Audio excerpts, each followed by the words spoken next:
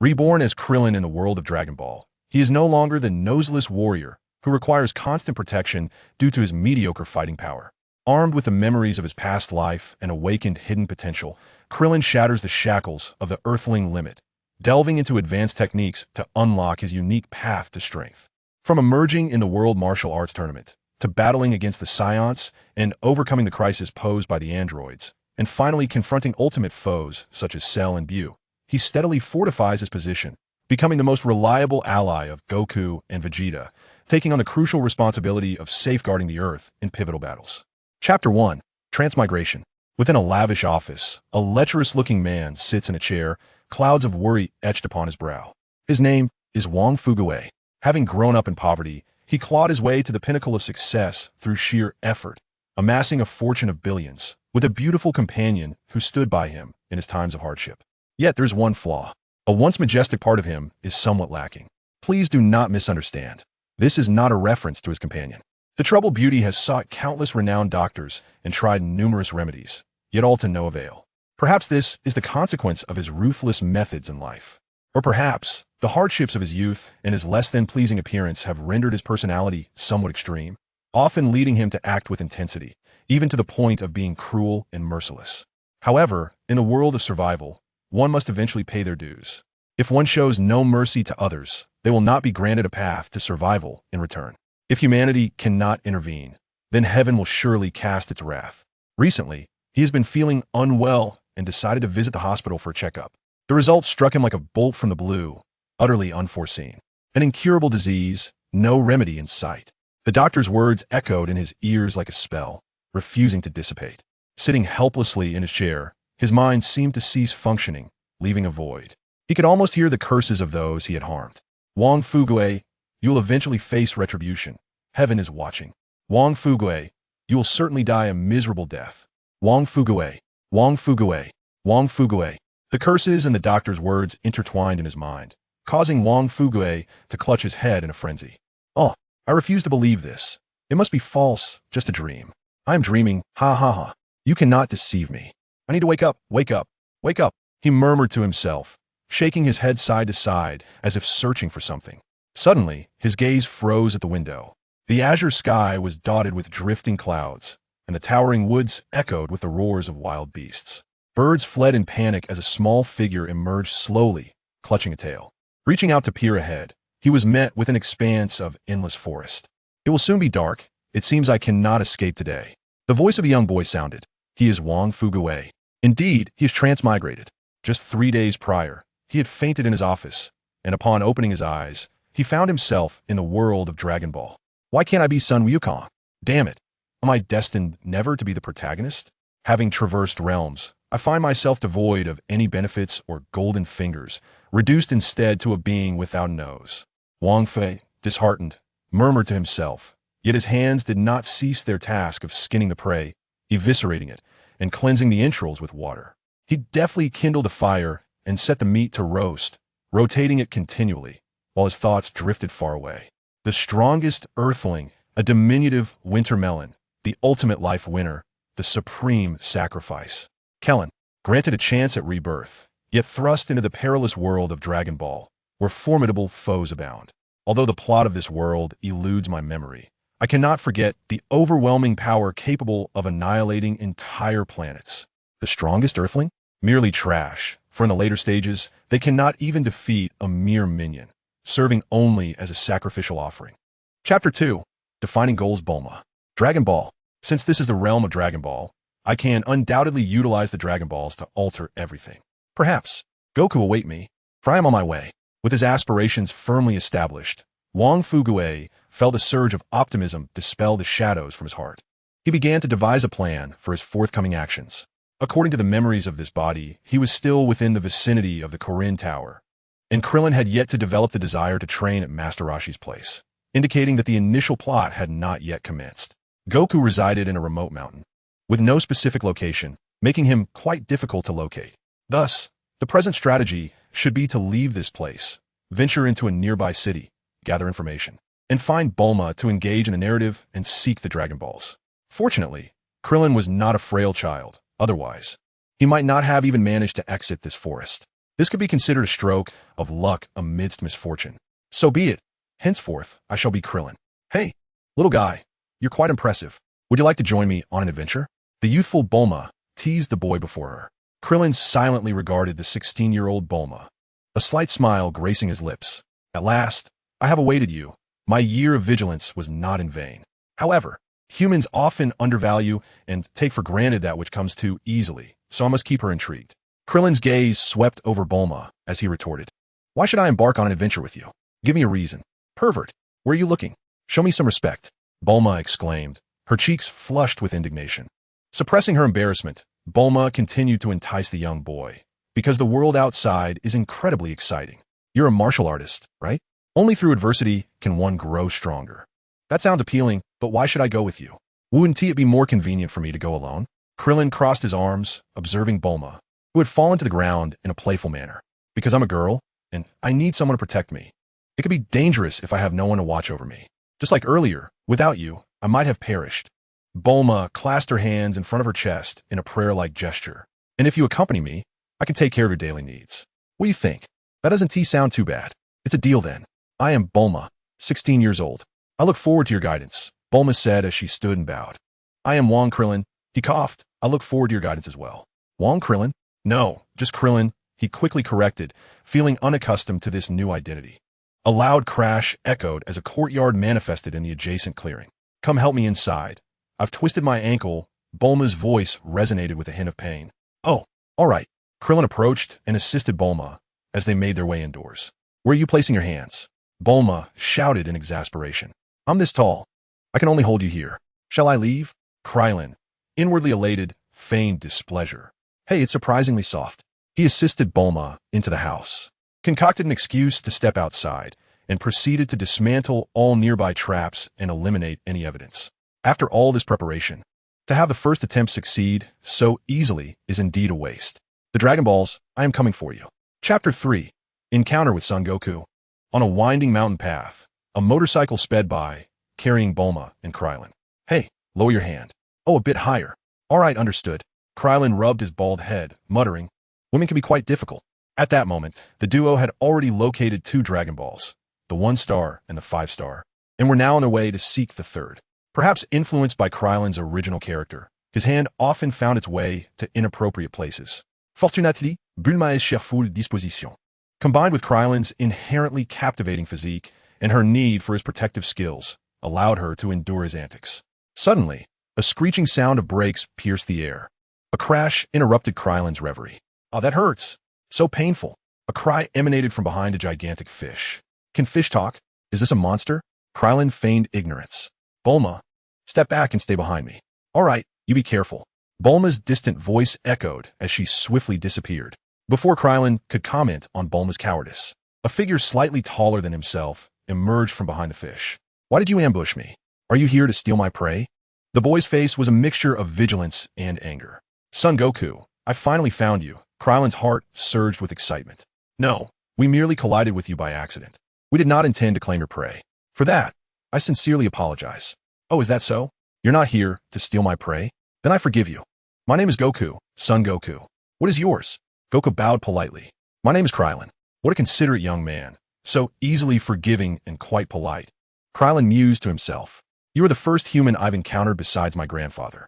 You look quite strange. Why do you lack a nose? And you have no hair either. Goku circled Krillin like a curious monkey, incessantly asking questions, resembling a hairless monkey fascinated by novelty.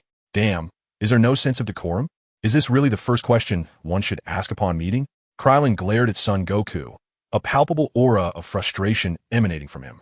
Son Wukong, brimming with excitement, was utterly oblivious to the shift in atmosphere, continuing to spin around in circles.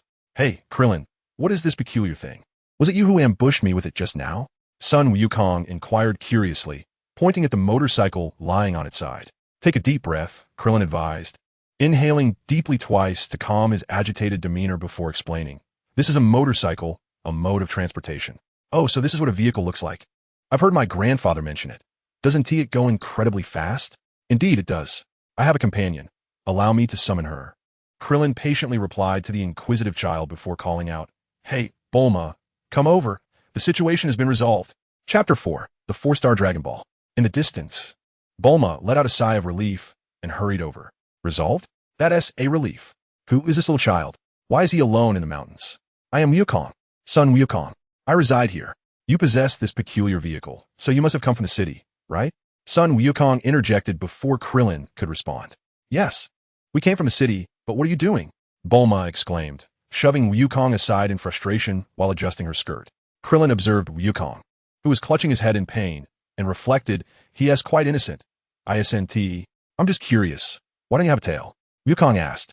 Because normal people don't have tails, okay? Why do you have one? Bulma questioned, her anger momentarily forgotten as she gazed at Wukong's swaying tail. Yes, everyone has one. But my grandfather seems to lack a tail, Wukong replied. See, I told you normal people don't have tails, Bulma retorted. I understand. It's because my grandfather is a peculiar person, and you are one too, Wukong exclaimed, jumping back defensively and eyeing Bulma with suspicion. Bulma was nearly on the verge of exploding with rage. I'm a girl. Being a girl does not equate to being a weirdo. Ha ha ha. Krillin, who had been watching the exchange, was no longer irritated by the earlier awkward questions.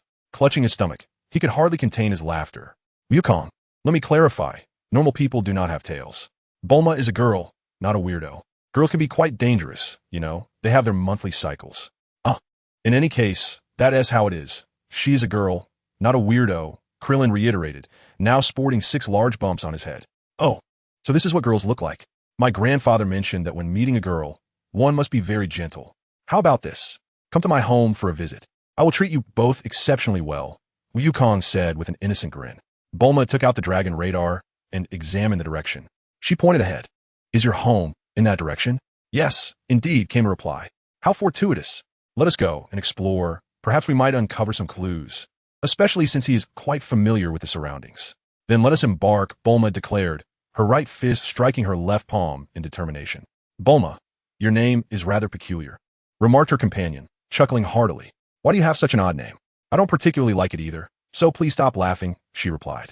The sounds of laughter and playful banter echoed along their journey as the 3 of them made their way to Goku's home. Here we are, this is my house.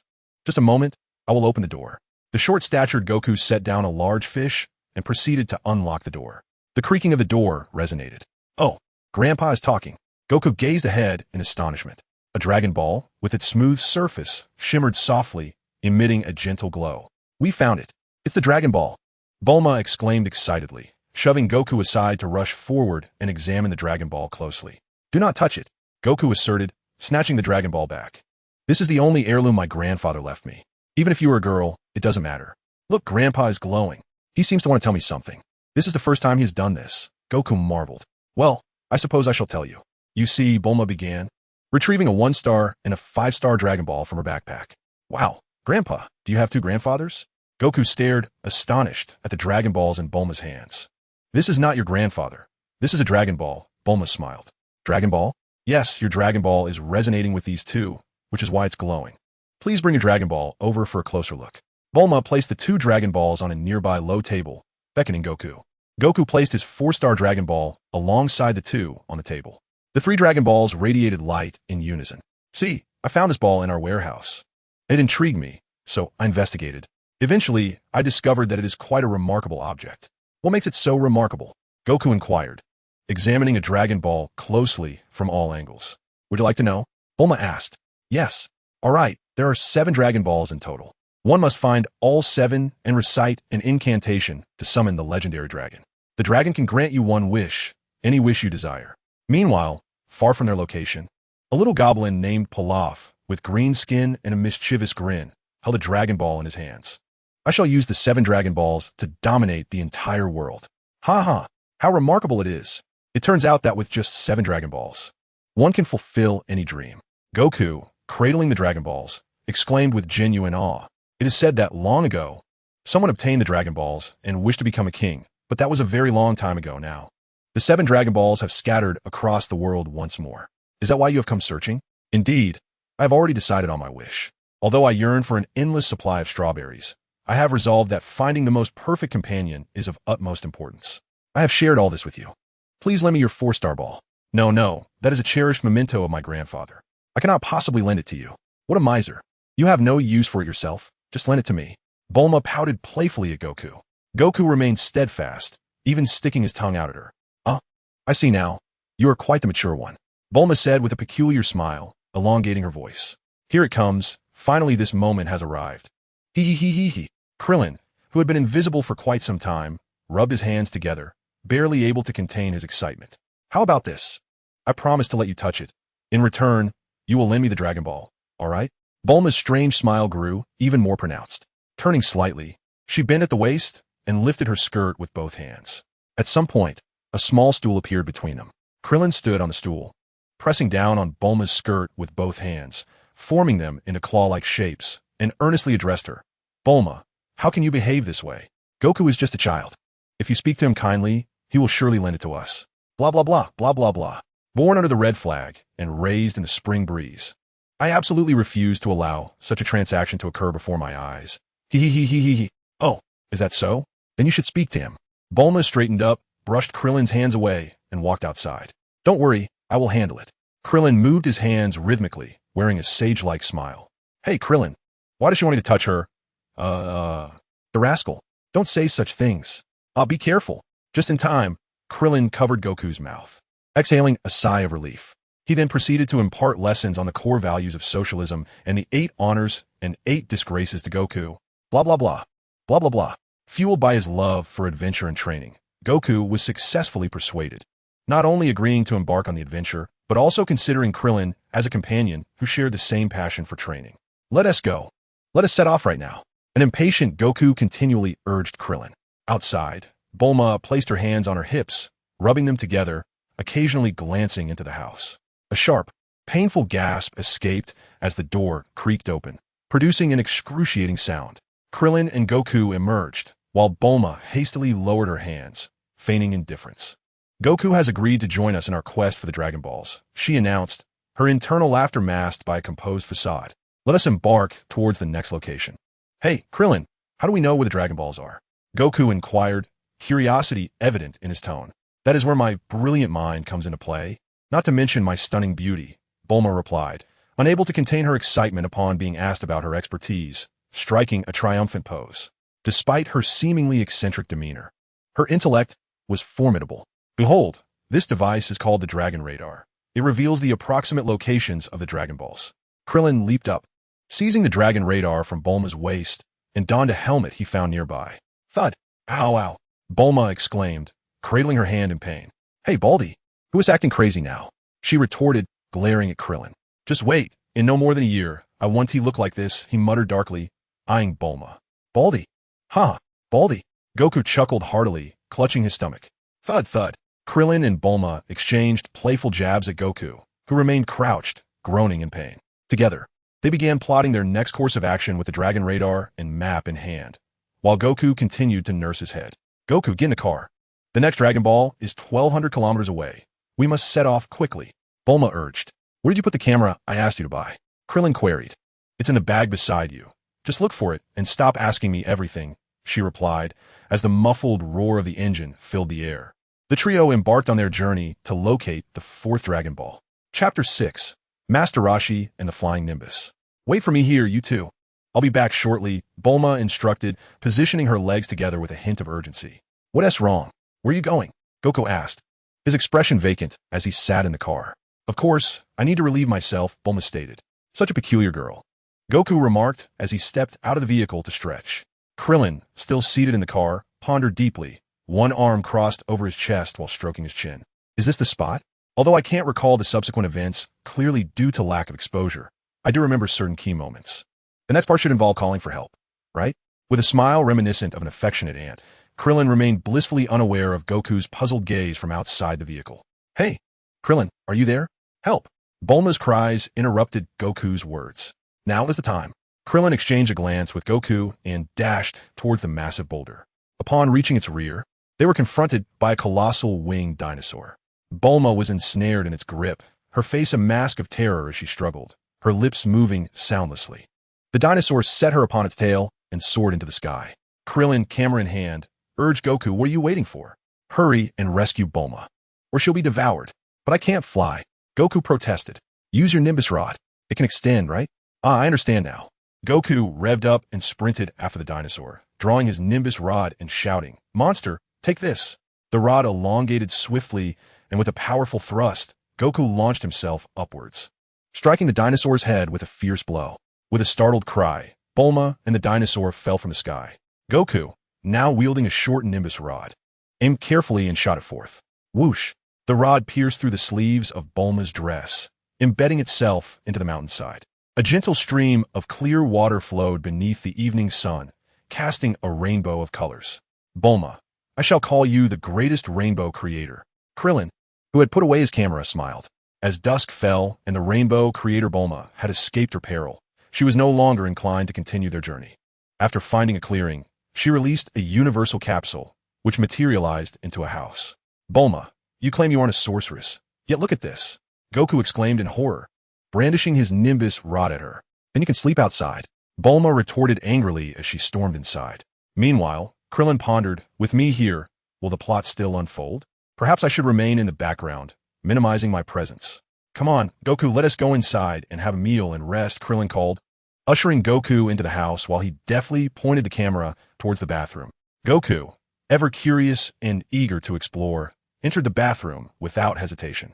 There, Bulma reclined in the bathtub, her graceful form partially obscured by bubbles, her mind replaying the events of the day. To call me a monster? He is the true monster, who has a tail and is human. What a disastrous day. At least I found one. How peculiar. Bulma, why is your backside in the front? Goku exclaimed, gesturing animatedly.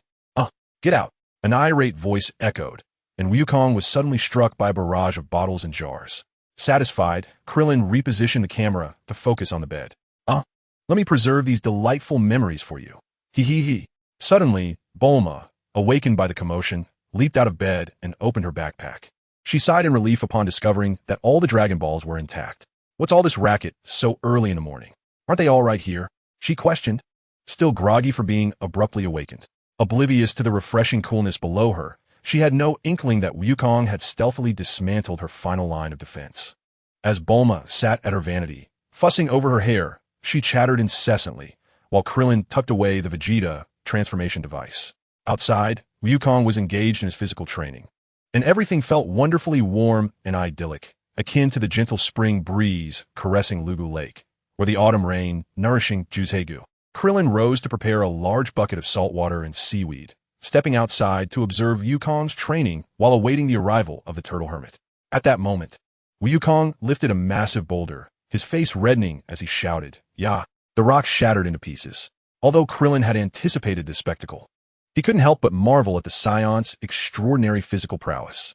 Yet, Wukong was not finished. He hoisted another boulder. "Wukong, stop!" Krillin called out, halting him. "What are you doing?"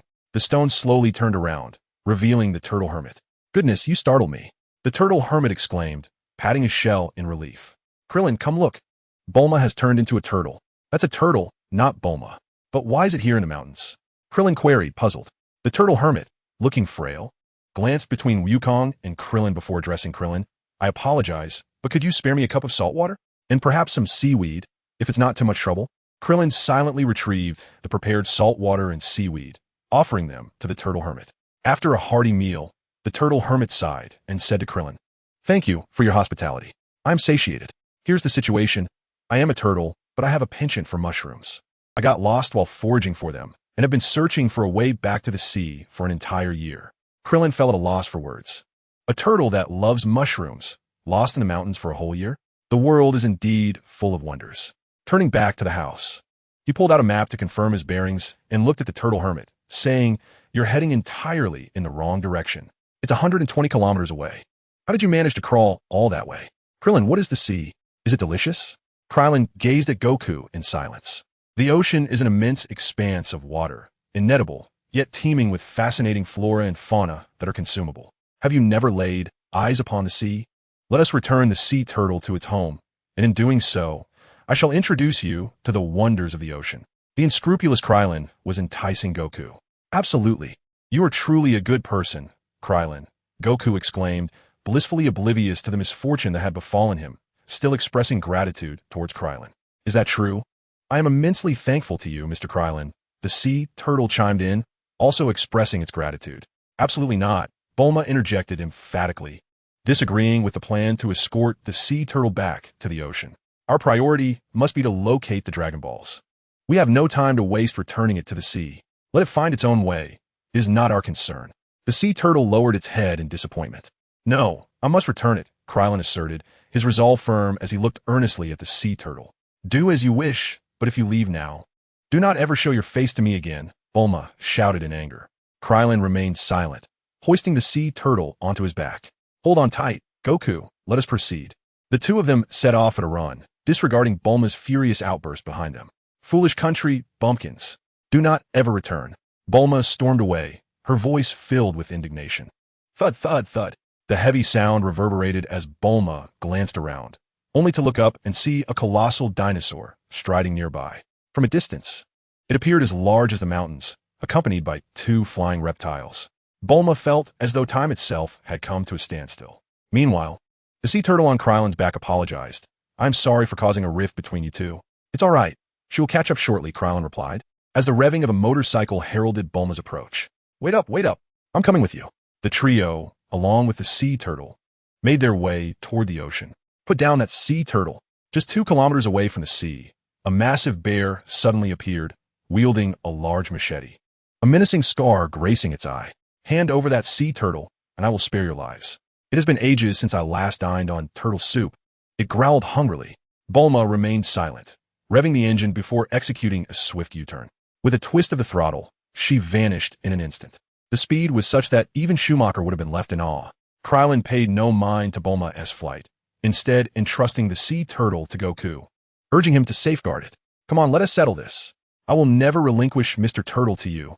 As long as I draw breath, you shall never consume it, Krillin declared resolutely to the colossal bear. Stealing a glance at the sea turtle, he felt a wave of relief wash over him upon witnessing its expression of profound gratitude. The bear, seething with fury, retorted, You insolent brat, utterly oblivious to your own peril. Since you seek your demise, let us all perish together. With an air of nonchalance, Krillin relaxed his limbs, stretching and preparing his body with a series of crisp, resounding cracks. As the bear lunged with its massive blade, Krillin remained unperturbed. Producing a universal capsule. In an instant, a Gatling gun materialized in his grasp, its lengthy ammunition belt cascading onto the ground. Firmly gripping the weapon, he unleashed a torrent of fire. Rat-a-tat-tat-tat-tat. The bear crumpled to the ground, lifeless. Goku, the sea turtle, and the unexpectedly returned Bulma stared at Krillin in sheer terror, their legs trembling slightly. After emptying the Gatling gun of its ammunition, Krillin cast it aside with a faint smile. Blood splattered before them, and Bulma, her legs giving way beneath her, collapsed onto the ground, inching backward in fright. In her panic, Bulma completely forgot that she was clad in a nightgown, losing her final vestige of composure. Unbeknownst to her, Krillin's mischievous grin was misconstrued in her mind, causing her to faint. After a series of tumultuous events, the trio finally managed to escort the sea turtle to the shoreline. The radiant sun blanketed the beach, where several crabs basked lazily in the warmth. Waves crashed upon the shore, accompanied by the cheerful calls of seagulls. Ah, splendid! Is this truly the ocean? How beautiful! Goku exclaimed, shattering the tranquility of the sky. We're finally back. Mr. Krillin, I am profoundly grateful for your life-saving assistance. May I ask you to wait here for a moment? I wish to present you with a gift. I shall return shortly. The sea turtle swiftly swam away into the depths. Bored, Goku and Bulma frolicked in the water. Ugh, why is this water so salty? It's dreadful, Goku remarked while he began constructing a sandcastle, and Bulma doodled aimlessly in the sand. In the distance, a small black emerged, revealing the sea turtle, now bearing a figure upon its back. Goku gazed in awe as the turtle glided toward them. A cacophony of discordant singing emanated from its shell, and a bald head glinted in the sunlight. Apologies for the wait, the sea turtle greeted as it reached the shore, and the figure atop its back echoed the welcome. The three responded casually, intrigued by the elderly man who stepped onto the beach, sporting a hairstyle reminiscent of Krillin's, adorned with sunglasses and a distinctive goatee. A figure wielding a uniquely shaped cane, clad in a shirt on top and white shorts below, with a pair of slippers adorning their feet, bears a turtle shell upon their back. An aura of peculiar eccentricity seems to radiate from their entire being. I have heard that you rescued the sea turtle. Is that correct? The turtle hermit leaped down from the turtle's back, being the first to speak. Yes, sir. May I ask who you are? Krillin interjected before Goku and Bulma could respond. I am the Turtle Hermit. After addressing Krillin's inquiry, the Turtle Hermit turned to the Sea Turtle. Who was it that saved you? It was this, Mr. Krillin. The Sea Turtle raised its front flippers, pointing towards Krillin. You have my utmost gratitude. Allow me to present you with a gift. The Turtle Hermit turned and, raising his cane towards the heavens, proclaimed, Come forth, immortal bird. The immortal bird? Bulma exclaimed, taken aback. What is an immortal bird? The ever-curious Goku inquired. The immortal bird is a creature that never dies. Will it come flying over? It should, I suppose. However, nothing appeared. As time trickled by, beads of sweat formed on the Turtle Hermit's brow while he maintained his pose. With Goku's words, the atmosphere grew increasingly awkward. Ahem. Well, it seems the immortal bird met its demise last year due to food poisoning. The Sea Turtle broke the tension. Is that so? My apologies, I had completely forgotten. The Turtle Hermit deflected the awkwardness. But how could the immortal bird die? Bulma questioned, intrigued. I named it the immortal bird in hopes that it would never perish. In that case, allow me to present this in its stead. Come forth, Quinton. The Turtle Hermit turned again, raising his cane skyward and exclaiming. With a whoosh, a yellow cloud zipped through the sky and halted before the group. This is Quinton, a gift for you. The Turtle Hermit gestured towards the cloud, addressing Krillin. How do you eat this Quinton? Goku asked, puzzled. It is not for consumption. Once you mount Quinton, you may soar through the skies at will, but only those with pure hearts can ride it. The Turtle Hermit explained to the trio. Let me demonstrate. The Turtle Hermit leaped into the air. Upon landing, an unmistakable sense of awkwardness filled the atmosphere. Chapter 7. Taming Oolong. You are of advanced age and have many thoughts occupying your mind, which is why you cannot mount it. Krillin proactively sought to alleviate the Turtle Hermit's embarrassment. Bulma, why don't you give it a try? He encouraged, knowing full well that she would struggle. Bulma, ever curious, reached out, yet her hands grasped nothing. Thud. Krillin extended his hand. Thud. Wukong, why not give it a try? The ever-impulsive Wukong leaped into the air, landing firmly atop the Nimbus. You go ahead and play for a while. Krillin waved at Wukong and turned to bow respectfully to Master Roshi. Thank you for your gift. I truly cherish it. Though I cannot ride it just yet, it's better to have it in hand first. Master Roshi chuckled heartily. I'm glad you like it. Meanwhile, Bulma, filled with envy, approached Master Roshi, pleading, Old man, could you possibly grant me a Nimbus as well? Didn't you also save me? Master Roshi inquired of the Sea Turtle. Not in the slightest. The Sea Turtle replied with unyielding clarity. Krillin strolled away, seemingly enjoying the scenery. We traveled such a long way to bring you back. I may not have done anything significant, but I certainly endured hardships, Bulma exclaimed excitedly to the Sea Turtle. What a conundrum. It's quite unfortunate that there is only a single Nimbus, and you have not rescued it either. Thus, I have no justification for gifting you anything. Unless... Master Roshi's expression turned lewd as he gazed at Bulma, oozing an unsavory aura.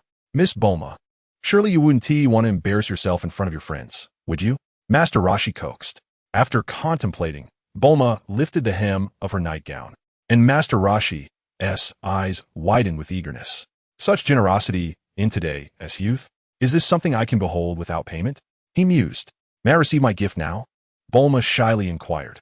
Of course. Let me ponder what would be suitable for you. The old turtle scratched his head, wondering if gifting her my undergarment would lead to dire consequences. What a dilemma. At that moment, Bulma's gaze fell upon a necklace adorning Master Roshi's chest, radiating a soft glow. Wait a moment. May I see that necklace? She approached Master Roshi quickly, pointing at it. This? I found it a century ago on the ocean floor. Isn't it beautiful? Master Roshi removed the necklace and handed it to Bulma. As she examined it closely, her excitement grew. It's a Dragon Ball. Would you be so kind as to give it to me? Master Roshi waved his hands in refusal. This is quite precious. Bulma interrupted, lifting her skirt. Look, see? Master Roshi succumbed, blood spurting from his nose. All right, you can have it. With everything settled, Krillin, Bulma, and Wukong bid farewell to Master Roshi and the Sea Turtle, each departing their own way. Due to being startled, Bulma failed to pack up the house and began chasing after Krillin and Wukong, necessitating their return to last night as lodging to tidy up. Along the way, Wukong reveled in playing on the Nimbus, while Krillin sat contemplatively on the motorcycle behind him. Individuals with impure hearts cannot ride the Nimbus cloud. Is there a way to circumvent this limitation? Upon returning home, Krillin was busily engaged in some task outside, while Goku and Bulma entered the house. The sudden sound of gunfire erupted, and Goku, covered in bruises, dashed out. Krillin cast a glance but remained silent. Vegeta had already suffered enough. It was better to spare him further. "I'm indeed a kind-hearted person," he remarked as he tossed something out from within the house. "Ah, the necessity of forced kindness." "Goku, summon the Nimbus Cloud," Krillin instructed, contemplating the item he had crafted.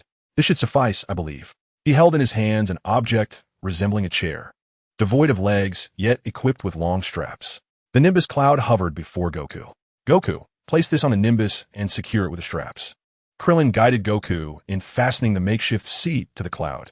With a leap, he confidently settled onto the Nimbus, hands on his hips, laughing heartily. "Huh, I truly am a genius." After a moment of laughter, he felt an inexplicable sense of embarrassment. Sitting lacked the grandeur he desired. "I must modify it further. The seat should recline at various angles. When someone is aboard, standing would project more authority. When alone, sitting or reclining would be permissible. Yes, and perhaps a safety belt to prevent falling should one doze off. Yelling at the sky to summon the Nimbus also feels rather undignified. Should I equip it with a mobile phone? Alas, it cannot take calls. A walkie-talkie? That would work splendidly. Adding a solar charging panel would be perfect, a continuous communication device for summoning a luxurious Nimbus Cloud, day and night. I'm indeed a genius. However, the remaining tasks will require Bulma's expertise. Krillin chuckled to himself, stroking his chin. Goku, observing Krillin's peculiar laughter, inquired, "Krillin, can you ride the Nimbus now?" "Of course. Who do you think I am? How can I not ride the Nimbus?" Krillin replied, his eyes filled with envy as he regarded Goku's battle-scarred form. The Saiyans' physical prowess was remarkable, surviving close-range gunfire without being severely harmed. "Come, let's go inside. Bulma should have calmed down by now. I'll tend to your wounds. Remember, refrain from pulling down someone's pants in the future, all right?" Krillin shook his head as he led Goku indoors. Upon Goku's entrance, Bulma immediately brandished her submachine gun, poised to shoot. Krillin's heart raced as he nearly felt his hair stand on end. He shouted, "Bulma, do you wish to ride the Nimbus?" Her eyes sparkled with interest. "Do you have a way?" she asked eagerly. Goku remained silent. Krillin sighed in relief.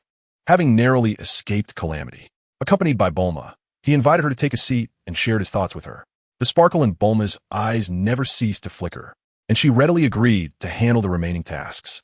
With the plan successfully underway, Krillin returned to the house to tend to Goku's wounds, only to find that all of Goku's injuries had completely healed, leaving only faint traces behind. Once again, Krillin envied the Saiyans' robust physique. Yet he proceeded to apply medicine and bandage Goku, wrapping him up like a rice dumpling, hoping that Bulma would be appeased upon seeing Goku's pitiable state. True to her reputation as a genius, Bulma swiftly completed the modifications to the flying Nimbus. "Are you ready?" Krillin inquired, addressing Bulma, who was perched atop the Nimbus. "I'm ready," Bulma responded energetically. "All right, Nimbus, take her for a couple of loops around the sky." At his command, the Nimbus vanished from Krillin's sight in an instant. Looking up, he could only see a tiny black dot remaining against the vast sky. "Oh!" Bulma's terrified scream echoed back to him at that moment, abruptly ceasing. "Moments latte." Krillin used a walkie-talkie to call the Nimbus back. Bulma, seated atop it, had her eyes tightly shut, her expression serene. Krillin envisioned Bulma clad in a flowing white garment, sprouting wings, gracefully soaring towards the heavens with her arms crossed and eyes closed. "Hey, Krillin, did Bulma fall asleep?" A curious Goku approached and poked Bulma. "Ah!" Bulma screamed without even opening her eyes, a typical symptom of someone flying ahead while their spirit lags behind. "Goku, Bulma, ah!" Krillin. In simpler terms, she had been startled by the rapid flight. "I see, so that's it. I never want to ride the Nimbus again." The trio, having gathered their belongings, set forth towards the location of the next Dragon Ball. Bulma continued to ride her motorcycle, while Krillin and Goku followed in the sky on the Nimbus. During a moment of boredom, Krillin measured the speed of the Nimbus and discovered that it could reach a maximum speed of approximately 400 kilometers per hour. Remarkably, it required no acceleration. In other words, the Nimbus could achieve its top speed the moment it launched, which explained why Bulma had fainted from the thrill. However, the Nimbus's speed could be adjusted automatically according to the driver's will, resonating with their intentions. Krillin, unaware of the underlying principles, felt no inclination to ponder further.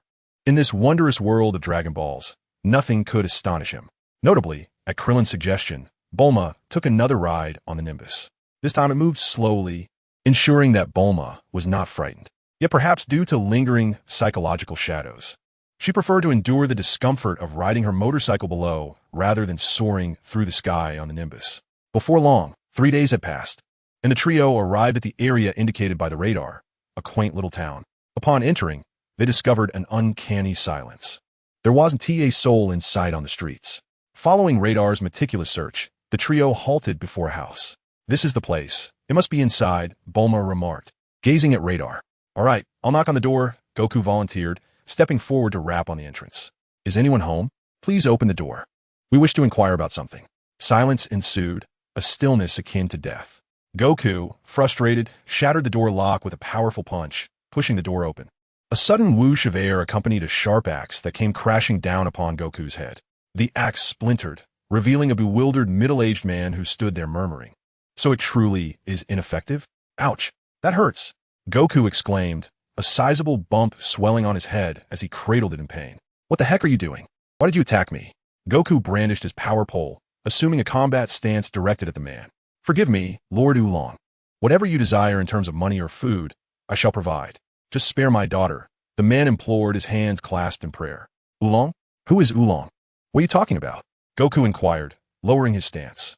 Suddenly, a cacophony erupted as townsfolk rushed in from all directions, chattering animatedly. "What's going on? Is it not Oolong? I found it odd that he came so early today." The man's daughter tended to Goku's wounds, but in a moment of mischief, Goku, with a misplaced instinct, attempted a playful maneuver. Monkey steals the peach, though alas, there were no peaches to pilfer. After a few playful grabs, Goku gleefully said to the girl, "You're a girl, right?" Nearby, Krillin's eyes nearly bulged from their sockets in disbelief. With a hand to his forehead, he lamented, "How could I forget that Goku has this troublesome habit of groping everyone he meets?" Bulma, her forehead veined with anger, delivered a swift punch to Goku's swollen head once more. "What are you doing, Bulma? You can't behave like this." Turning to the man, Bulma began to inquire about the situation. "Who is this Oolong you speak of?"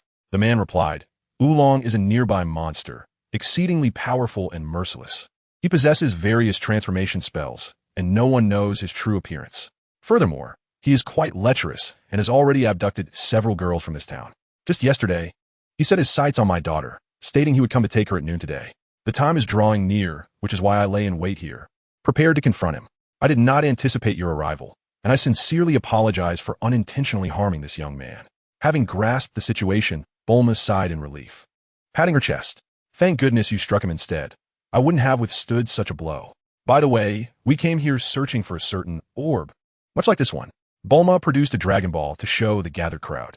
"I possess one identical to this." A trembling old woman entered, leaning on her cane, and retrieved a Dragon Ball. "Is this the one?" The three individuals approached closely, scrutinizing the Dragon Ball held by the elderly woman, exchanging glances that conveyed their certainty. Indeed, this was the one. This orb, they learned, had been discovered long ago by my grandmother. Krillin addressed the old woman directly, stating, "Allow me to resolve this misunderstanding with Oolong, and in return, this Dragon Ball shall be mine. What do you say?" At that moment, Krillin noticed Goku's eager little hand reaching out, seemingly intent on pilfering from the elderly lady once again. He swiftly grasped Goku's wrist, admonishing, "Goku, you must spare this kind woman. If you wish to discern a person's gender, the simplest method is to observe their hair.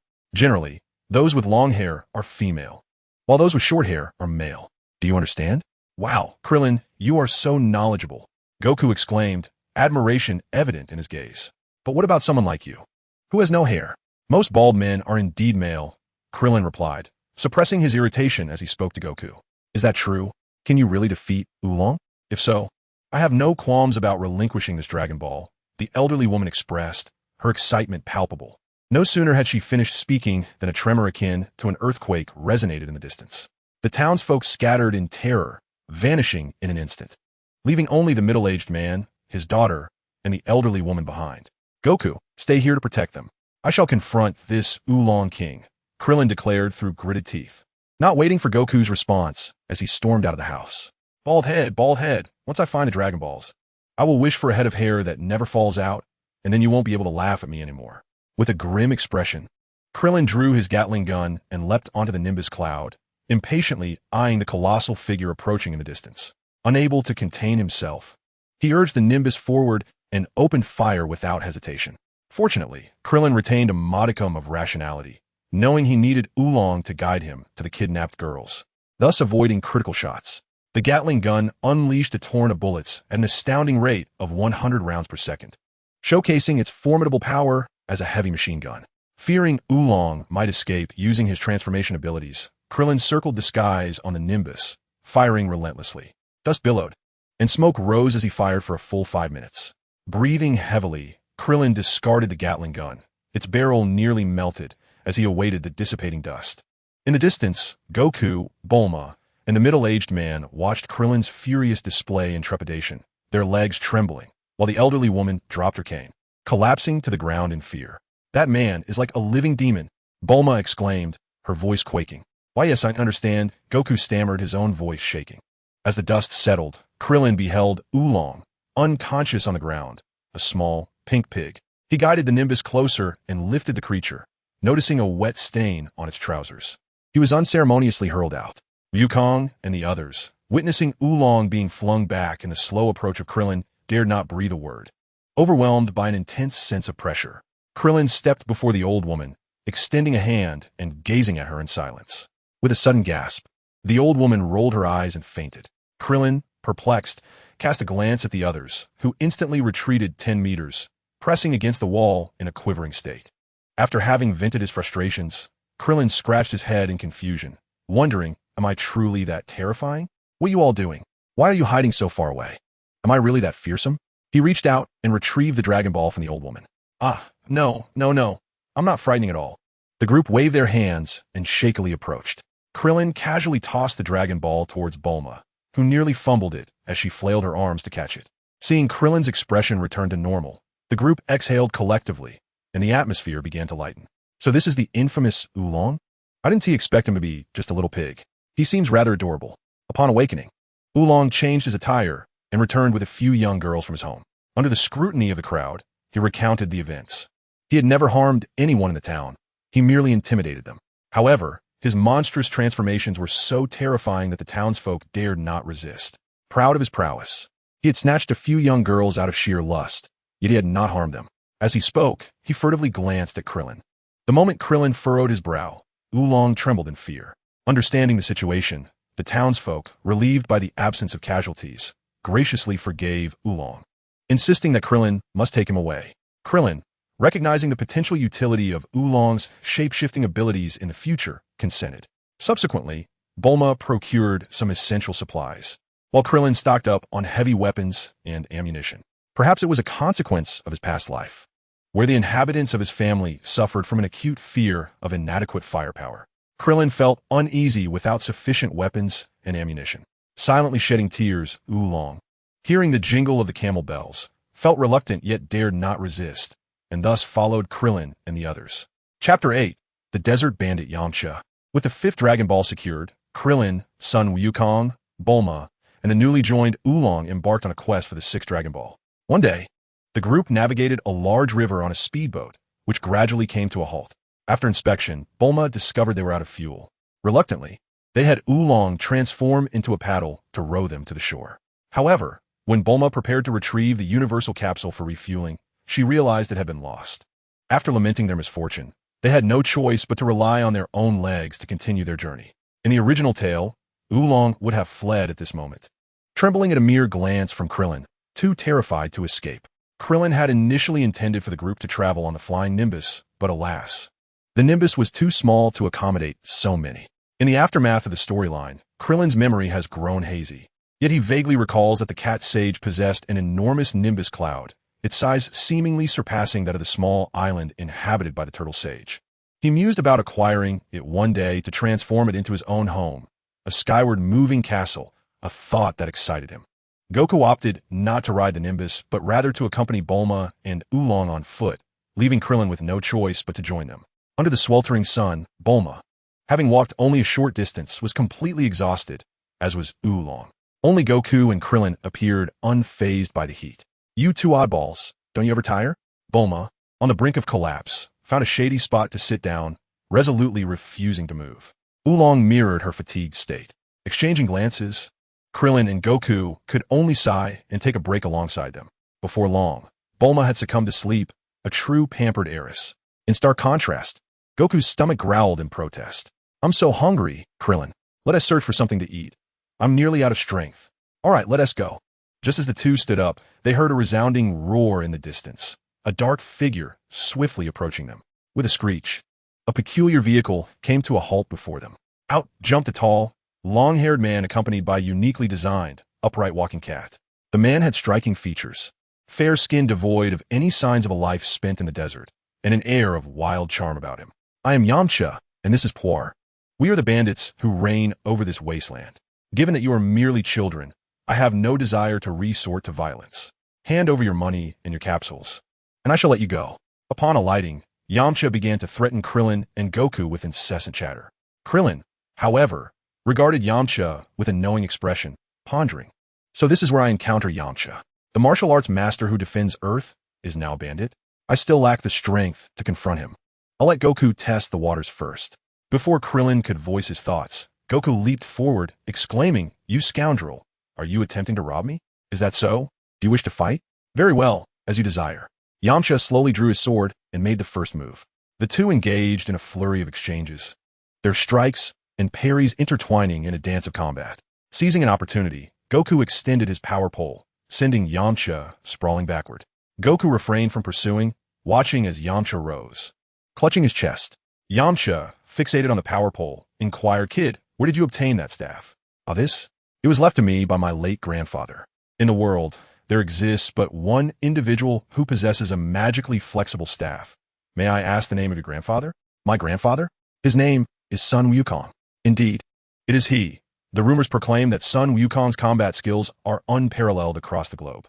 No wonder you, at such a tender age, exhibit such strength. I have underestimated you. It has been ages since I encountered an equally matched opponent. Let's engage in a proper duel today. With a loud shout, he exclaimed, "Wolf Fang Fist," and charged toward Wukong. The famished Wukong, caught off guard, was swiftly sent flying by Yamcha's relentless combo, crashing through several stone pillars before being buried beneath them. The little cat Puar cheered, bouncing over to Yamcha, showering him with praise.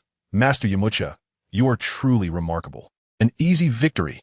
Yamcha, arms crossed and a look of deep disappointment on his face, replied, "Hey, Krillin, you could defeat him, right?" Unbeknownst to them, Oolong had cautiously approached Krillin and asked, "Wukong is not so easily vanquished. Just watch and be at ease," Krillin replied nonchalantly. Yamcha turned to Krillin. "I have already defeated him. What about you? Do you wish to challenge me? Your opponent is not me." Defeating him is still a far-off prospect. Krillin gestured towards Wukong. A cacophony of sounds erupted as Wukong, clutching his stomach, rose to his feet. "I'm so hungry. That rascal hit me hard. You're still alive? Would you care to experience my Wolf Fang Fist again?" Yamcha scoffed. "I have made my decision. Let us settle this with rock, paper, scissors." "Yamcha, I cannot comprehend your words. Prepare to receive my Wolf Fang Fist." The two charged at each other, their fists colliding in a spectacular display of skill. Wukong executed the two dragons playing with pearls, aiming for Yamcha's eyes, who, unable to evade, was struck squarely. Following this, Wukong delivered a palm strike to Yamcha's forehead, sending him flying away. Krillin, witnessing this simple yet effective sequence of rock, paper, scissors, was left in awe. Black Tiger's heart, two dragons playing with pearls, a fierce display indeed. Just short of a severing generational ties kick. Perhaps I should find the time to teach him a severing generational ties blinding fist? Yes, that could work. Regaining his composure, Yamcha charged at Wukong once more. However, Wukong, after his recent outburst, resembled a wilted eggplant, dazed and struggling to stand. What is all this ruckus?" Bulma, groggy from sleep, sat up. Upon hearing her voice, Yamcha turned and instantly blushed, stiffening before collapsing to the ground. Krillin. Bulma, so handsome. Yamcha. Oolong, I shall return. Yamcha scrambled to get up and, in a flurry, drove away, leaving behind a lingering threat in the air. Krillin, puzzled, wondered why Yamcha knelt the moment Bulma spoke. "Hey, Krillin, who is this handsome guy? What is he doing here? Will he come back?" Bulma, having regained her senses, rushed to Krillin, bombarding him with questions. "He is a thief, here to steal," Krillin replied, exasperated. In the distance, Goku fell to the ground with a thud, murmuring, "Hungry, hungry, hungry." Chapter 9, Night Raid. As night fell, Oolong could no longer bear his hunger and pulled out a universal capsule, tossing it to the ground. A camper van materialized before everyone. With a whoosh, Goku dashed up into the van, rummaging through it in search of food. You hide things well, Oolong, Krillin remarked nonchalantly. These are my personal belongings, Oolong stammered. Krillin chose not to respond further and stepped onto the vehicle with Bulma. Once their hunger was sated, the group gathered around the dining table to converse. I'm saved. I was almost starving to death. Thank you, Oolong, Goku said, patting his belly as he slumped onto the sofa. Hey, Oolong, aren't we companions? Why didn't you bring out the camper? Bulma asked angrily. I was captured by you. How can I be a companion? Oolong shouted in fury. Did we mistreat you? Think about it. Your fear of me stems from the way I defeated you, which instilled terror. I haven't harmed you at all during these days. You made a mistake, and the villagers wanted to rid themselves of a menace, so they allowed us to take you away. You can't blame us for that. Krillin spoke earnestly to Oolong. You need not fear me. We are companions now, and I will not harm you. With that, Krillin exited the vehicle, taking a stroll outside to give Oolong space to reflect. Goku, now full, had fallen asleep on the sofa, while Bulma yawned and headed upstairs to wash up and sleep, leaving Oolong alone on the couch, his expression fluctuating. Outside the vehicle, Krillin wandered aimlessly, the night breeze a bit raucous, stirring his thoughts. The unexpected arrival of Yamcha surprised Krillin. Knowing that he would inevitably protect the Earth made Krillin hesitant to strike hard, feeling a sense of restraint. However, his greater concern stemmed from his unfamiliarity with the unfolding narrative. The power levels in this world were exceedingly exaggerated. Master Roshi could obliterate the moon, and the subsequent foes like Piccolo, the Saiyans, Frieza, and the androids were unimaginable in their strength. Though he was aware of these adversaries, their origins eluded him, filling Krillin with an underlying sense of unease. Thus, his brutal method of defeating Oolong was a way to vent his inner turmoil and envy towards the Saiyans' latent potential and combat prowess. Ultimately, the physical potential of Earthlings was far too limited. In the realm of Dragon Ball, only the Saiyans, as the protagonists, represented the rightful choice. Before this, one must ensure their survival by possessing the miraculous beans of immortality firmly in hand. Talp, talp, talp. Time slipped away, and a peculiar sound interrupted Klin's reverie. Glancing around, he spotted two robots hastening towards the RV. Sensing ill intentions, Klin swiftly followed, ready to draw his heavy weapon and eliminate the two mechanical behemoths. However, a distant roar of engines caught his attention. Peering into the distance, he recognized Yamcha, instantly abandoning his aggressive thoughts. The two robots, noticing Yamcha's approach, ceased their advance and sought refuge in a concealed spot, prompting Klin to stealthily follow suit. The cockpit of the robot opened, revealing a tall figure and a small one, both creeping forward suspiciously. Klin dashed forward, delivering swift strikes that rendered them unconscious. As he contemplated returning them to their home, he suddenly felt a sense of familiarity. Upon closer inspection, he recognized a girl accompanied by a dog, seemingly two bumbling antagonists, not inherently malevolent. Pondering thoughtfully, Klin decided to spare them. He retrieved their belts, binding them to prevent any escape, intending to address them later. Turning his gaze towards the RV, he noticed Yamcha had parked at a considerable distance and was stealthily approaching. Inside, Goku lay sprawled on the sofa, deep in slumber. After much deliberation, Oolong resolved to accept his role as a companion to Klin and the others. With a sigh of relief, a mischievous grin spread across his face, emboldened by his newfound resolve. Klin hasn't returned from his stroll, Goku is sound asleep, and Bulma should be resting as well. I suppose I could stealthily pilfer a pair of undergarments without being detected, Oolong mused, his face alight with mischief as he scampered up to the second level of the RV. Outside, Yamcha, accompanied by Puar, near the RV, peering cautiously inside. Yamcha, what should our course of action be? Puar whispered. The boy who fought me earlier is now asleep. So your task is to disguise yourself as that little rascal and lure the woman away while I hide the boy. Keep your voice down. We don't want to wake him. The remaining bald boy appears weak. If you can successfully divert the woman, I can handle the rest alone, Yamcha replied confidently. Understood. Yamcha, let us commence our operation, Puar affirmed. Yamcha stealthily boarded the vehicle, gently poking Goku's face, to which Goku remained oblivious. Yamcha produced a rope, binding Goku before quietly descending and stashing him beneath the vehicle. Puar, it's your turn. Go ahead, he instructed. All right, Yamcha, Puar responded.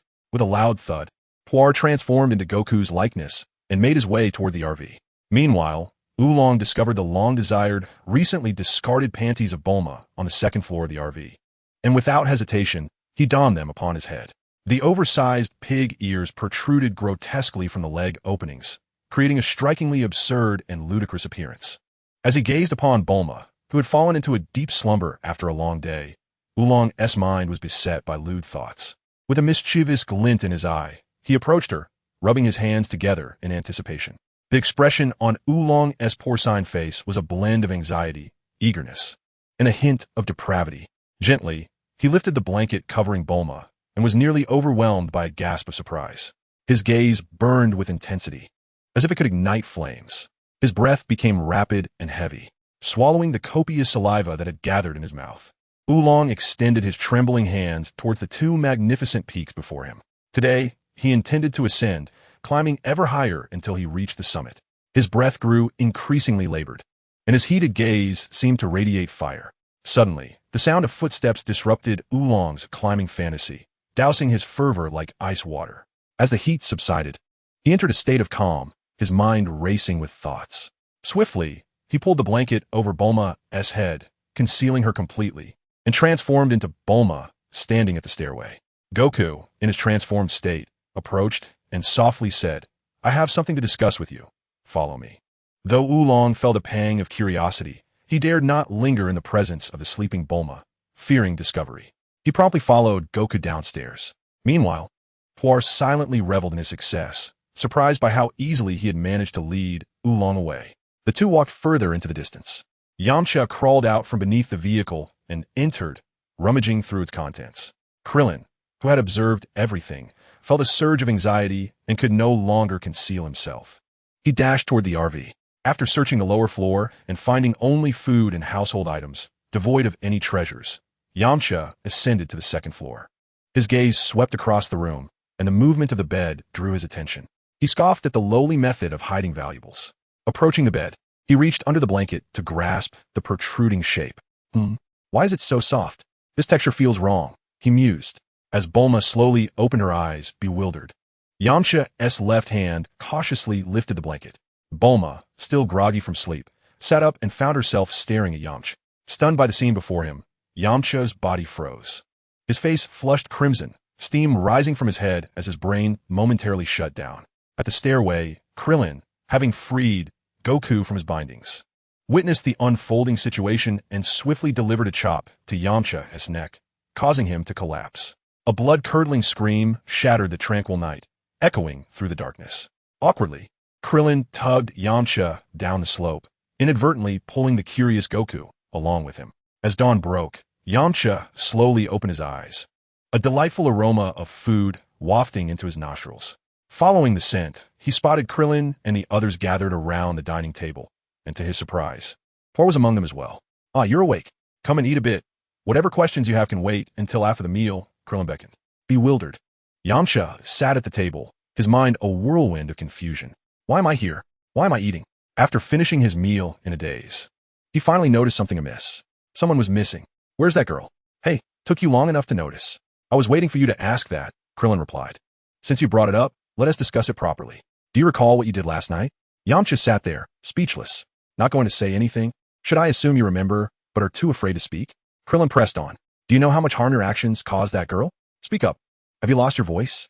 Yamcha, shaken by the barrage of questions, finally regained his composure and began, "I remember what happened last night. I didn't mean to. Remembering is good. But you claim it was unintentional? How could you not see her, such a prominent presence?" Yamcha found himself at a loss for words, primarily due to being caught in such an embarrassing predicament. As he contemplated how to clarify his stance, he suddenly heard a soft sob from above. Yet, the words he wished to express eluded him. "Since you've acknowledged it, the consequences are yours to resolve. She's upstairs, go on." Yamcha, with his mind racing, ultimately decided to confront the situation head-on. Rising nervously to ascend to the second floor, his awkward gait betrayed his anxiety. Krillin, meanwhile, wore a smile, secretly thinking, Bulma's strategy is working splendidly. This is a win-win situation. Bulma sought the Dragon Balls for the perfect partner, while Yamcha was plagued by his peculiar ailment of nervousness around women. Their union could yield Bulma's desired companion, and perhaps facilitate Yamcha's recovery through daily interactions, ensuring no one else interfered with his wish for the Dragon Balls. It was indeed a splendid scenario, enhancing their collective strength and security. However, Krillin felt he had overlooked something important. As he pondered, he recalled the two villains bound outside. Hastily, he made his way over, bringing along some food, as they had likely been starving after such a prolonged confinement. Since he had no intention of eliminating them, he figured he might as well play the benevolent Samaritan. Upon arriving at their location, he found them awake and desperately struggling against their restraints. The moment they spotted Krillin, they began to plead for mercy. Though the desire to be a good person lingers, certain necessary procedures must be adhered to. Otherwise, one risks becoming a mere doormat. Krillin would never engage in such a fruitless endeavor. Under the cover of night, what schemes are you two concocting? If you confess honestly, I may consider sparing you. Adopting a fierce demeanor, Krillin sought to intimidate the duo. In a desperate bid for survival, they bowed profusely, divulging all. They confessed to their plot to seize the Dragon Balls. Krillin had anticipated this, for although the specific details eluded him, he was far from naive. After all, what else could draw attention to himself and his companions but the Dragon Balls? Had he not vaguely recalled that these two seemed less villainous? They would have been sent packing back home yesterday. With little desire to prolong the encounter, Krillin swiftly untied them. You have been quite forthright. Had you lied, your existence would have been forfeit. Remember, the Dragon Balls are not to be trifled with. Tread carefully. After tossing them some food, Krillin departed, leaving the two in disarray. Chapter 10. The Bull Demon King of Bread Mountain.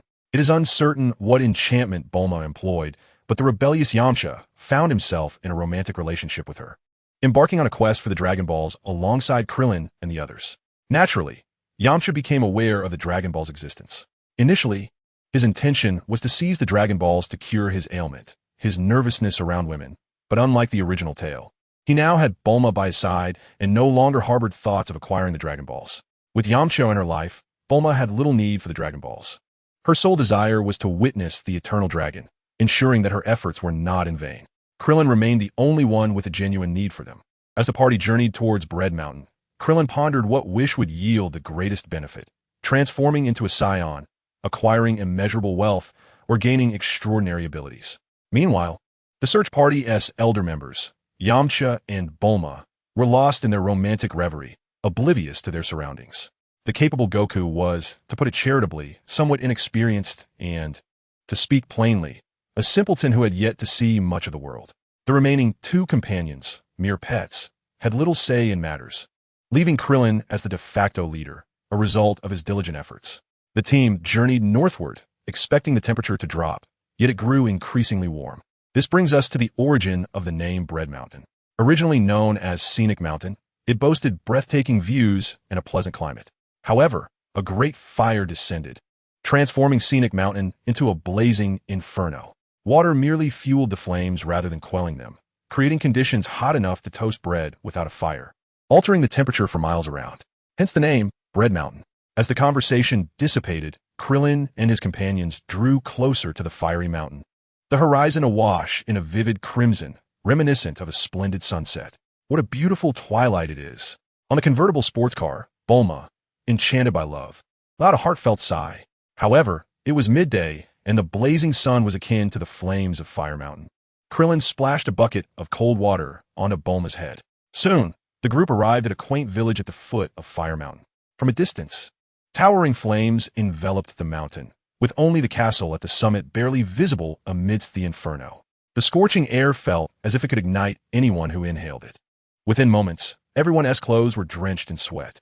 Particularly, Bulma, an ordinary person, was soaked through as if she had just emerged from a body of water. Her face flushed, her alluring curves unabashedly displayed. She occasionally let out soft, sorrowful whimpers. Yamcha, a spirited young man, found it difficult to contain himself. The intense heat in the air made him feel as though he had consumed 2 pounds of magical mushrooms. Blood surged through him, his face reddened, eyes blazing with fervor, and his breathing grew rapid and labored. Unable to bear the sight any longer, Krillin leaped up and slapped Yamcha on the back of the head, urging him, "Stop staring. Take Bulma and Oolong to the river for some relief. If we linger here any longer, she may not survive." Upon hearing this, Yamcha regained his senses and swiftly scooped Bulma into his arms, dashing away as Puar floated along behind them. Only Oolong, the foolish pig, remained, chuckling to himself. Krillin, exasperated, delivered a swift kick, sending Oolong flying. Krillin soared on the flying Nimbus, accompanied by Goku, utilizing the Dragon Radar to search for the Dragon Balls, ultimately concluding that they were nestled within the castle at the mountain's peak. Suddenly, a massive axe hurtled through the air. A young girl was being pursued by a dinosaur, her terrified cries echoing as no one came to her aid. Cornered, she frantically drew a boomerang from her helmet and hurled it, striking the dinosaur down. Screaming in fear and panic, she fled. Goku brandished his power pole, deflecting the incoming axe. Following its trajectory, a towering figure emerged before them, clad in armor and wielding a sharp axe. "You thieves dare to steal my treasures again?" roared the Ox King, furiously hurling his axe at the duo.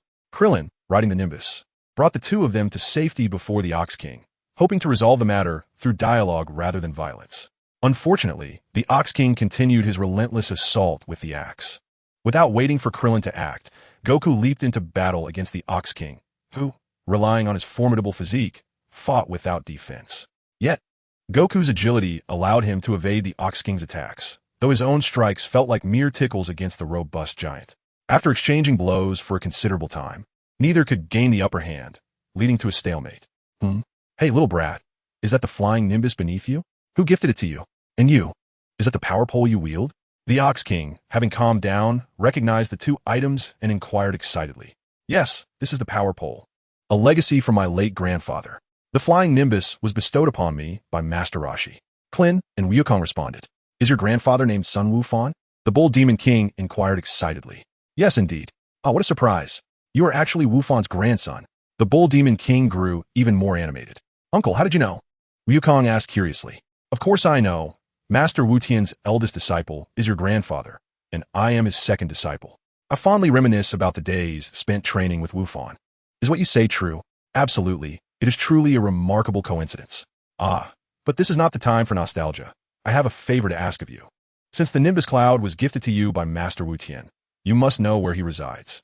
If you could borrow Master Wu Tian's banana fan, we would be able to extinguish the flames of Fire Mountain. Could you ride the Nimbus Cloud to help me obtain the banana fan? The Bull Demon King clasped his hands together in supplication. Of course, but you must lend me the Dragon Balls. Wukong readily agreed. What are the Dragon Balls? The Bull Demon King asked, puzzled. Wukong took out his 4-star ball for the Bull Demon King to see. I believe I have seen such orbs before. If you want it, I shall gladly give it to you. The Bull Demon King responded generously. All right, I will set off now. Oh wait, I need the banana fan, but I must guard my treasure here, so I have sent my daughter, Chi-Chi, to seek Master Wu Tian on her own. She is surely still on her way. If you encounter her, please bring her along. Here is her photograph. Take it. The Bull Demon King pulled out a photograph and handed it to Wukong. So, I just need to bring her along, right? No problem. Wukong, somewhat dim-witted, only understood that he needed to take her with him. Then I shall depart. Krillin, would you like to come along? I think I will pass. You go by yourself. Just be careful on the way, Krillin replied, handing the Nimbus Cloud to Wukong. Okay, I will. Chapter 11. The Legendary Kamehameha Wave. Wukong set off towards the place where he first encountered Master Roshi, diligently searching for Chi-Chi along the way.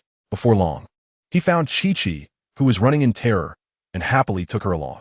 However, he soon fell into his old habits, unable to control his hands, and executed the technique known as monkey steals the peach. Thus, Wukong successfully acquired a wife. The Nimbus Cloud flew swiftly, and in the blink of an eye, they arrived at the seaside where he first met Master Roshi. By inquiring with the sea creatures, he successfully located the small island where Master Roshi resided. Under Chi-Chi's probing, a boomerang appeared atop Master Roshi's head. After Wukong sent Bulma away, Master Roshi agreed to lend him the banana fan. Unfortunately, after searching high and low, Master Roshi only recalled, thanks to a reminder from the sea turtle, that the banana fan had been dirted and discarded. Reluctantly, he had no choice but to accompany Wukong on the journey. Master Roshi summoned the flying turtle and, alongside Wukong, arrived at the flaming mountain.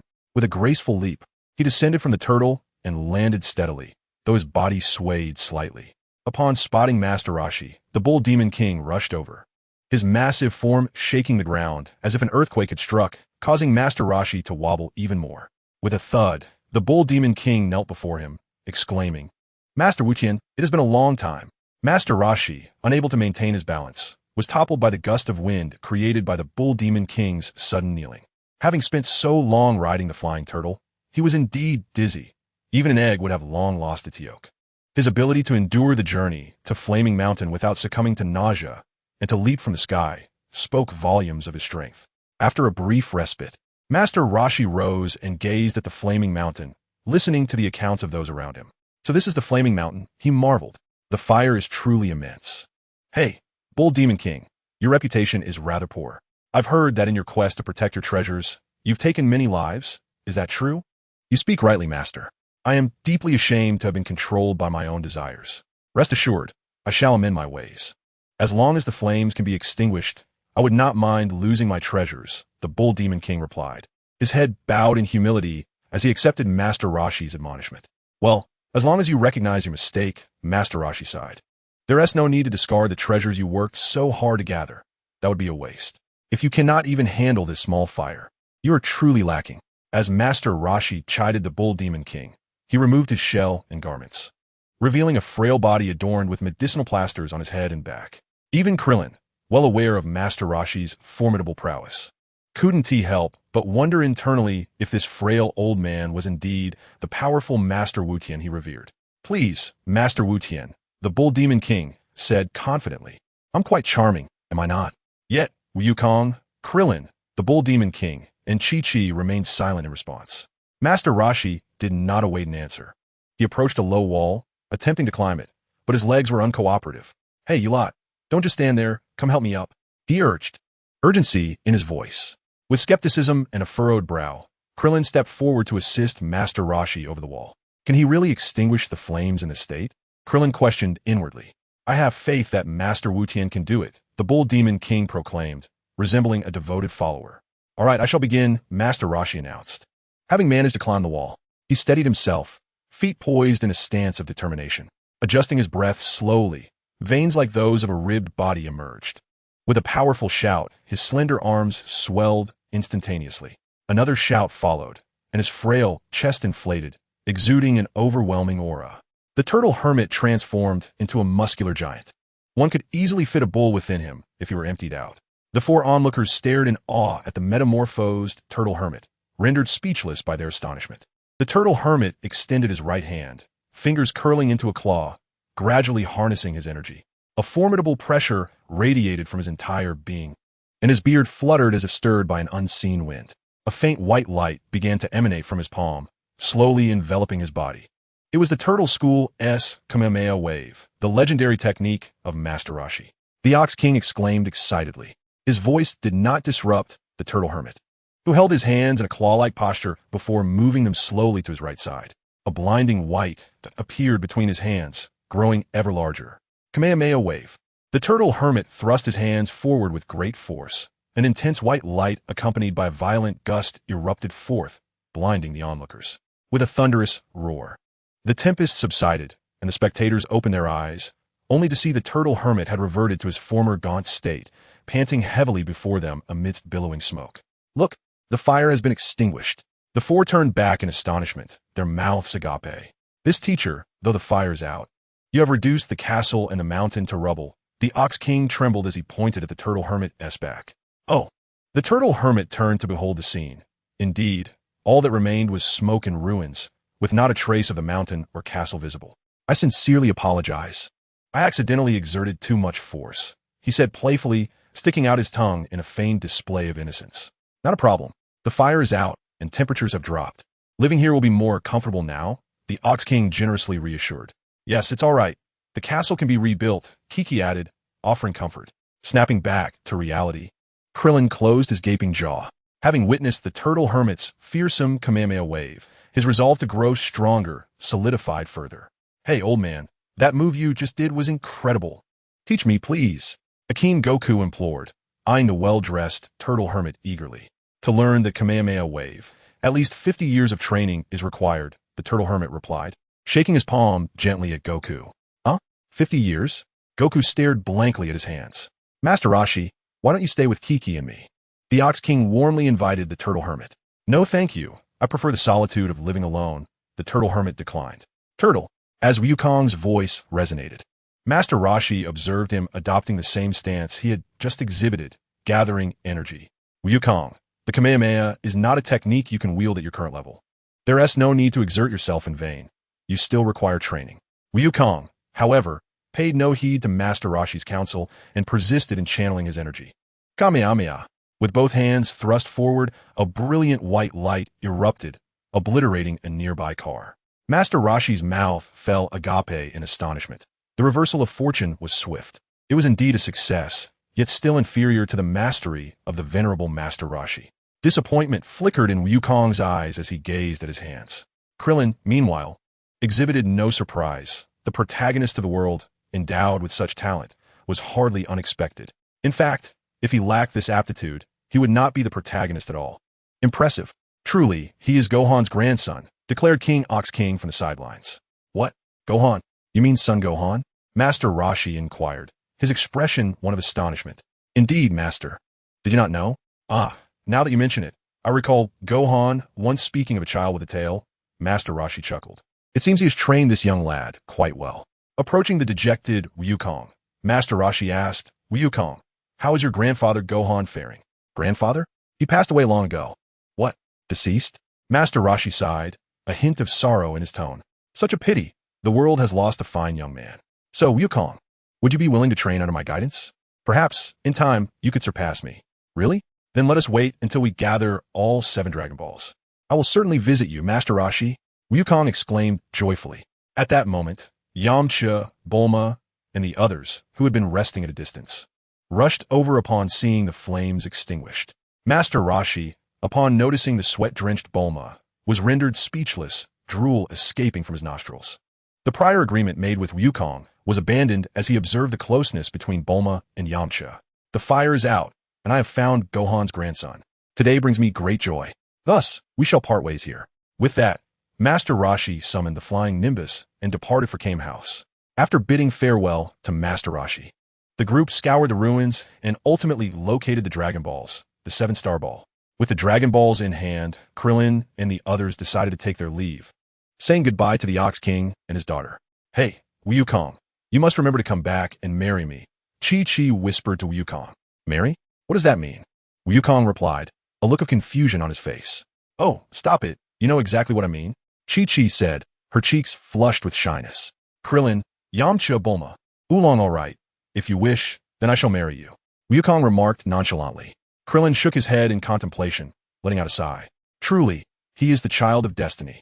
At such a tender age, he has already prepared a partner, while I remain uncertain of the qualities I seek in a companion. It is undeniable that I aspire to grow stronger, yet I cannot abide a life akin to that of an ascetic. A balance between labor and rest is the true path of humanity. As the vehicle traversed the road, Krillin, lost in thought, journeyed towards the location of the final Dragon Ball. Chapter 12, The Rabbit. Under the blazing sun, Krillin and his companions drove along the road, flanked by peculiar towering mushroom trees. What an extraordinary place, Wukong mused, gazing at the mushroom trees on either side. Hey, Krillin, our supplies are dwindling. Is there a nearby town where we can replenish our stock? Krillin rummaged through the map, scrutinizing it carefully. If we continue straight along this road without turning, we shall arrive at a small town. Following Krillin's directions, the group proceeded westward into the town. The architectural style was quite bizarre, with towering mushroom trees adorning the rooftops. The local inhabitants were garbed in heavy clothing, with both men and women wrapping their heads in cloth to conceal their hair. After agreeing on a time and place to reconvene, they dispersed to procure their necessities. Krillin approached the entrance of a lingerie store, glancing around to ensure no one was watching before entering. He swiftly purchased a mound of women's undergarments and stealthily slipped away. Next, he clandestinely made his way to a specialty shop to acquire a substantial quantity of videotapes before resuming a facade of normalcy, casually purchasing a few additional items. Yamcha accompanied Bulma as they shopped in the town when they noticed 2 peculiar men approaching from distance. One was tall and thin, while the other was short and stout, both clad in identical uniforms adorned with masks featuring prominent rabbit ears.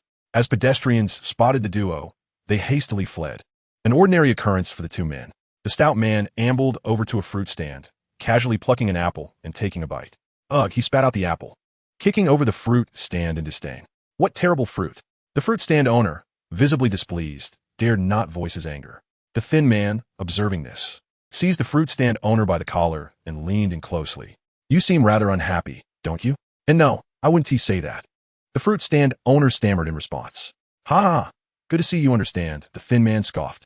casting the fruit stand owner aside with a triumphant laugh as he moved forward, leaving the trembling vendor to gather the scattered fruit. As they continued their brazen antics, seeking to provoke and bully others, it was curious that no one dared to stand up against them. Yamcha and Bulma initially wished to ignore the commotion, but the stout man soon caught sight of Bulma and Yamcha.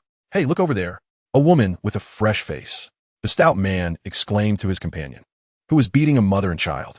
"Oh, she is quite beautiful." The slender figure turned his head, surveying Bulma from head to toe. The two then approached her directly, treating Yamcha as though he were invisible. "Hey, beautiful girl, come and entertain us for a while," one of them called out. "Who do you think you are?" Bulma responded with disdain, mocking the pair without waiting for Yamcha, who was visibly annoyed, to speak. Rather than taking offense, the duo erupted into laughter. How rare. You must be newcomers, not even knowing the illustrious Rabbit Gang. So what if we're newcomers? What if we don't know the Rabbit Gang? I have a boyfriend, and I certainly won't entertain two ugly brutes like you." Bulma retorted boldly, emboldened by Yamcha's presence. Surprisingly, Yamcha, who had initially looked displeased, began to smile at her audacity. Infuriated by Bulma's insults, the duo pulled out their guns. "You wretched woman, are you tired of living? How dare you call us ugly?" Seeing them draw their weapons, Yamcha swiftly dispatched the pair with a punch each, sending them sprawling to the ground. He dusted off his hands, scoffed, and continued strolling with Bulma. The defeated duo struggled to rise, their eyes filled with resentment as they watched the pair walk away. "You will pay for this. You won't just walk away unscathed." The heavier of the two retrieved a communicator from his pocket, lamenting, "Boss, please come to town immediately. There's a powerful man from outside who disrespects you and has bullied our Rabbit Gang. He even insulted you. You must hurry. Dare tu strike me? I will turn you all into carrots." After putting away the communicator, the duo trailed Yamcha and Bulma from a distance, awaiting their boss's arrival. The audacious Yamcha, though aware of their pursuit, dismissed it with indifference. Before long, a modified vehicle resembling a rabbit approached from the outskirts of the town. The duo rushed forward to greet it. The doors swung upward, and a figure clad in a long robe, wearing sunglasses and sporting cloth shoes, stepped out. "Boss," they cried, rushing towards him. "Enough of this useless whining. Just tell me where those who oppose our Rabbit Gang are," the boss said coldly, ignoring their pleas. "Right over there," the duo exclaimed in unison, pointing at Yamcha and Bulma as they walked down the street. The boss followed their gesture, leaping effortlessly to Yamcha's side, reaching out his hand towards him. Just as his hand was about to make contact, Bulma instinctively raised her hand, seemingly intending to hook Yamcha's arm. "Oh no!" Yamcha appeared to sense something amiss and began to turn his head back. The distance between hands was too late to change the situation. In a flash, Yamcha turned to see Bulma, transformed into a red carrot. Yamcha, realizing the opportunity had slipped away, watched as the rabbit swiftly seized the carrot that was Bulma, retreating and maintaining a safe distance from him. "You truly are fortunate. It was almost you who became this carrot," the rabbit taunted, waving the carrot in Yamcha's direction. Fury enveloped Yamcha, his expression dark, as if he were a volcano on the verge of eruption. His girlfriend stood beside him, yet he had failed to protect her, allowing her to be turned into a vegetable while he hesitated to act. "Speak, what must I do to secure her release?" Yamcha forced himself to suppress his rage, inquiring with a semblance of composure. "Ha. Just a moment ago, you were quite formidable, dismissing my Rabbit Gang and striking my underlings. Now you stand there, powerless to resist, and let them retaliate. Perhaps then, I might consider releasing her," the rabbit said, malicious glee evident in his demeanor as he toyed with the carrot. The rotund duo approached Yamcha, their heads bobbing in a mocking manner. Just as Yamcha prepared to counterattack, he caught a glimpse of a shadow darting past behind the rabbit. Clenching his fists, he ultimately refrained from retaliating, enduring the blows from the duo. Aren't you quite the fighter? Stand up and defend yourself." The rabbit jeered, laughing maniacally. Then, with an explosive roar, Yamcha unleashed a relentless barrage of wolf fang fist upon the duo. In mere seconds, they lay defeated, their bodies broken and lifeless. Yamcha approached the incapacitated rabbit, standing silently before him, a palpable aura of lethal intent radiating from him. Holding the carrot, Krillin smiled at the rabbit, "Transformer back, and I might spare your life." Startled, the rabbit, unable to delay further, reverted Bulma to her original form. "What is this? Why do I feel as if I've just awakened from slumber?" Bulma inquired, perplexed, glancing at Yamcha. "Yamcha, take Bulma to find Goku. This fellow's powers are rather frightening. I need to investigate further." Do not mention this to Goku, nor let him come here, Krillin advised with a grin. Understood. With Bulma restored, Yamcha relaxed, lifting her in his arms and turning to depart. As Yamcha walked away, Krillin turned back to the rabbit. Do you have an affinity for carrots? In the distance, a shadow flickered, and green leaves appeared scattered alongside remnants of bloodied clothing. Chapter 13. The Dragon Balls Gathered. Whistling cheerfully, Krillin strolled through the town, feeling quite content after planting 3 carrots. Such a bountiful harvest was indeed a delightful affair, promising a windfall from the wicked, a chance to enrich himself from the misfortunes of others. A wave of prosperity has arrived, ensuring a worry-free future, as this rabbit, wielding its extraordinary abilities, has amassed treasures sufficient to last a century. Soon, the appointed meeting time arrived, and Krillin ambled toward the rendezvous point. Upon his arrival, he found that the others had already returned, their expressions somewhat peculiar. Unperturbed, Krillin mounted his Nimbus and waved his hand, signaling the start of their journey. Utilizing his radar, he discovered that the last Dragon Ball was located to the west, prompting the group to head in that direction. Suddenly, a piercing sound sliced through the air. Krillin looked up to see a barrage of projectiles raining down. Danger! He shouted, drawing his Gatling gun to intercept the incoming shells. The impact of the shells created a cacophony of thunderous explosions, leaving the ground littered with craters and devastation. Disoriented by the blasts, Krillin collapsed, while the others, shielded by his cover fire, managed to find brief moments to react and took refuge behind trees. However, they too were knocked senseless by the shockwaves. 2 robots leaped down from a nearby rooftop. One began firing at Yamcha and the other's hiding place, while the other quickly rummaged through the wreckage of an overturned vehicle. Moments later, the robot located the Dragon Ball, ignited its thrusters, and soared into the sky. Confused and with a buzzing in his ears, Krillin gradually opened his eyes. After a brief moment of disorientation, he sprang to his feet, his expression darkening. He scanned his surroundings and rushed toward the vehicle. His heart sank as he discovered it was empty, though he felt a slight relief wash over him. In a frantic search, he found his comrades unconscious behind a tree. But thankfully, none were injured.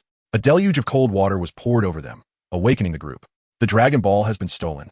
Krillin's words jolted the woozy group into awareness.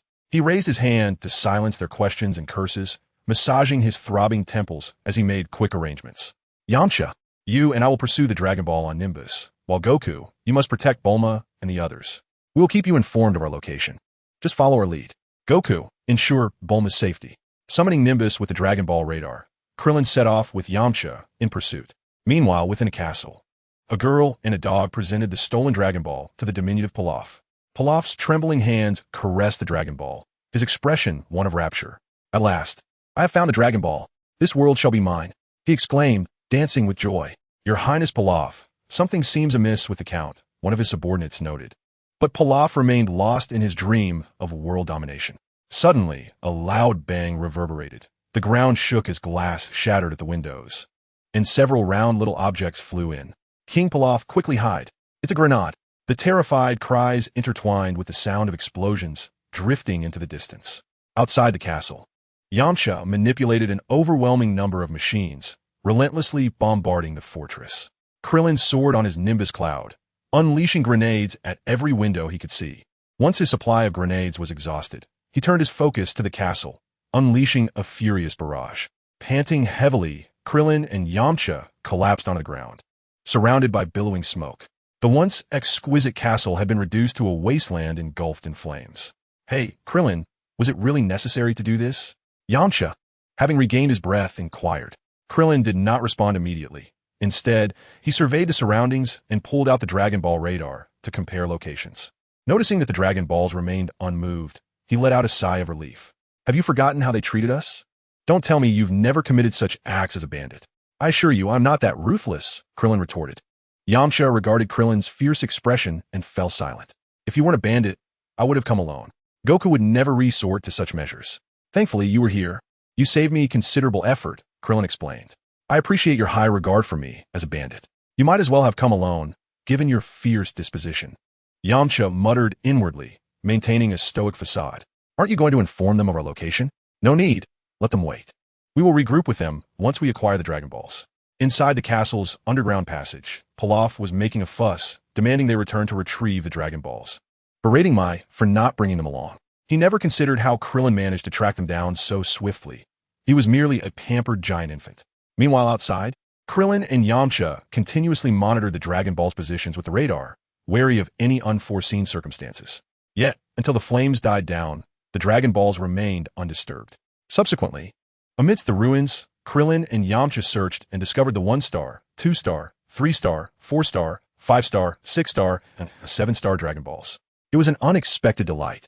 They had gathered all 7 Dragon Balls. Krillin, not allowing the overwhelming joy to cloud his judgment, quickly flew on his Nimbus cloud alongside Yamcha to reunite with Goku and the others.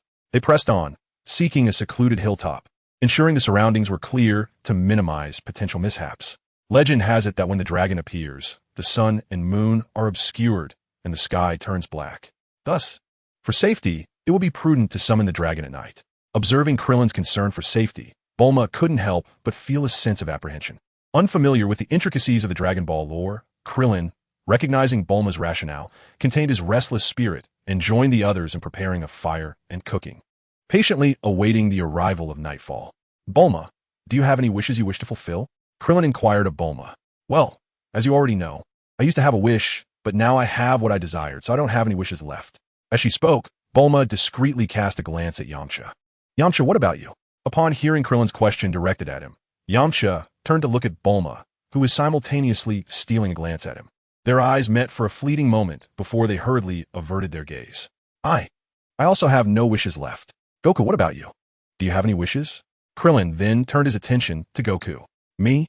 I'm not quite sure what I want. I guess that means I have no wishes either. So, I'll take the lead in making a wish later."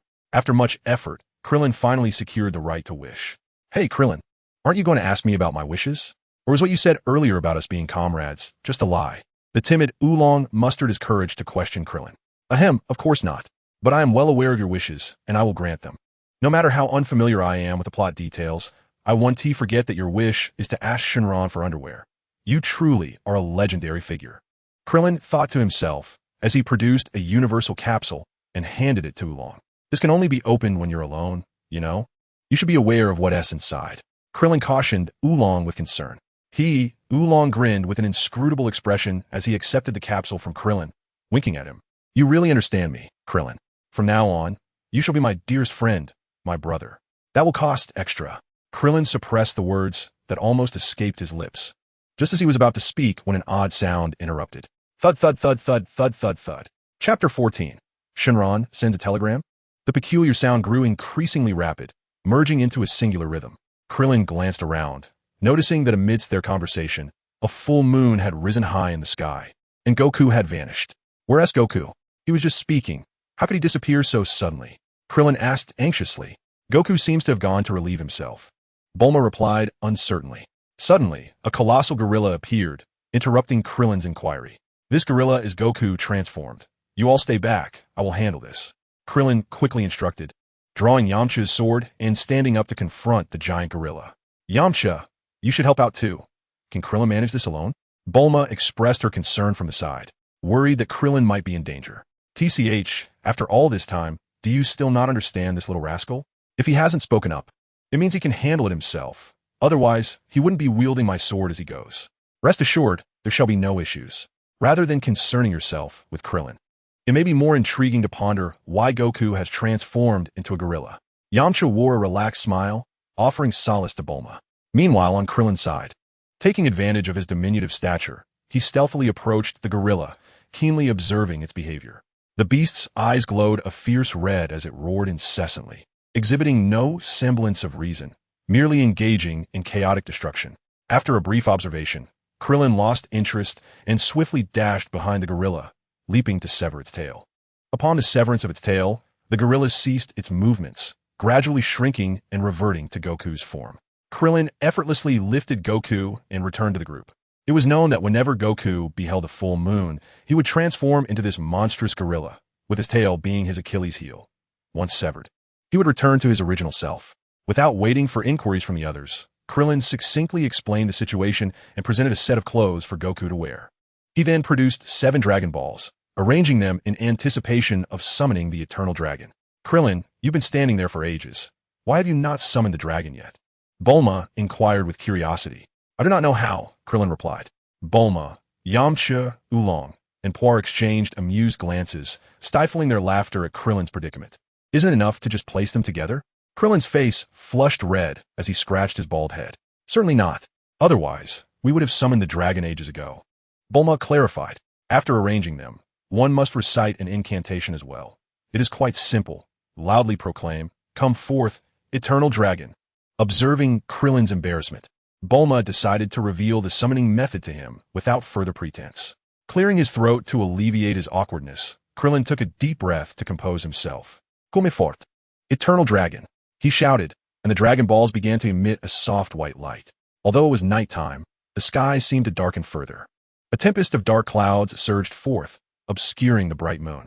The white light vanished, and a brilliant blue lightning bolt descended from the clouds, striking the Dragon Balls. The dazzling bolt faded, replaced by a surging golden light that swirled upwards, piercing through the heavens before diving downwards, arching across the sky. As the golden radiance gradually dissipated, the figure of the eternal dragon became faintly visible within the luminous glow. Its head resembled that of a camel, its antlers akin to a deer, its eyes reminiscent of a rabbit, ears like those of an ox, neck resembling a serpent, belly akin to a giant clam, scales reminiscent of carp, claws like an eagle, and paws resembling those of a tiger, exhaling clouds and mist as if it were among the heavens. Its colossal form appeared as a towering pillar, stretching for miles, indeed a sight where the dragon's head could be seen, yet its tail remained elusive. As the golden light faded almost entirely, the eternal dragon gracefully moved through the air, its immense body descending slowly, as if the very sky were collapsing. The majestic head of the divine dragon emerged from the clouds, gradually reaching towards the gathered crowd of Krillin. The mist that enveloped them created an ethereal atmosphere, as if they had been transported to a realm of immortals. The overwhelming sense of pressure emanating from the dragon's colossal form dissipated. Who has summoned me? The voice of the divine dragon resonated like thunder, deafening and echoing through the heavens. Speak your desires. Regardless of what they may be, I can fulfill them. But only one. Greetings, divine dragon. My wish is rather unique. May I speak with you privately? Krillin, suppressing his excitement, addressed the dragon. Very well, the thunderous voice conceded, granting Krillin his request. Riding on his cloud, Krillin soared into the sky, engaging in conversation with the dragon. After a brief moment, Krillin returned, his expression somber. It was evident that his wish had not been granted. What was that about being able to grant any wish? He muttered, Youth, your request exceeds my capabilities. I am powerless to fulfill it. Please state another wish. I demand peace for the universe. Can you achieve that? Krillin retorted angrily. Cough, cough, perhaps something else. The dragon's previously imposing demeanor faded, replaced by an awkward cough, reminiscent of a chastised child. This wish is unattainable. That wish is also impossible. Spare me the grandiose claims of being able to grant anything. Moreover, speak softer. Your voice is quite jarring. Krillin erupted in frustration. Cough, perhaps you should propose another wish. The dragon's tone had noticeably softened. Very well, then my wish is for you to grant me 10 more wishes. Can you do that? Are you dreaming? I cannot fulfill such a request. The dragon responded with exasperation. The dragon then offered a friendly greeting to Krillin's kin, expressed mild concern for Krillin's well-being, and reiterated that the wish was unattainable. You dare to say such things? If you cannot grant my wish, simply admit it instead of pretending otherwise. Krillin exclaimed, accepting the dragon's courteous remarks regarding his family, while also delivering a polite yet pointed critique of the dragon's capabilities, hoping for improvement. Their civilized and friendly exchange continued, while the surrounding crowd trembled in fear, offering their utmost respect to Krillin for his ability to converse amicably with the divine dragon. Enough. You are being unreasonable. I will accept no more than 2 wishes. Do not push your luck. How petty. You cannot even grant that. What kind of dragon are you? Amidst this prolonged and civil discourse lasting several minutes, the onlookers, having lost their dignity, settled on the ground in anticipation of the conclusion of this familial standoff. Only son Wukong remained in a deep slumber, oblivious to the unfolding events. All right, 3 wishes it shall be. You, with your incessant chatter, have reached your limit. Speak your mind quickly, for I desire not to lay eyes upon you again. This will be the last time. The friendly and cordial exchange has come to a close, and the esteemed Shenlong has voiced his requirements. First and foremost, I demand an infinite storage space, one that is impervious to damage, fashioned into the likeness of a necklace. It should contain an endless supply of divine beings. Are you familiar with them? Do not attempt to deceive me. Furthermore, let our discourse remain civilized, for there are children present. Krillin articulated his first reasonable request. The storage space was granted, yet the promise of endless divine beings was dismissed. No single being would be provided. As the words left his lips, Shenlong's crimson eyes glimmered, and a necklace materialized in Klin's grasp, leaving no room for negotiation. The first wish was fulfilled. Now, on to the next. Curse it, you shameless entity. I wanted a necklace filled with divine beings, not an empty trinket. What use is that to me? Nonetheless, it was settled. Take it or leave it. Disheartened but resigned, Krillin adorned the necklace and voiced his second wish. Transform my body into that of a Saiyan, endowed with the regenerative capabilities of the Namekians, and grant me the ability to freely alter and control the shape of my limbs. Granted. The dragon's crimson eyes flickered, and Krillin felt a surge of warmth coursing through him, followed by excruciating pain that radiated from every part of his body. In an instant, the agony subsided. As he touched his back, he discovered a tail that swayed with vigor. With a mere thought, he wrapped it around his waist. Laughing heartily, Krillin then, in a moment of caution, swiftly removed the tail. He had not forgotten that the full moon was approaching, and the thought of losing control and transforming into a wild creature was far from amusing. Enough of this. Hasten to your next wish. Speak it quickly, for I wish to depart and never see you again. Shenlong's voice, laced with fury, interrupted Klin's exuberance. Depart? Where do you intend to go? For my final request, upon the completion of my wishes, the Dragon Balls must not flee. They shall remain in my storage space and go nowhere, now and forever. Krillin declared his third demand. You dare treat me as a mere pet? Do not even think about it. Vanish and let me never lay eyes on you again. Enraged by Klin's audacious requests, the dragon erupted in a burst of golden light, splitting into 7 fragments that vanished into the ether. Krillin stood dumbfounded. You untrustworthy creature. We agreed upon 3 wishes. You have only granted 2, and now you flee? Subsequently, under Krillin's celestial genealogy technique, the telegraph dragon's non-existent kin endured an unbearable agony. Bulma and Yamcha, from a distance, continuously urged Krillin, yet they remained oblivious to the disappointment reflected in his eyes. Chapter 15, Separation. As dawn broke, even the most delightful dreams must ultimately fade, and so too did Goku awaken. All gatherings must come to an end, and the moment of parting had arrived. What shall we do now? The Dragon Balls have turned to stone, and it will be a year before we can seek them again. Should we perhaps disband and return to our respective homes? Oolong was the first to voice the dilemma. Bulma and Yamcha exchanged silent glances, uncertain whether to support or oppose the notion. Nearby, Goku stood up, only to collapse abruptly to the ground. What is happening? Why can't I maintain my balance? It's likely because you've lost your tail. It makes it difficult to keep steady. You get used to it, Krillin explained to Goku. Unperturbed, Goku accepted the loss of his tail without question. Hey, Krillin, have you seen my power pole? It should be lying around somewhere. Go have a look. Krillin pointed to the spot where Goku had transformed into a gorilla the previous day. That was a gift from my grandfather. I must retrieve it. With that, Goku scampered off, tripping over his own short legs in his haste. Meanwhile, Yamcha and Bulma sat together, whispering and deliberating. Before long, Goku returned, triumphantly holding the power pole, albeit stumbling along the way. Now that everyone has had time to consider, where do we wish to go?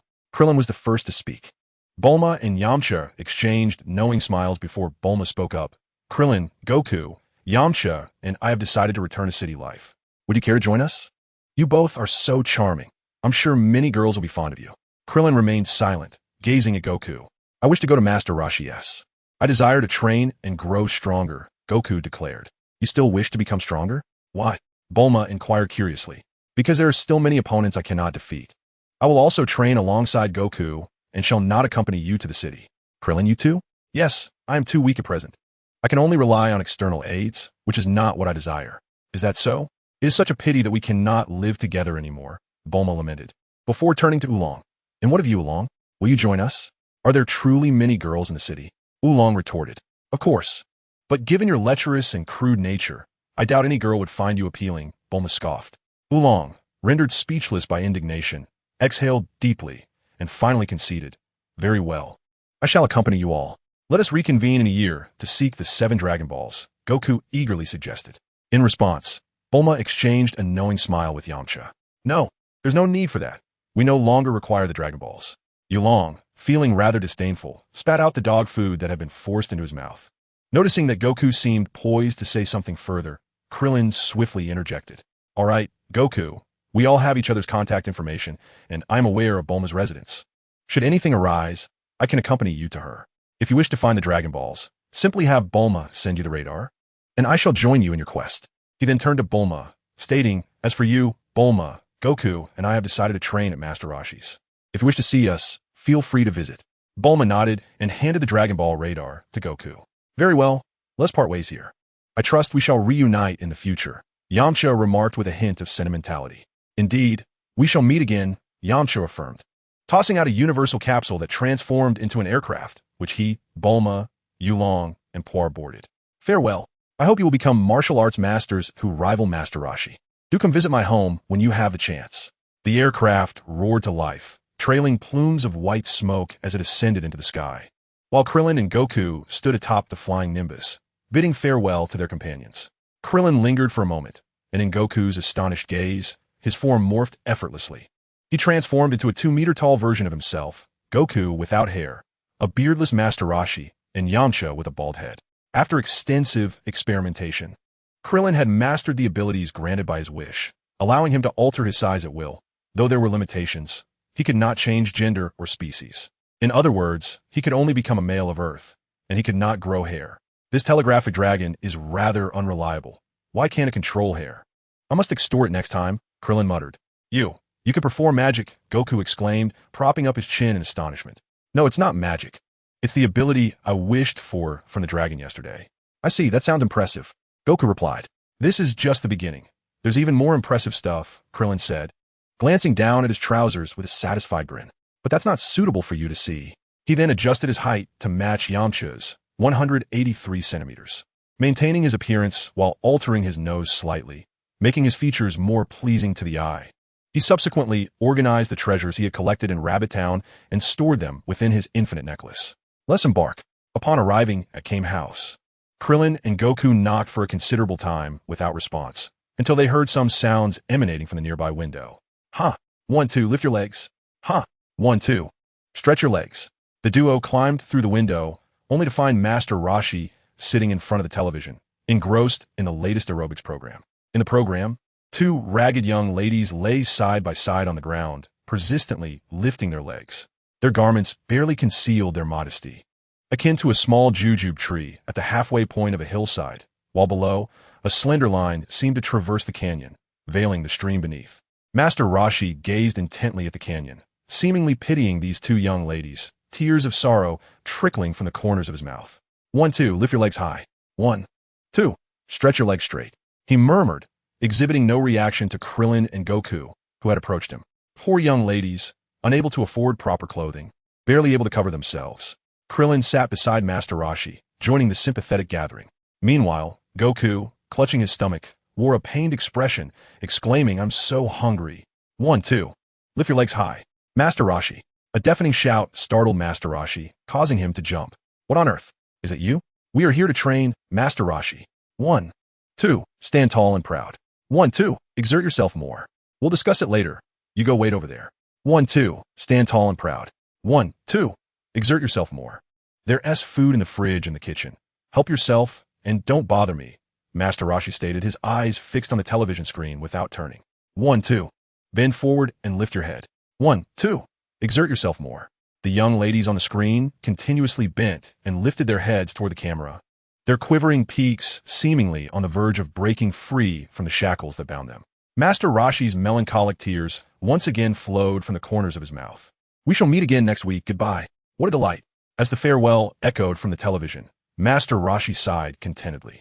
Krillin retrieved a handkerchief to wipe away his own tears and stood, wringing out Master Roshi's tear-soaked beard. Master Roshi, it's me, Krillin. I've just grown a bit taller. Like Goku, I wish to request your guidance in my training so that I may become stronger. Oh dear. Master Roshi was startled by Krillin's voice. When did you arrive? I didn't see you. Ahem, I came with Goku. Seeing you practice the martial arts from the television, I decided to join you. Perhaps your intense focus on training made you unaware of my presence. Krillin flattered Master Roshi, placing an exaggerated cap upon his bald head. Oh, I see. I've been learning for too long. I must get up and move around. Master Rashi rose to stretch his limbs. I generally do not take on disciples. However, Master Rashi, I possess numerous martial arts manuals, similar to the techniques just shown on television. I do not comprehend them, so I shall give them to you. Once you master them, you can teach us. Krillin interrupted the words of rejection from Master Rashi, producing a dozen martial arts manuals he had meticulously prepared, each adorned with the images of ragged, pitiable girls on their covers. Master Rashi seized them with fervor, quickly perusing their contents. Ah, this is the long-lost away 18 styles. He grabbed another book and flipped through it rapidly, exclaiming, "Ah, this is the Buddhist martial arts, Guanyin." He reached for yet another. This is an ancient Taoist manual from the East, focusing on dual cultivation and triple refinement. Tears of emotion streamed uncontrollably from his eyes, a testament to his profound sentiment. Cough, cough. Master Wuqian, are you satisfied with these martial arts manuals? Krillin inquired, maintaining a facade of seriousness. Master Rashi, exhibiting remarkable speed, swiftly concealed the manuals, his hands moving so quickly that they appeared to leave behind afterimages, truly deserving of his title as the foremost martial artist. These texts are far too profound for someone of your tender age to grasp. I shall safeguard them until you have cultivated your strength sufficiently to learn from them. Master Rashi stood tall, leaning on his cane with one hand and resting the other behind his shell, exuding an air of righteous authority. Krillin, maintaining the pretense of being deeply moved, exclaimed, "Oh, is that so? Thank you, Master Wuqian. However, this alone is insufficient. As you train, you will require someone to attend to your daily needs. I'm growing old, and merely guiding your cultivation is quite exhausting. Thus, you must bring back a suitable young lady to care for your daily affairs. Remember, she must be appropriate." Master Rashi earnestly considered the well-being of his disciples. "Very well, Master Wuqian. Thank you for your thoughtful consideration. We shall certainly bring someone back." Klin's face radiated with gratitude, admiration filling the small room. You are quite adept at this, young man. I have high hopes for you. By the way, where is Goku? I do not see him around. Did you not send him to the kitchen to find something to eat? Oh, in the kitchen, is he? Master Rashi walked to the kitchen and was instantly taken aback. Milk bottles, watermelon rinds, and various packaging lay scattered across the floor. The once ample refrigerator stood empty, devoid of any food. Goku was slumped against the refrigerator, contently letting out a satisfied belch. Feeling a tightness in his belly, he loosened his belt, exhaling deeply while caressing his round stomach with a look of fulfillment. "Did you consume an entire week's worth of food in one sitting?" Master Rashi scolded. "Get out and find someone." He kicked Goku away with exasperation. Chapter 16, Lan Shi, Part 1. Winds swept across the landscape, causing the wooden door of a tavern to creak. Bang, bang. 2 bullet holes in the wanted poster emitted wisps of smoke. As the camera zoomed out, the photograph on the poster revealed a woman of striking beauty, yet with a fearsome demeanor. "Hey, do you think that lunatic Lan Shi will really come? She should be on her way. I heard she is wreaking havoc in the neighboring village." Inside the tavern, a tall man conversed with his companions. "However, do we truly have no issues?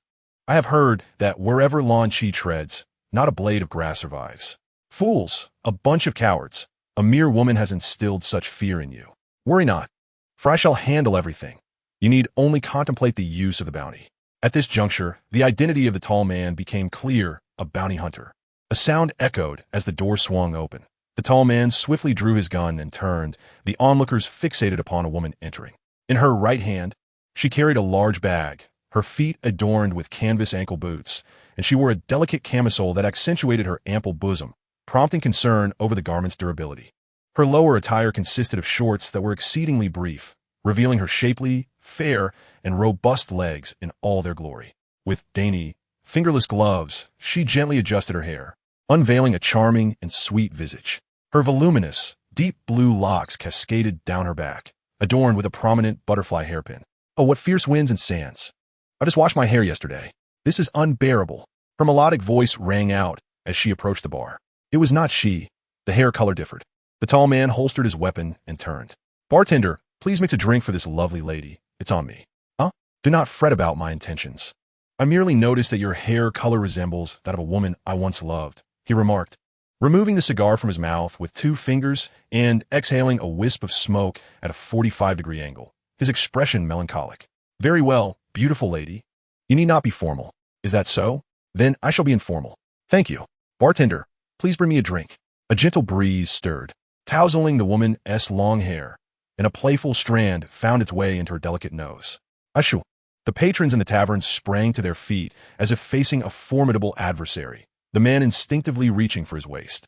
Lan Chi, you scoundrel! Ha ha ha ha ha! At that moment, Lan Chi's blue hair transformed into golden tresses, her expression identical to that on the wanted poster. With a powerful flying kick, she sent the tall man crashing into the wall. Subsequently, she produced a universal capsule and pressed it gently. Click! The sound of a firearm being loaded resonated as Lan Chi brandished a submachine gun, unleashing a barrage of bullets. Shattered bottles and the cries of the injured mingled with terrified screams, echoing throughout the tavern. As the gunfire ceased, the golden-haired Lan Chi exited the establishment with a smile. In the distance, the wail of police sirens pierced the air. Meanwhile, Krillin and Goku floated on the Nimbus cloud, engaging in a lackluster low-altitude patrol. Hey, Krillin, do you know what Master Roshi wants us to bring back? Someone exceptionally beautiful and voluptuous. You wouldn't understand. To put it simply, a girl resembling Bulma. Got it? Oh, I see. Huh. How about that one? Krillin glanced in the direction Goku pointed, spotting a short, stout man wearing a straw hat and holding a pitchfork. Gazing up at them, Krillin, with a dismissive wave, he refrained from further explanation or rebuttal. This won't do. Let's try another approach, he declared. A distant explosion echoed through the air. Help! Someone, please help! A voice cried out in desperation. Klin, someone is in trouble. Let us investigate, suggested his companion. Very well. They soared through the skies on their Nimbus, racing toward the source of the cries for help. Upon arrival, they beheld a distressing scene from above. Two men clad in police uniforms, wielding firearms, confronted a trembling blue-haired girl who had collapsed on the ground. Klin, those nefarious individuals are menacing that girl, he exclaimed. Is it now apparent to you that she is a girl? Klin replied, astonished. Isn't that what you taught me? Long hair signifies a girl, he retorted. And what of that older gentleman over there? He wears a straw hat, so that is irrelevant. We must rescue her, Klin. Indeed. Let us proceed. With a determined leap, they positioned themselves between the officers and the girl. Who are you? What is your purpose here? One of the officers demanded. Well, you see, we heard cries for help and came to ascertain the situation. Klin responded politely, noting their uniforms. How dare you obstruct an officer in the execution of his duties? I shall not hesitate to apprehend you simply because you have a child with you. Step aside, bald head. The taller officer boasted arrogantly. Klin frowned. How can you speak so to Klin? Apologize at once. Wukong, observing Klin's expression shift from dark to cheerful, felt a shiver run down his spine. He boldly declared to the two officers, apologize? Shorty, you expect me to apologize to that bald head? You are thud. Wukong, unwilling to let him continue, recalled what Yamcha had once told him in Rabbit Town. He swiftly knocked the two officers unconscious and, without a backward glance, dragged them away, avoiding Klin's current gaze. As Wukong acted, Klin's smile faded, and he turned to the girl, who appeared as if she had stepped from a dream. Her hair cascaded like willow branches, adorned with butterflies nestled in her locks. Her delicate brows resembled slender willow leaves, while her azure eyes shimmered with a captivating allure. Her nose was elegantly sculpted, and her lips, naturally pink, bore no need for embellishment. Her earlobes, round and smooth as droplets of dew, complemented her hands, which were as fair as jade, with fingers slender as green onions.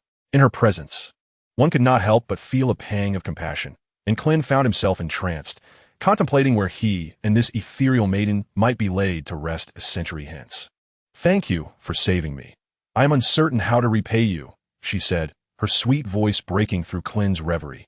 He wiped away non-existent tears from the corners of his eyes, regaining his composure. Let us set aside thoughts of repayment for the moment. First, tell me, were those men truly police officers? Presumably, though I cannot say for certain, she replied. You were being pursued, and you are uncertain? Klin pressed. Why were they after you? I suspect it may be because, unbeknownst to me, I inadvertently committed theft, she explained, retrieving her bag, which brimmed with money. Theft?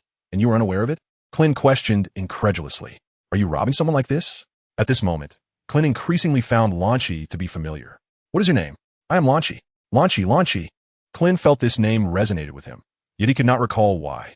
I think it would be wise for you to exercise caution, as it seems that whenever I sneeze, my personality undergoes a drastic change, leading me to commit some rather unsavory acts. The name is becoming more familiar, yet I still cannot place it. Never mind, it's not important. A gentle breeze swept by. Achoo! Chapter 17. Lan Chi, Part 2. What is happening? Where are the police? Hey, Baldy, what transpired here? Krillin, this is astonishing. Even the color of your hair has changed. Your features remain the same. It's merely a shift in hair color and expression, and it feels as if you have transformed into an entirely different person. Krillin was so taken aback that he failed to notice Lan Chi referring to him as Baldy. Hey, Baldy, I'm speaking to you. Have you gone mute? Shouted the blonde Lan Chi. Krillin, who are you calling Baldy? Show some respect. If you weren't a woman, I would have knocked you out already. The blonde Lan Chi was quite fierce, immediately reaching into her pocket. Seeing this, Krillin assumed she was about to draw a weapon and swiftly kicked her aside. The blonde Lan Chi got back up and launched an onslaught against Krillin. Unfortunately, despite her commendable skills among ordinary individuals, they proved ineffective against Krillin.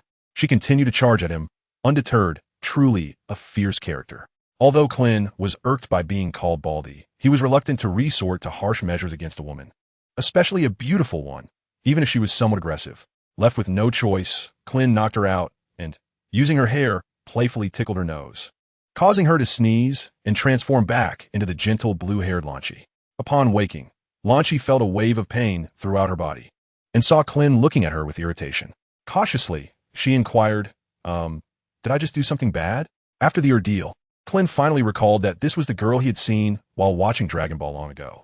However, due to the passage of time, he only felt a sense of familiarity but could not quite remember. Had it not been for her peculiar and overt transformation upon sneezing, he likely would have remained oblivious. You were about to shoot me with a gun. I subdued you, then you attacked me again, and I retaliated, ultimately reverting you back. Do you understand? As always, Krillin was succinct. The gentle Lan Chi rubbed her aching body and did not forget to apologize to Krillin. I am sorry. I cannot control that side of myself, which is why I am wanted.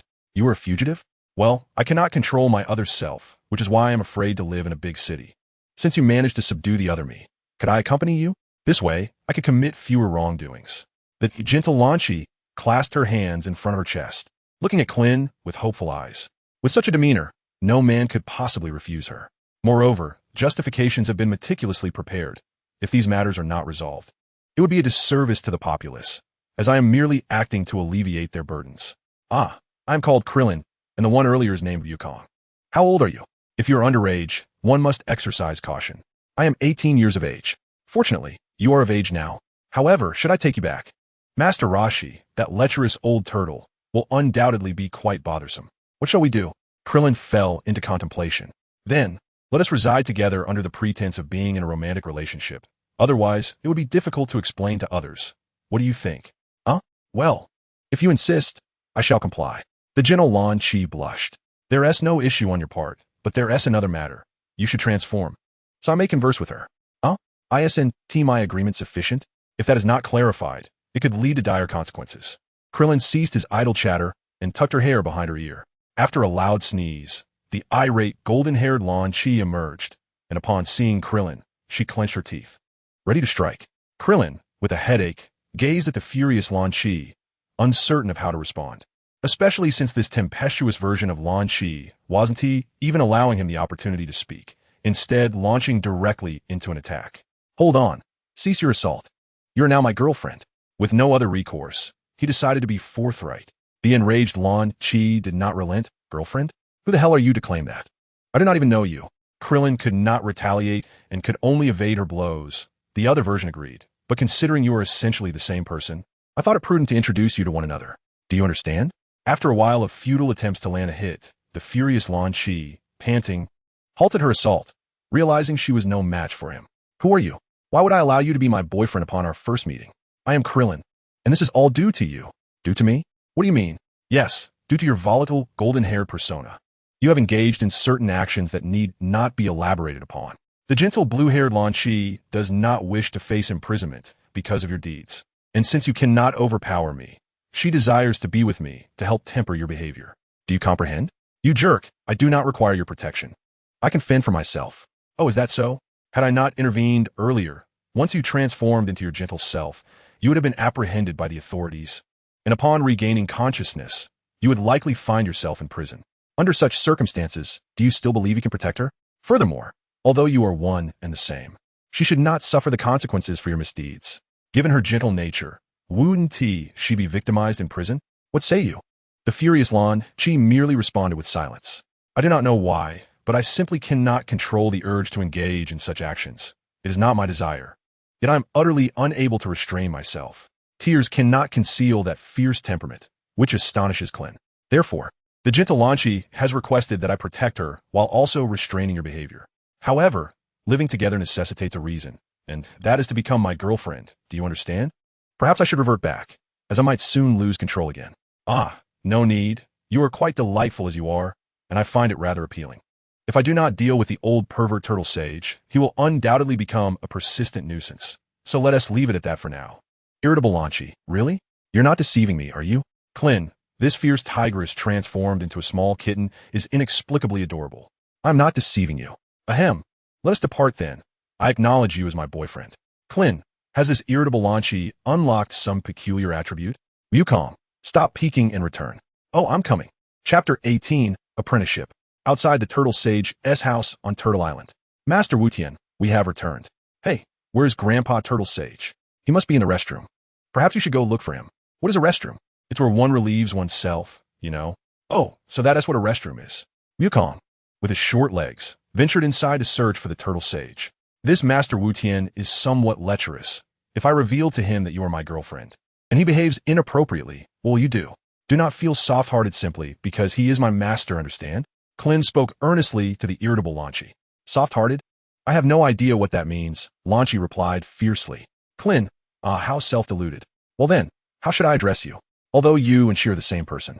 I believe it is better to distinguish between the two in terms of address. I have no preference, you may decide. Then, one shall be called Lon Lon, and the other Kiki? What is this inexplicable excitement and sense of guilt? Whatever, it's all fine. No, Wukong's wife is named Kiki. I cannot call you that. You are unique to me. Why, you really? You're not lying? I'm not lying. Oh my, could this be its Sunder Princess? She becomes shy at sweet words. Let us try it. How about I simply call you baby? Krillin suggested tentatively. Lanchi remained silent, squatting on the ground with her hands covering her face. What is going on? Did I exert too much force? Krillin stepped forward, gently pulling her hands away from her face while saying, What do you think? Baby? Her hands, which were about to part, returned to cover her face upon hearing the term baby.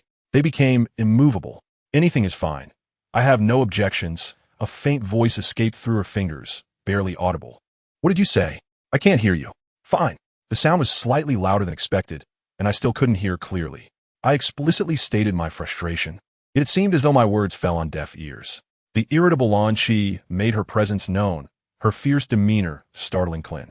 After a moment's reflection, I realized that the term I had used was overly intimate. It would be more suitable to address you as Lon Lon, while she could simply be referred to as Xiao Lon. Isn't that still somewhat awkward? With a dark expression, the irritable Lanchi remained silent, non-committal. At that moment, Krillin heard Master Rashi's voice coming from within the room. Where is it? Where is it? Let me see. Master Rashi emerged hastily, pants in hand. Teacher Wuqian, this is my girlfriend, Lanchi. She can assist us during our training sessions. Master Rashi, captivated by Lanchi's alluring figure, found himself lost in a daydream. He dashed towards her, one hand gripping his cane and the other holding up his trousers, his demeanor lecherous as he drooled, completely disregarding Lanchi's dark expression. Hello. Beautiful miss, haha. You perverted old man, go to hell. With a swift, decisive kick, Lanchi incapacitated the esteemed martial artist Wutian, causing him to kneel in agony. Clutching his groin, Krillin and Wukong, startled, gasped, instinctively crossing their legs as a chill ran up their spines. Lon Lon, please don't be impulsive. Teacher Wutian is not that sort of person. Wukong, quickly assist Teacher Wutian back inside. Wukong hurriedly helped Master Rashi into the room. Krillin attempted to soothe Lanchi before rushing inside. True to his reputation as the world's foremost martial artist, Master Rashi had already regained some mobility. Trembling as he adjusted his trousers to check on his longtime companion, Krillin swiftly retrieved the study materials he had purchased in Rabbit Town and placed them beside the television. As a captivating sound filled the air, Krillin quickly positioned Master Rashi next to the TV. Teacher Wuqian, quickly look, is there any response? Can it still be used? Krillin exhaled deeply, realizing that the world's #1 still possessed some resilience, able to withstand such a devastating blow. It was time to check on Lanchi. As Krillin stepped outside, Lanchi seized him by the collar and dragged him to a tree at the edge of the island, pinning him against it. With a fierce glare, she confronted him. What on earth was that videotape? You actually bought something like that? Are you trying to get yourself killed? Ah, Lan Lan, Da Ling. Please let me explain. I bought it for teacher Wu Tian. He enjoys this kind of thing, so you must believe me. The irritable Lan Chi released Klin, smoothing out the wrinkles in his collar, feigning calmness. How could I not believe you? I was merely asking. You rascal, what are you laughing at? Klin, sensing the impending eruption of her anger, quickly extinguished the flames. Lan, my dear, I wasn't laughing. You must have misinterpreted. Feel free to ask me anything, and I shall respond openly, said Lan Chi, her cheeks tinged with a rosy hue. She turned her gaze towards the sea, falling silent, as if something within the depths captivated her attention. Klein hurried to the window, glancing at the progress of the videotape. It was merely 1/5 complete. Instead of entering, he approached Lan Chi and stood beside her, both gazing ahead, lost in thought without uttering a word. Tentatively, he brushed his hand against the back of hers, but she remained unresponsive, her hand motionless yet seemingly a tad stiff. With determination, Klein seized her hand with swift resolve, looking into her eyes, causing her to freeze momentarily before gradually relaxing and turning her head away, evading his gaze. Yet, the rosy flush of her earlobes betrayed her inner turmoil. Time flew by, and before they knew it, the study materials had concluded. Goku and Master Roshi emerged. Yet Klein and Lan Chi remained oblivious, ensconced in their own world. Ahem, Master Roshi coughed, nearly losing his voice, finally stirring Klein from his reverie. He took Lan Chi to Master Roshi's side, expressing his concern. Master Roshi, is your throat all right? Do you need to see a doctor? Upon their approach, Master Roshi discreetly stepped back, distancing himself from potential harm. No need, a mere inch, no, a mere woman could not possibly injure me. However, Klein, my dwelling is rather cramped. Your girlfriend may find it insufficient. Master Roshi's expression reflected his discomfort. Not to worry, Master Roshi. I have my own place as well. We can reside separately. If it is inconvenient for you, Goku can join us, Klein quickly interjected, deftly maneuvering the conversation to both evade Master Roshi's unwelcome advances and still have the opportunity to guide and tease Lan Chi. As for Goku, a Navi 12-year-old boy untouched by the world, he was of little concern. But I instructed you to bring her back, Master Roshi remarked. Master Roshi, let Lan Chi take care of us. You need not fret. Additionally, this is my apprenticeship gift, a visual version of the martial arts manual you just viewed. Please study it thoroughly, and once you've mastered it, teach us, Klein interrupted, ensuring his words were impeccably precise. He produced the visual martial arts manual from his infinite necklace, presenting it to Master Roshi with both hands. I trust you will not resist. With a swift motion, the item vanished from Klein's grasp. Well, Klein, since you have made your decision, let it be as you say. Goku shall reside with you, thereby allowing me to focus on studying the martial arts manual. Master Roshi declared, puffing out his chest and stroking his beard, embodying the persona of a reclusive sage, if one were to overlook the turtle shell on his back. Very well. Master Roshi, Klein replied, seeing through yet not voicing it. They remained a delightful pair of master and disciple, for who does not harbor a touch of affection? Thus, let us prepare to depart, for this island is too diminutive to serve your training needs. With that, he transformed the Kame house into a capsule and threw out another capsule, which morphed into a speedboat. He beckoned Goku aboard the vessel. You two follow on the flying Nimbus. We shall venture to another island. Very well, Master Mateto. Thus, the turtle hermit piloted the speedboat with Goku aboard, while Krillin and the spirited launch clasped hands on the Nimbus, traversing the vast ocean for over an hour until they reached a colossal island. Krillin circled the island aboard the Nimbus, surveying the terrain.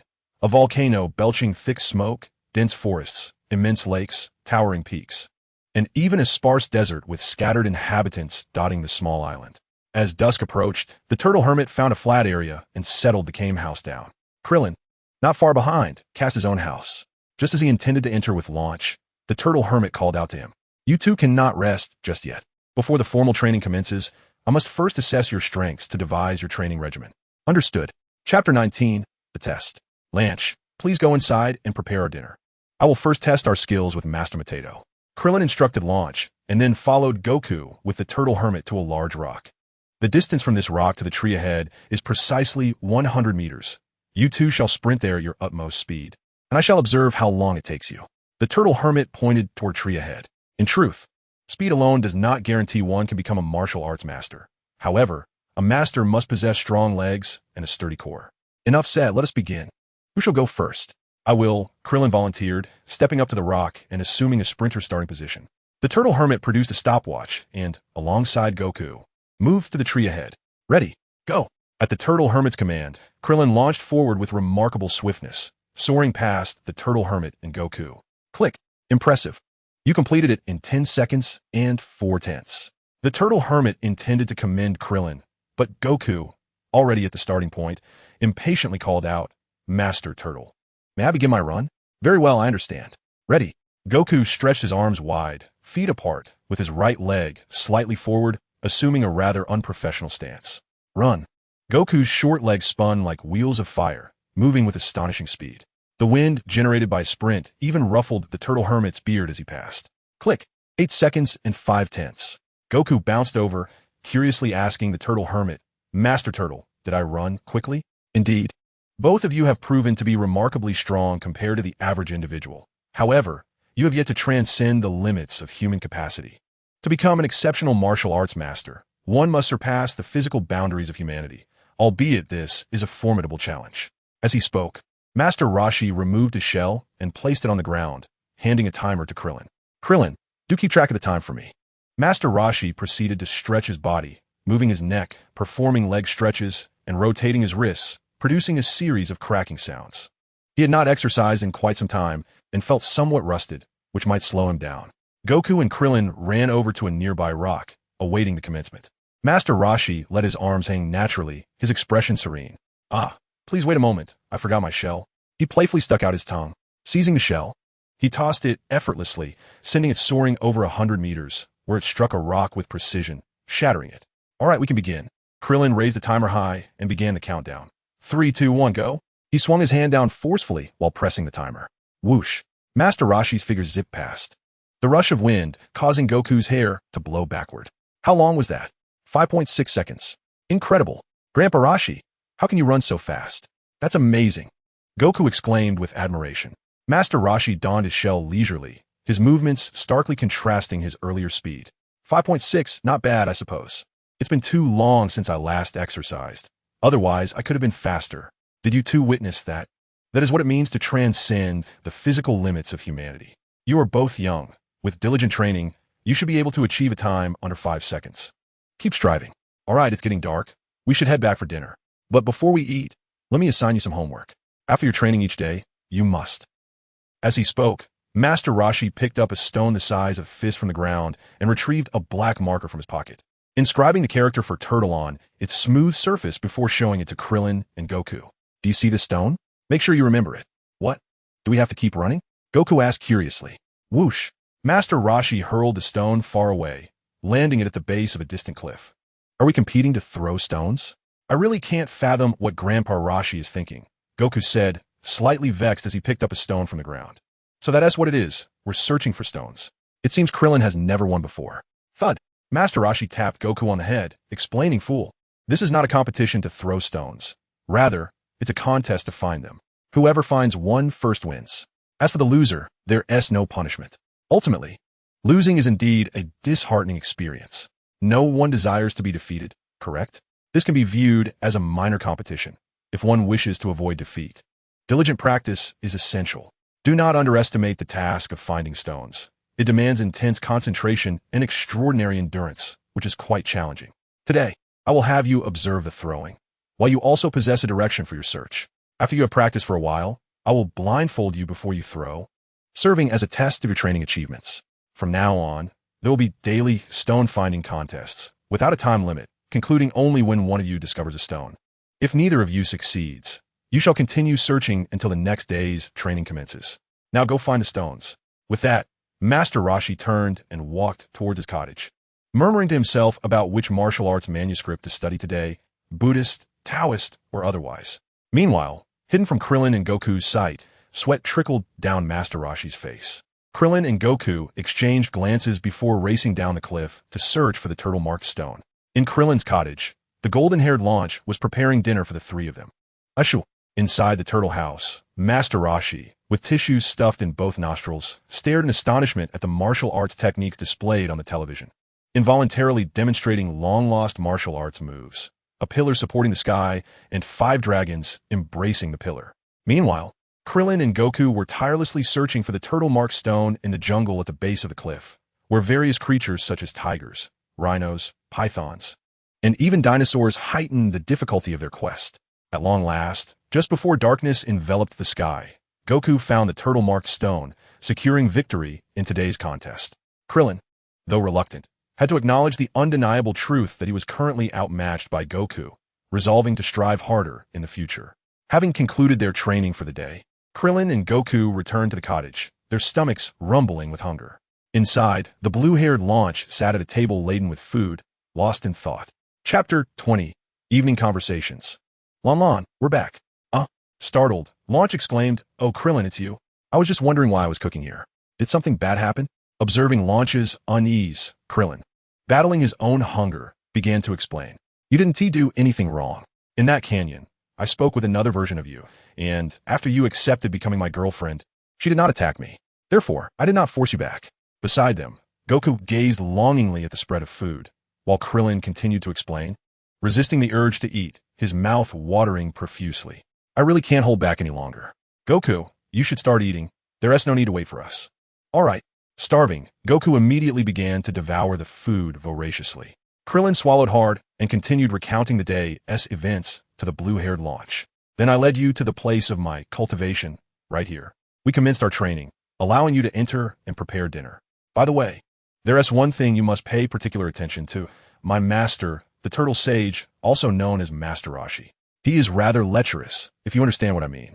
This remark was whispered by Krillin into Launch's ear, concerned that the innocent Goku might inadvertently relay it to the Turtle Sage. Upon comprehending the situation, Launch, realizing she hadn't committed any wrongdoing, finally revealed her gentle smile. "Lecherous, I understand now. I won't let him have his way." "Good, as long as you comprehend. Let us eat. I'm nearly starving." After a ravenous feast, dinner concluded. Launch went to the kitchen to wash the dishes while Krillin and Goku headed for a shower. After bathing, Krillin arranged for Goku to sleep in a room. At this moment, only one room remained. Krillin sat on the living room sofa, engaged in an internal struggle, as two little figures, one black and one white, debated fiercely in his mind. The white figure argued, "Tell her there's no other room available. We have to sleep together. After all, we are in a relationship, and she will surely understand." The black figure countered, "Why discuss it? Just lead her to the bed. Pat the bed and invite her up. Display your masculine heroism. If she dares to object, just throw her out." After much deliberation, Krillin finally made a decision, opting for the approach of the black figure. However, he intended to implement it gently, thus needing to consider the white figure's method of appealing to emotions and reasoning. "Krillin, why aren't you resting? I've noticed you've been sitting here for quite a while. What's wrong? Are you feeling unwell?" Launch's voice startled Krillin, causing him to jump and retreat to a corner. "Mifine. I was just contemplating a few things." Krillin chuckled nervously, rubbing his bald head. Launch looked at him quizzically, remaining silent. "Well, Goku is in one room, and now there's only one room left." So Krillin stammered. What should we do?" Launch's face instantly flushed crimson. Cough, cough, cough. "There's no other choice. We must share a room," Krillin asserted, straightening his posture to voice his thoughts. This is unacceptable." Launch's voice grew softer, her head lowering, nearly burying her chin in her chest. Witnessing Launch's reaction, Krillin felt more at ease. "What's the problem? We're already in a romantic relationship. Sharing a bed is nothing." Launch mumbled softly, her cherry lips uttering words only she could hear, leaving it uncertain whether she agreed or disagreed. Krillin strained to catch her words, but could not make them out. So he ceased trying to guess. Instead, he took Launch's hand and led her toward the room. When Klein's hand made contact with Launch, her mind momentarily blanked, leaving her in a state of confusion. She instinctively followed Klein's pace into the room. However, as they reached the doorway, she suddenly regained her senses and halted, bowing her head as her petite hands exerted a feeble effort to break free from Klein's grasp. Yet, her strength was insufficient to liberate herself. Too fast. "I'm not ready," she thought. Klein turned to gaze at Lan Chi, his left hand splayed open, intertwining his fingers with her right hand. His right hand gently lifted, caressing her blue hair. Gradually, his hand traveled down to her small, delicate face, his thumb tenderly tracing her features. With a gentle pressure, he elevated her face, compelling her to meet his intense gaze. "Little Lan," he murmured. In a flurry of panic, Lan Chi attempted to lower her head, but was unable to resist Klein's strength, rendering her powerless to look away. Embarrassed, she closed her eyes, unknowingly exuding an even greater allure to him. Klein's breathing became heavier as he moved his right hand to the back of her head, applying a slight pressure that drew her closer to him. Mmm. Lan Shi's eyes widened in surprise, shaking her head from side to side, yet her movements were restrained by the hand at the back of her head. A tingling sensation coursed through her scalp, and her once wide-open eyes began to droop, her body growing weak, her legs threatening to buckle beneath her.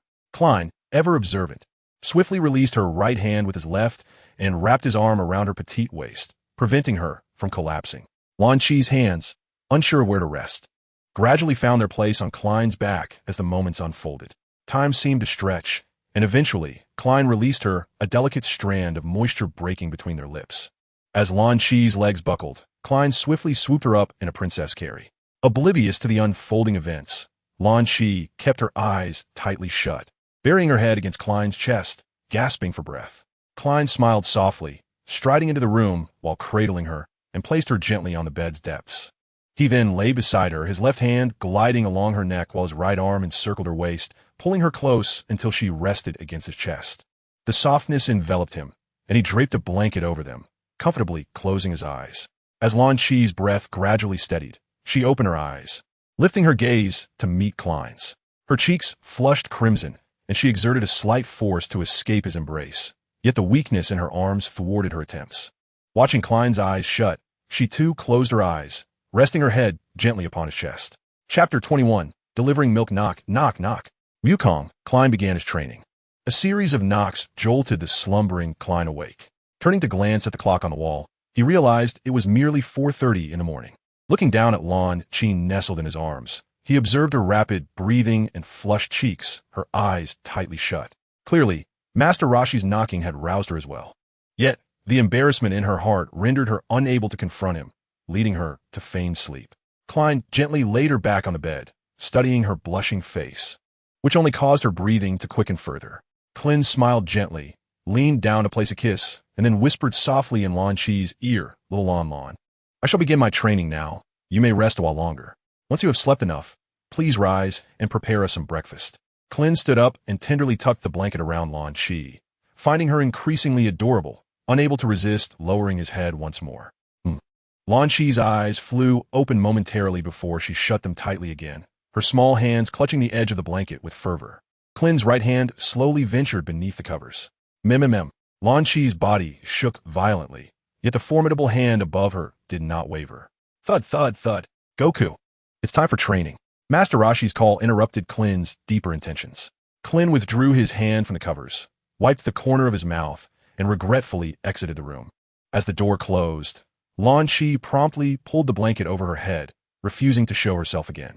Klein approached Goku's room, only to find Goku still drooling and soundly asleep, entirely unfazed by Master Roshi's disturbance. "Breakfast is ready." "Huh? Where?" Goku instantly sprang up, his brain booting up at lightning speed in 0.001 seconds. "Master Wutian is waiting for us outside. We must commence our training, so hurry and get up." With that, Klein stepped outside, joining Master Roshi as they awaited Goku. Goku yawned widely, slowly beginning to dress. The downside of his rapid awakening became evident. The trio gathered in the open space before the house, Klein and Goku standing side by side, while Master Roshi stood before them, preparing to impart wisdom before their training commenced. "From this moment on, you shall embark upon the study of our martial arts tradition, the Turtle School. However, before we proceed, it is imperative that you grasp the essence of martial arts. It is not merely to impress others with your strength, nor is it to receive adulation from young ladies, who might say, 'Oh, great hero, how strong you are.'" At this, Master Roshi feigned shyness, cradling his whiskered face in his hands and mimicking the gesture of blowing a kiss, an infinitely mischievous sight. In an instant, his expression shifted to one of seriousness. These notions are fundamentally misguided. The pursuit of martial arts should cultivate both physical and mental well-being, allowing one to lead a meaningful life with a healthy body and mind. "Do you understand?" Klein nodded, finding Master Roshi's explanation clear and straightforward. Goku blinked innocently, his face a picture of confusion. Master Roshi disregarded their reactions, suddenly recalling something important. Clenching his fists in indignation, he declared, "However, should you ever witness a martial artist bullying innocent civilians, do not hesitate. That individual is your enemy. Strike them down fiercely, ensuring they dare not continue their wickedness." Do you comprehend? Krillin replied, I understand. Goku said, I don't understand. Master Roshi responded, Krillin, to put simply, strive diligently in your training so that no one can bully you. Additionally, should you witness someone being wronged, extend your hand to assist them. With his hands firmly placed on his hips, Wukong adopted an expression that radiated confidence as he exclaimed, What is this? Master Roshi has explained so much. And it turns out it's this simple. I understand now. Master Roshi, bemused, wondered, have I perhaps chosen the wrong disciple? Well, since you all grasp the concept, let us commence our training. Should any of you find yourselves struggling to keep pace or wishing to withdraw from the learning process, you are free to do so at any time. I will not compel anyone. Excellent. Full of spirit. Now let us begin with a light jog to warm up. Follow my lead. With that, Master Roshi turned and took off at a brisk pace, calling out a rhythmic chant, 1, 2, 1, 2, 1, 2. Krillin and Wukong effortlessly kept in step, echoing the chant, 1, 2, 1, 2, 1, 2. At that moment, the sun peaked over the horizon, casting a warm glow on the distant sea. Master Roshi led the two of them to a dairy house, where they came to a halt. Outside, a Minotaur was diligently at work. Master Roshi approached and greeted him, Good day, Mr. Bull. I am Master Roshi, the one who called you yesterday. Is that so? It's an honor to meet you, Master Roshi. I truly appreciate your help. Here are the customer addresses and the map for the milk delivery. Please take a look. The Minotaur presented a document from Master Roshi to review, who nodded in understanding. Master Roshi, are you bringing us here to drink a lot of milk? Krillin inquired. How did you interpret the conversation between Master Roshi and Mr. Bull? Or did you not hear it? By the way, is this milk produced by Mr. Bull? No. I believe we are the ones delivering the milk, Wukong replied. You two, stop chatting. Come over here and each carry a box of milk. It's time to deliver. Master Roshi instructed, concluding his discussion with the Minotaur. Wait, are you planning to deliver the milk by running instead of using a helicopter? The Minotaur asked, astonished by Master Roshi's intentions. Of course. How would using a helicopter facilitate our training? Master Roshi explained with an air of certainty. However, the journey is quite long, and this milk must arrive before breakfast. The Minotaur expressed concern. Rest assured, they will deliver the milk before breakfast. Now you two, stop dawdling and grab a box of milk, Master Roshi urged. Krillin and Wukong each picked up a box of milk, awaiting further instructions. What kind of milk necessitates a helicopter for delivery? The cost must be exorbitant, Krillin mused. All right, hold your milk securely and follow me. Our first destination is approximately 2 kilometers away. We will hop our way there. Let us begin. With one hand clutching the map and the other wielding his staff, Master Roshi commenced a bounding advance. Krillin, suppressing his embarrassment, fell in line. Come on, lads, let us hear that chant. Run and jump, run, jump. Wukong beamed, joyfully joining in, run and jump, run, jump. Krillin shouted, Krillin, run, jump, run, jump. After an indeterminate amount of time, they finally gathered all the empty milk bottles. However, the task of delivering milk was far from complete. Chapter 22, Tilling the Fields. The next location, a kilometer away, required running around the trees lining the path, with a new slogan to shout, run, circle, run, circle. Master Roshi pointed to a straight road flanked by towering trees. Wukong, run, circle, run, circle. Krillin, run, circle, circle. Master Roshi, let's get moving, young men. Next, they must ascend the towering peaks to build endurance. Traverse a narrow bridge between 2 cliffs to hone their balance. Navigate the quicksand of the desert to cultivate agility and speed. And cross the turbulent river beneath a waterfall to strengthen their foundation. They would also be chased by dinosaurs across the plains to develop explosive power. After this early morning milk delivery training, Wukong fared reasonably well due to his solid foundation, but for Krillin, it was a struggle to endure without collapsing. This was merely the early morning training. Krillin and Wukong collapsed on the ground, gasping for breath, feeling every muscle ache, and once they lay down, they had no desire to rise again. Have you rested enough?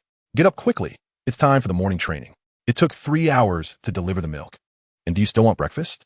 Master Roshi urged them like a relentless taskmaster, pushing them to their limits. Hurry up and help the farmer till the fields. Krillin and Wukong, forcing themselves past their exhaustion and hunger, approached the field and picked up hoes. No, you cannot use the hoe. You must till with your hands. With our hands? Yes, with your hands. This training is meant to strengthen your core, wrist, and hand strength. Using a hoe will not achieve the training's purpose, understand? Understood. Though it feels weak, then let us begin.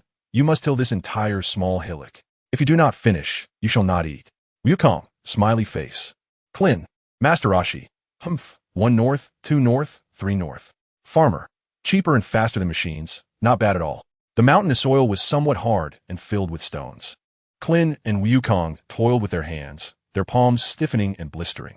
After 2 hours, they finally finished tilling the small hillock, dragging their weary, hungry bodies toward Krillin's cottage. By now, it was already 9:40 in the morning, past breakfast time, and there was more training to be done. You have half an hour to eat. Gather outside once you finish, Master Roshi's voice echoed behind them. The two could hardly respond, only wishing to eat quickly. Upon entering the cottage, a table laden with food greeted Krillin and Wukong, with Lan Chi sitting at the edge, waiting for them. Avoiding Krillin's gaze, Lan Chi said, "You're back. Quickly wash up and eat." Krillin and Wukong, already starving, paid no heed to Lan Chi and rushed to the bathroom to wash up. 3 minutes later, the two sat at the dining table, indulging in their meal with great fervor. Due to their prolonged toil in the fields, their fingers had stiffened, rendering them unable to use chopsticks. Thus, they resorted to eating with spoons. Lan Chi, witnessing this scene, momentarily forgot her embarrassment and shyness, ceaselessly serving Krillin with dishes that were difficult to scoop. Her eyes radiated with compassion as she also offered some to Wukong. Despite his ravenous consumption, Krillin did not neglect Wukong's needs. As the table lay in disarray, Krillin and Wukong slumped contentedly in their chairs, rubbing their bellies, while Lan Chi busied herself tidying the battlefield. Xiaolan, breakfast was splendid. Thank you, Krillin remarked. As long as you are satisfied, Lan Chi replied. Her cheeks flushed as she took the dishes to wash. Krillin glanced at the time. It was already 10 past 10. He beckoned Wukong to the open area outside, where Master Roshi awaited them, holding 2 books and having hung a small blackboard from a tree. A round log served as a makeshift seat. Once they were settled, Master Roshi began to elucidate the plan. From now until lunchtime, it will be reading time. Why read? You may wonder. Because reading bestows upon you a sharp intellect and enhances your cognitive abilities. It equips you with the means to devise clever solutions in times of adversity, rather than relying solely on brute force. While many matters can be resolved through sheer strength, there will inevitably be challenges that require more than that. When the time comes, you shall understand. Therefore, an exceptional martial artist must be well-rounded, excelling in both mind and body, and not merely a fool who knows only how to train physically. Such ignorance makes one easily manipulated by adversaries. Today's reading time has been significantly shortened due to your early morning training. As it is the first day, I shall not hold it against you. I will grant you 3 days to adapt to the training schedule. If reading time continues to be compromised, breakfast will be forfeited. Understood? Wukong responded with a grin, while Krillin scowled. All right, let us commence with a language lesson. Wukong, please read the content on page 12. Oh, all right. How itchy. I can't take it anymore. My mother is about to return, Margaret said, rejecting Paul. Yet, Paul persisted with a domineering attitude. Krillin thought to himself, what outrageous words. The sun traversed the sky swiftly, and in the blink of an eye, it was directly overhead. Master Roshi raised his hand to check his watch and announced, "It is time for lunch. Afterward, take a brief rest. We shall reconvene here at 1:30 to commence your afternoon training."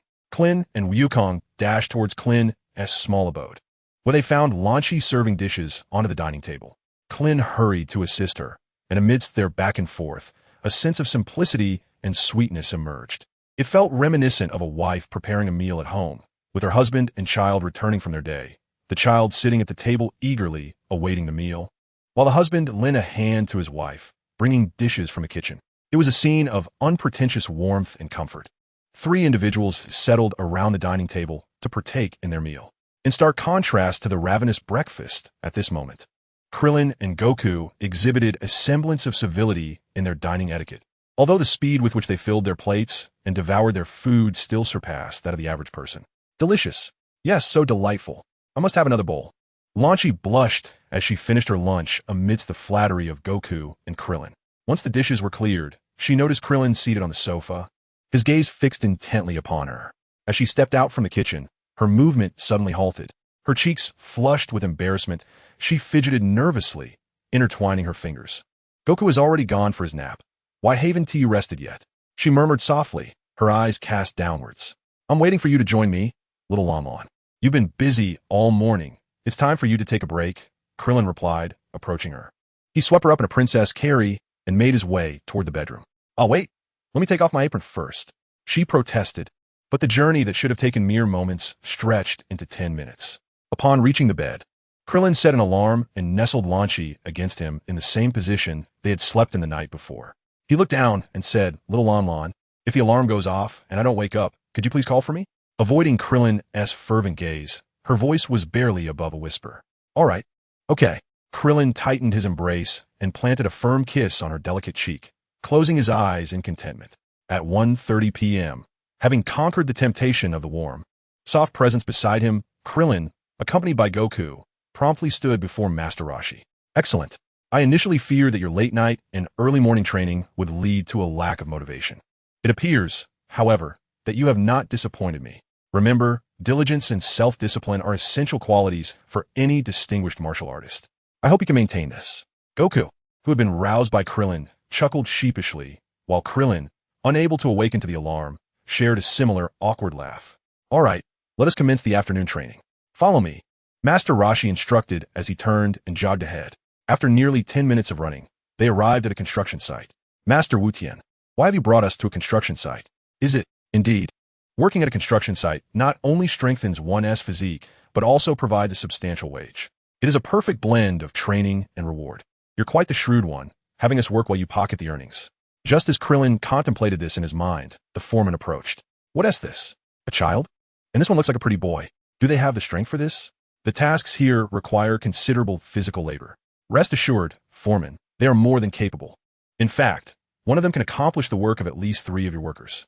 If you find them satisfactory, I'll require the wages for 6 individuals." Krillin stated confidently. "What? 6 wages? Why don't you just go rob a bank?" "Patience, foreman.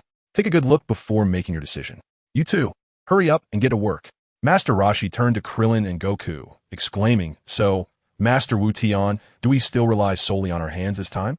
Krillin cautiously inquired, fearing that they would again be limited to manual labor, which would leave their hands utterly exhausted. With a sheepish grin, Master Roshi scratched his head and replied, "Ahem, this afternoon I grant you permission to use tools. Now get to work." "Excellent. Splendid." The shovels flew through the air, and the wheelbarrows were pushed with remarkable speed. Yet, Master Roshi remained unsatisfied, persistently urging them to hasten their pace. "At this rate, how can one expect to make a living?" The shovels swung with such swiftness that they left behind afterimages. The wheelbarrows raced faster than automobiles. And even the road rollers bowed in defeat. The foreman, eyes wide with astonishment, turned to grasp Master Roshi's hand. "You promised us 6 people's wages. I shall pay them. But you must ensure their efficiency remains at this level." "Agreed? Of course," Master Roshi replied nonchalantly. "Pa, 100, 200, 300, 400.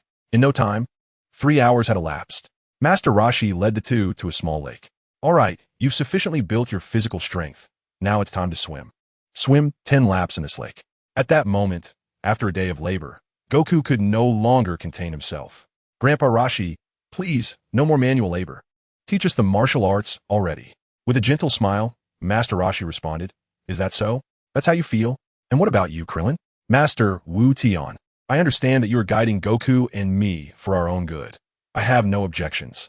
He then turned to Goku and explained, "Goku, have you ever heard the saying, without hard work, all martial arts training is in vain?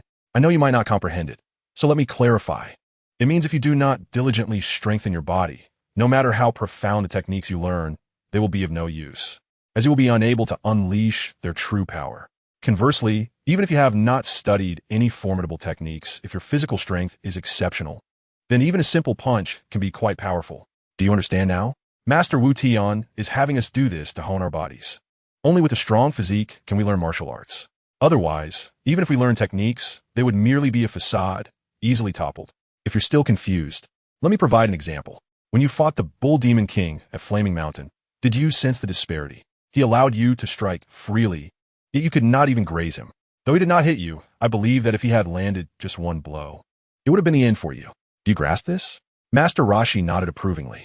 The saying without hard work, all martial arts training is in vain encapsulates the essence of our practice beautifully. Both of you must remember this saying at all times. Now, Goku, do you still wish to learn martial arts? Having absorbed Krillin's earnest explanation, Goku acknowledged the significance of foundational training and admitted his oversight. No, in the past. I did not understand, but now I do. I shall certainly be obedient." "Excellent. The student is indeed teachable. Now let us commence." Krillin and Wukong removed their garments and leapt into the lake, beginning to swim slowly. After only a few strokes, the haunting sounds of the underworld reached their ears. Indeed. The purpose of swimming is primarily to cultivate your physical coordination and explosive power. Such laziness as yours is unacceptable. However, I have anticipated this situation. Thus, I have released several small fish into the lake. Be cautious, and remember, do not attack them. The turtle hermit spoke earnestly. Several small fish? What does that mean? Wukong. Quickly hide. Krillin interrupted Wukong's thoughts, pulling him to swim away. Teacher Potato, do sharks count as small fish? This is quite absurd. Indeed, they are merely small fish. You may swim at your leisure. No need to rush. The turtle hermit watched with a smile from the shore as the two flailed their limbs in a frenzy. Enjoying their predicament. Every fortnight, I shall release another small fish into the lake. You must swim slowly. Wukong, Krillin. Several sharks pursued Krillin and Wukong relentlessly, leaving them no respite. They considered resting on the opposite shore, but the astute turtle hermit had already foreseen this possibility and had buried a multitude of steel needles there. Although only slightly protruding, they would certainly inflict painful wounds. From the opposite shore, the turtle hermit declared, seeking to be lazy? Just watch if I don't prick you. I can subdue Son Gohan and the Ox King. So what makes you think I cannot handle you two little rascals? As soon as they reached the shore, they were met with a barrage of sharp needles, leaving their feet bloodied, though the wounds were superficial. The injuries were of little concern, but the scent of blood excited the sharks, driving them into a frenzy, akin to a donkey chasing after a large cabbage. With no choice left, they had to swim towards the turtle hermit's side to rest. However, would the turtle hermit allow them to ascend so easily? Certainly not.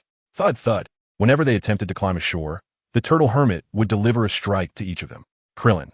It's one thing for a master to discipline his disciples, which is quite normal, but to do so with technique is rare. The way he strikes is impeccable. It's like a dog being beaten on the head. How much trauma must this inflict on the tender souls of the disciples? Wukong. I have no time for such talk. All I can do is scream. Chapter 24. The Bees.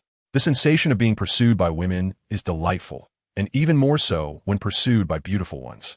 Conversely, being chased by sharks is quite distressing, especially when they are drawn by the scent of blood. The most absurd part is that although one could easily defeat them, one is forbidden to retaliate, which only heightens the discomfort. It is akin to a beautiful woman incessantly teasing you, fragile and delicate, easily overwhelmed by the slightest touch. Yet there stands a watchful eye, one that is biased in its judgments. The turtle sage remarks, "What if I am biased? This is for your own good. Otherwise, how could you fulfill the purpose of your training without respecting a woman's will?" Time drags on, under the gentle nudging of a few small fish. The task was swiftly accomplished in a mere 10 exchanges. Goku and Krillin gasped for breath, their spirits soaring. Yet, the turtle sage's voice resounded once more. "Is this not sufficient? Another training exercise awaits you." Goku and Krillin responded in exasperation.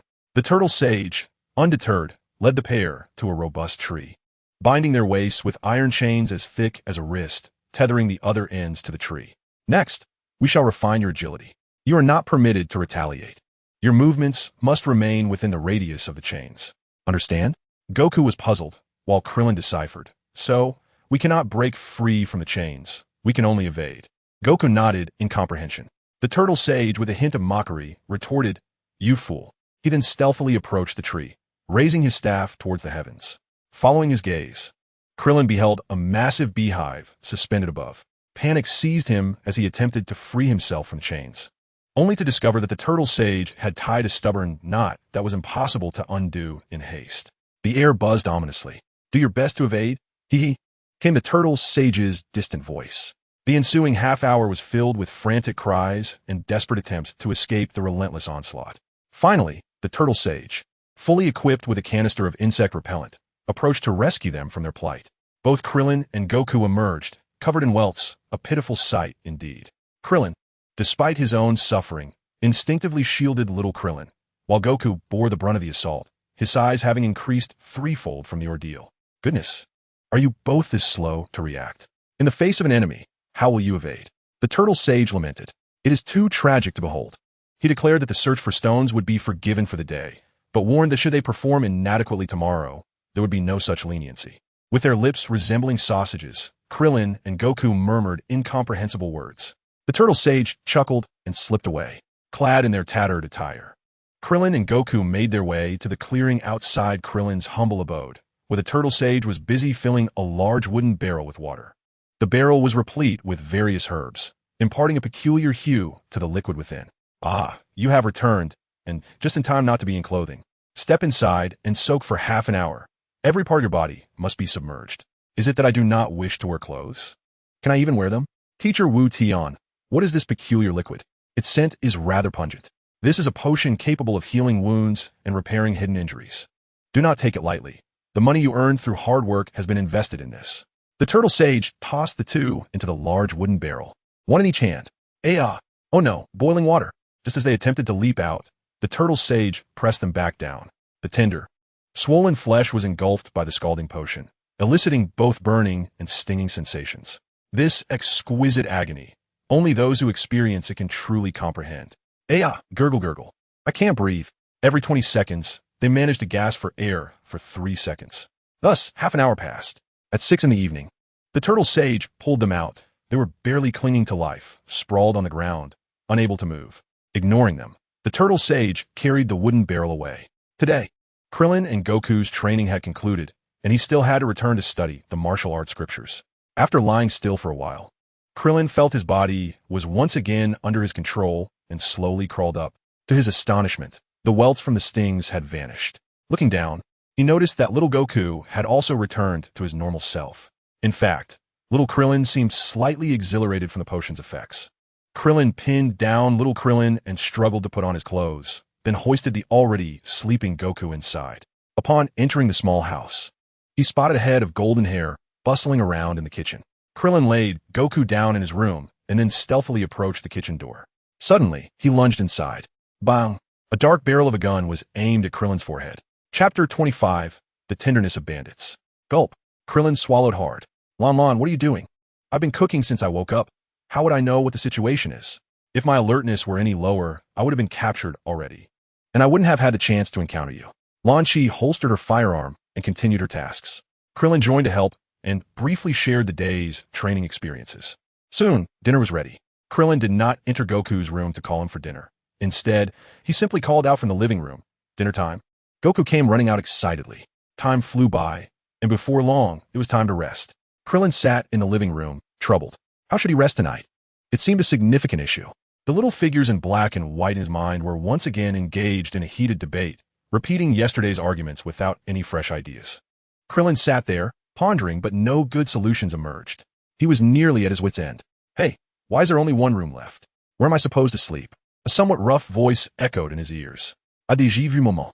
Krillin was startled and instinctively hid in the corner. Why are you hiding? I'm asking you. Where am I supposed to sleep? Krillin cleared his throat, attempting to maintain composure. Last night, we both slept together, and of course, tonight will be the same. Click, click. Gurgle. The sound of the gun being cocked pierced the air as Lan Chi pressed the barrel against Klin's forehead. Say that again. Klin extended a finger, slowly pushing the gun down. Lan, darling, let me explain yesterday. He began but was cut off. Lan Chi, growing impatient, raised the gun once more. So after all that rambling, where am I supposed to sleep tonight?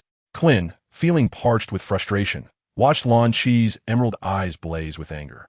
In a fit of rage, he swatted the gun from her grasp. Narrowing his eyes, he spoke in a low voice. You will sleep with me tonight. Do you have any objections? Lan Chi stared at Klin, wide-eyed and silent. He mirrored her gaze, both of them locked in a tense silence. Time passed, and finally, Lan Chi turned to leave. Klin seized her hand, pulling her back into his embrace. What are you doing, Lan Chi? Speak your mind. Don't be unreasonable. She remained silent, pressing her forehead against his chest, struggling to break free. Klin tightened his hold and gazed down at her. Suddenly, a soft sob broke the silence, and Lan Chi ceased her struggles. Klin was taken aback. He never expected this fierce spirit to weep. He swept her into a princess carry, settling onto the sofa with her on his lap, showering her with sweet nothings. Despite his efforts being in vain, her tears had stopped, though she continued to glare at him in silence. An idea sparked in Klin's mind, and he grinned mischievously, elongating his tone. Lan, darling, if you keep quiet like this, I might just have to seal those lips of yours. Lan Chi's eyes widened with a hint of menace, her lips parting as if to unleash a torrent of words. Klin, quick on his feet, sealed her lips with his own. Lan Chi's eyes shot wide open, her struggles intensifying. However, her resistance was amusing. Her head remained still while her arms flailed. As Klin relaxed his grip, She covered her face with her hands, but did not push him away. This playful exchange brought a smile to Klin's face. Lan, how can you be so adorable? I'm not adorable. I'm being unreasonable. Finally speaking, Lan Shi's words prompted Klin to seize the moment, unleashing his ultimate technique, relentless sucking entanglement, aiming to drain the very air from her lungs. However, regaining her wits, Lan Shi refused to let Klin have his way so easily, shaking her head vigorously while her legs kicked out. Klin's left hand cradled her back, while his right hand grasped her small hand that shielded her face. Attempting to pull aside, Lan Shi, feeling his movements, clung tightly to her face, summoning an unexpected strength that resisted his efforts. Though she exerted all her might, her struggles lessened, leaving only her hands firmly pressed against her face. Klin released her only when he felt he could barely breathe, and when he looked at Lan Shi, he found her still covering her face, gasping for air. Klin rose, cradling Lan Shi in his arms, and carried her into the room, gently placing her on the bed and tucking her in with the covers. He leaned down and said, "You rest in bed while I take the sofa." However, upon taking a step towards the door, he realized that his pants seemed to be snagged by something. Looking down, he discovered a delicate, fair hand grasping his trousers, while Lan Shi had already buried her head beneath the covers. Klin chuckled, "My dear little one, do you find it hard to part with me?" From within the blankets, Lan Shi's voice emerged, somewhat muffled. "Is that really true?" "What is true?" he inquired. "That you think I'm cute." "Of course it's true. You're not lying?"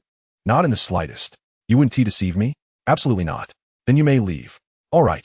With a sigh of relief, Klin felt he had appeased her and turned to exit, but found himself unable to move.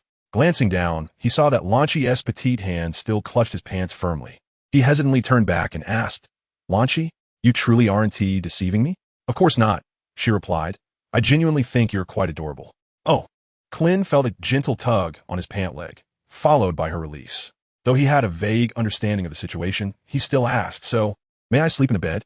Lan Shi offered no response from under the covers. Klin, feeling a touch triumphant, teased, "If you wanted to sleep in the bed, you could just say so. How was I to know? What if I climbed in only for you to push me out?" "Exactly," she retorted. "If you don't want to sleep, then leave." Coughing lightly to ease the awkwardness, Klin hastily shed his clothing and leaped onto the bed, diving under the blankets.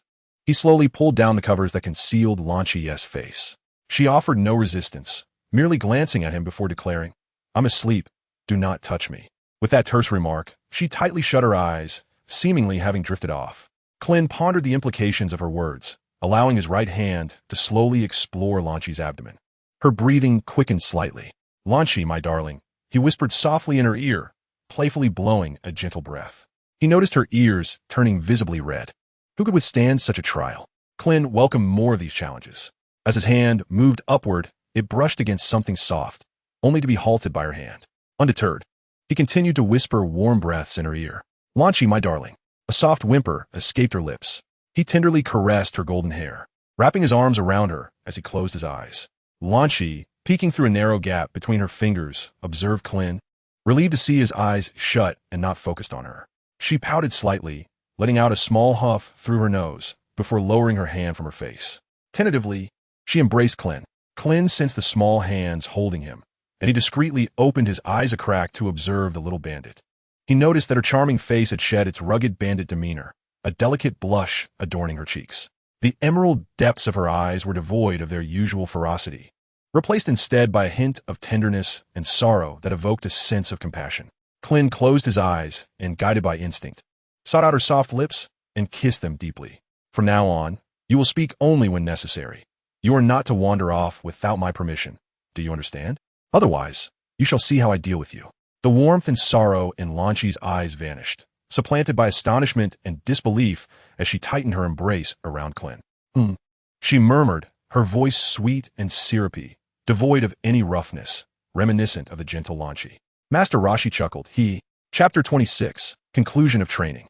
At 4:20 in the morning, Klin cautiously peeled away the small hand from his body and the soft, fair thighs, silently dressing and glancing back at the bed. The transformation of personality manifested in myriad ways, extending beyond mere character. The gentle Lan Shi was an elegant sleeper, her stillness reminiscent of a sleeping beauty, yet easily startled.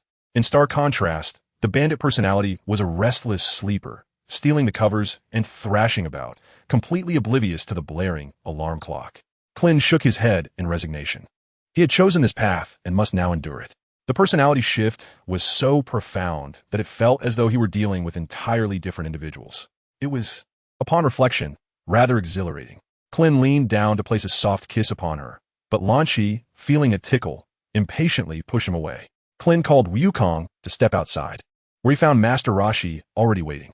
With dark circles under his eyes and a weary demeanor, he yawned repeatedly. Master Wutian, what brings you here?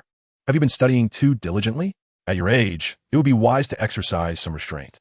Rest assured, I am aware of my limits. Let's commence.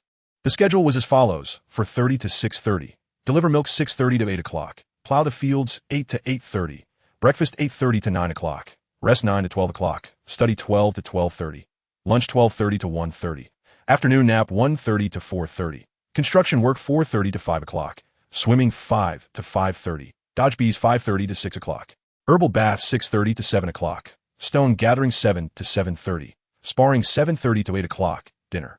After dinner, Wukong would retire for the night. Meanwhile, Krillin practiced the piano, sipped water, and helped Lan Shi with massages to relax her body. As 3 days passed, Krillin and Wukong adapted to the rigorous training regimen. However, Master Roshi presented them with 2 20-pound turtle shells to carry at all times, even while sleeping. It has been quite a trial for Krillin, burdened with the grotesque turtle shell, which has begun to diminish his musical prowess. To add to his woes, the deranged Master Roshi occasionally releases various small creatures into the lake, such as leeches, piranhas, and snakes as thick as a bucket. Each night, Krillin and Goku return home utterly fatigued. Due to the unsightliness of the shell and his exhaustion, Krillin has ceased his evening practice. After a month of training, the weight of the shell doubled, reaching 40 pounds, and Master Roshi commenced his cruel antics anew. While swimming, they were forced to bind blood bags to their bodies, the kind that had been pricked with needles. The stones they collected shrank in size, reducing from the size of a fist to half that. 3 months into their training, the shell's weight again doubled, now 80 pounds, and Master Roshi's torment escalated to even greater extremes. The blood bags transformed into sandbags, filled with sand steeped in blood. The number of small fish multiplied, and the iron chains used to evade bees thickened, as the duo's growing strength rendered the original chains ineffective. The stones they found shrank further, now the size of quail eggs. At night, the bandit Lan Shi would sometimes seek Krillin to practice the piano. After 5 months of relentless training, the shell's weight surged once more to 120 pounds, while Master Roshi's methods grew increasingly wild and unrestrained. The lake teemed with small creatures, and Master Roshi, altering his strategy, began to attack them with small stones, targeting their joints. Although the force was not great, it would cause sudden paralysis in their limbs, with dire consequences. The small creatures would not easily relent. The bee nests multiplied to 2, and the iron chains expanded to the thickness of a thigh, leaving the unfortunate Goku ensnared, with only his legs and head protruding. The stones had shrunk to the size of quail eggs.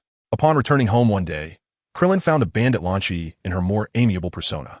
He carried her on his shoulders, intent on confronting Master Roshi, but after 2 hours of coaxing, showcasing extraordinary musical talent, he reduced Lan Shi to a state akin to a puddle of mud. Seizing the moment, he stuffed her hair into her nostrils to conclude the encounter. Yet, Krillin underestimated her. The gentle Lan Shi emerged and had no intention of confronting Master Roshi, but her tears were enough to drown a person. Krillin had no choice but to muster his spirit, shower her with sweet words, and practice the piano for a while, asserting that he was still capable, which finally brought some peace. After 6 months of training, the shell upgraded once more, now weighing 160 pounds, and Master Roshi's tactics evolved yet again. The human capacity for adaptation is remarkably potent. The small stones no longer struck Krillin and Goku while swimming. Thus, Master Roshi adopted a new approach, transforming precise strikes into widespread bombardments. Quickly use the explosives. Quickly use the explosives. Their training in bodily coordination and explosive power had long since taken on a different flavor, morphing into a path of survival. The training of reflexes also received an upgrade. After breaking free from the thick iron chains, Krillin and Goku, accompanied by a swarm of bees, found Master Roshi and stung him for half an hour with him atop their heads. Master Roshi, in a moment of profound reflection, resolved to permanently weld the chains at this hour each day. Concurrently, as a punishment for the misdeeds of his disciples, he decided to double their training regimen. The quail egg-sized stones were no challenge for Krillin and Goku. Each time Master Roshi hurled the stones, he made the two cover their eyes and ears beforehand. Thus, after 7 months of relentless training, their experiences could easily fill a series of films. The series could be titled 1. The Path of Learning 2. The Commencement of Training 3. The Laborious Journey 4. My Eccentric Master 5. The Benevolent Master and the Devoted Disciple. Morning Edition 6. The Betrayal of the Master. Afternoon Edition 7. The Fruits of Training 8. The Great Escape. After these 7 months, Master Roshi appeared to have exhausted his repertoire of challenges. The weight of the turtle shell remained at 80 kilograms, with no further upgrades. He instructed the duo to maintain their current training pace. "I have nothing more to teach you," he proclaimed. "The essence of the Turtle School's martial arts has been instilled in you throughout these 7 months.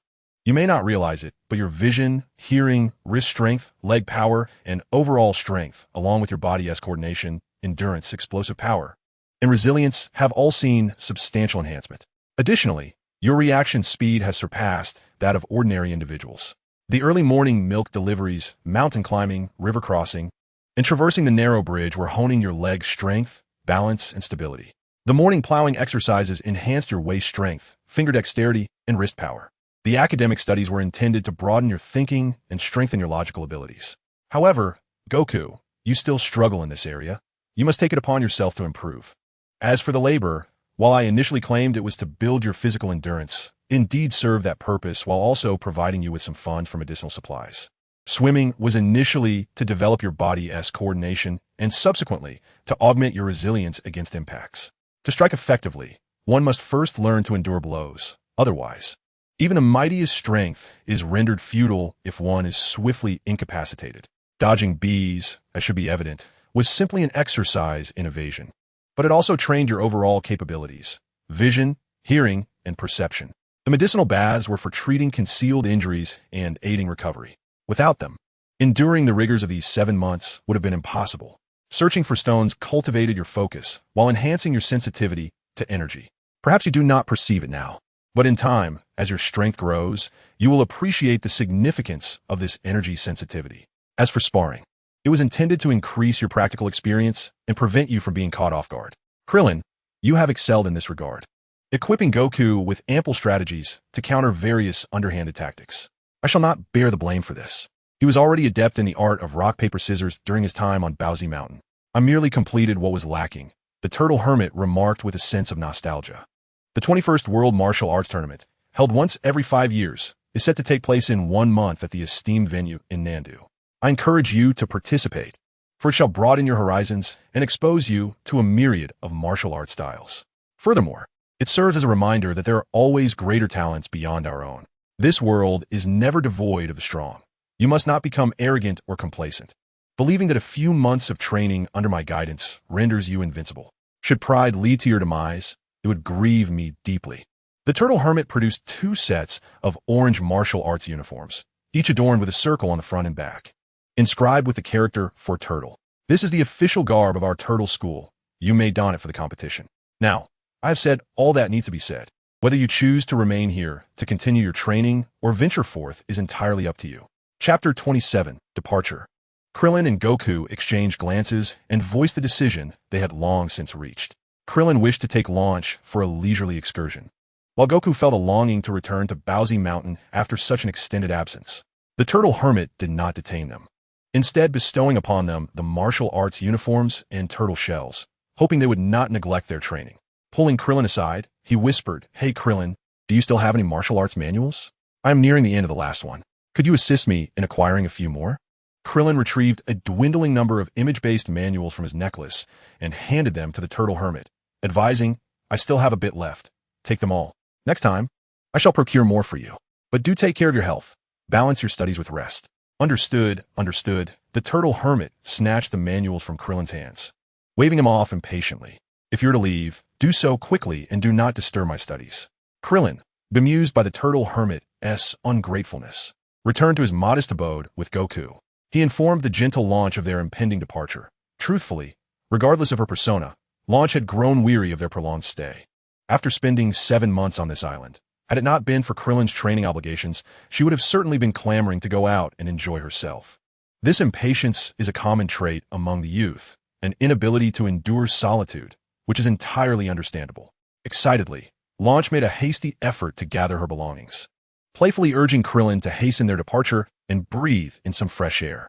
Such behavior would have been unthinkable under normal circumstances, as the gentle launch was typically reserved in expressing her feelings and not prone to such displays of affection. However, the more spirited version of launch would have been quite the opposite. Even though it was established that Krillin was her lifelong companion, she could not afford to act coyly. It was only when Krillin practiced his musical skills or sipped water, covering his face with his hands, that his shyness became apparent. Due to the existence of the universal capsule, relocating in this world was extraordinarily simple.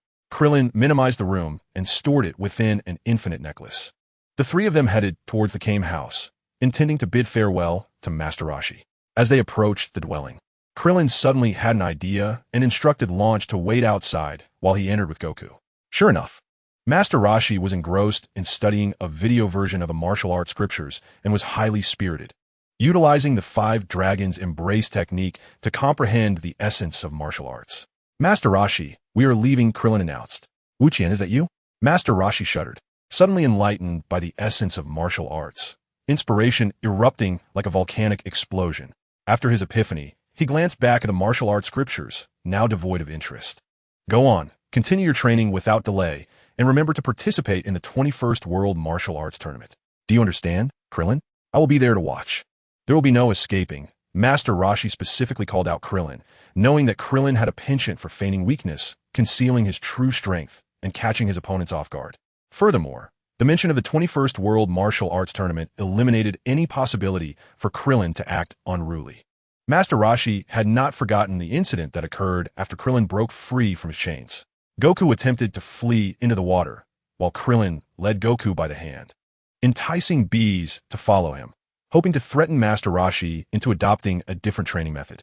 As a teacher, Master Roshi could not afford a compromise, and Krillin shamelessly used him as a shield against Goku.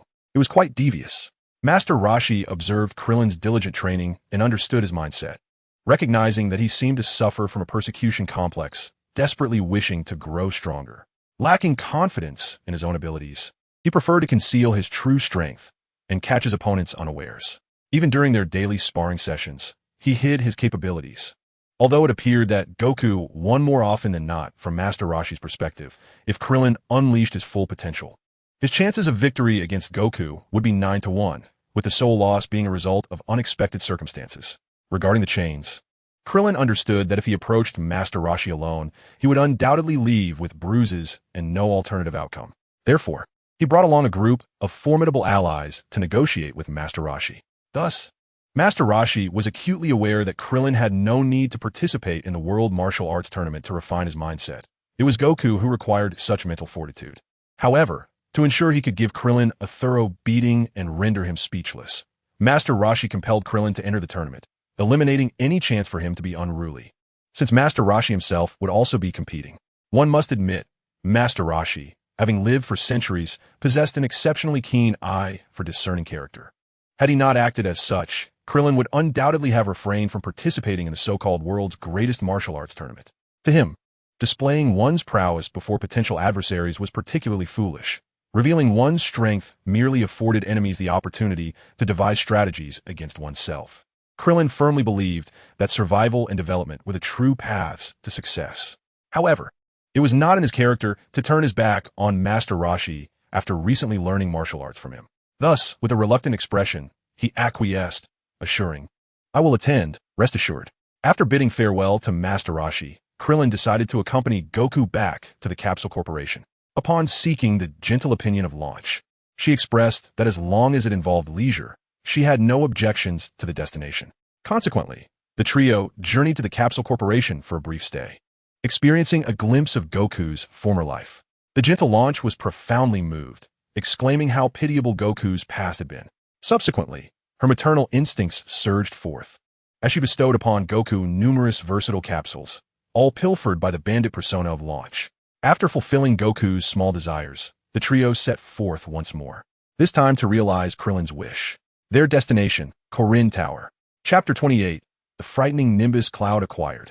The flying Nimbus leisurely transported them to a quaint town, where Krillin procured a substantial amount of food and supplies, particularly an array of fish. He left no variety unpurchased. Additionally, He gathered an extensive collection of martial arts manuals in video format from Master Roshi, along with corresponding martial arts uniforms. It must be noted that some of these uniforms were designed with an astonishing frugality of fabric. Some were little more than a few ropes tied together, barely qualifying as attire. Krillin could hardly bear to look, while the gentle launch firmly pinched Krillin's ear, declaring that she would never don such uniforms. Subsequently, while acquiring other supplies, Krillin stealthily retreated and cleared out the martial arts uniform shop. As for Launch's adamant refusal to wear them, Krillin was confident that under the spell of his musical talents, all her objections would be rendered moot, regardless of whether her persona was gentle or bandit-like. With their shopping complete, the trio set their course for the sacred Korin. According to Master Roshi, they were to head directly south. Even though Krillin did not accelerate the Nimbus to full speed, traveling at merely half its pace. It took them the better part of the day to finally behold the towering Korin Tower, piercing the heavens. Rather than waste time climbing the tower, Krillin instructed the Nimbus to directly convey them to its summit. At the pinnacle, they encountered a peculiar structure resembling two pot lids pressed together. The base featured 4 large circular openings, serving as the entrance to this pot-like edifice. Upon entering the interior, they found it utterly deserted. "Hello, is Master Korin present?" Krillin called out loudly, yet no reply came. From a staircase, a white figure gradually descended, a large, plump white cat, wielding a staff. In an instant, Krillin recognized this feline as the Master Korin from his memories. With utmost respect, I bowed to Master Karin. "Greetings, Master Karin. My name is Klin, this is Sun Wukong, and she's my girlfriend, Lanchi. We have come to seek some items from you, and in return, I shall offer you something you desire. Does that sound agreeable?" Curious Wukong chimed in. "Klin, are you saying this cat is Master Karin? He is so short, even shorter than I am. Is he really Master Karin? Wukong, please be polite. This indeed is Master Karin. I have taught you that one should not judge by appearances. Have you forgotten? Oh, I see now." Wukong respectfully bowed to Master Karin. "Greetings, Master Karin. I am Sun Wukong." Master Karin, with narrowed eyes, finally spoke. "It is of no concern.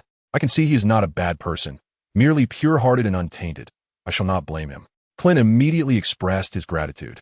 "Thank you for your understanding. However, I am quite curious about how you discovered the location of Karin Tower and the Nimbus cloud you ride, as well as the Rui Jingu Bang this lad possesses. How did you come by these?" Master Karin fixed his gaze on Wukong and inquired, just as Klin was about to respond. Master Karin interrupted him with a wave of his paw. "I see. You are disciples of Little Wutian. It is no surprise. Obtaining items from him is no easy task. There is no need for you to feign surprise. It is merely telepathy. If I were incapable of such a feat, what sort of a mortal would I be?" Master Karin spoke with an air of sage wisdom. "Very well. I can tell from your aura that you are not malevolent. Exchanging the celestial beings and Nimbus cloud is certainly feasible." Once more, Master Karin interrupted Klin with a wave of his paw. Klin felt a cold sweat trickle down his back. This extraordinary ability to perceive one's innermost thoughts was indeed overwhelming. Before him, he felt utterly exposed, as if stripped bare. If this were an adversary, all his thoughts would be laid bare, rendering any resistance futile. "Fear not, young man. Telepathy only works on those with simple minds. Someone like you is beyond my grasp," Master Karin reassured. "I trust you as far as I can throw you," Klin thought skeptically. "Do not be anxious. I am not deceiving you. If my telepathy were ineffective against you, how would I know you fear it? Your expression and the beads of sweat on your forehead speak volumes," Master Karin remarked, licking his paw.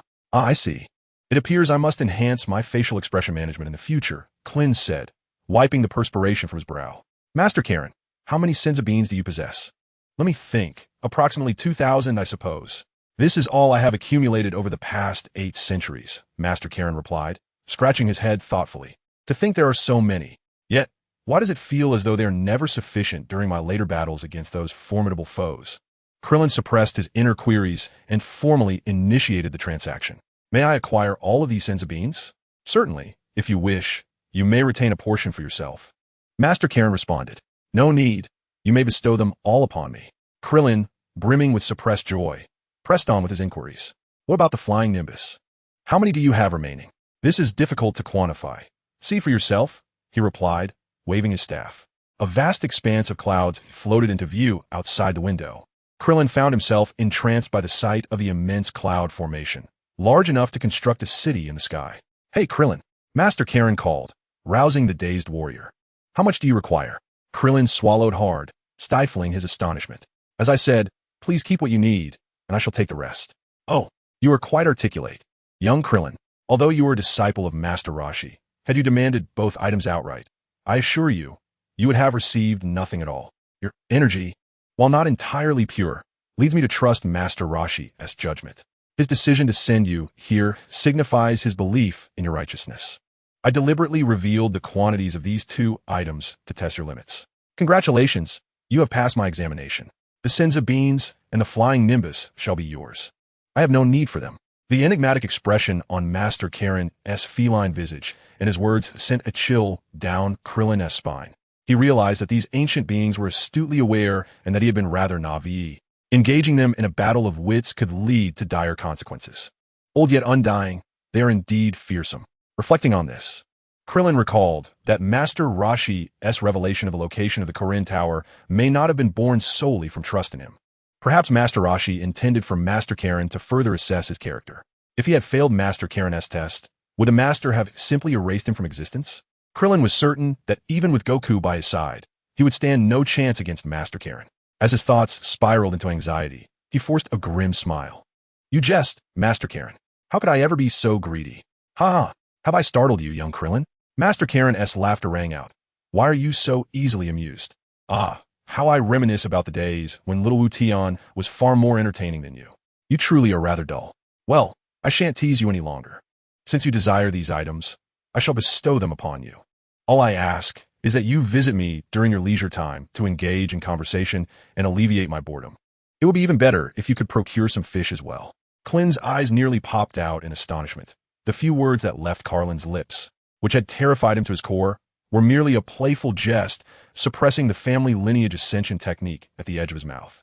He feared that this might be a trap set by Fat Cat.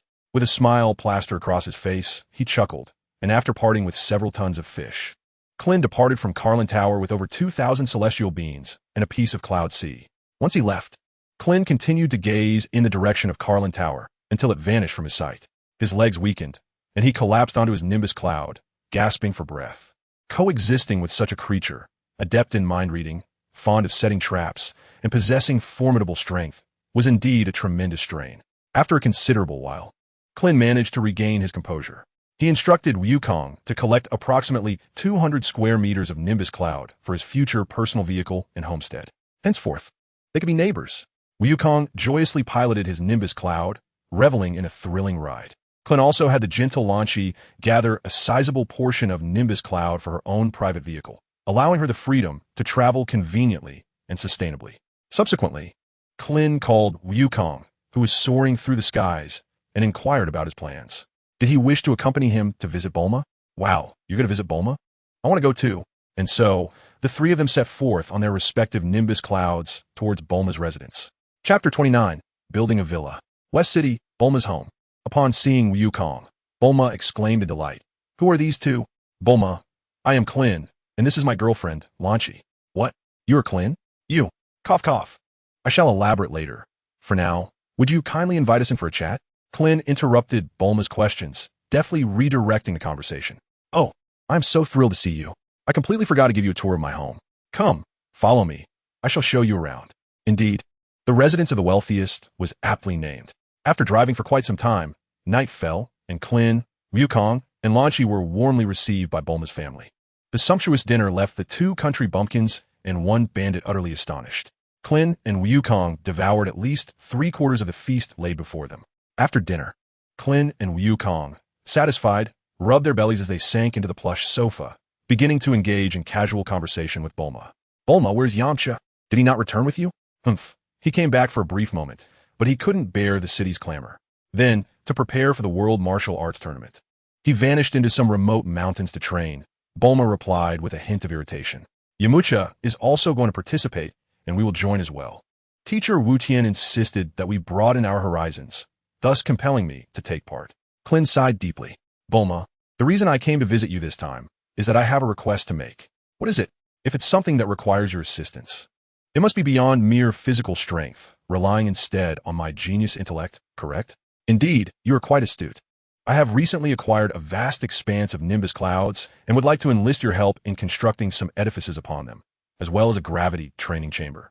A vast expanse? You wish to build a residence and a training facility? Just how large is this nimbus you have obtained that can accommodate such structures? Bulma inquired, astonished. Krillin scratched his head, saying, I cannot say for certain, but you will see for yourself. With that, he led Bulma outside and summoned the sea of nimbus clouds. The clouds descended with an imposing presence into Bulma's courtyard. Wow, it's enormous. It's nearly the size of my courtyard, Bulma exclaimed. I can certainly help you with the constructions you mentioned, and there is plenty of space besides. In an instant, the genius mind began to conceive various architectural designs. Krillin, unable to contain his thoughts, remarked that it was indeed a matter of fact. However, he soon adjusted his mindset. Is that so? Then I shall entrust this task to you. The living quarters must be sufficiently spacious. It would be nice to have a place for you all to stay when you visit. However, there is no need for it to be as grand as your home. Excessive space can be rather uninviting. As for the gravity training chamber, there is no rush. We can see when you're able to complete it. For now, let us just procure some basic training equipment. Krillin conveyed his requests to the construction team. They assured him that it would be a simple task. For the wealth of a tycoon is beyond ordinary comprehension. In just 3 days, they could create a luxurious villa complete with a training plaza and a private garden. Krillin was taken aback by Bulma's capabilities and confidence, prompting him to have the gentle Lan Shi present Bulma with a sizable piece of nimbus, akin to a grand bed, as a gift for her future personal vehicle.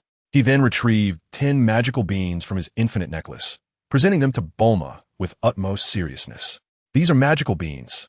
You must take good care of them. Consuming one allows a person to go without food for 10 days, and they serve as a miraculous healing remedy. No matter how severe the injury, as long as there is breath, one can regain health. However, they can only treat injuries, not illnesses. Bulma, thrilled, accepted the magical beans and confidently declared, I will take care of your constructions. They will be ready for collection in 3 days. If you're not satisfied, I will replace them. Over the next 3 days, Lan Shi and Bulma were busily engaged, with Goku also laboring diligently alongside them. After all, Krillin was unable to handle the nimbus himself. Lan Shi? Of course, Krillin would not allow Lan Shi to toil away. In those 3 days, Bulma and Goku completed the architectural modifications to the Nimbus C, with Lan Shi contributing to the design. In the midst of their endeavors, they took the time to enhance Lan Shi and her Nimbus cloud, enabling them to freely soar through the skies on it. Due to a rather unpleasant initial experience with the Nimbus cloud, Bulma undertook significant modifications to it, transforming it into a plane-like structure to alleviate psychological apprehensions. When Krillin set foot on the expanse of a Nimbus C, an indescribable exhilaration surged within him. Accompanied by Lan Shi, he explored every nook and cranny of a Nimbus C, etching the sites of every blade of grass and tree deeply into his memory. Their 3-story villa was both luxurious and inviting, equipped with all necessary amenities and even boasting a backyard. The training grounds were meticulously organized with various training equipment, and Bulma had reserved a space for a gravity chamber. Additionally, there was a vacant area set aside for future Nimbus Cloud gifts, facilitating easy harvesting. This was to be their home in the Dragon Ball world, designed by Lan Shi, with Bulma and Goku contributing their efforts to its construction. In the following days, they devoted time to enhance a small section of Goku's Nimbus C, erecting a 2-story Western-style house. As Goku lacked the requisite knowledge, Bulma and Lan Shi oversaw the design, while Goku provided the labor. Krillin also picked a small blossom from the Nimbus Cloud to present to Goku for his transportation needs. They discussed becoming neighbors, noting that the Nimbus C's foundation could be relocated effortlessly. This would allow Goku easy access to Krillin for training sessions. After a bustling 5 days, they finally found a moment to relax.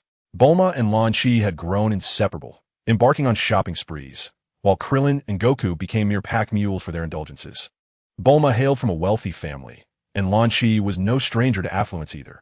Thus, their shopping excursions resulted in purchases purely based on aesthetics. Were it not for Krillin's infinite supply of magical beans, he would have struggled to carry their endless acquisitions.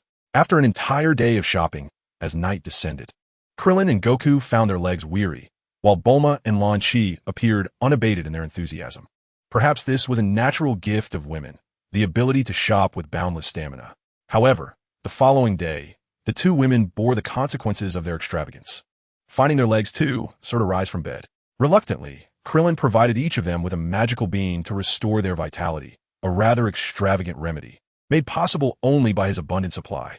As a few more leisurely days passed, Krillin and Goku felt an undeniable restlessness, yearning to resume their training. It was no wonder that Yamcha had retreated to the mountains for his own cultivation. After all, the comforts of home can often lead to complacency. Realizing this, Krillin and Goku donned their turtle shells and commenced rigorous training in the Nimbus Sea training grounds, while Lan Chi resumed her role in caring for their daily needs. Days flew by as they trained above the clouds. Just 3 days before the commencement of the World Martial Arts Tournament, Master Roshi's call came through. "Hello, is this Krillin? Where are you now? The registration deadline is fast approaching, with only 2 days remaining. I wonder why you have not signed up yet." "Ah, Master Wu-Tian. We plan to embark on our journey to register tomorrow, rest assured." "Very well. I eagerly await your performance. Do not deceive me." "Ah, I understand. Ahem. And regarding the martial arts secrets I asked you to gather." Haha. The voice of Master Roshi took on a rather lecherous tone. "Hello, Master Wu-Tian? Can you hear me? Is the signal lost?" "I cannot hear you. I'm hanging up. Let us discuss this further when we meet." Beep, beep, beep. How infuriating. Master Roshi gritted his teeth and ended the call, determined to teach Krillin a lesson. Krillin stretched lazily, finding the old turtle's antics rather amusing. He called out to Goku to cease his training and invited Bulma to join them at the venue for the World Martial Arts Tournament. Bulma declined Krillin's invitation, as she was waiting for Yamcha. Krillin and Goku bid farewell to Bulma and leisurely set off towards the southern city, where the tournament was to be held.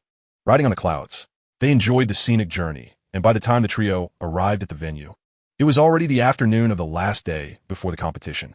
Bulma and Yamcha had also arrived and had reunited with Master Roshi. With a stern expression, Master Roshi registered Krillin and Goku for the tournament, resolutely deciding to teach Krillin a thorough lesson. The long-separated team of adventurers was joyfully reunited. In a generous gesture, Krillin gifted Yamcha a Nimbus cloud and 3 Senzu beans for emergencies. Goku, witnessing the bustling crowd for the first time, felt like a simpleton, his eyes darting around in wonder. With the tournament set to commence the following day, Master Roshi inquired about everyone's condition. "Grandpa Roshi, I'm doing well, no issues here." "Master Wu-Tian, I'm not in good shape. I wish to withdraw." "Excellent. Since everyone is fit, let us rest and rejuvenate for tomorrow's competition." Master Roshi, smiling, turned away as if he had not noticed Krillin's dark expression. Although Krillin had prepared himself for Master Roshi's likely rejection, he had not anticipated the old man's complete disregard. Indeed, experience speaks volumes. The group dispersed, each finding their own arrangements to rest. Chapter 30. The preliminary round begins. Early the next morning, the World Martial Arts Tournament officially commenced. Krillin and Goku, clad in turtle school uniforms and led by Master Roshi, entered the competition arena. Goku's height and age prompted the staff to verify his identity before granting access. Prior to their entry into the arena, Master Roshi excused himself, claiming a stomach ache, to change his attire unnoticed. Krillin surveyed the arena, where 4 fighting rings were situated in the center, surrounded by over 100 contestants, a veritable menagerie of fierce competitors. "Bang! Contestants, please maintain silence," a staff member shouted through a loudspeaker from the ring. "Gather here for the announcement of the competition rules." The competitors gathered around the arena, attentively listening to the rules of the tournament. An elderly monk, radiating kindness, approached the microphone with a slow and deliberate gait. "Greetings to all participants. Welcome to the Grand Martial Arts Championship. Today marks the commencement of the 21st iteration of this esteemed event. First and foremost, I extend my heartfelt gratitude to everyone who has traveled great distances to be here. This gathering will determine who among us is the foremost master of martial arts. A total of 137 skilled fighters have converged from various corners of the nation, yet only 8 shall grace the stage before the national audience. To discern these 8, we shall first conduct preliminary rounds. Allow me to elucidate the method and rules of the preliminaries. The competition will be divided into 4 zones, with the 2 top contenders from each zone advancing to the finals. Participants will draw lots to determine their respective zones for competition. As for the rules, each match will unfold as a one-on-one duel upon the stage.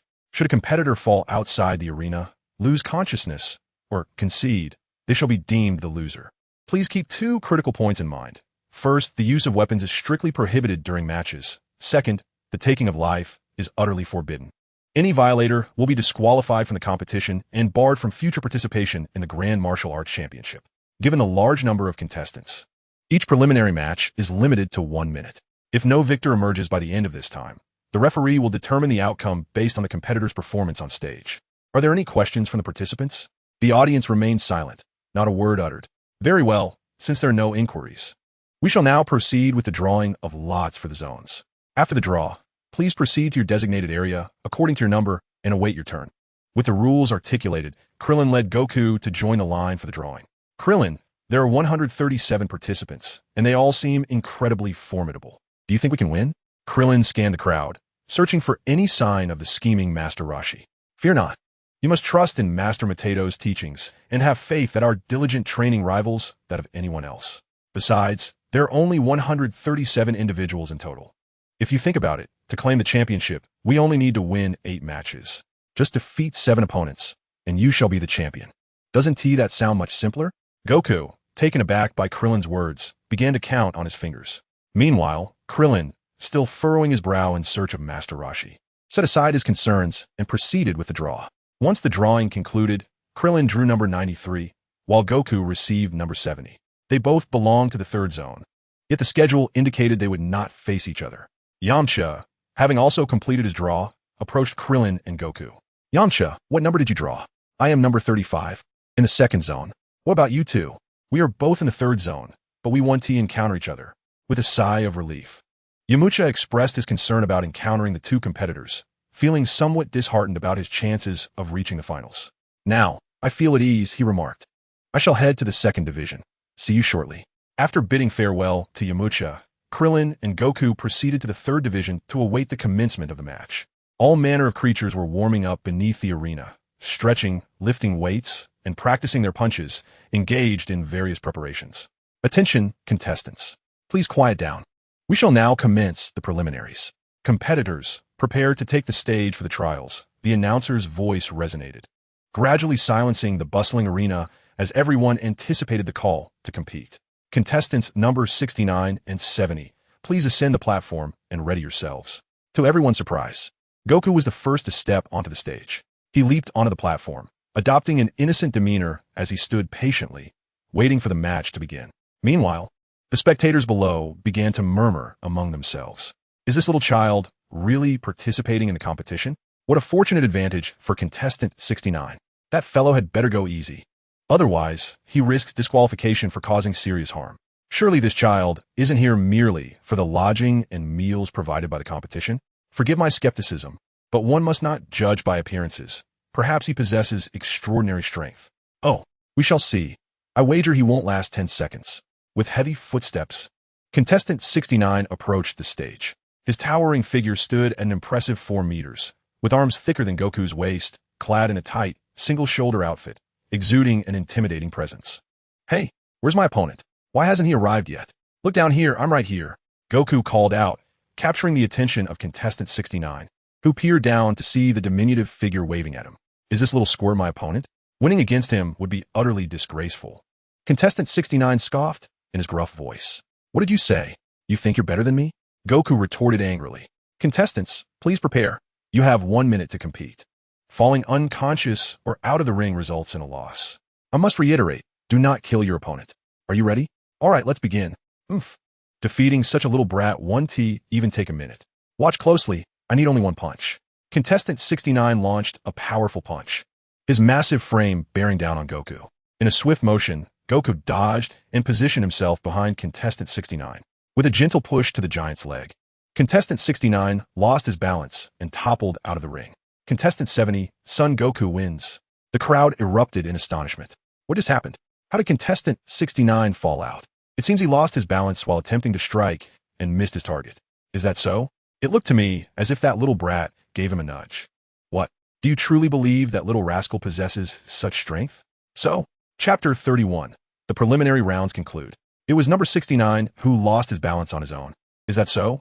What a fool to lose because of that. That little brat is indeed quite fortunate. Meanwhile, Yamcha quietly observed Goku from the second zone. Goku, you performed admirably, but do exercise caution. Do not inflict severe injuries upon anyone. Krillin acknowledged Goku's victory. Indeed, he is rather weak. Just as Krillin was about to utter more, he heard a voice from behind. Who are you? Krillin? Turning around, he encountered 2 monks. Huh? Who are you?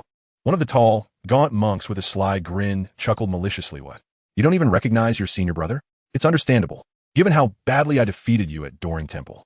The stout monk reached out and tapped Krillin's chest with his right hand, You've developed quite well, Krillin.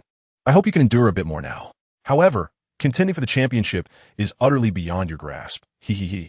Krillin crossed his arms, silently watching the two clowns perform. His expression calm.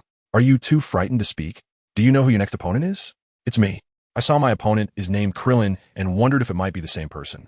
Indeed, it is you, this useless one. This match is in the bag for me. Haha, your senior brother will remind you of the past, so be prepared. Goodbye. The tall monk and the stout monk departed with arrogant laughter. Krillin, they are quite arrogant. Could you not defeat them in the past? Goku inquired curiously. Krillin scoffed, indeed. I couldn't defeat them before, but now I could easily dispatch them with one hand. Did they often bully you? You must teach them a harsh lesson. Goku exclaimed angrily. Krillin smiled silently, contemplating how to help his predecessor exact this revenge. Next up, number 93 versus number 94. Please welcome the two contestants to the stage. Krillin, it's your turn. Give them a good lesson, Goku urged beside him, baring his teeth as though he were the one who had been bullied.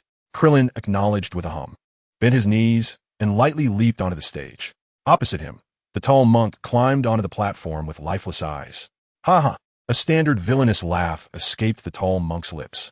I never expected you, this worthless one, would dare to face me, the foremost expert of Doring Temple. Truly commendable courage. He extended his right index finger, shaking it side to side. One punch, just one punch, and I shall make you recognize the gap between us, compelling you to concede. Prepare to begin. The referee, unable to restrain himself from shouting start, was overwhelmed by the tall monk's exceedingly unpleasant appearance. His eyes drooping like those of one who had lost both parents. The tall monk initiated the attack, launching a straight punch towards Krillin's face. Krillin stood motionless with his arms crossed, his head slightly tilted to evade the straight punch from the tall, slender monk. He swiftly lifted his right leg and delivered a sharp kick.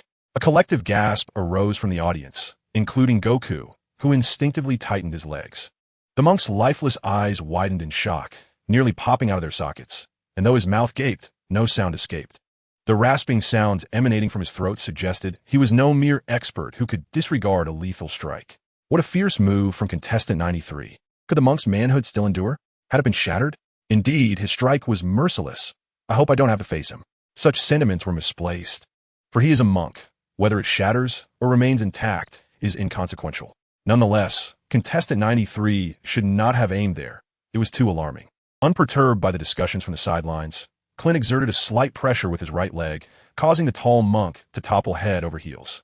With a firm grip using 3 fingers, Krillin held onto the monk's manhood, bearing the entirety of his weight, and the intense pain finally elicited a cry from him. Bulma and Launch were taken aback. Where's the slaughtering happening? Contestant 93? Krillin? You've won. Please let him go. The referee, with shaky legs and an awkward stance, cautiously approached Krillin. Contestant Krillin? Can you hear me? Contestant Krillin? The referee, witnessing Krillin feign ignorance yet hesitating to intervene directly, noticed the monk's condition was dire. Gasping for breath, from somewhere, the referee produced a small stick and gently prodded Krillin, softly urging contestant Krillin, you've won. Please release him. Krillin turned to the referee with a smile. Certainly, I'll let him go right away. No need to rush. Let me first administer some treatment. He then produced a magical bean and fed it to the monk. A sound akin to that of a slaughtered pig erupted as the monk regained his strength, allowing him to cry out. See, he has recovered. I'm not deceiving you, am I? As he spoke, Krillin released his grip, and with a flick of his fingers before the monk could land, he sent him crashing against the distant wall. The referee's already trembling legs felt even weaker upon witnessing this spectacle. He raised a microphone, his voice quivering as he declared, contestant 93 wins, before hastily retreating to the edge of the ring. Krillin leaped down and approached Goku, who instinctively took a slight step back. Subsequently, Goku and Yamcha efficiently dispatched all their opponents, securing their advancement. Meanwhile, Krillin's adversary forfeited, and the last contender, having ascended the stage, was unable to stand and ultimately conceded. Krillin remarked, it seems I didn't even have the chance to throw a fix. Thus, Krillin, Goku, and Yamcha successfully advanced to the final circle. Outside the martial arts hall, Master Roshi stealthily appeared, joining the others. With a heart full of curiosity, Krillin exited the hall alongside Goku and Yamcha, accepting the congratulations of the crowd, while his gaze furtively darted towards Master Roshi. Could I be mistaken? I distinctly remember him participating. Why can't I find him inside? After lunch, a loudspeaker summoned the participants. The finals of the World Martial Arts Tournament were about to commence, and the 8 finalists were requested to gather at the main hall of the martial arts temple. Krillin, Goku, and Yamcha entered the temple together, while Master Roshi quietly vanished once more. The finals were on the verge of beginning. Chapter 32, Quarterfinals, Part 1. Inside the martial arts temple, Krillin, Goku, and Yamcha stood together, engaged in casual conversation. A man clad in the attire of an ascetic stood in the center of the arena, eyes shut and hands clasped. His demeanor cold and seemingly indifferent to everything around him. Leaning against the wall was a strikingly beautiful woman, her violet short hair accentuating her allure, eyes closed in repose. Beside her, an elderly man with light blue hair leered at the woman, occasionally attempting to strike up a conversation. Out of the corner of his eye, Krillin kept a watchful gaze on the old man, convinced he was Master Roshi. Though his appearance had changed, and his hair was different, the lecherous aura emanating from him was unmistakable. It was as evident as lice on a bald head. Observing the remaining individuals, there was a tall, gaunt ascetic, a large, rotund dragon, and a woman, none of whom seemed capable of impersonating Master Roshi. It remained a mystery how he had evaded Krillin's sight during the preliminaries. Thud, thud, thud. Accompanied by heavy footsteps, a few flies buzzed into the vicinity. A pungent stench invaded Krillin's nostrils. Ugh! The crowd gagged, hastily covering their noses, fearful of inhaling the odor through their mouths. Don't block the way, clear out, boomed a massive figure, his voice rough and accompanied by a noxious aroma as he swaggered through the throng. The corpulent dragon, with short claws that failed to cover his nose, crouched down, drooling white foamy substances from his mouth. Fortunately, Krillin promptly opened the windows, and with the foul-smelling figure now distanced, the crowd gradually recovered. Otherwise, it could have turned disastrous. This odor, akin to a biochemical weapon, possessed a lethal potency in enclosed spaces, comparable to a nuclear explosion. It was unfathomable how the organizers of the World Martial Arts Tournament permitted such a person to compete. As the stench began to dissipate, the crowd lowered their hands from their noses, all wearing expressions of lingering dread. The corpulent dragon slowly regained composure. What a stench! Who is this person? And why do they smell so foul? Goku remarked, pinching his nose. During the preliminary rounds, Krillin was solely focused on searching for Master Roshi, neglecting the other competitors. He perked up his ears, eager to hear if anyone would introduce the formidable opponent known only as the Barbarian. It was said that he was quite a challenge to confront due to his overwhelming stench. Anyone who ventured too close would instinctively cover their nose. Additionally, he possessed an incredible brute strength that allowed him to strike when his opponents were incapacitated by their own aversion to his odor, making him nearly impossible to withstand. Yamcha, wearing a grimace as if he had tasted something foul, remarked on the insidious nature of the Barbarian. The crowd had mostly relaxed, with their hands dropping from their noses, except for Goku, who immediately covered his nose once more. My sense of smell is too keen. I can still detect it. How am I supposed to fight him if we meet? The expressions of the others were a mix of apprehension and dread, as none wished to face this putrid barbarian. All contestants scheduled to compete, please gather here. A young referee with golden hair and a sharp suit called out with authority. The competitors assembled around him, and the barbarian attempted to join, only to be shooed aside by the referee, adjusting his sunglasses with a gentle push of his finger. The handsome referee led the group to the wall where the match arrangements would be explained. We shall now draw lots to determine your opponents and the order of competition. Contestants numbered 1 and 2 will compete first, followed by 3 and 4 in the second match, and so forth. Contestants whose names are called should step forward to draw lots. The barbarian need not draw, as the remaining opponents will be assigned to him after the others have selected. With no objections raised, the drawing commenced.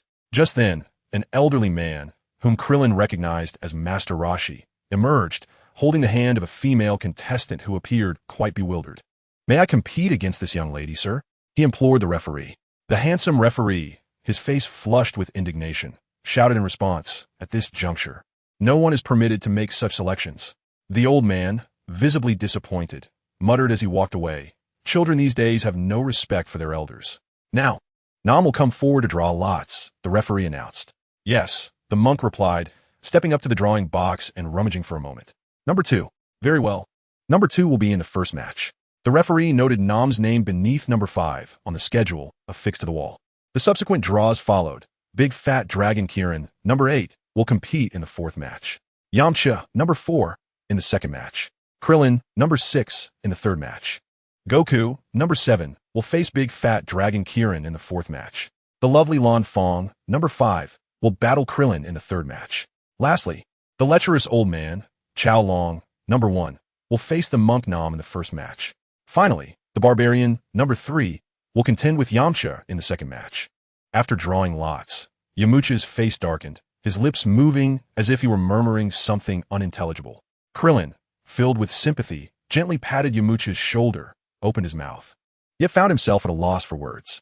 With a deep sigh, Krillin turned and walked away.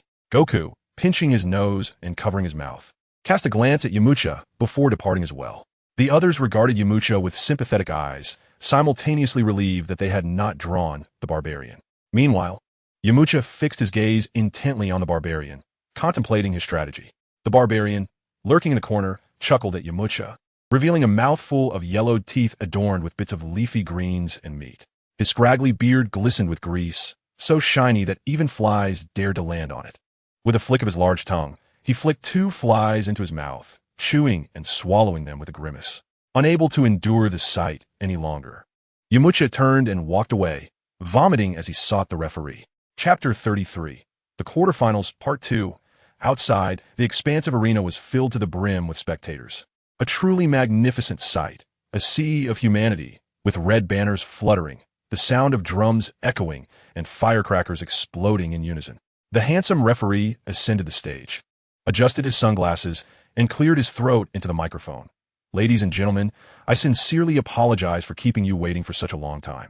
The finals of the 21st World Martial Arts Tournament are about to commence. I shall now announce the matchups for the quarterfinals. The first match will feature contestant Jackie Chan against contestant Nam. The second match pits the barbarian against contestant Yamcha. The third match showcases contestant Krillin against contestant Lan Fong. The fourth match involves contestant Son Goku facing off against contestant Monster Kirin. The rules of the competition are as follows. 1. Prior to the match, staff will beat drums to rally support, followed by striking a bronze gong as the signal to commence the contest. 2. Contestants are prohibited from utilizing weapons or external forces during the match. 3. Attacks on the opponent's eyes or vital areas are strictly forbidden. 4. Falling outside the ring, conceding, or being knocked down counts as a defeat. Being knocked down means failing to rise within 10 seconds. 5. Losing sight of the opponent or being sent flying is also deemed a failure. 6. Killing the opponent will result in disqualification from the competition. 7.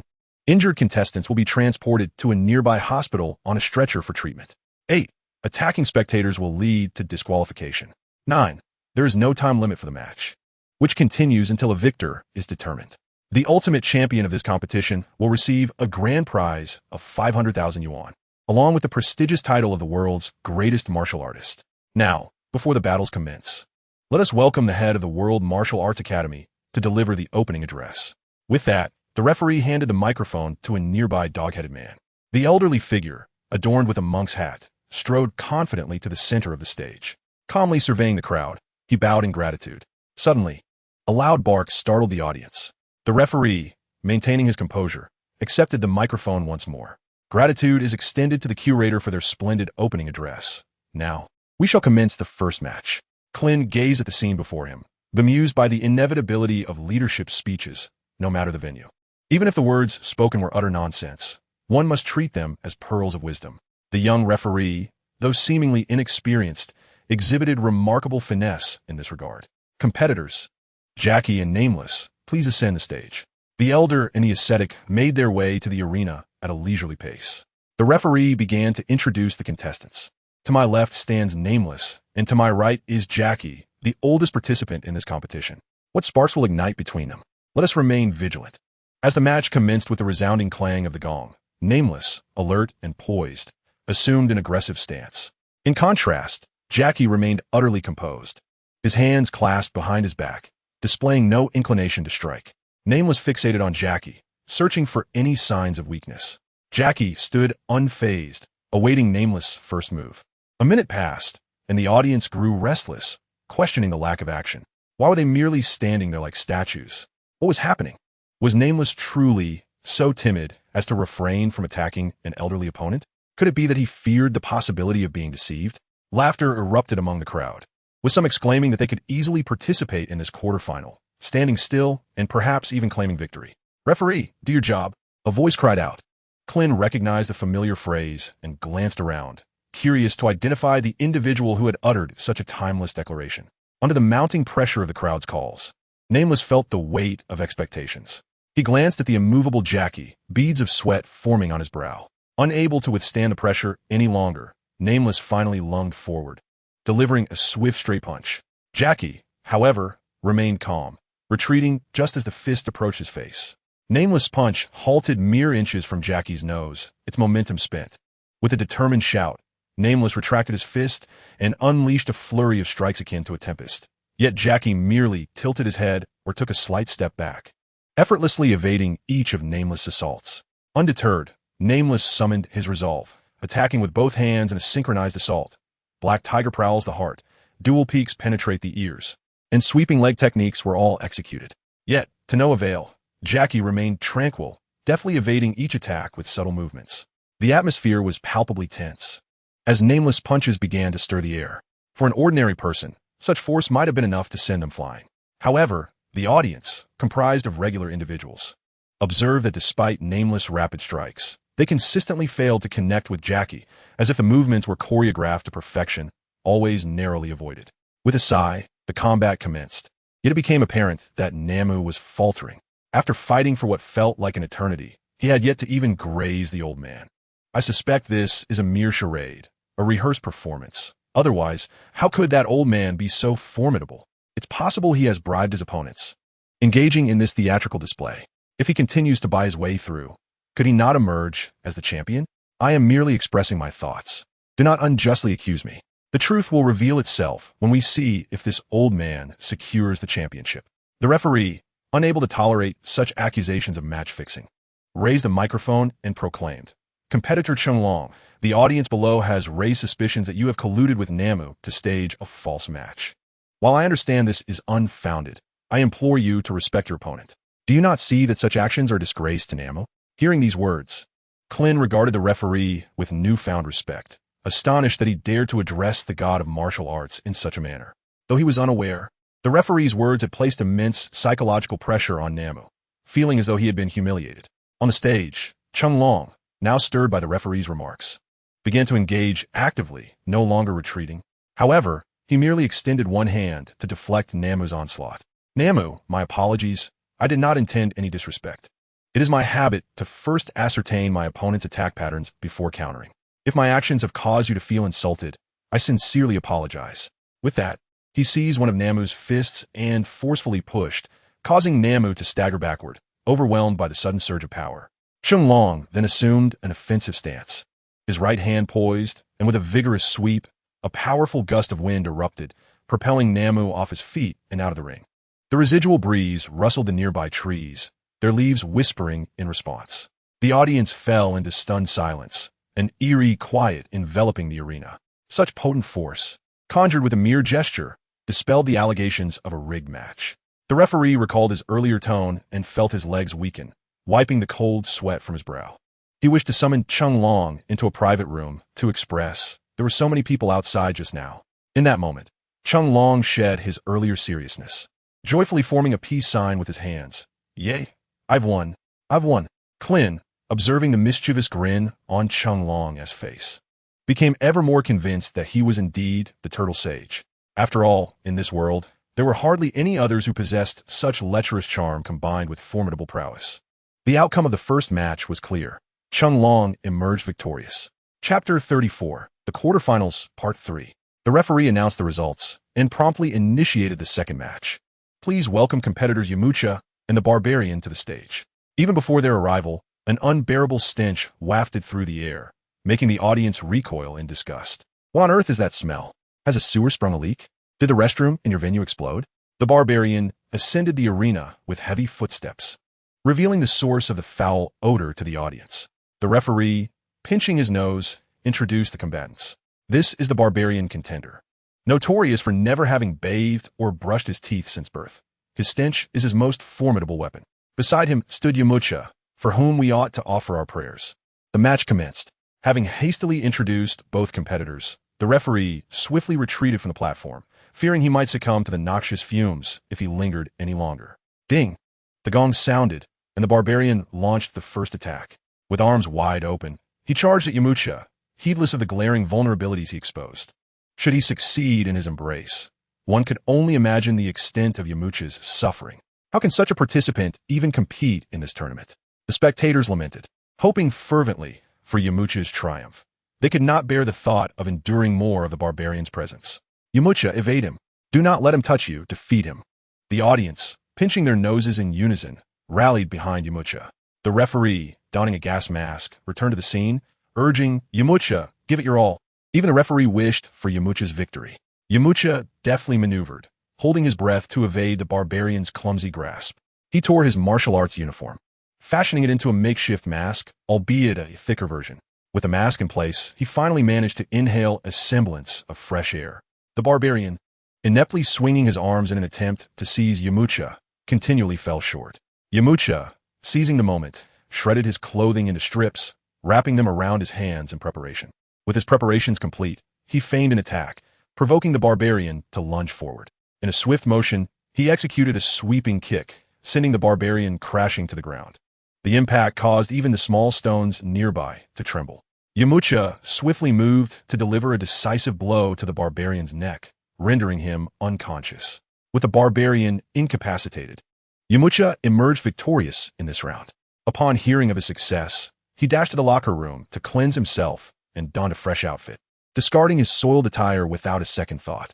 Meanwhile, the barbarian lay unconscious in the arena, the stench overwhelming. No one was willing to assist in removing him from the platform. The referee, burdened by the audience's jeers, devised a plan and fetched a water hose to rouse the barbarian from his stupor. Removing his gas mask, the referee took a deep breath and called forth, Contestants Krillin and Lan Fong, please ascend the stage. Krillin and Lan Fong approached the platform, awaiting the announcement of the match's commencement. The host, also the referee, babbled on, while Lan Fong cast a flirtatious glance at Krillin, saying, Do take it easy on me, handsome. Krillin, seemingly oblivious, was acutely aware of his girlfriend watching from the audience. He simply could not afford to provoke her wrath. Lan Fong, perceiving Klin's demeanor, assumed he was simply too shy and continued to tease him with playful banter and flirtatious glances. However, Klin remained oblivious. For the past 8 months, Lan Chi's dual persona, under his guidance, had exceeded Lan Fong's allure by leaps and bounds. As the competition commenced, the referee's call echoed, and Lan Fong launched the first attack. With a sultry shout, she executed a high kick aimed directly at Klin's face. Although Klin contemplated conceding to avoid an embarrassing defeat, he knew he must not appear too insincere, lest Master Roshi berate him. With a swift motion, he deflected her strike, sending Lan Fong sprawling. She landed gracefully, yet her expression turned grave as her right leg trembled slightly. Recognizing the formidable strength behind his casual defense, Lan Fong understood she was no match for him. She resolved to unleash her ultimate technique, as the prize of 500,000 was at stake. It's so hot, she sighed, the beauty mark at the corner of her mouth curving upwards. With a delicate motion, she raised her hand to remove her armor. Her skin, like polished jade, glimmered under the sun, while her battle skirt accentuated her flat abdomen, revealing a subtle indentation. As her gaze traveled upward, her bosom was partially obscured by 2 protective charms, adding to her allure. Meanwhile, Master Chung Long, observing from the sidelines, felt the tension of the match seep into him, beads of cold sweat trickling down his forehead. Out of the corner of his eye, Klin noticed Lan Chi, the ruffian below the stage, clutching a versatile adhesive capsule in her hand, her body tensing as she closed her eyes. A sticky sound escaped Lan Fong's lips, prompting Master Chung Long to feel a surge of respect, his mind racing with thoughts of imparting unparalleled martial arts techniques to her. The sounds of swallowing echoed like a gentle stream. The audience held their breath, fearing any disturbance might disrupt this captivating duel. Oh dear, it's still quite warm. A sugary voice resonated in the hearts of the spectators, the words seemingly melding together. As the utterance faded, an invisible thread seemed to draw everyone's attention to Lan Fong's hands. What are you waiting for? Are you eager to open your eyes and see? A sinister voice whispered into Klin's ear. A chill crept from his feet to the crown of his head. With his eyes tightly shut, he dared not entertain thoughts of throwing the match any longer. Listening intently, he executed a decisive strike, bringing the battle to an end. He leaped off the stage, rushing to the backyard to extinguish a fire, ensuring the grapevine would not topple. Slurp. Cough, cough. The winner is Klin. The referee, holding back tears, announced the result of the match. Chapter 35, the quarterfinals 4. We extend our gratitude to competitors Lanfang and Krillin for their thrilling showdown. Next, we welcome competitors Sun Wukong and the Beast Krillin to the stage. It is worth mentioning that Sun Wukong is the youngest participant in this grand martial arts tournament. At just 12 years of age, yet he has triumphed through the preliminaries to secure a place among the top 8, showcasing remarkable strength. The formidable contestant Krillin, adorned with a pair of wings and endowed with innate strength, possesses a remarkable talent that undoubtedly captivates the audience's attention. Now, who shall emerge victorious in this contest? Let us await the outcome with bated breath. The rotund dragon Krillin and Wukong stand on opposite sides of the arena. Krillin gazes at Wukong, emitting a sound of disappointment. What prowess could such a small creature possibly possess? A mere punch could resolve this matter. How tedious. Meanwhile, Wukong, experiencing his debut under the watchful eyes of the crowd, cheerfully waves to the audience, introducing himself. Greetings, everyone. I am Sun Wukong. It appears that the contestant Wukong possesses considerable confidence in his abilities, exuding such optimism. Now, let us prepare for the match. As the referee steps back from the arena and strikes the gong, the sound resonates. Bomb. With that, the corpulent dragon swiftly retracts his wings and strikes first, his right claw lunging towards Wukong. The sharp talons glint ominously, and should they connect, they would undoubtedly leave grievous wounds. Wukong remains composed, deftly sidestepping the lethal claw. With a powerful push-off from his right leg, he launches himself towards Krillin face with a formidable punch. Krillin, unable to intercept in time, retreats, and with a swift motion, swings his left claw at Wukong. The force behind this strike is tremendous, and if it connects, it could easily send Wukong tumbling out of the arena. Just as the blow seems imminent, Wukong alters his strategy, lightly tapping Krillin left claw with his right foot to gain leverage, executing a graceful somersault to land behind Krillin. He deftly evades the returning right claw and springs into action once more, delivering a kick aimed at Krillin. The hefty frame of Krillin is unable to pivot in time, and Wukong's kick strikes him squarely in the side, propelling him towards the arena wall. Thud crash. Krillin collides with the wall, shattering it, yet appears unfazed. Shaking off the debris, he brushes off the dust, chuckling to himself as he strides back to the center of the arena. Kid, you got some strength. But that S where it ends. It's over now. Magical bubblegum. Krillin opens his mouth wide, unleashing a burst of purple energy that swiftly ensnares Wukong. Wukong maneuvers left and right, but is a heartbeat too late, becoming entangled in the shimmering light. Below the arena, the referee exclaims with excitement, "Behold, Krillin innate ability. Magical bubblegum. Those ensnared will be at his mercy." Wukong is in peril. Wukong struggles fiercely against his bonds, but finds no respite. Krillin, rather than seizing the opportunity to attack, stands back and laughs heartily at Wukong's plight. "Ha ha, despair. You cannot break free. Curse you. Watch closely, for I shall escape." Wukong grits his teeth and intensifies his efforts. But Krillin, losing patience, declares, "I have no desire to play any longer. It's over." With his right claw clenched into a fist, Krillin strikes. But Wukong has vanished from sight. The punch lands on empty air, leaving Krillin momentarily breathless from a miss. He surveys the surroundings, but still cannot spot Wukong. "Hey," he asks, hanging on your arm. "Are you blind? Is this yet another instance of a rigged match? How could such a young child possibly prevail against a monstrous foe?" Yet, he remains ensnared.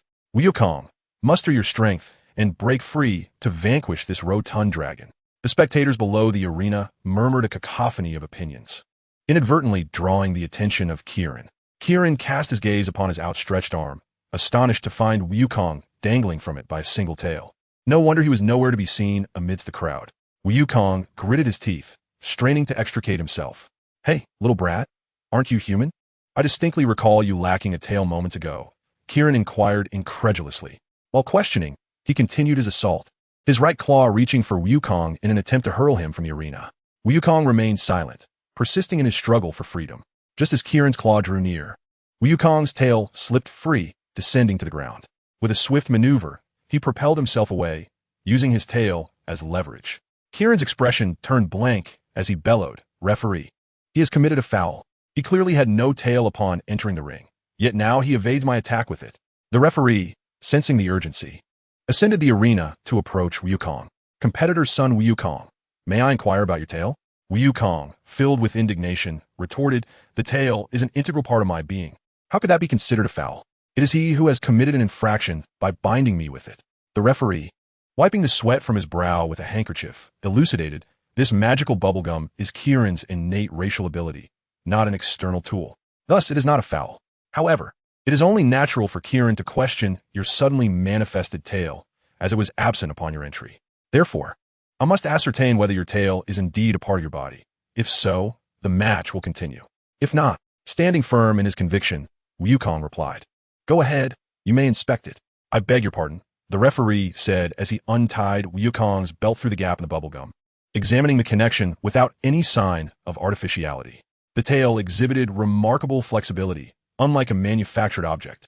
Having ensured Wukong's attire was intact, the referee raised the microphone and announced, "Competitor Sun Wukong's tail is indeed a natural appendage and not an external item. Thus, it is not a foul. The match shall proceed." With that, he leaped from the arena to continue observing and providing commentary. Kieran sneered, "So you're not human after all. No wonder you're so formidable." "I am human, merely possessing a tail," Wukong laughed. "Huh, now that my tail has emerged, I feel my strength has surged. This time, I shall surely break free. Watch closely."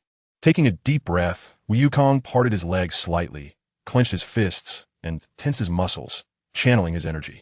The bubblegum visibly expanded. "Huh!" Wukong's forehead pulsed with veins as he roared, causing the magical bubblegum to shatter. "See? I told you I could escape." "Hee hee hee." Wukong shook his head to invigorate himself, gripping his right wrist with his left hand, and declared solemnly, "Now, I shall counterattack. Prepare yourself, Kieran." Kieran's expression was one of vigilance, as he quickly took up a defensive stance, bracing himself for the impending confrontation. A soft sound echoed, and in an instant, Wukong vanished from the arena. With a resounding crash, the beast Kieran collapsed, unconscious. The referee, taken aback, gaped in astonishment. What just transpired? In a blink, contestant Sun Wukong was behind contestant Kieran. Krillin, unable to contain himself, interjected in front of the bandit Lanchi. "Referee, shouldn't you start the countdown first? Matters that you do not comprehend should be inquired about after the match." The interrupted referee chuckled awkwardly. "Ah, my apologies. I was merely astonished. Let's commence now. 1, 10. The victor of this match is contestant Sun Wukong." As the countdown concluded, the audience erupted into animated discussions. "Did you see that? What has happened?" One remarked. "That lad appeared behind the beast in an instant. I couldn't catch a glimpse of it." "You missed it? I did too. But I can assure you that boy is genuinely formidable, not engaging in match fixing." What do you mean?" "With such speed, I suspect he has shattered the world record. Why would he need to resort to match fixing here?" "That's a valid point." The referee ascended the platform and struck the gong. "Ladies and gentlemen, may I have your attention? I understand your curiosity regarding the recent events, and truthfully, I too did not witness it clearly. Therefore, let us invite contestant Sun Wukong to recount the details of the battle. Sun Wukong, could you enlighten us on how you overcame contestant Kieran?" The exuberant Wukong, grinning widely, gestured as he spoke. "It was quite simple. I just dashed a couple of steps to his front and landed 2 punches to his abdomen. Before he could react, I leaped and struck the back of his neck. To my surprise, he was rather fragile and collapsed. I barely exerted any force." The referee, now understanding Wukong's gestures, marveled. In the span of merely a second, so much occurred. Truly remarkable. After this reflection, the referee adjusted his sunglasses and announced to the audience, "The quarterfinals have concluded. The victors are contestants Jackie Chan, Yamcha, Krillin, and Sun Wukong. As the evening has drawn near, we shall pause the competition here. Tomorrow at 8 in the morning, the semifinals will commence. The opponents and their order for the semifinals will also be determined by a draw. Tomorrow's matches promise to be even more exhilarating. We look forward to seeing you all again." Amidst a wave of applause, the audience began to disperse, and Wukong, Yamcha, and Jackie Chan exited together. Krillin, fixated on the approaching Jackie Chan, suddenly retrieved a holographic martial arts manual from his infinite necklace and handed it to Jackie. With a soft sound, the manual vanished from Krillin's grasp. "Goodness," Jackie exclaimed, a bead of cold sweat trickling down his forehead. Krillin merely smiled knowingly, choosing not to expose the secret.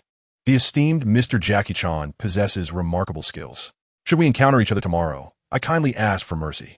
With that said, without awaiting a response, he departed the venue alongside Wukong, Yamcha, and the bandit Lanchi, leaving Jackie Chan standing in silence, laden with unspoken grievances. Chapter 36, The Semifinals, Part 1. The following day, at 8 in the morning, Good morning, esteemed audience. The energetic referee stood upon the stage, delivering his opening remarks. The previous day's quarterfinals had concluded, and this morning we shall engage in the semifinals to determine the champions and runners-up. After allowing the contestants a brief respite, we shall unveil the champion of this grand martial arts tournament. Without further ado, let us commence with the drawing of lots. I invite the 4 contestants to the stage for the draw: Yamcha, Jackie Chan, Krillin, and Wukong, in the order of their previous matches. First, Yamcha drew the number 3. Next, Jackie Chan drew the number 1. Then, Krillin, extending his hand into the lottery box, grasped the remaining 2 slips of paper, stowing one within his infinite necklace. He then revealed the other, peering through a small opening to discover a large number 4 inscribed upon it. With his hands clasped in prayer before his chest, Krillin seized the opportunity to switch the papers, subsequently handing one to the referee. "Krillin, contestant number 2, the referee announced, unsuspecting of any trickery. "It's my turn. It's my turn," Wukong exclaimed, brimming with excitement. Krillin swiftly restrained Wukong, saying, "You need not draw." "Why not?" Wukong inquired, a note of curiosity in his voice. Krillin replied, "I hope this fool does not claim me as his disciple." Yamcha lamented, "Why can't I prevail over this fool?" Thus, the referee declared, "Contestant son Wukong is number 4.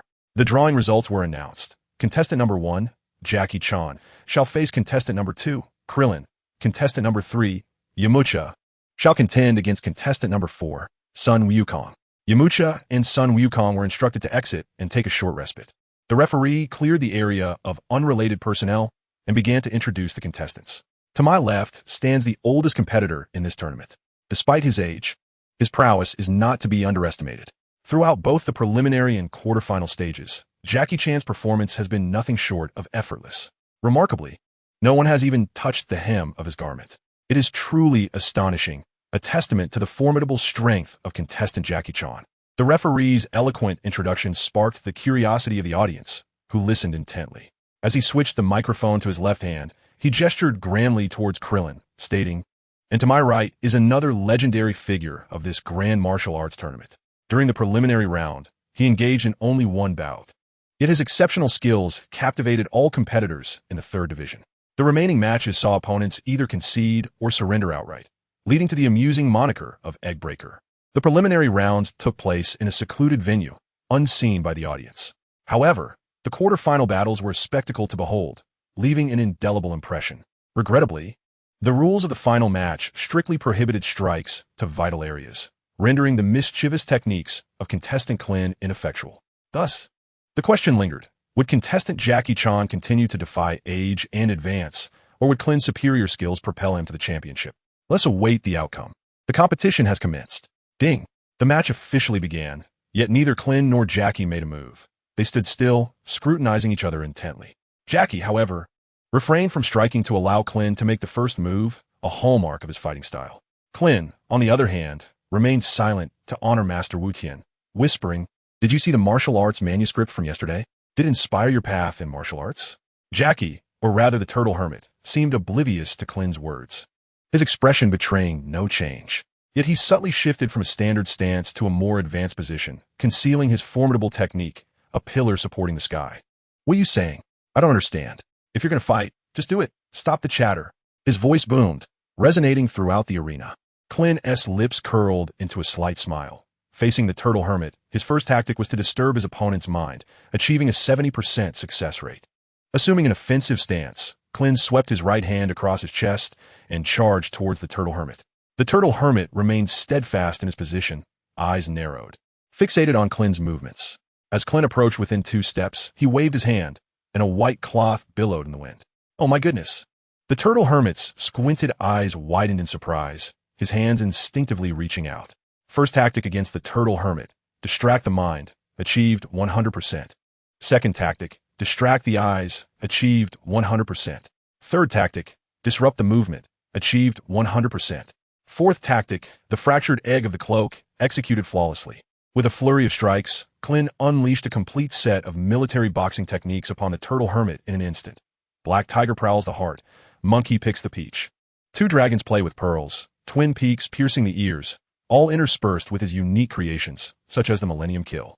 Upon completing his sequence, Krillin leapt gracefully to face the turtle hermit, inhaling deeply, concealing his prowess and recognition. The audience, including the referee, looked on in bewilderment, as it appeared to them that Krillin had merely charged at the turtle hermit, circled him, and then returned to his original position. Strangely, the turtle hermit extended his hands, not to attack, but seemingly to grasp something unseen. Thus it has come to this.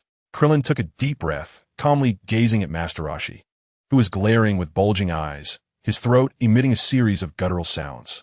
On tiptoe, he clasped his hands at his waist, as if in dire need. However, the grotesque expression on his face signaled to the spectators and the referee that what had just transpired was extraordinary. Perhaps overwhelmed by pain, Master Roshi's legs buckled, causing him to kneel upon the ground, his body trembling violently, occasionally striking his head against the earth. Krillin, with a look of disdain, stepped aside from Master Roshi's direct line of sight, positioning himself in a corner of the ring, poised to leap off and concede defeat at any moment. It was an astonishing sight, utterly incomprehensible. None could discern the events that had unfolded. The referee, in a daze, held the microphone aloft, muttering to himself, before suddenly exclaiming with fervor, "The Dragon Master has collapsed in agony." Although the cause remains unclear, the situation is unmistakably apparent. Krillin is remarkable. The audience, swept up in the fervor, became increasingly animated. Continue the fight.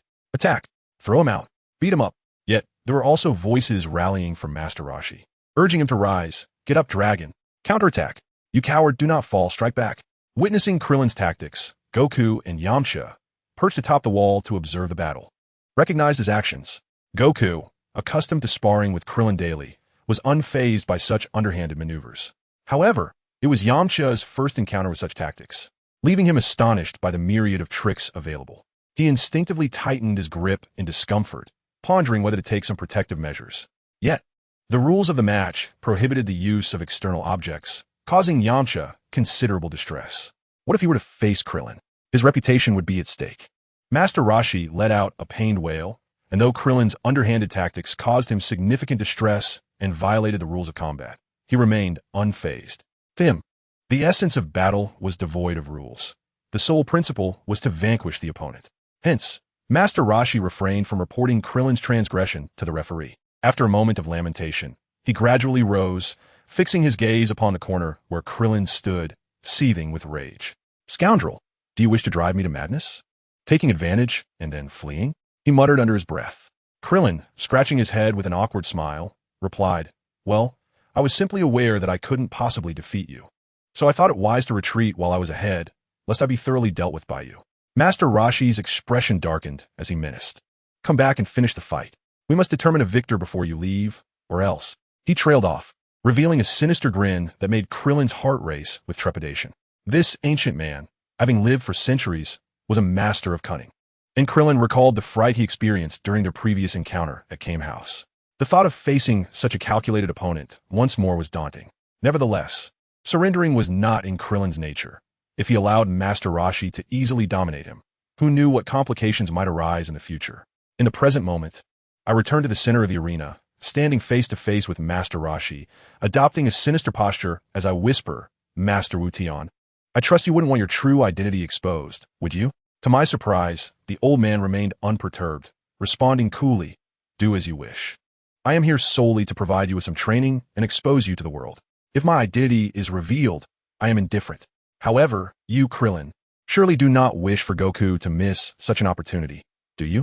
Shall I take the lead?" Krillin was momentarily taken aback by Master Roshi's unexpected verbal jabs. Facing the cunning elder, he felt bewildered, thinking, is this man truly prepared to self-destruct?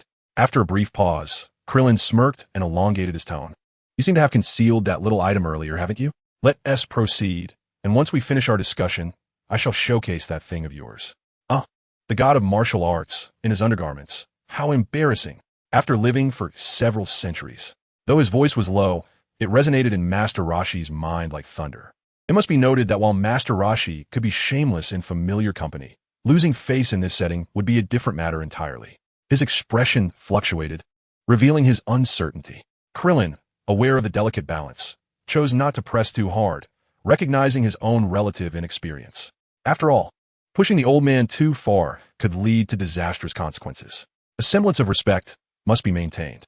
"All right, Master Wu Tian, let's engage in a friendly spar." without resorting to any ultimate techniques. We can simply compare our martial prowess. What do you think? You are already somewhat familiar with my capabilities, and the focus should be on refining Goku's skills. Wouldn't you agree? Krillin's proposal was perfectly timed, laid out before Master Roshi, offering him an easy way to accept. Although irritated, Master Roshi could not deny the wisdom in Krillin's words. His initial intent was merely to teach a lesson, with the primary objective being to nurture Goku's mindset. It would be unwise to jeopardize this primary goal for a secondary one, especially if it might lead to unwanted notoriety. Given the latter Krillin had provided, he decided to seize the opportunity, for hesitating any longer could result in Krillin retracting his offer. After weighing his options, Master Roshi's features shifted, settling into a reluctant expression.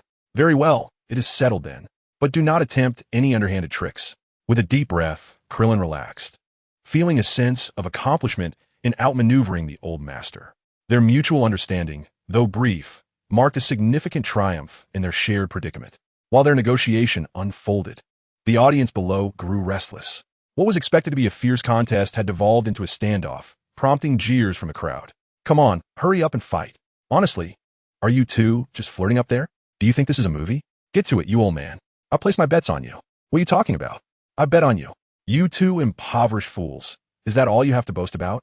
I have already placed my bets on that bald man. The sheer number of voices calling out, coupled with Krillin's failure to heed the audience's shouts, nearly cost him his chance in the match due to nothing more than 3 simple words.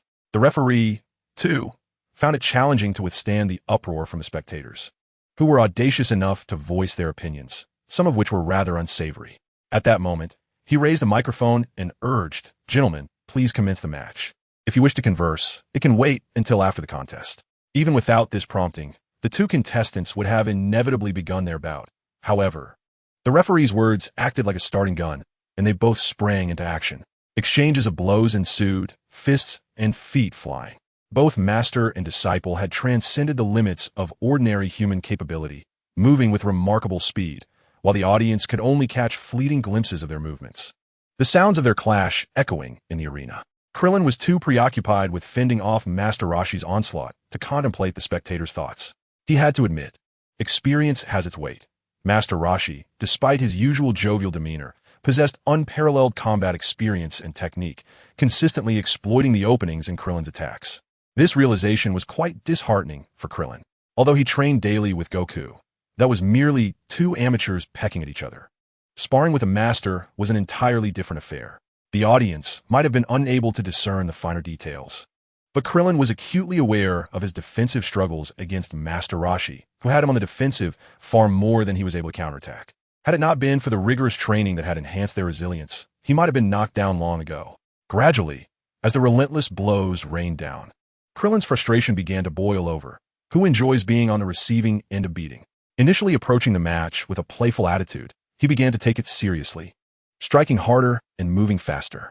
As the contest progressed, the spectators could no longer see the intricate movements of the two combatants. All they could witness were fleeting shadows darting across the stage, accompanied by the sounds of their strikes colliding. Although Krillin had unleashed his true fury, it bore little fruit. Anger would not elevate his combat skills, but rather cloud his judgment, placing him at a disadvantage. This was indeed the case, as enraged Krillin found himself easily outmatched by Master Roshi. Though the old master did not strike with full force, the pressure was undeniably oppressive. Krillin had naively believed that after 7 months of training under Master Roshi, he had narrowed the gap separating him from this martial arts deity. However, reality delivered a harsh slap to his face. Even with his Saiyan physique, 7 or 8 months of effort could hardly compete with centuries of mastery. It was indeed folly to think otherwise. The beating he received was well-deserved. Having come to this realization, Krillin gradually regained his composure and began to earnestly absorb the lessons embedded in Master Roshi's strikes. Fortunately, Master Roshi was not delivering his full might, merely aiming to instill a valuable lesson in his pupil. Otherwise, Krillin would not have had the opportunity to learn in this manner. Perhaps, Master Roshi even intended to provide his disciple with a taste of real combat experience. After approximately 10 minutes of intense sparring, while Krillin himself remained oblivious to the nuances, Master Roshi could unmistakably perceive his progress.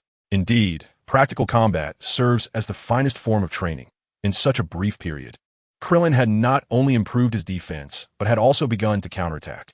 In Chapter 38, the semifinals, Part 3, Goku and Yamcha, who were observing from a distance, were profoundly astonished. Their vantage point allowed them to witness the intricate battle between Master Roshi and Krillin, which heightened their awareness of Master Roshi's formidable prowess. With his cunning attack strategies and impeccable defense, they pondered whether they could withstand such an onslaught if they were to step into the ring themselves. As the two combatants unleashed their fists in a flurry of strikes, they eventually ceased their offensive and engaged in a test of strength. Although youth often holds an advantage in combat, Master Roshi, the god of martial arts, was far from an easy opponent. Within mere seconds, Krillin found himself retreating under the relentless pressure. Seizing the opportunity, Master Roshi delivered a powerful shove, causing Krillin to lose his balance and tumble backward. Master Roshi, however, refrained from pressing the advantage, embodying the demeanor of a true teacher. Once Krillin regained his footing, it was evident that Master Roshi maintained the upper hand. Krillin bore multiple bruises upon his face, while Master Roshi appeared only slightly disheveled. Observing their respective conditions, one could see that while Krillin was not gasping for breath, he was certainly breathing heavily, in stark contrast to Master Roshi, whose breaths were merely slightly quickened. By comparison, Krillin was clearly at a disadvantage. Soon, Master Roshi steadied his breath and, with a serious expression, addressed Krillin. "It is time to conclude this, young man. You have learned your lesson and recognized your shortcomings. Let's leave it at that." With that, he remained motionless, akin to a wooden post. Upon hearing Master Roshi's words, Krillin held his breath. His senses heightened as he focused intently on his mentor. Suddenly, Master Roshi's feet moved with astonishing speed, only to freeze in place. Krillin then felt a sharp sensation at the back of his head. Without a moment to ponder, he instinctively ducked and lunged forward. After a few steps, he glanced back to find Master Roshi standing precisely where he had been before. In disbelief, Krillin turned his head again, only to confront another Master Roshi ahead of him. Though the experience was startling, Krillin quickly regained his composure. It seemed this was the afterimage technique. Although he recalled the skill, he could scarcely fathom its vivid realism. Just as he was processing this revelation, a sudden gust of wind swept past him, prompting him to roll away instinctively, only to see yet another Master Roshi appear at his previous location. At that moment, the first Master Roshi's afterimage slowly began to fade away. What is happening? There are 3 Master Roshis on stage. This is utterly incredible. The referee, finally grasping the situation, shouted in astonishment. Krillin, however, paid no heed to the referee's words, remaining vigilant and intently watching Master Roshi's movements. The referee, undeterred by the lack of response from the competitors, continued to narrate the unfolding spectacle. One of the Master Roshis has vanished. What could this mean? Could it be that the lingering shadows are a result of excessive speed? The fighter, Krillin, has made a move. It appears he is attempting to evade something. I see now. It's the fighter, Jackie Chan, who has positioned himself behind him. Krillin continues his evasive maneuvers, while Jackie Chan's phantoms multiply. 5, 6, 7. Remarkably, there are 7 shadows coexisting simultaneously. This is truly astonishing. Krillin's head throbbed as he listened to the referee's series of exclamations of incredulity. His lack of knowledge was painfully evident, unable even to utter a curse. Fixated solely on the notion of the unbelievable, a momentary distraction caused his evasive action to falter slightly, resulting in a harsh blow to his head. Dazed and disoriented, Krillin was swiftly subjected to a relentless barrage from Master Roshi. Every viable target was struck, save for a few underhanded tactics he might have employed. However, Master Roshi, being a mentor, found it difficult to resort to such measures. After concluding a brief flurry of attacks, he leapt back, distancing himself from Krillin, who then collapsed onto the stage. The phantoms on the arena gradually faded away as the referee excitedly announced, "Krillin has fallen." Although the nature of his attack remains unclear, it is evident he could not evade Jackie Chan's onslaught. In defense, one can only hold out for so long. Mere evasion and defense cannot vanquish an opponent. Had Krillin chosen to fight with all his might, the outcome might have been uncertain. The countdown begins. 1, 2, 5. For heaven's sake, rise. How could you possibly lose to this old man? Stop hiding and confront him. Now look, my money is on the line. Well done, Jackie. Toss him out of the ring. What are you thinking? This isn't a film set. 7. Stand up, you bald-headed fool. If you lose, I'll skin you alive. Have some martial ethics, would you? To throw him out of the ring is to take advantage of the weak. A true martial artist would scorn such actions. 9. In truth, Krillin yearned to rise, Yet Master Rashi's relentless sequence of strikes was too punishing. Every vulnerable spot was targeted, aside from the vital areas. He had been thoroughly attended to. Krillin now felt a profound ache throughout his body, as if it were no longer his own, sore, numb, and in pain. He simply could not muster the strength to stand. "Come on, Krillin, rise. Get up, Krillin," shouted Goku and Yamcha, cheering him on from the sidelines. Yet their encouragement bore little fruit. At times, willpower alone cannot conquer all. The match concluded, with Jackie Chan emerging victorious. Let us extend our congratulations to him for successfully advancing to the finals and earning the right to compete for the championship. The audience erupted in a frenzy, a cacophony of cheers and jeers filling the air. "You little brat, you still have much to learn. If you wish to defeat me, practice some more," Master Rashi whispered beside Krillin. Gradually regaining his composure, Krillin managed to rise, offering a rueful smile. "Indeed, Master, it seems you have concealed quite a few tricks from us. I had thought myself rather formidable." As he spoke, he retrieved a mystical bean from his necklace, poised to consume it. The turtle hermit's little series of moves was indeed quite ruthless, and at this moment, Krillin's body still quivered slightly. However, the turtle hermit raised his hand to halt Krillin's gesture of bringing the bean to his lips. "Youngster, do you think to indulge in a mystical bean for such a trivial injury? Though you possess many, you must not squander them so carelessly. I am well aware of the extent of my actions. This is merely a minor ailment. With your recovery abilities, you shall be well by tomorrow. Furthermore, remember this pain. Your future adversaries will not be as lenient as I am, allowing you to rise so swiftly after a brief moment." With that, he flicked his sleeve and departed with an air of nonchalance, leaving Krillin, still clutching the mystical bean, deep in thought. As he rounded the corner of the hall, the turtle hermit could no longer maintain his serious demeanor. His fists clenched, he began to exuberantly wave them forward. "Eh-ya, hiya, yaho." What exhilaration! He had not only dealt a significant blow to Krillin, but had also relished the role of sage while imparting a lesson to his disciple. This performance was a resounding success. The turtle hermit felt as though today was one of the most gratifying moments of his 300 years of existence. Nearly rivaling the ecstasy he felt upon grasping the essence of martial arts. The satisfaction was indescribable, akin to the spring breeze caressing Lugu Lake or the autumn rain nourishing Juzagu, elevating his very being. With his eyes closed and arms outstretched, he quietly savored this sage moment. After a while, feeling sufficiently fulfilled, he opened his eyes to find Goku and Yamcha observing him with great curiosity. "Grandpa, what is wrong? Did you get hurt while fighting Krillin? Are you feeling unwell?" Goku's words of concern relieved the turtle hermit. It seemed he had not embarrassed himself. Just as he was about to respond, a series of wheezing sounds interrupted the moment. It turned out that our contestant Yamcha could no longer contain himself. Unlike the innocent Goku. When did you arrive?" The embarrassed turtle hermit glared at Goku. Yet, the naive Goku, oblivious to the need for tact, replied, "When did we come?" "Just after your hiya, yaho." As he spoke, Goku mimicked the turtle hermit's earlier pantomime of shadowboxing, rendering the hermit's aged face a deep shade of crimson. "Ha ha ha ha, hic." Yamcha was utterly amused by Goku's innocence, laughing uncontrollably, even hiccuping. The turtle hermit's visage was a sight to behold. It was a vivid tapestry of colors, a blend of white, red, and black, resembling a chaotic dye factory at work upon his face. Trembling, he raised his right hand to point at Goku, yet could not articulate a coherent thought. "Why you?" After struggling to form a complete sentence, unable to confront the situation, he chose to retreat. With a scowl on his aged countenance, he turned to leave, only to find himself frozen in place, as if struck by a spell. He had turned to face Love. Krillin pressed his hands tightly against his mouth from behind, fearful of making even the slightest sound. Without warning, Master Rashi turned around, catching Krillin off guard and exposing him. As Krillin lowered his hands, a sheepish smile crept onto his face as he scratched his head in embarrassment. Goodness, did I truly let my genuine feelings show? I hope my two disciples did not witness it. Goku is manageable. He's innocent and easily deceived. But that little rascal Krillin is cunning. Should he perceive it, I would surely not be able to fool him.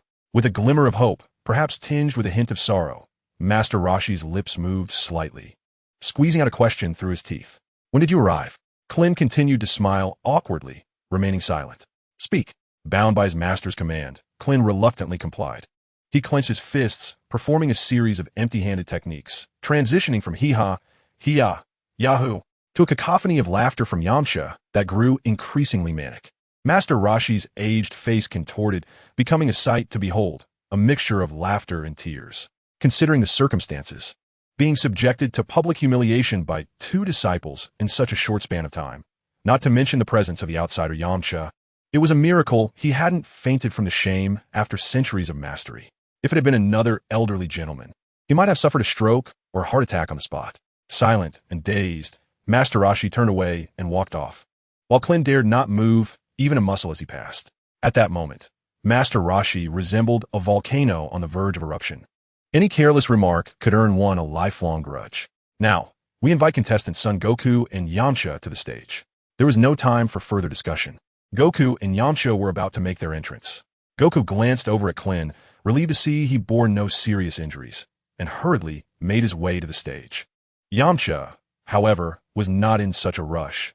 He looked at Krillin with an enigmatic expression and said, "I refuse to believe that an old man could render you incapable of standing. Moreover, it's evident you two know each other from your performance on stage. So, what about him? Hurry up and join your match. What else with the curiosity? Beware of future repercussions." Krillin replied with irritation, leaping onto a wall to prepare for their match. Looks like I was right. Now, Goku and Yamcha have taken the stage. Goku has been introduced previously, but Yamcha has yet to be presented. Ahem. I trust you all understand my predicament. No one wishes to speak much in such a moment. Yamcha performed exceptionally well in the preliminaries, dispatching his opponents with remarkable ease, particularly with his formidable wolf Fang fist technique. Meanwhile, Son Goku, capable of defeating monstrous foes like Krillin, possesses immense strength. Who will emerge victorious? Ding! The match begins. With the referee's command, Goku and Yamcha soared into the air, lunging toward one another. The resounding thud of their fists colliding, infused with immense power, stirred exhilaration among the spectators below. In contrast, Master Roshi and Krillin's battle unfolded at such a rapid pace that the audience could merely catch glimpses of blurred figures, devoid of any visual allure. Unlike the clash between Goku and Yamcha, although swift, their skirmish remained discernible. As their brief warm-up concluded, the two retreated a few steps. Yamcha chuckled softly. "Goku, you've made remarkable progress. Your punches have gained considerable weight. My hands are nearly numb." Goku replied, "You're not too shabby yourself. Where have you been training? Your speed has increased significantly."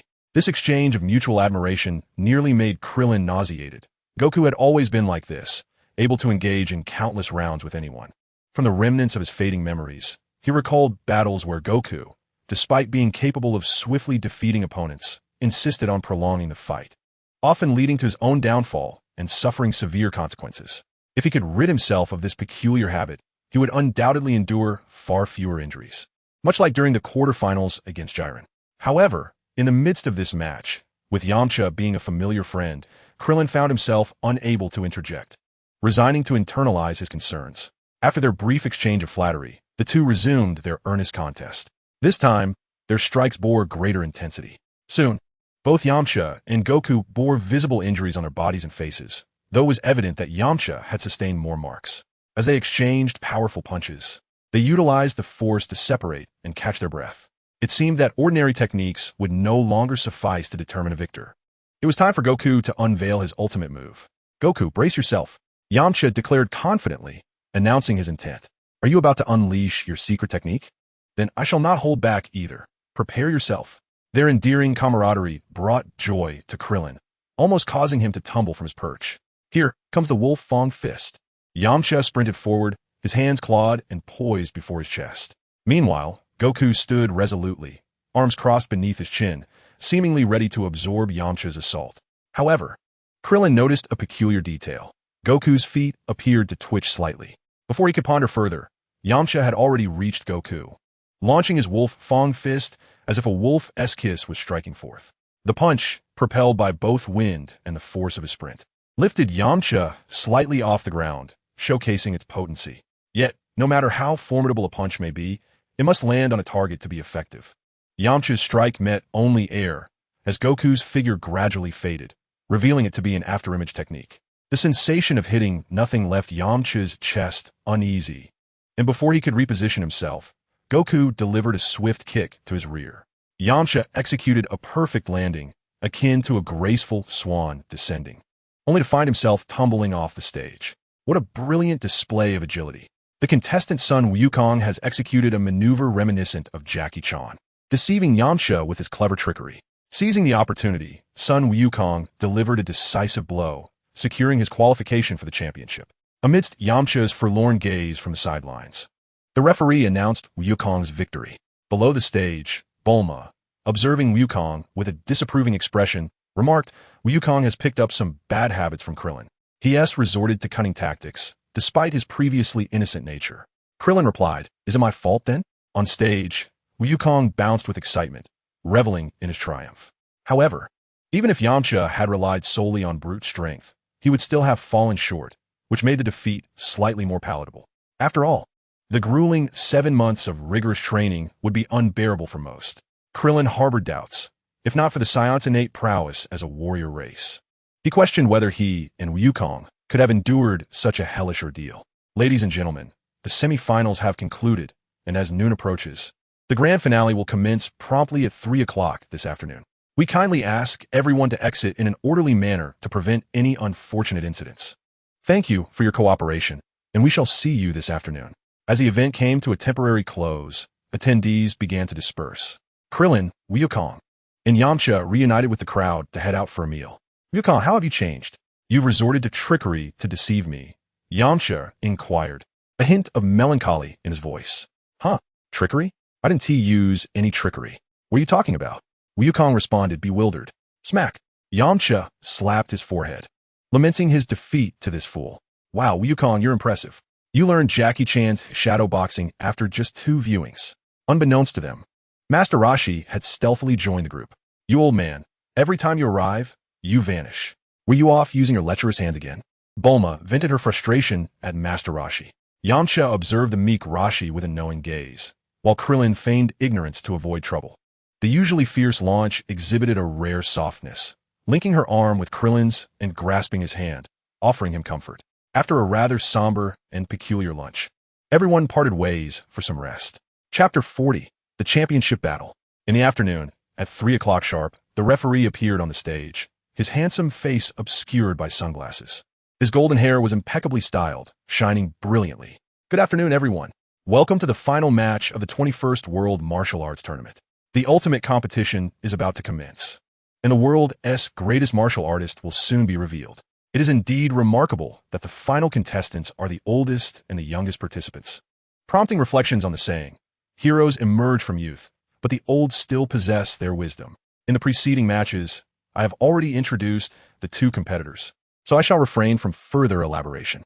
Let's welcome contestants Jackie Chan and Sun Wukong to the stage. The Turtle Sage and Wukong ascended the platform with serene expressions, standing in opposition to one another. Just as the referee was about to step down and announce the commencement of the match, the Turtle Sage abruptly seized the microphone from his grasp.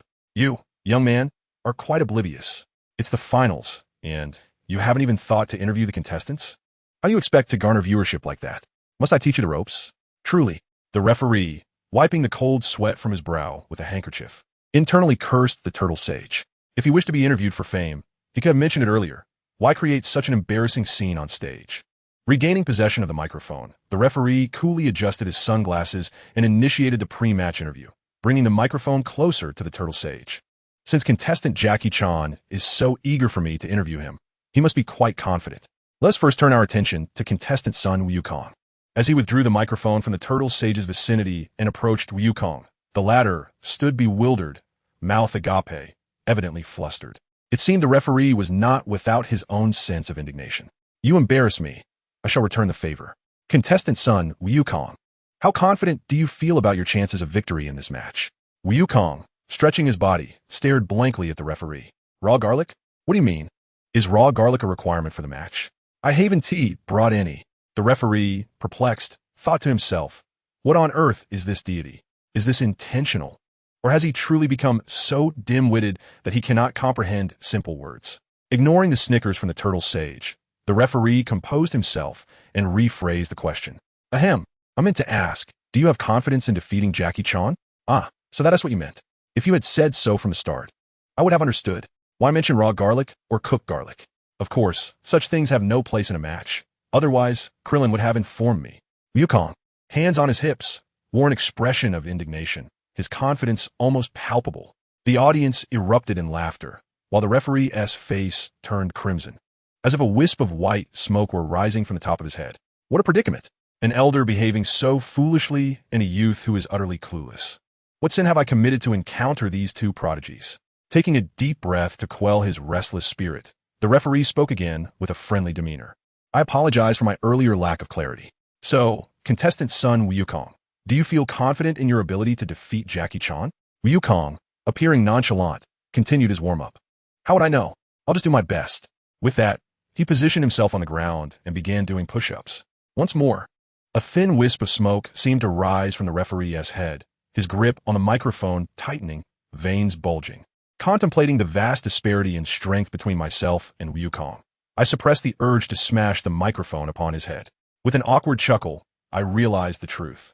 He truly embodies the honesty and straightforwardness befitting a martial arts master worthy of vying for the title of the world's greatest.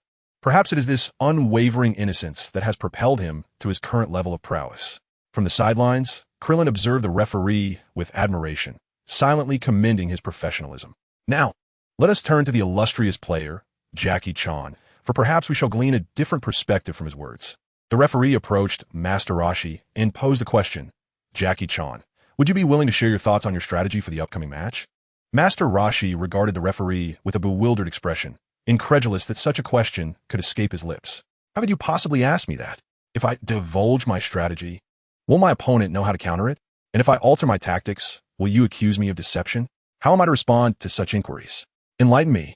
The referee's face shifted through a spectrum of colors, embarrassment washing over him as he fumbled for a handkerchief to dab at the sweat elicited by his anxiety. I see now. That was indeed an imprudent question. He continued, Jackie Chan, do you possess confidence in this match? Do you believe you can defeat Sun Wukong and claim the championship title at this martial arts tournament? Master Roshi's demeanor grew serious, his lips sealed tight. How could I possibly know?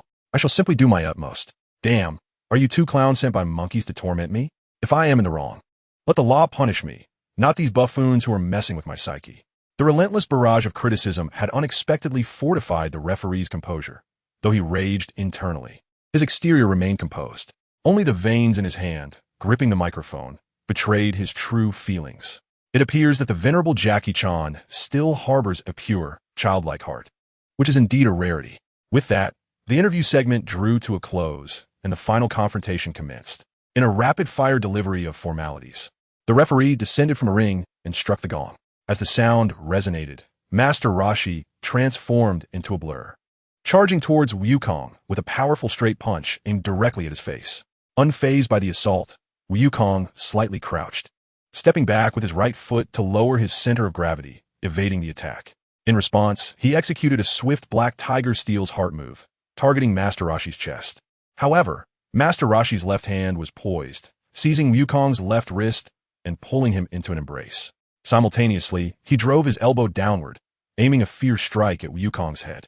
Feeling the rush of wind from the impending blow, Wukong found his right hand immobilized, unable to react. He raised his left hand to support Master Roshi's arm, preventing the elbow from landing. The turtle sage struck once more, bending his right leg and driving his knee into Goku's solar plexus.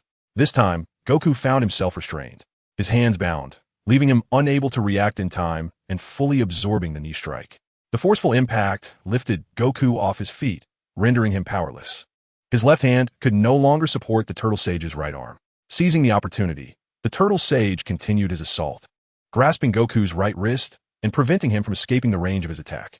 The knees alternated in a relentless barrage, delivering a total of 18 strikes, culminating in a final knee thrust that freed his hands and propelled Goku high into the air. In swift succession, the turtle sage slightly bent his legs and leapt into the sky, executing a powerful high kick that descended upon Goku like a cleaving axe. Faster than his ascent, Goku plummeted at great speed, crashing into the arena floor with a thunderous sound. Dust erupted and debris flew, while the turtle sage landed gracefully atop the stage. He then performed a backflip, evading the cloud of dust that enveloped the area.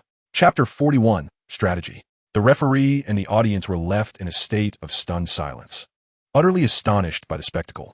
Krillin, observing from the sidelines, found the series of attacks somewhat amusing.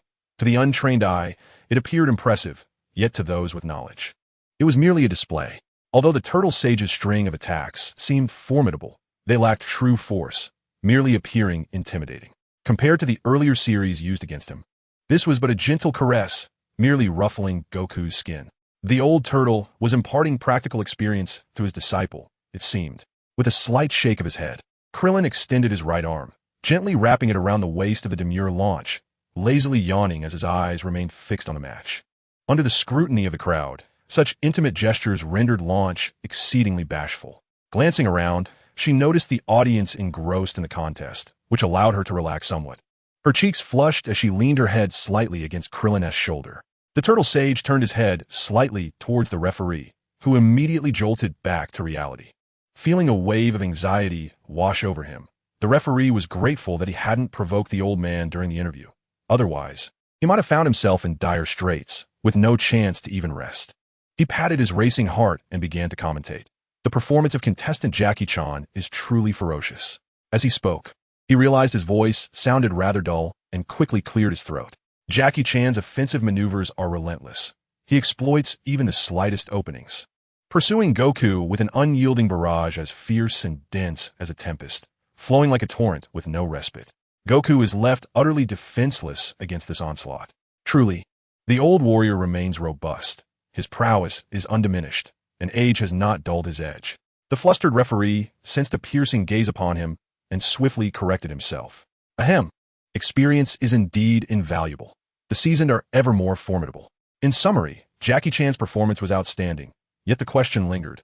How was Goku faring against such a fierce assault? Once the dust settled, the answer would soon be revealed. The Turtle Sage paid no heed to the referee's attempts at creating a lively atmosphere, his hands resting behind his back as his gaze fixated intently on Goku's position. As the dust gradually settled, the Turtle Sage dared not be overconfident. He crouched slightly, adopting a defensive stance. When the dust finally cleared, a sizable pit lay before the spectators. Peering into the abyss, the Turtle Sage saw no sign of Goku. A feeling of foreboding washing over him as he attempted to shift his position. However, it was too late.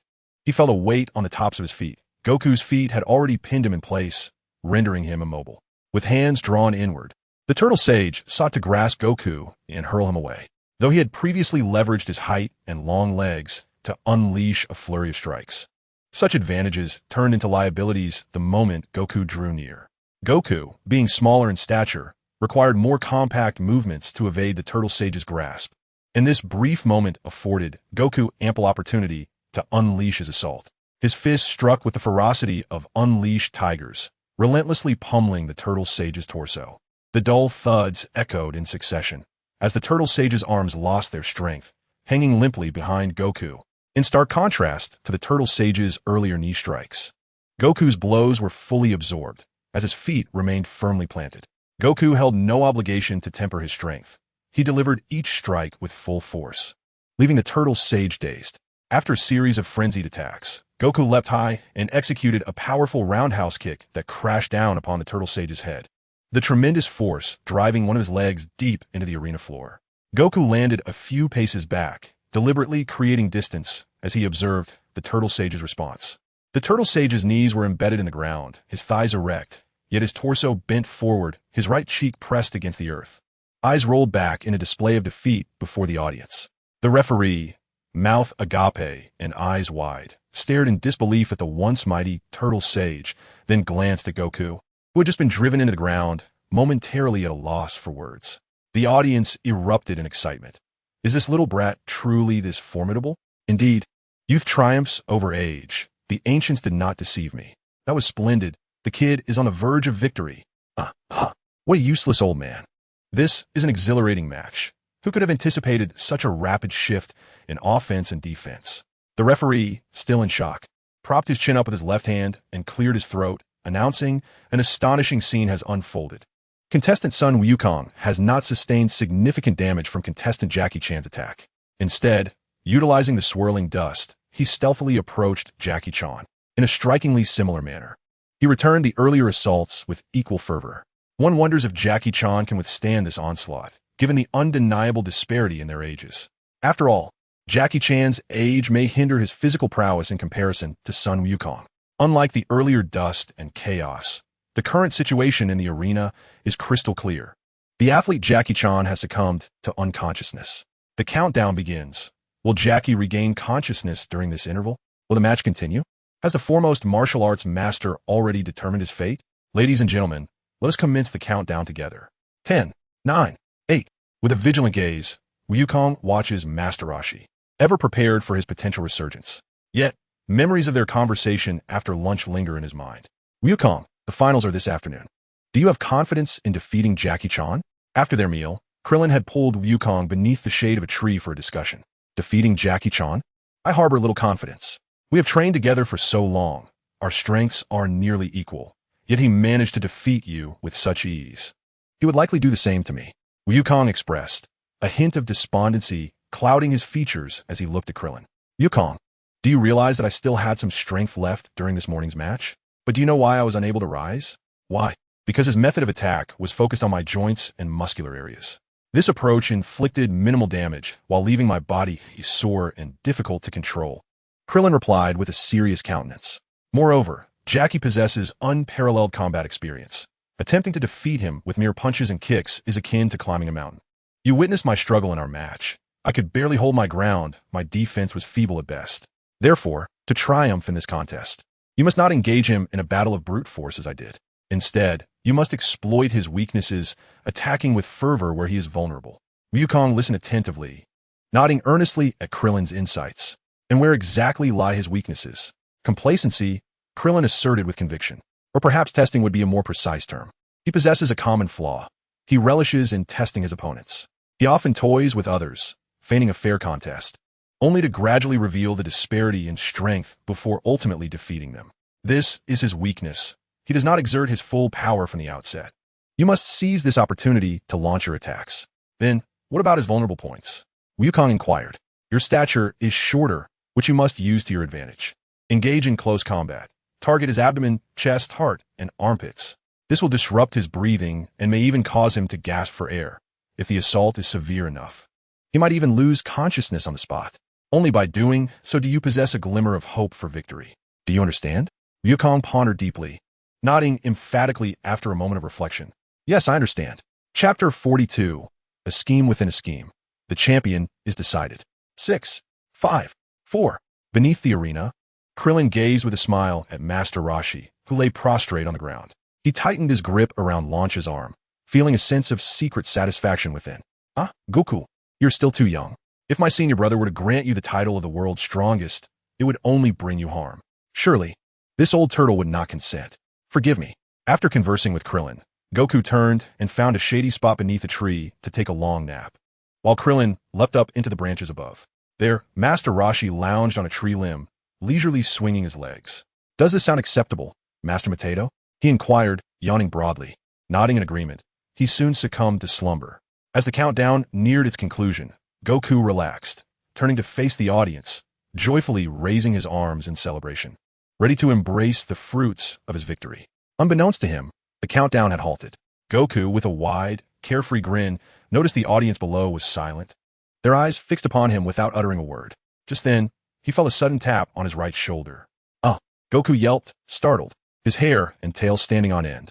He lunged forward, nearly toppling off the stage, and turned to see Master Roshi, grinning and waving from his original position. Looking back at where Master Roshi had previously fallen, Goku found only an empty pit. Taking a couple of deep breaths to calm his racing heart, he faced Master Roshi. Kid, did you really think your little attack could bring me down? Let me tell you, you are far from it. I was merely toying with you. You actually took it seriously. It seems my acting skills are quite impressive, he remarked, brushing off the dust from his chest with an air of nonchalance. Ouch, that hurt. I nearly slipped up there.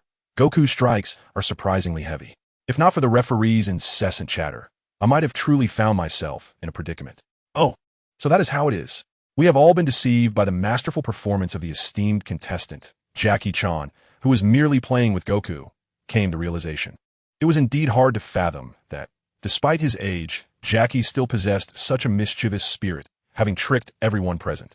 The referee wore an expression of disbelief, criticizing Master Roshi. Goku, feeling a mix of embarrassment and anger, exclaimed, Jackie, you have gone too far in deceiving me. With flushed cheeks, he charged at Master Roshi. employing both fists and feet in a flurry of strikes. Yet, consumed by rage, he struggled to maintain composure, his blows lacking coordination. Master Roshi, with his seasoned combat instincts, easily discerned Goku's numerous openings. If he wished, he could defeat Goku with the same ease as he had bested Krillin. However, Master Roshi seized this opportunity to impart knowledge to Goku. He relentlessly targeted Goku's weaknesses, guiding him to recognize the flaws in his techniques. Goku, not one to disappoint his mentor's earnest efforts, quickly calmed his mind and engaged wholeheartedly in combat with Master Roshi. Battling a martial arts master, especially one revered as a deity of martial arts who was deliberately offering him insights, was undoubtedly a tremendous boon for Goku's growth. After approximately 10 minutes, roughly the same duration as his match with Krillin, Goku exhibited marked improvement in his unarmed combat skills, with the gaps in his techniques significantly narrowed. Sensing that Goku had made sufficient progress, Master Roshi seized his guidance and unleashed a combination of strikes aimed at Goku's joints and muscles.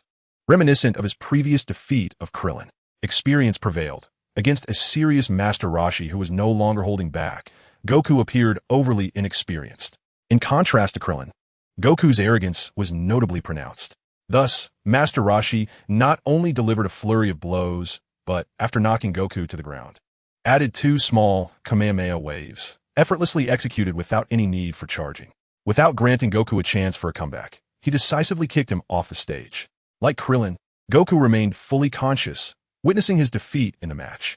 Master Roshi stood on the stage with his hands clasped behind his back, exuding an air of tranquility as he awaited the accolades and applause that were soon to come. The referee's voice boomed through the loudspeaker. The champion of the 21st World Martial Arts Tournament has emerged, the eldest participant, Jackie Chan. After overcoming numerous challenges, he has rightfully claimed the title of the world's foremost martial artist. Let us not withhold our applause. Please give a warm round of applause for our champion, Jackie Chan. The audience erupted in enthusiastic applause, a chorus of cheers echoing through the arena. Master Roshi beamed with joy, unable to resist waving to the crowd. Shortly thereafter, the referee assisted Goku back onto the stage, bending slightly to raise Goku's right arm. Contestant Son Goku, the youngest participant in this tournament, has narrowly lost to Jackie Chan and is the runner-up. However, I firmly believe that Goku's youth will serve him well. After this tournament, he will undoubtedly strive to hone his skills even further. I am confident that in the next World Martial Arts Tournament, Son Goku will deliver an even more remarkable performance. Let's extend him some encouragement, shall we? The applause thundered, even more fervently than that bestowed upon Master Roshi, perhaps due to Goku's youthfulness or his endearing appearance, or perhaps a combination of both. The audience was generous with their applause. Thus, the 21st World Martial Arts Tournament drew to a close amidst this resounding ovation. Master Roshi retreated to a secluded corner to change his attire, pulling off his hairpiece, donning sunglasses, and slipping into a small suit topped with a bowler hat.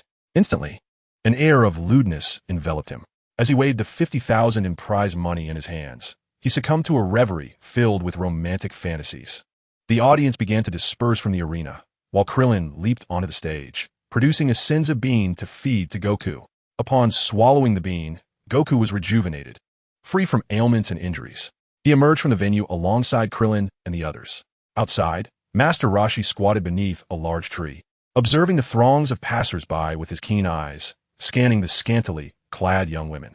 Each of his nostrils was stuffed with a wad of tissue stained with blood.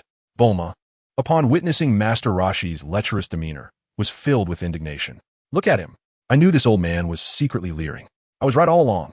She attempted to approach him to deliver a slap, but the gentle launch held her back with a serene smile, offering words of calm. Amidst playful banter and laughter, they continued on their way, the setting sun casting elongated shadows of the group. In Chapter 43, Guidance, the group awaited their meal at a restaurant, engaging in conversation. Krillin initiated a probing question. Master Roshi, did you watch our match? I couldn't find you while I was on stage. He squinted, a glimmer of danger flashing in his eyes. Master Roshi, a seasoned veteran, was not easily fooled by Krillin's trivial antics and let out a hearty laugh. Of course, I watch a match. However, due to the overwhelming crowd, I observed from outside the venue, perched in a large tree. Perhaps the foliage was too dense for you to spot me. Did you think I would have you participate without watching? Goku nodded, a look of realization dawning upon his face. Hee, I thought Master Roshi didn't see our match. But your hiding spot was quite clever. I searched for quite a while. Master Rashi discreetly wiped non-existent sweat from his brow, relieved to have prepared an excuse beforehand, lest he face an uncomfortable situation. Both of your performances were commendable, especially you, Goku, who has learned to employ strategy. I'm quite pleased. However, Krillin, I must admit, I'm somewhat disappointed in you. Krillin's confusion was palpable. Huh? Why? Krillin, you employed strategy, just like Goku. But do you understand why I commend him and express disappointment in you? Krillin appeared utterly bewildered, unable to grasp the essence of Master Rashi's words. Why, Master Rashi? With a solemn expression, Master Rashi took on the role of a strict mentor. Is due to your state of mind. State of mind? Krillin repeated, seemingly grasping a fleeting insight, yet failing to capture its full significance. Indeed, it is all about the state of mind. Wukong possesses a heart of purity, engaging foes with sheer force and neglecting the strategic application of his intellect. Thus, his adoption of cunning tactics signifies a substantial advancement. Conversely, you, Krillin, harbor a rather intricate mindset. In battle, whenever an opportunity for strategy arises, you invariably opt for guile over brute strength, do you not? Krillin bowed his head in contemplation, suddenly realizing the truth in Master Rashi's words. His thoughts aligned precisely with this notion. The moment an adversary displayed even the slightest vulnerability, he would undoubtedly seize the opportunity to deliver a decisive blow. Yet, is there anything inherently wrong with this approach? Is it not commendable? A look of confusion gradually crossed Krillin's face. Do you believe your stance is justifiable, Krillin? Master Rashi inquired, his gaze calm and steady. Indeed, Master Rashi, I am perplexed. Is there something erroneous in targeting an enemy's weakness? To declare it wrong could be deemed correct, yet to assert it right might also be inaccurate. In that moment, Master Rashi resembled a riddle maker from Krillin's past, someone he found exceedingly vexatious. However, he recognized his own limitations. Having been recently reminded of the disparity in strength, Krillin could only mentally scoff, yet still felt the need to play along. What do you mean by that, Master Rashi? Your dilemma lies in your excessive fixation on victory, leading you to employ any means necessary. For instance, envision a multitude of formidable foes, each stronger than the last, awaiting your defeat. Were it Wukong, he would eagerly roll up his sleeves, relishing the challenge of confronting them one by one. With each adversary vanquished, he would experience a measure of growth.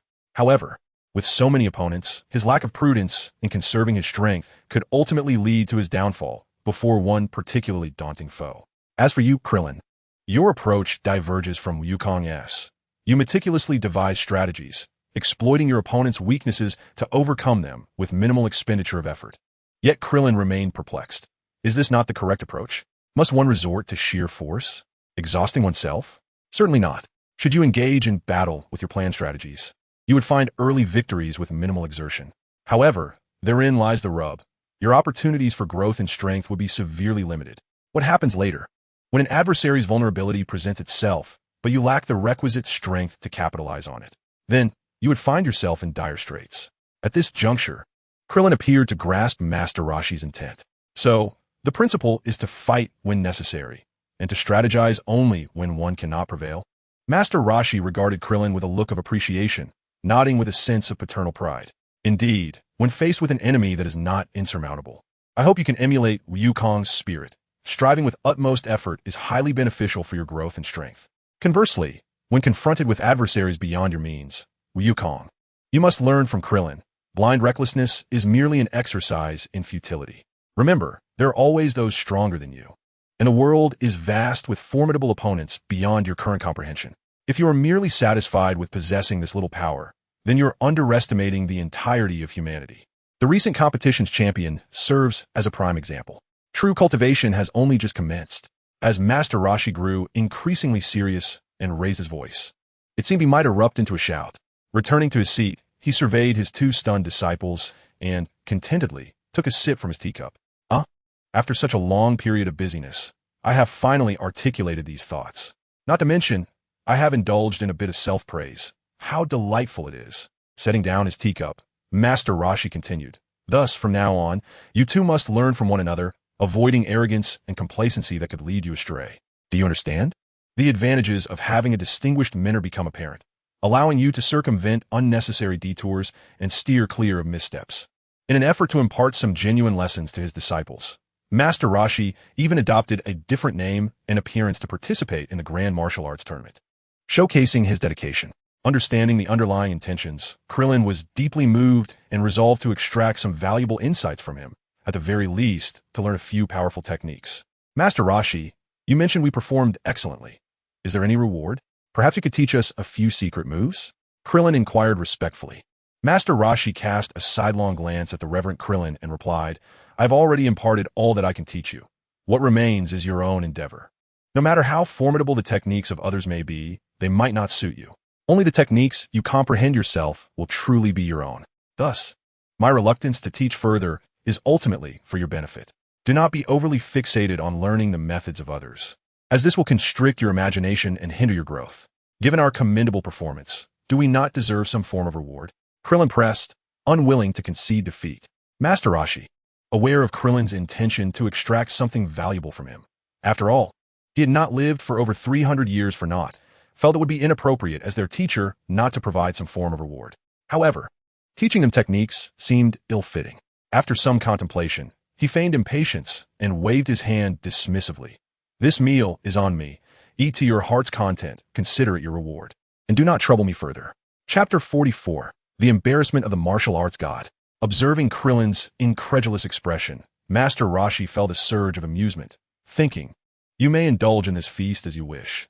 After all, I have just received a bounty of 500,000. Little did he know that Krillin's astonishment stemmed from his bravery. He had not noticed the expressions of admiration from those around him, including Yamcha, Bulma, Launch, Belong, and Puar, all gazing at him as if he were a hero. It was only natural, considering Master Roshi had seldom witnessed Goku's appetite. The only instance being during his initial visit to Kame House, when Goku emptied his refrigerator, though it contained little. The subsequent times of training had seen them dining separately. Wukong and Krillin ventured to Krillin's humble abode for a meal, while Master Roshi dined alone. Unlike the others, who had accompanied Wukong in search of the Dragon Balls, he was acutely aware of Wukong's prodigious appetite. Initially, Bulma had intended to cover the expenses herself, being the daughter of a wealthy tycoon, and raising Wukong posed no financial burden. However, when someone volunteered to treat, she thought, why not indulge? If it had been anyone else, she might have hesitated, but since it was a rather unsavory old man, she felt no qualms. Worst case, if he couldn't settle the bill, she could always step in, perhaps even mock him a little to keep him in line. Perfect. As the dishes arrived, everyone stifled their admiration and began to feast. At first, Master Roshi watched with a smile as Krillin and Wukong devoured their meals, thinking to himself that they were quite the hearty eaters. Yet, as the stacks of bowls and plates continued to rise before him, his expression shifted from cheerful disbelief to horror. He could only cover his face with his hands while furtively counting his money. Another 3, called Krillin, followed by Wukong and Yamcha, the latter being no slouch in the eating department himself. Another 3, another 3, another 2, at which point Yamcha withdrew from the culinary battlefield. Another 2, another 2, another 2. Master Roshi gradually found himself sliding beneath the table, too overwhelmed to even contemplate the total bill. How could Krillin eat so much? He had never done so before. Bulma, puzzled, inquired, but no one answered her. They were all engrossed in the live spectacle of gluttony. As the moon hung high in the sky, Krillin and Wukong finally paused in their consumption. Krillin, glancing at Wukong, who still seemed eager for more, asked, Are you full? Should we order more? Master Roshi, with trembling legs, once again slipped under the table, contemplating whether he should resort to leveraging his reputation as the god of martial arts to settle the bill. Wukong licked the remnants of food from his lips, patted his round belly, and pondered aloud. That should suffice. You always tell me to eat until I'm about 80% full. Krillin leaned back in his chair, rubbed his stomach, and let out a satisfied belch. Well, that sounds good to me. I'm about 80% full as well. The god of martial arts steadied himself against the edge of the table, gazing at the mountain of empty dishes before him, tears of regret streaming down his face. Yet, despite his lamentations, he had to face the inevitable and approach the cashier with unsteady steps. How much for that table? The cashier, flipping through a thick ledger, swiftly processed the order, the receipts piling up like a storm of paper. Master Roshi stared blankly at the cascading slips, his heart plummeting into a bottomless abyss. Finally, the last receipt was printed. Stunned by the sight of a ticket that could barely fetch $20, he failed to comprehend the cashier's words. What did you say? How much? 1,200,000 yen, sir.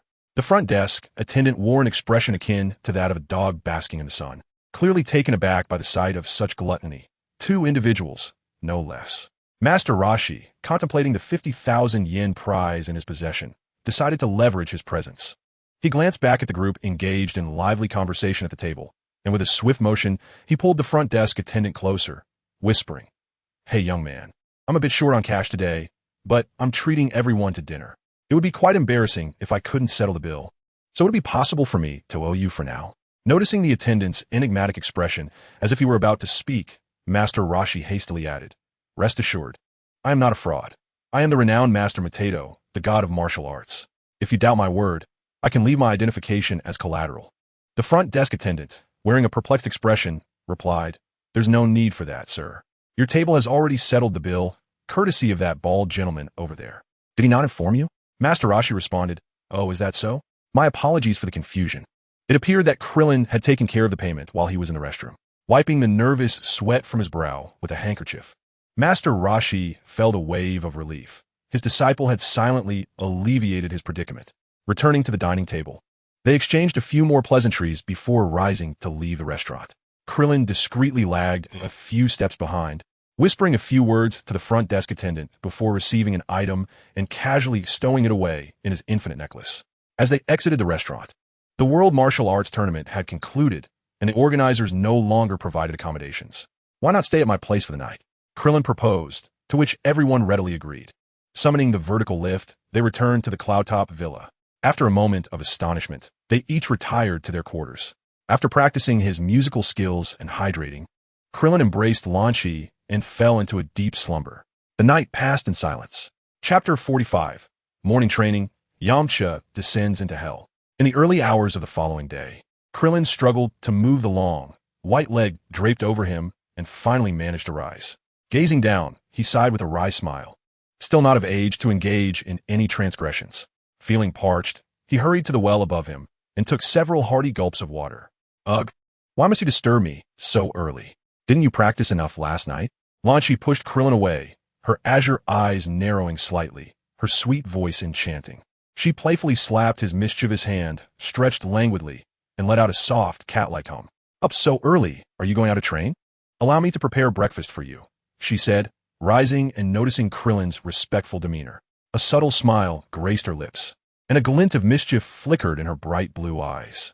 She reached out her small hand to touch Krillin's, exhaling a breath of warm air towards him, revealing her fierce gaze, wide open and predatory, as if she were ready to pounce. Lan Chi nodded in satisfaction, swiftly slipping past Klin and darting into the restroom. With a click, the bathroom door was locked, leaving Klin in a state of amusement. Over time, Klin had discerned a subtle discord within Lan Chi's dual personas. The gentle Lan Chi was typically as serene as water, embodying the ideal of a devoted wife and mother, yet she would occasionally indulge in playful antics that were never excessive, merely embellishments that endeared her further to others. Furthermore, she was always eager to explore new realms of knowledge. In stark contrast, the bandit-like Lan Chi exuded a fierce demeanor, often brandishing firearms for dramatic display. Though her voice was melodious, it was invariably tinged with a rugged ferocity. This bold persona would shrink away during nighttime piano practice, her hands covering her flushed face, yielding to the whims of others. When faced with overwhelming discomfort, she would become like an ostrich, burrowing into her bedding, cocooning herself like a silkworm, refusing to emerge. These two personalities were not entirely distinct, but rather displayed a degree of overlap. Such nuances provided an occasional freshness, rendering one unable to resist their charm.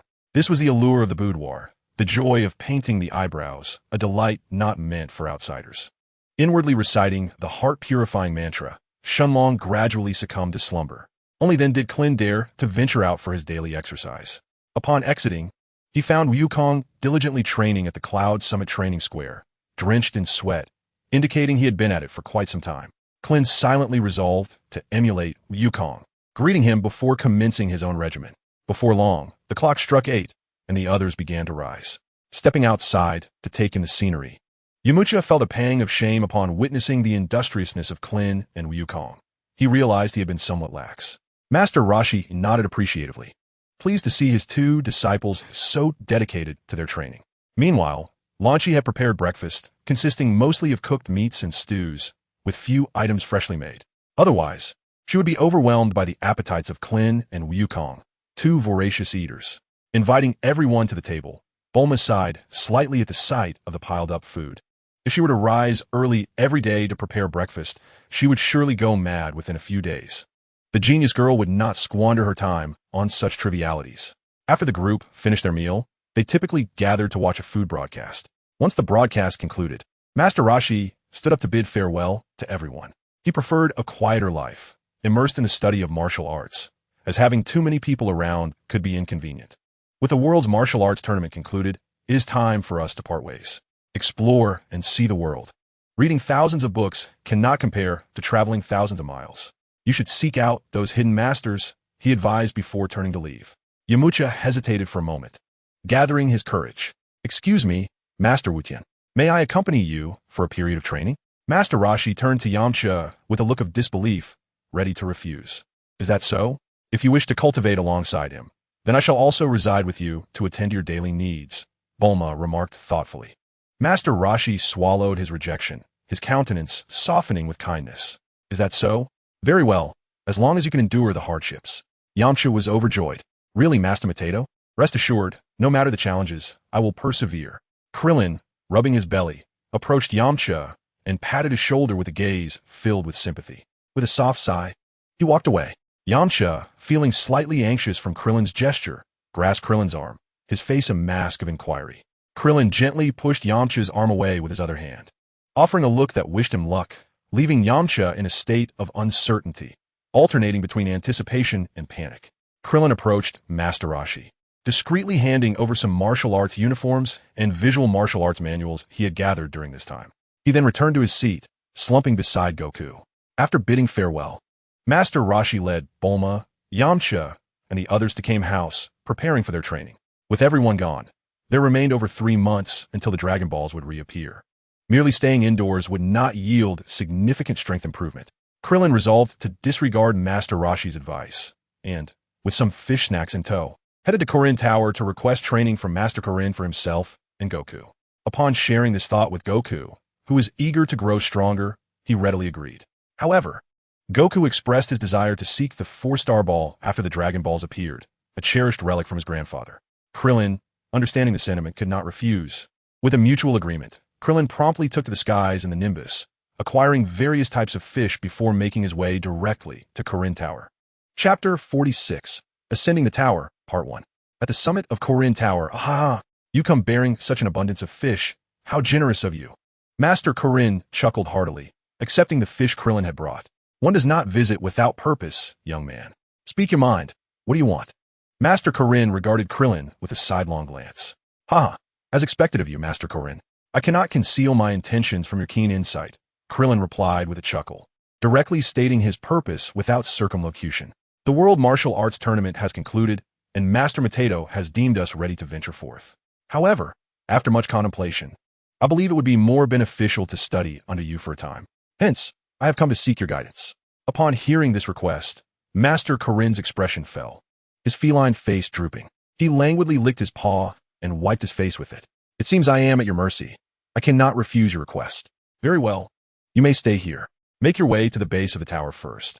I shall instruct you when you manage to ascend within an hour. With that, Master Karen retreated to a corner to tend to the fish he had received as a gift. Krillin, unfazed, believed one should maintain a semblance of humanity. He then descended the Karen Tower with Goku, stretching a bit to prepare for their climb. Stop right there. A voice resonated with authority, halting them in their tracks. Krillin turned towards the sound and beheld a robust figure emerging from the trees. The man stood over 2 meters tall, his dark skin exuding strength, with long hair secured by a red cord, and his face adorned with streaks of red paint. Around his neck hung a necklace of animal teeth, his torso bare and muscles well-defined, presenting a formidable physique. His chest bore numerous scars, and each arm was wrapped with a white band. He wore long trousers and wielded an exceptionally sharp spear. Perched on his right shoulder was a small child, charmingly adorned with a red feather. This is the sacred ground of Karen. Who are you, and what brings you here? The man's expression was wary, ready to act at the slightest hint of malice. After a moment's contemplation, Krillin felt an odd familiarity with the father-son duo and inquired, "We come under the guidance of Master Karen to climb this tower. And you? Who might you be?" The man's vigilance softened slightly upon hearing Krillin's words. We are a lineage that has dwelled here for generations, blessed by the divine, tasked with safeguarding the sacred site of Karen against those with ill intentions. I see. Krillin, influenced by the man's demeanor, found himself speaking in a more formal tone. Shaking his head, he dismissed the thought from his mind. I am Krillin, and this is Sun Wukong. It is a pleasure to make your acquaintance. You may find our presence frequent in the days to come. We seek your guidance. However, the man did not easily relinquish his skepticism. You claim to be here under the guidance of the sage. Mere words are not enough. What proof do you possess? Krillin, finding himself at a loss with the man's stubbornness, recognized that he was merely diligent in his duties. Resigning, he replied, proof? As guardians of this place, you must have encountered the flying nimbus, correct? Might that suffice as evidence? With that, Krillin summoned a small nimbus cloud, leaving the father and child utterly astonished. This is the legendary cloud. I cannot believe it truly exists. The man gently set the child down, and both father and son knelt before Krillin and Goku. I sincerely apologize. I failed to recognize your greatness and misjudged you. Please forgive my transgressions. Krillin, taken aback by their display of reverence, quickly assisted them to their feet. We are not celestial beings, merely ordinary individuals. This nimbus was a gift from Master Karen. You have misunderstood. Reassured after repeated explanations, the stubborn man finally accepted that they were not divine. Nonetheless, he remained highly respectful. My name is Bra, and this is my son UPA. I beg your pardon for the earlier misunderstanding. The misunderstanding resolved, the robust Bra insisted on taking Krillin and Goku out for a meal. Although Krillin initially intended to decline, Goku's eagerness at the mention of food rendered him immovable, leaving Krillin no choice but to stay. Bra ventured alone into the forest to hunt, leaving his son UPA to accompany Krillin and Goku. The timid UPA, initially shy, soon found himself enchanted by Goku's unique charm, and before long, they were playing joyfully together. As UPA grew comfortable with Goku, he lost his fear of Krillin, bustling back and forth between the tent and the base of Korin Tower, fetching fruits and other items for the two. Before long, Bra returned, laden with an impressive haul from his hunt. Their culinary skills were rather primitive, limited to roasting and boiling. Reluctantly, Krillin ascended to the top of the tower to bring down launch, ensuring that the bounty was not wasted. After tasting the delicious meal prepared by Bra and UPA, Krillin was so impressed that he retrieved an assortment of spices from his necklace to share with them. Launch took the time to instruct them on the proper use of these seasonings. Once the meal concluded, Krillin encouraged Launch to entertain herself while he and Goku embarked on the serious task of climbing the tower. To the astonishment of Bra and UPA, Krillin and Goku ascended like arrows, quickly becoming mere specks in the distance. The Korin Tower, appearing to have a diameter of about 1 meter, seemed constructed of segments of stone, each approximately 1.5 meters long, adorned with various intricate carvings. However, there were few places to gain leverage, and the stone had become quite smooth from exposure to the elements. After climbing for over an hour, fatigue began to set in. Looking up, the tower still loomed high above, its pinnacle hidden from view. They persevered, continuing their ascent deep into the night. Krillin lost track of how high they had climbed. When he glanced down, he saw clouds floating beneath them. Yet, when he gazed upward, the tower's peak remained elusive. Goku, having long since declared himself hungry, suddenly felt weak and, in a moment of clumsiness, slipped and began to fall. Krillin, utterly exhausted, was a fraction too slow to catch him. However, in a moment of instinctive thought, Goku was unexpectedly seized. Upon closer inspection, Krillin realized that his tail had grown back. He had forgotten its existence after having pulled it out previously. During their climb, it had unconsciously re-emerged, and absorbed in their ascent, Krillin had failed to notice. This tail seemed to function as an extension of his arm, deftly grasping Goku in the nick of time. Moreover, it appeared to possess the ability to change in size and shape at will. Krillin positioned Goku above him, instructing him to hold on tightly, and began to experiment with the tail's newfound capabilities, alternating its size and thickness, much to his delight. Hey, Krillin, how come you have a tail just like mine? Why'd I never noticed it before? Krillin casually dismissed the matter with a few nonchalant words, unable to elaborate further. Was he to declare that having a tail indicated one was a Saiyan? Moreover, this was not the appropriate moment for such discourse. A faint smile played at the corners of his mouth, as countless thoughts raced through his mind. Krillin reached for the tail, and with a firm tug, he severed it. Wow, Krillin, what are you doing? Why did you pull off the tail? Doesn't that hurt? Goku exclaimed in astonishment. With a mere thought, a new tail sprouted, identical to the one he had just removed. Indeed, tails could regenerate like limbs. Goku watched in wide-eyed amazement.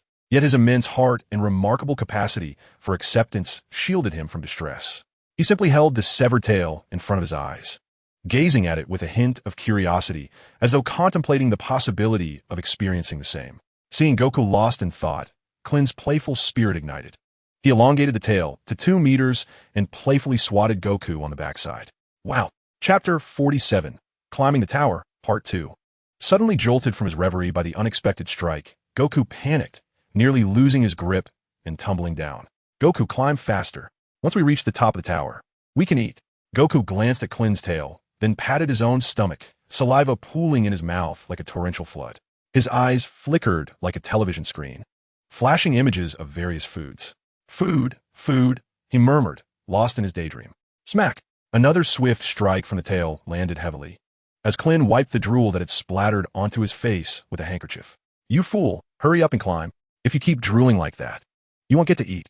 Gulping down a deep swallow of saliva, Goku felt an inexplicable surge of energy, reminiscent of the initial burst he had when they began the ascent. Krillin sighed, burdened and weary, yet he pressed on. The starlight dimmed as the sun rose higher, and before long, it was noon. Both Krillin and Goku were utterly exhausted, panting heavily. Several times they nearly slipped, narrowly avoiding falls. As they laboriously climbed, Goku suddenly bumped into something with a thud, losing his grip and crashing down on Krillin's head. Krillin, already drained, lost his own grip due to the impact, and they both tumbled down. The threat of death stimulated Krillin, adrenaline coursing through his veins. He elongated his tail, wrapping it around the tower. With his right hand, he grasped Goku's tail. Taking a few deep breaths to steady his racing heart, Krillin glanced up, the tower's pinnacle tantalizingly close. Holding tightly to the tower, he secured Goku's tail with a knot and began to ascend slowly. Upon reaching the top, he untied the knot and, with a mighty heave, flung Goku onto the summit. Then, he extended his tail once more, ensnaring himself to ascend as well. Once at the top, Krillin collapsed onto the ground beside Goku, feeling as though his limbs had become unresponsive and numb from the exertion. Lan Chi rushed over with a heart full of compassion, providing Krillin with a full-body massage. After a brief respite, Goku and Krillin regained a modicum of strength and, with ravenous hunger, pounced upon the food that Lan Chi had meticulously prepared. They devoured the meal with fervor for half an hour, only to pat their bellies in satisfaction before collapsing onto the ground, gasping for breath. I feel alive again. I nearly starved, Goku exclaimed, rubbing his belly in reflection.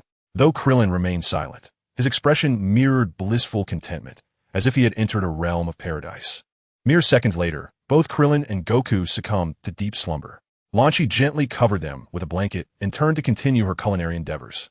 Knowing these two insatiable eaters all too well, she realized that upon waking, if there was insufficient food, Krillin would undoubtedly lament being underfed, compelling himself to don those peculiar martial arts uniforms.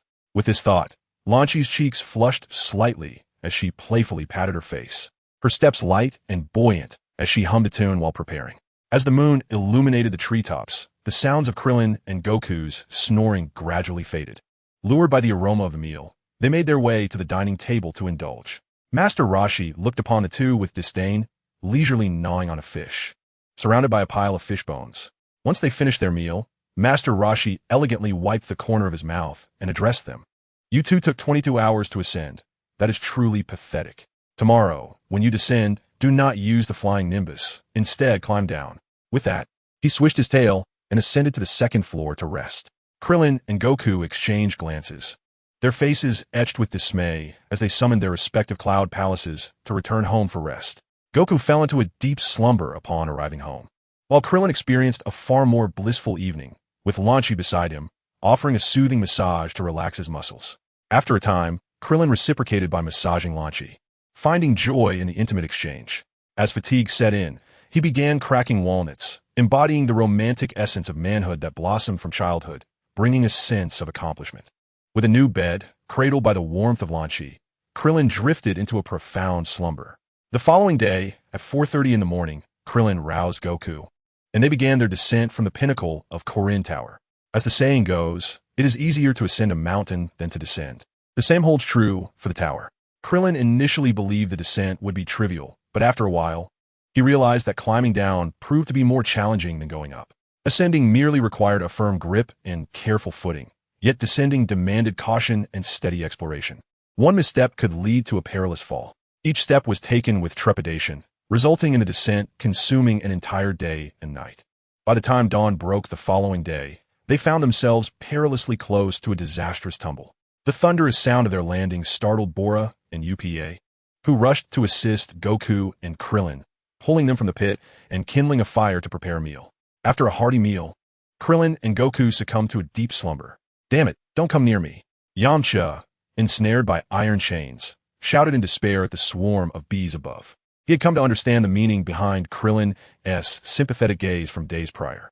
The arduous tasks of delivering milk, tilling the fields, and laboring on construction sites had led him to the point of evading bees, and now he felt on the brink of collapse. No wonder Krillin and Goku had experienced such rapid enhancements in their abilities. Their lives were on the line. Poor Yamcha had yet to realize that they had merely scratched the surface, with true torment awaiting him in a few months. Within the Turtle Hermit's abode, Master Roshi's mischievous eyes were concealed behind sunglasses. His eyes followed Bulma's movements with keen interest. Hey, ha ha ha. Hey, Krillin, Goku. Time to wake up for dinner." Little UPA stood beside them, vigorously shaking their bodies, his cheeks flushed with exertion.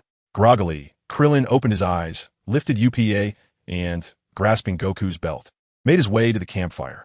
The tantalizing aroma of grilled meat roused Goku, who quickly greeted everyone before diving into the feast. Bulma chuckled at Goku's unrefined manner of eating. "Have you both reached the top of the tower?" she inquired. Krillin, tearing off a leg of beef and sprinkling it with seasoning, replied, "Indeed, it took over 20 hours to climb, only for Krillin to make us descend again. He said we must be able to ascend in half an hour before he would teach us martial arts." "How impressive. You actually managed to climb it." "In my youth, I attempted to scale the tower, but after just a few hours, I was utterly exhausted," Bulma reflected, shaking her head in admiration while gently stroking UPA's head. UPA seemed eager to compete with Goku in a food-eating contest, tearing into a large chunk of beef, occasionally glancing sideways at Goku. Crianchous silence. Focusing on his own meal. After satisfying their hunger, Krillin summoned the flying Nimbus, allowing Goku to pluck a small tuft of the cloud for UPA. Curiously, UPA poked at the fluffy Nimbus, his innocent curiosity endearing. Krillin lifted UPA and tossed him onto the Nimbus. After a brief moment of frightened cries, UPA landed safely atop the cloud. Observing UPA's fascination, Krillin turned to Goku, signaling the start of their ascent once more.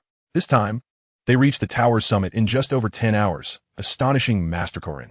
Logically, an ordinary human should not exhibit such remarkable progress. Yet after much contemplation, Krillin could only attribute it to exceptional talent. For the ensuing month, Goku and Krillin spent their days ascending and descending the tower. Up the tower to eat, sleep, then down to eat and sleep, and back up again, Goku remarked, repeating the cycle. Krillin followed suit, although he indulged in full-body massages and practiced the piano during their evening breaks. During Krillin's training, Launch prepared meals but gradually developed an interest in martial arts herself. During a moment of leisure, Master Karen provided some guidance. Unlike Krillin and Goku, who were relentless in their training, Launch's strength and physical prowess noticeably improved in this unique environment. The most evident change was that Krillin could no longer effortlessly lift Launchi with one hand. Krillin, pleased with this development, fully supported her progress. After all, if it came to it, they could always rely on cooked meals. The absence of stir-fries was not a deal-breaker. The future dining hall for the child would only grow larger. A month later, Krillin and Goku managed to ascend Karen Tower within an hour. "How could you use explosives against me?" Yamcha shouted from the lake, burdened by the heavy turtle shell. Chapter 48. Enduring Punishment. "Master Karen, we can now climb the tower in an hour. What should we do next?" Krillin inquired, glancing at the plump white cat before him. To earn Master Karen's instruction, Launchi prepared an array of fish dishes daily, concocting a variety of cooking methods: stir-frying, deep-frying, steaming, braising, and more. Of course, Krillin had shared with Launchi some renowned recipes from his past life, allowing her to experiment and replicate them. Launchi, being resourceful, grasped the techniques with remarkable aptitude. The direct consequence of her culinary efforts was that Master Karen had gained considerable weight in just a month. With narrowed eyes, Master Karen licked his paw, his corpulent body slowly shifting. "You have passed in terms of physical fitness, but your combat skills remain lacking. Fighting prowess is not solely determined by physical strength. The mastery of combat techniques, and the application of energy are equally crucial. In the coming period, you will need to fight me blindfolded. The moment you can defeat me while blindfolded, you will have succeeded. Upon hearing this, Goku panicked. Fight blindfolded? Why not just fly to the sky? Hey, big white cat. I already struggle to compete with you. Now you want me to fight blindfolded? That's just unfair. It seems you genuinely do not wish to teach us. Master Karen, with his squinting eyes, regarded Goku with a sidelong glance. Oh, if you dislike it, you need not participate. Krillin, however, remained relatively calm. There was no room for agitation given the circumstances. To grow stronger, one must heed the elder's words. A swift tap on Goku's head reminded him to comply, and he reluctantly tied a handkerchief around his eyes. Krillin followed suit, plunging into darkness. From this moment on, you may attack me at will, and I will retaliate in kind. Give it your all, young lads, Master Karen's voice resonated. Listening carefully, Krillin moved in the direction of Master Karen's voice, ready to engage. Unexpectedly, he missed his target, and just then, a gust of wind rushed from behind. Unable to adapt quickly due to his impaired vision, Krillin failed to evade in time. A solid punch struck his back, and the assailant, merciless in his triumph, followed up with a flurry of blows that sent Krillin flying. Haha, I hit you. I won, came Goku's exuberant shout. Krillin grimaced, rubbing the spot where he had been struck, his frustration bubbling over. You idiot, it was me you hit. Didn't you notice something was off when you threw that punch? I don't have a single hair on me. One punch is enough, yet you just keep going. Focus, will you? Before he could finish his complaint, Krillin received a swift kick to the abdomen, abruptly cutting off his grievances. You talk too much when criticizing others. Do you ever reflect on your own actions? The voice of Master Karen echoed mysteriously from all directions. Krillin's face flushed with embarrassment and anger. Drawing upon his memories of the top of Karen Tower, he began to move rapidly, launching indiscriminate attacks. Yet, such mindless assaults could not touch Master Karen. Poor Goku found himself getting hit and kicked repeatedly, soon sporting a swollen face. Karen's sinister laughter resonated in Krillin's ears, taunting him with the impossibility of hitting his target. Realizing the futility of his actions, Krillin ceased his senseless strikes, standing still to take deep breaths, quietly attuning himself to his surroundings. Master Karen observed him with a look of appreciation, surprised by his perceptiveness. In just a few minutes, he had grasped reality, subdued his emotions, and turned his thoughts to finding a solution, a rare feat indeed. Looking at Goku, who was flailing about like a headless fly, Karen sighed deeply and kicked Goku against the wall. Once Goku scrambled back to his feet, he began to retaliate, circling around to strike back. But who was Goku? He was the embodiment of stubbornness, unyielding even when faced with adversity. He fought back valiantly, yet always seemed to step behind, landing punches in the air where Karen had just been. Master Karen, being somewhat petty, unleashed a fierce barrage upon Goku for having spoken back to him earlier. He targeted everywhere but the vital areas, ensuring that Goku was thoroughly bruised yet intact, his body swelling uniformly. The relentless assault soon left Goku utterly exhausted. Master Karen turned his attention back to Krillin, curious to see what insights his moment of stillness might have yielded. Slowly, he approached Krillin, clicking his tongue in an attempt to provoke him into action. Krillin stood with his legs slightly apart, arms hanging naturally, breathing deeply and steadily, seemingly oblivious to the sound around him. Seeing that Krillin was not responding to his provocations, Master Karen decided to take the initiative. With a swift motion, he aimed his staff silently at Krillin's bald head. Krillin leaned slightly to avoid the strike, but before he could fully react, Master Karen transitioned from a thrust to a sweeping motion, launching a powerful horizontal blow that Krillin could not evade, landing firmly against him. Master Karen withdrew his staff, nodding in satisfaction. Meow, not bad. You've made some progress. You managed to evade my initial strike. To triumph over others, one must deftly avoid their attacks and then retaliate. That is the path to victory. Let us continue, Meow. It was evident that Master Karen was in high spirits, even punctuating his speech with a playful meow. What followed was a tempestuous flurry of attacks. Krillin no longer impulsively sought to strike Master Karen. Instead, he focused on evading all of his assaults. From time to time, Master Karen would check on Goku, but Goku remained stubbornly defiant, insisting that as long as he was struck, he would confront Master Karen, absorbing every blow without waste.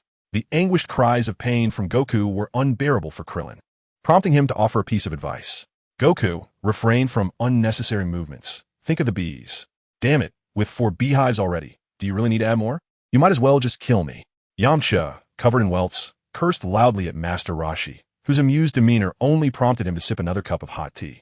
Dressed neatly, Master Roshi then sent 2 more affectionate beehives Yamcha's way. Chapter 49. The Early Bird. Training concluded. Bees? Goku muttered these words repeatedly, standing still to regulate his breathing. Observing Goku's newfound understanding, Master Karen refrained from interrupting and turned his attention to Krillin, who had dared to speak up. So you wish to be the early bird, huh? You think you're quite skilled? Master Karen squinted, his gaze icy as he regarded Krillin. Tossing his staff aside and removing his slippers, he approached Krillin leisurely. Krillin, hearing the footsteps, turned to face Master Karen, chuckling nervously. I wouldn't he dare. I just thought he was taking quite a beating. Quite a beating? After a swift strike with his slipper, Krillin stumbled backward, raising his hands in defense. We're on the same side, brother. On the same side?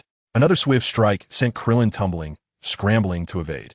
Whoa, if you break me, you'll owe me for the medicine. Medicine? After another hit, Krillin turned and fled, clutching his head. You fat cat, you're still hitting me. A fat cat? If you strike me again, I'll call for help. Call for help? I'll report you. Go ahead. If you hit me again, Lan won tea cook for you. She won tea cook for me? Whoa, brother, I was wrong.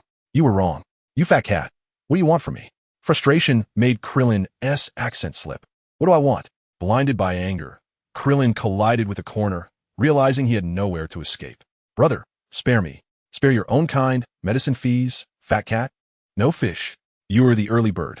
After a relentless barrage, Master Karen finally shattered his slipper, allowing Krillin to breathe again.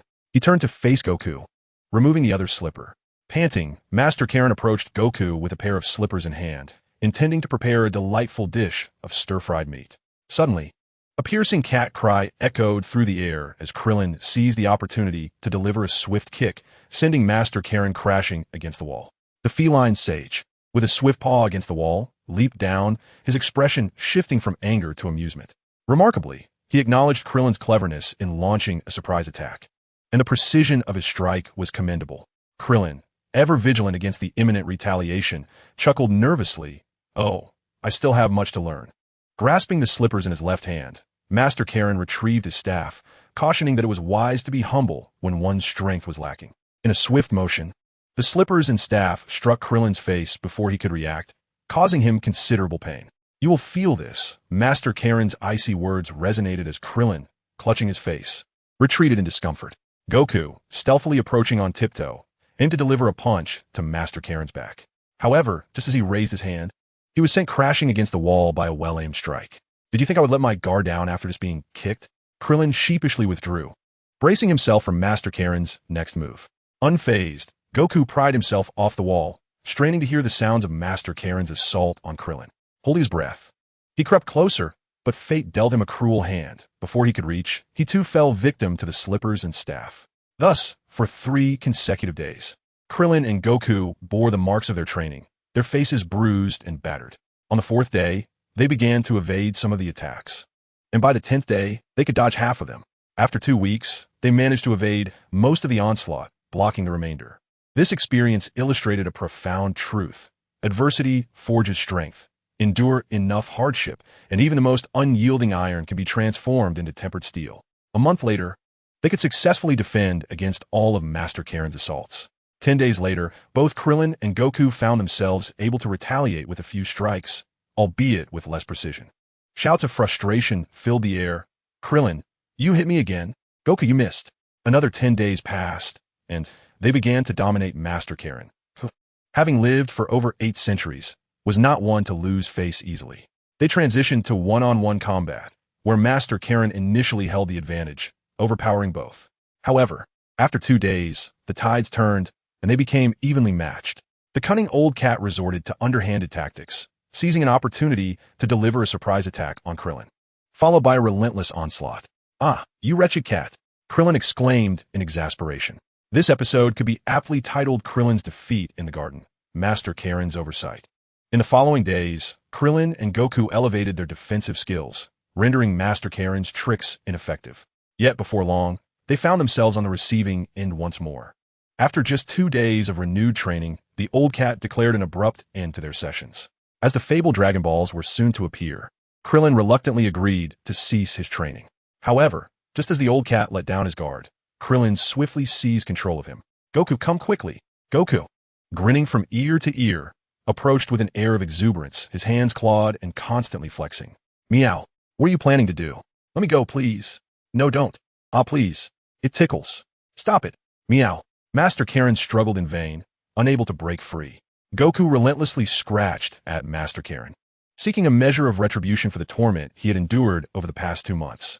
After half an hour of this playful torment, Master Karen was left breathless with laughter, finally allowing them to relent.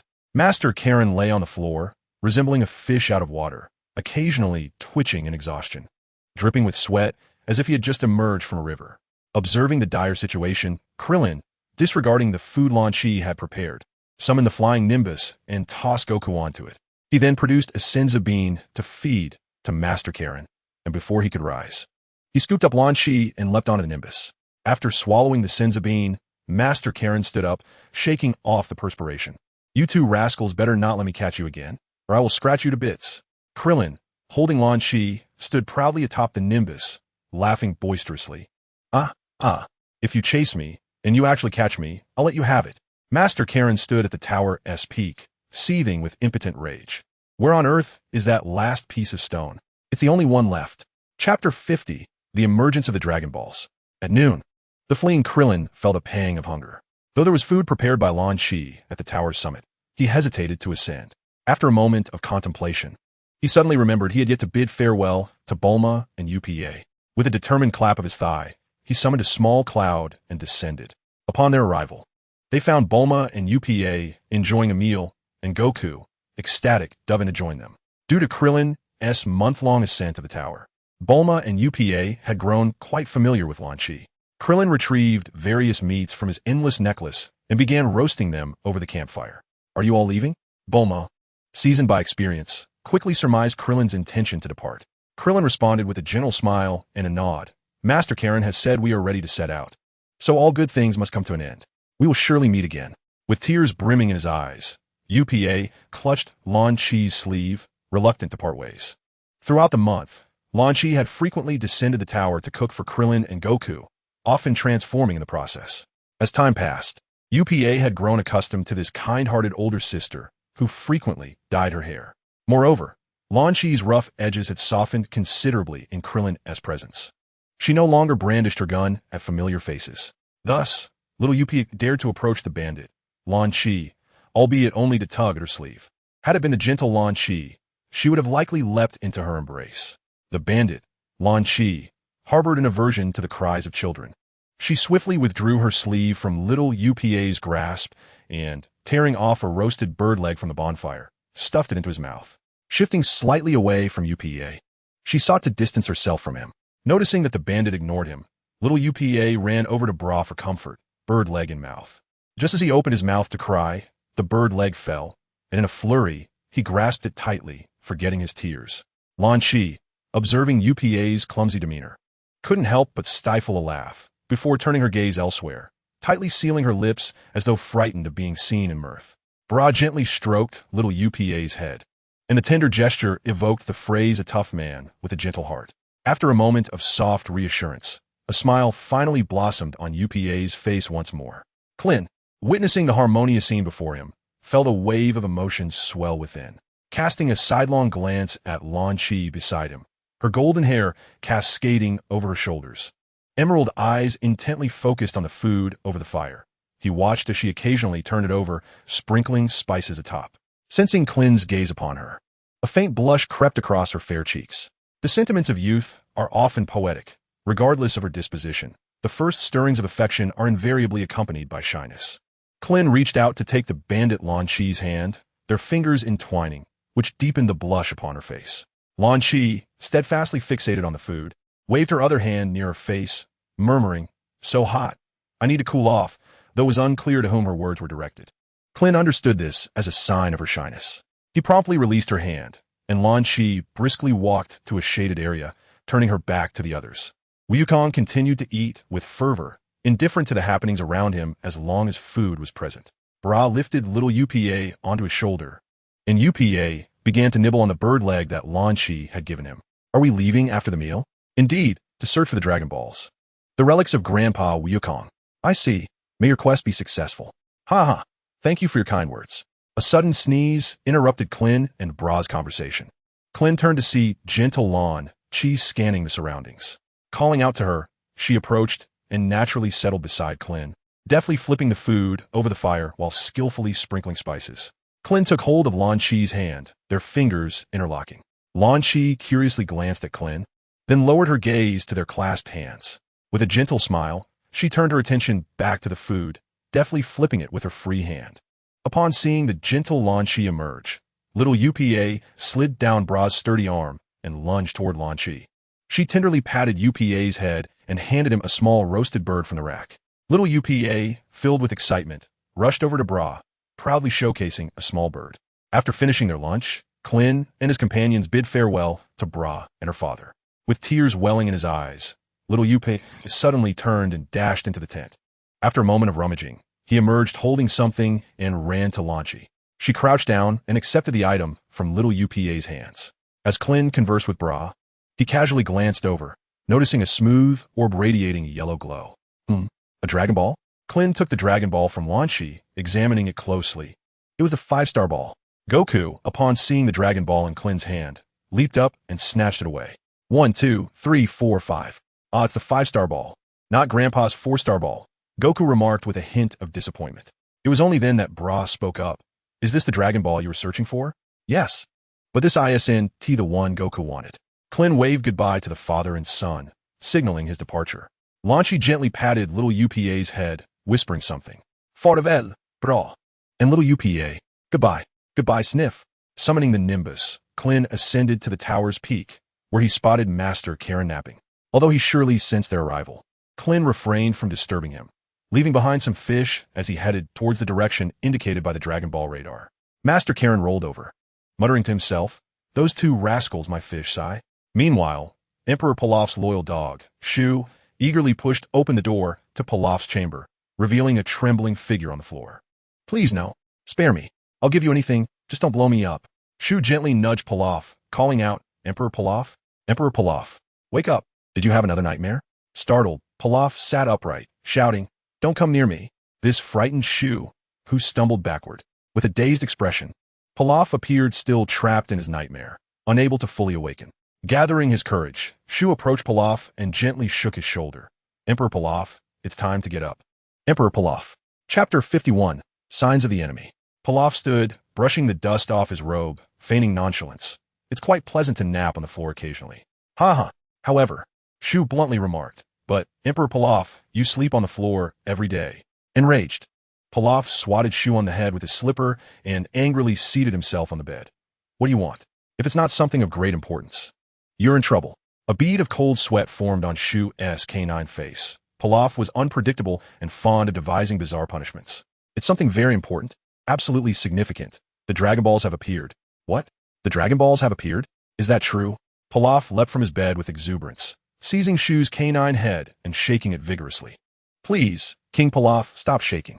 Shu protested, his eyes spinning with dizziness before he collapsed onto the ground with a thud. TCH, useless creature, Pilaf scoffed, giving Shu a kick as he lay sprawled on the floor. With his short legs, Pilaf scurried to fetch a basin of cold water and doused Shu without warning. Cough, cough, cough. Shu, drenched, stood up and announced, radar has detected a Dragon Ball signal approximately 20 kilometers to our southwest. Pilaf covered his face with both hands. A series of suppressed, excited sounds escaping his throat. What are we waiting for? Let us move out. A deep voice commanded, causing Shu to shiver, and he silently dashed off to prepare. In the distance, tanks thundered past, stirring up clouds of dust. A convertible jeep led the way ahead, its bright red ribbons fluttering vibrantly. Pilaf walked down the town as streets alongside Mai, who lagged slightly behind. The diminutive Pilaf barely reached her hips, resembling a child beside a mother. Wow, drinking water while standing tall? Not so simple, a peculiar voice remarked, prompting Pilaf to glance around curiously. Yet he found no one in sight. Mai's cheeks flushed as she quickly spoke, diverting Pilaf's attention. King Pilaf, the radar indicates we are right here. We need to search carefully. Upon hearing this, Pilaf gazed up at Mai, his tone irritable. Can't we narrow down the search area? This town is too vast. It'll take ages to find anything. Mai remained calm, scanning the surroundings. Indeed, our Dragon Ball radar only has an accuracy of 1 kilometer. Well, regardless, We must acquire all the Dragon Balls. Losing even one renders the rest useless, Pilaf declared, his fists clenched and his voice cold, unaware that his words held little intimidation given his diminutive stature. Yes, understood, my lord. Just then, a rumble echoed, accompanied by sporadic gunfire. Pilaf and I quickly ducked behind a nearby building to observe the unfolding situation. In the center of the road, a tank sped by, executing a drift before halting in the heart of town. The tank opened, and armed soldiers emerged one after another, each adorned with red ribbons, some around their arms, others around their necks, fluttering in the wind as if heralding an omen. From a jeep, a tall man with fiery red hair leapt down, stretching his sore neck. He waved his hand and strode purposefully towards a nearby residence, followed closely by his regiment. King Pilaf, do you know who they are? They look quite fearsome, I inquired, standing beneath Pilaf's shorter frame, her coat shielding him. With a grim expression, Pilaf stepped out from behind her cloak. How would I know where they're from? Then we. Of course, one must seek the Dragon Balls. Are you a fool? Pilaf, with a sullen expression, peered at the soldiers, growing increasingly agitated. It is imperative to remain cautious and avoid any conflict. It is King Pilaf. With her legs together, she bowed respectfully to Pilaf. Suddenly, a dull thud echoed as the door crashed down. Soldiers surged into the room, rummaging through its contents. Inside, a family of 3 huddled together, trembling in fear, unable to voice their anger. After a brief moment, the entire room had been thoroughly searched, yet nothing had been taken. Report to Colonel Saluba that this location harbors no Dragon Balls, declared a man with fiery red hair as he turned to leave. Next, at the site of the former Flame Mountain, a small village had emerged in its stead. Chi-Chi, still clad in her cool attire, squatted at the village entrance, staring vacantly down the road ahead. My husband Goku. I wonder where he is? I long to see him. My heart races with anticipation. I wonder when he will come to marry me. Hee, how shy I am. Behind her, the formidable Ox King approached with heavy footsteps, squatting down beside Chi-Chi. His massive form overshadowed her completely, even in a crouch. Chi-Chi, do you truly yearn to see Goku? You sit here daily, becoming a stone of longing. Chi-Chi's cheeks flushed crimson as she shyly covered her face. Oh no, has my father noticed? The Ox King reached out, his hand large enough to envelop Chi-Chi entirely, making the gesture of patting her head quite a challenge. Ultimately, he could only manage to touch her head with a single finger as a gesture of affection. Kiki, if you genuinely wish to see Goku, I shall consult the old woman and inquire about his whereabouts. Really, father? Kiki exclaimed, momentarily forgetting her shyness as she looked up at the Ox King with excitement. The Ox King, with a benevolent smile, gently touched her head and led her deeper into the village toward the grand cathedral. Granny, I beg of you, he said. An elderly woman, her hair white and with only 2 teeth remaining, trembled as she waved her hand and knelt on a mat. Before her lay a simple altar adorned with offerings and a stone statue with a green face and protruding fangs. On either side stood stone pillars, atop which blazed a ghastly green flame. Bang, bang, bang. The old woman struck the gong 3 times, reciting incantations. Spirits of heaven and earth, please reveal your wisdom. O gods, guide me to the whereabouts of my grandson Goku. After a series of incomprehensible chants, the old woman emitted a strange cry, causing the flames on the pillars to flicker without wind. She ceased her incantations. Wow. After a moment of suspense, the old woman uttered an unclear sound. The Ox King, anxious, inquired, What is the matter, Granny? Chapter 52. Is Goku getting married? He is coming. What? Is Goku on his way? He is almost here. Upon finishing her words, the old woman reached for a piece of fruit on the table and began to nibble on it slowly with her remaining 2 teeth. How wonderful, Chi-Chi. Surely this brings you joy. The Bull Demon King turned to glance at Chi-Chi, who was kneeling nearby. Father, does the grandmother mean that Wukong is soon to come and take me home as his bride? Chi-Chi raised her small face, brimming with anticipation as she looked at the Bull Demon King. He was taken aback. Marry you? Chi-Chi, you are still quite young for such matters. Not at all. Love knows no age. Well, if you insist, the Bull Demon King, unable to resist his stubborn daughter, said resignedly, I must marry Wukong. Very well. Then I shall prepare the banquet and the wedding speech. With a sigh of resignation, the Bull Demon King stood and walked outside. It was indeed son Wukong, the grandson of his master. Had it been anyone else, he would have never agreed. Did they truly think the Bull Demon King was a pushover? Father, why are you preparing a banquet and a speech? Isn't it for your wedding with Wukong? Of course, it's for the wedding ceremony. Chi-Chi felt a rush of embarrassment upon hearing such direct words and blushed deeply. Oh dear, how mortifying. Meanwhile, within a nearby town, soldiers continued searching house by house. Report to Colonel Saruba, no Dragon Balls found in this location. Report to Colonel Saruba, nothing here. Report, no Dragon Balls. Report, none. How can it be that we can't find anything? Where on earth are the Dragon Balls? Colonel Saruba, irritated, raked his fiery red hair in frustration and shot the bald shopkeeper beside him. You? Me? I curse you, immortal. The bald shopkeeper gazed at Colonel Saruba in disbelief, his legs giving way beneath him as he collapsed to the ground. You dare insult me? Enraged, Colonel Saruba stepped forward, repeatedly pulling the trigger until the magazine was empty, startling numerous birds into flight. Look how brutally terrifying these people are. I told you not to get into conflict with them, Pilaf whispered nervously to Mai, who was hiding nearby. But, King Pilaf, what if they find the Dragon Balls?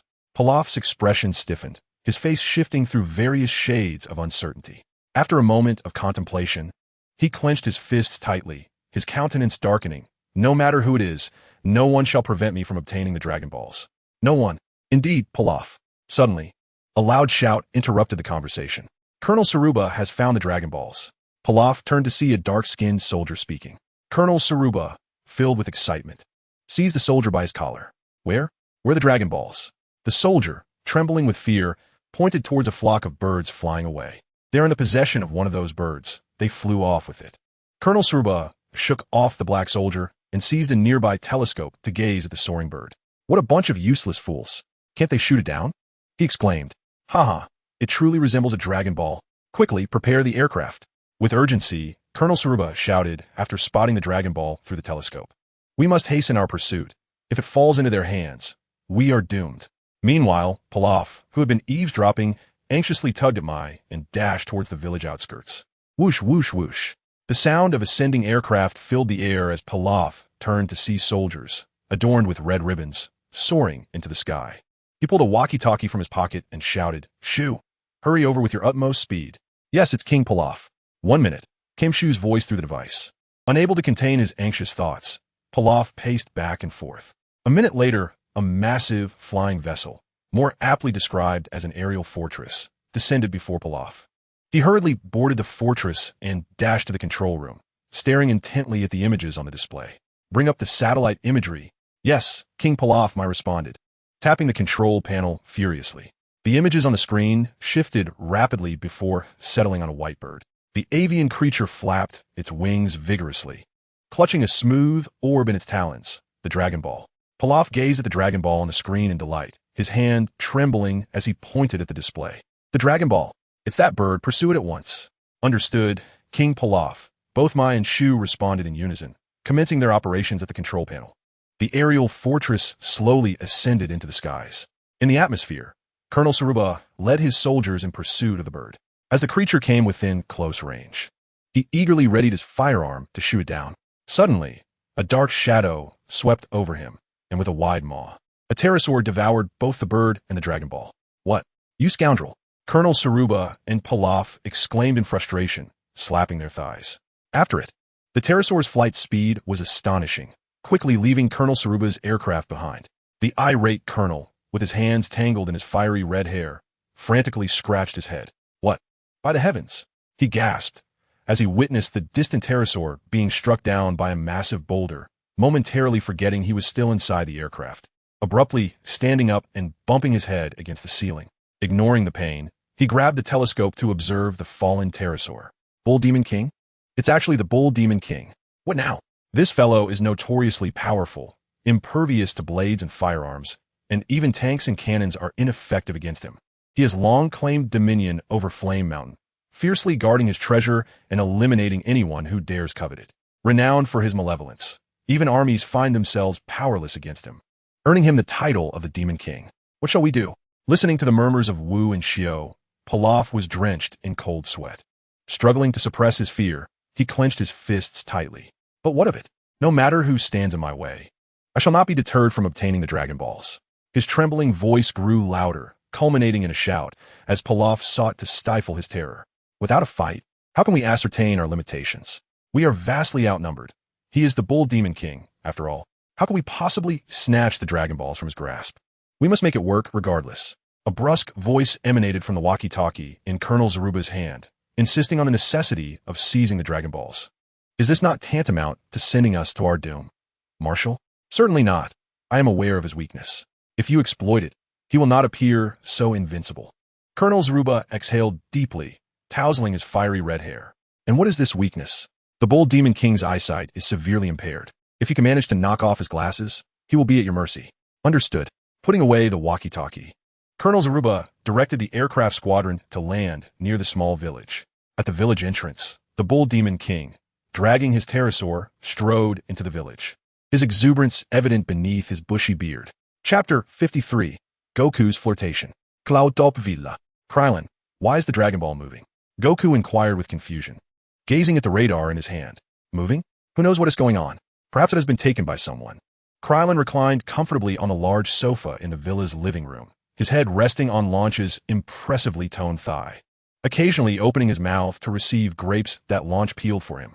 With one hand caressing Krillin's face, Launch deftly peeled the grapes with the other, periodically feeding him the finished fruit. Huh?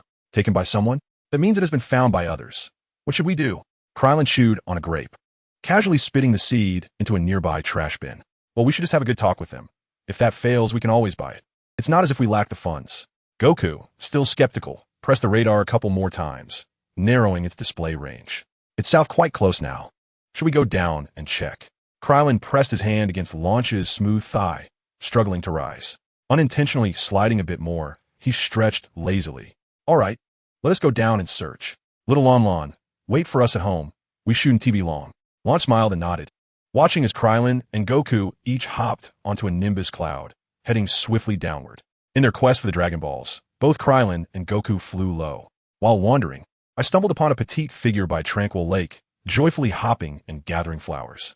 As I focused intently, I recognized that signature hairstyle and refreshing attire. Hey, Goku, look at your wife, I exclaimed.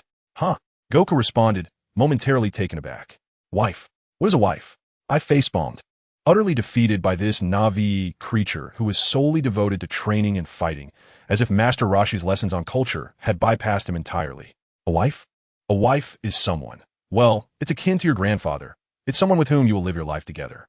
You can call her wife or her name. It's all the same. Do you understand? Wife. That's a strange title.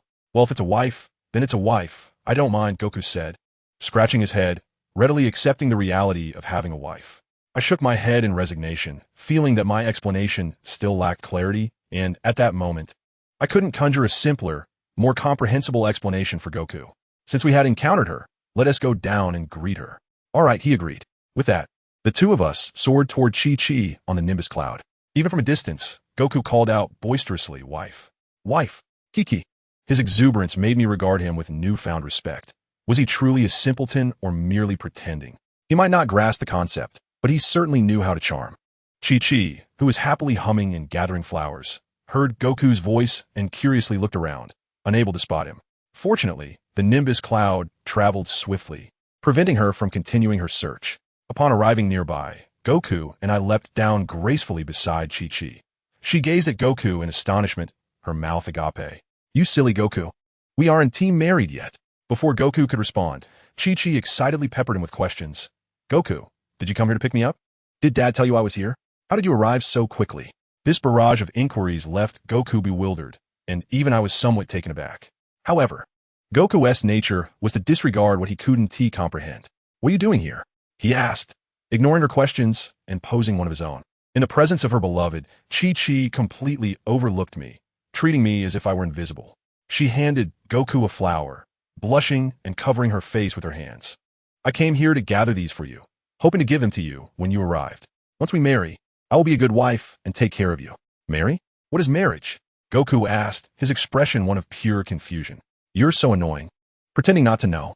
It's really irritating, Chi-Chi said, bashfully covering her face and gently stomping her foot, playfully swatting at Goku. Wow. Wukong was effortlessly sent flying by a gentle slap, crashing into a distant fruit tree. What on earth is this? A humanoid Tyrannosaurus? Krillin marveled inwardly, instinctively retreating a few steps. Wukong had been caught off guard and sent sprawling, and it seemed that Chi-Chi had not exerted much force, had that slap landed on him. He too would have surely been propelled away.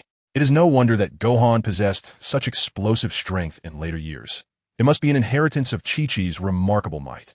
Wukong rubbed the areas of his body that had collided with the tree, groaning in pain. Ouch. How is it that you appear so delicate and yet possess such immense strength? Upon hearing this, Chi-Chi mistakenly believed he was complimenting her. She lightly stomped her small feet, clad in knee-high boots, and swayed her body in playful defiance. How annoying. Wukong, you're so mean. Wukong, seemingly unfazed, retrieved a delightful confection made by Lan Chi from his pocket and offered it to Chi-Chi. Here, it's delicious. Would you like some? Peeking through her fingers, Chi-Chi caught a glimpse of Wukong's sincere eyes, devoid of mockery.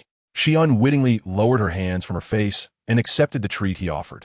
Seeing Chi-Chi take the snack, Wukong beamed with joy and produced another sweet from his pocket. The two stood facing each other, indulging in treats and engaging in cheerful conversation, completely oblivious to Krillin, who watched in silence.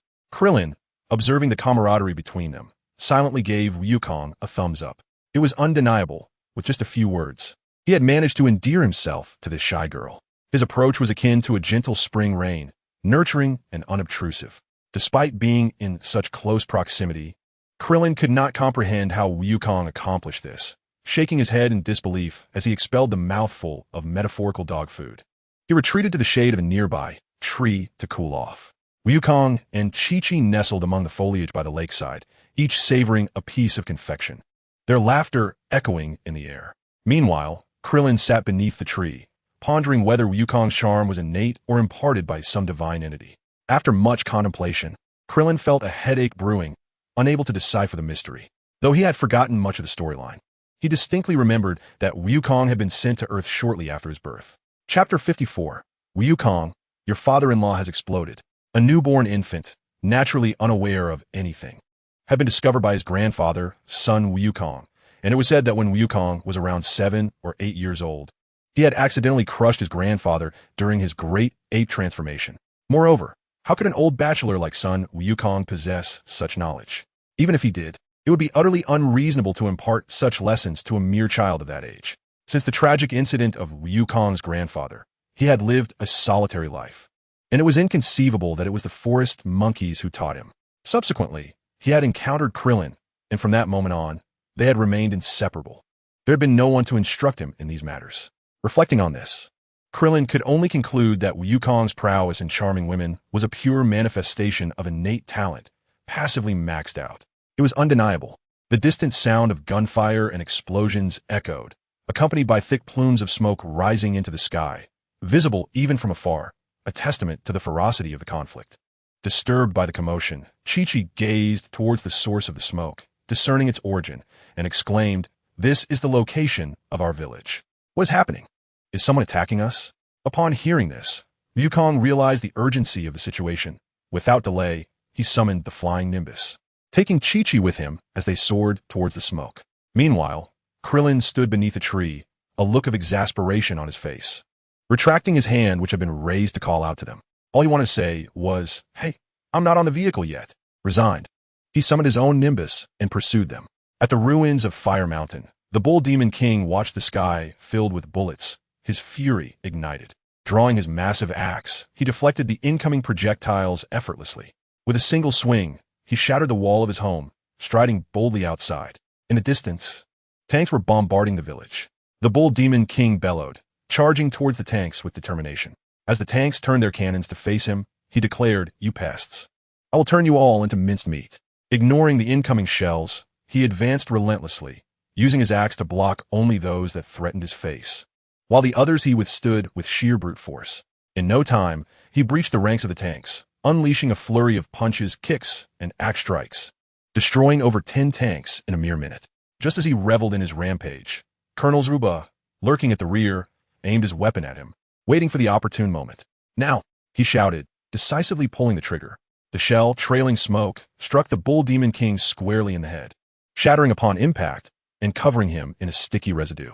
Momentarily blinded, the Bull Demon King stumbled into a trap, ensnared by chains. In the sky, Pilaf watched gleefully at the captured Bull Demon King, seizing the moment to strike while others clashed.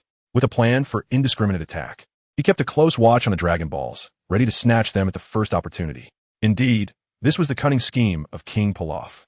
The aerial fortress unleashed its wrath, raining shells down, leaving Colonel Zaruba in dire straits as he sought refuge with the remnants of his troops. Though restrained, the Bull Demon King, thanks to his formidable physique, suffered no serious injuries. However, the shockwaves from the explosions left him with a ringing in his ears, feeling nauseous. By unfortunate coincidence, a shell hurtled towards the Bull Demon King's head. Observing this, Krillin shouted to Wukong, your father-in-law is about to get blown up. Ignoring Krillin's warning, Wukong hurriedly piloted the Nimbus towards the Bull Demon King, but alas, he arrived too late. And the Bull Demon King took the full brunt of the explosion. The head is no less fragile than other parts of the body. After enduring the blast, the Bull Demon King felt a dizzying sensation, as if the world were spinning and stars were dancing before his eyes. His massive form crashed to the ground with a resounding thud, akin to a mountain collapsing. Without uttering a word, Wukong swiftly fed him a magical bean.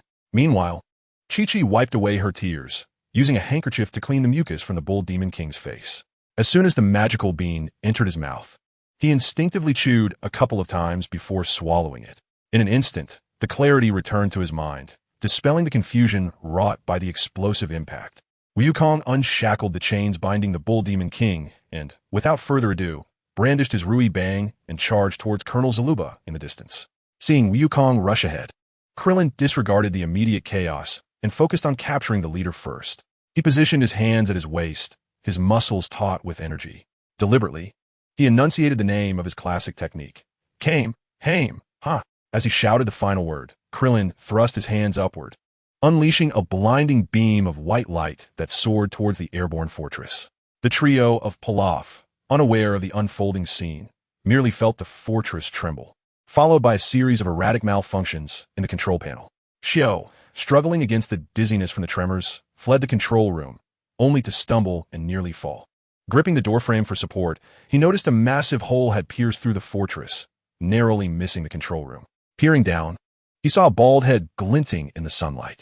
Fixated on that shining dome for a few moments, his legs began to tremble as memories of a year ago resurfaced.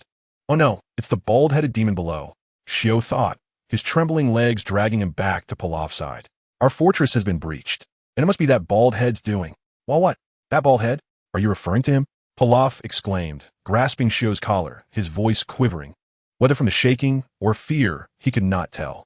Mao, swaying as he ran over, called out, Pilaf, the fortress's power system has been compromised. It is descending. We must deploy the parachutes at once. Pilaf, shaking off the grip of Xiao, seethed with frustration. Why is it always that bald head? Why? He vowed someday. I will. Mao, holding a parachute pack, helped Pilaf don it, ignoring his vengeful mutterings. After the last explosion, he had been haunted by nightmares.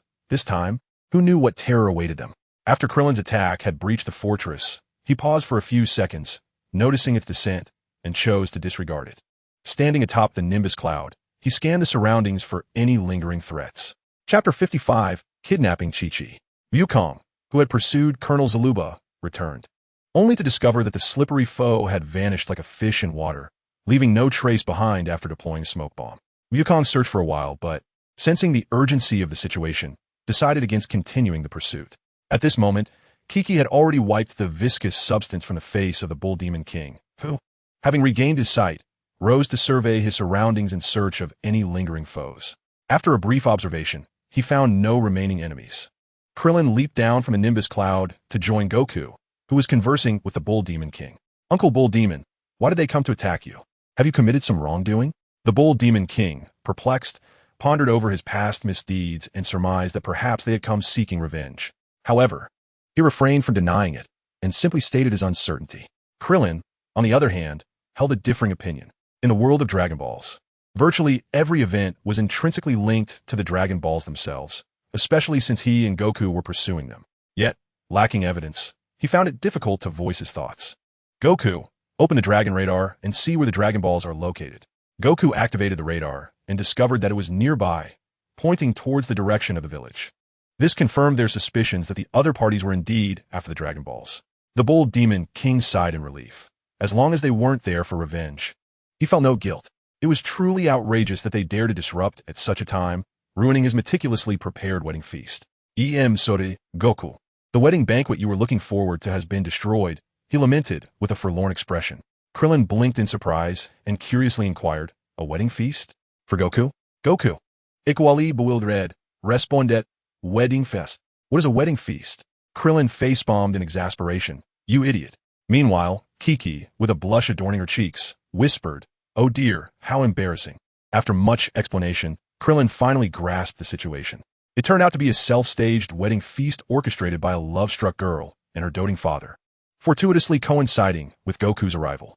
Given the gravity of the matter, Krillin chose not to comment further, noticing that Goku seemed to comprehend, and thus turned away to search for the Dragon Balls in the village. When Krillin emerged with the Dragon Balls, he spotted Kiki standing behind Goku, bidding farewell to the Bull Demon King, stating her intention to accompany Goku in the quest for the Dragon Balls. Krillin, standing behind the Bull Demon King, felt a sense of dismay. In the brief time spent searching for the Dragon Balls, Goku had seemingly whisked away the Bull Demon's daughter, and it appeared the Bull Demon was in agreement. Scratching his head, Krillin attributed this turn of events to the fate of the Chosen One. Destiny had delivered a bride, and one could not stand in the way of such divine intervention. Actually, Kiki, going with Goku to find the Dragon Balls is quite wise. It's a bit too perilous here for you. What if something like this were to happen again? At this point, the Bull Demon King's voice faltered, embodying the heartache of all fathers. Upon hearing this, Krillin understood. The Bull Demon King had committed many sins in the past and feared he could not protect Kiki.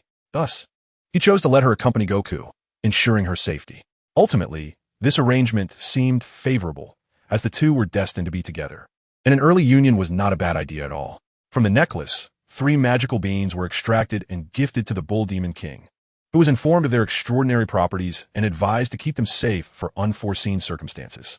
After a poignant farewell between father and daughter, Wukong soared towards the Cloud Sea Villa alongside his wife and Krillin.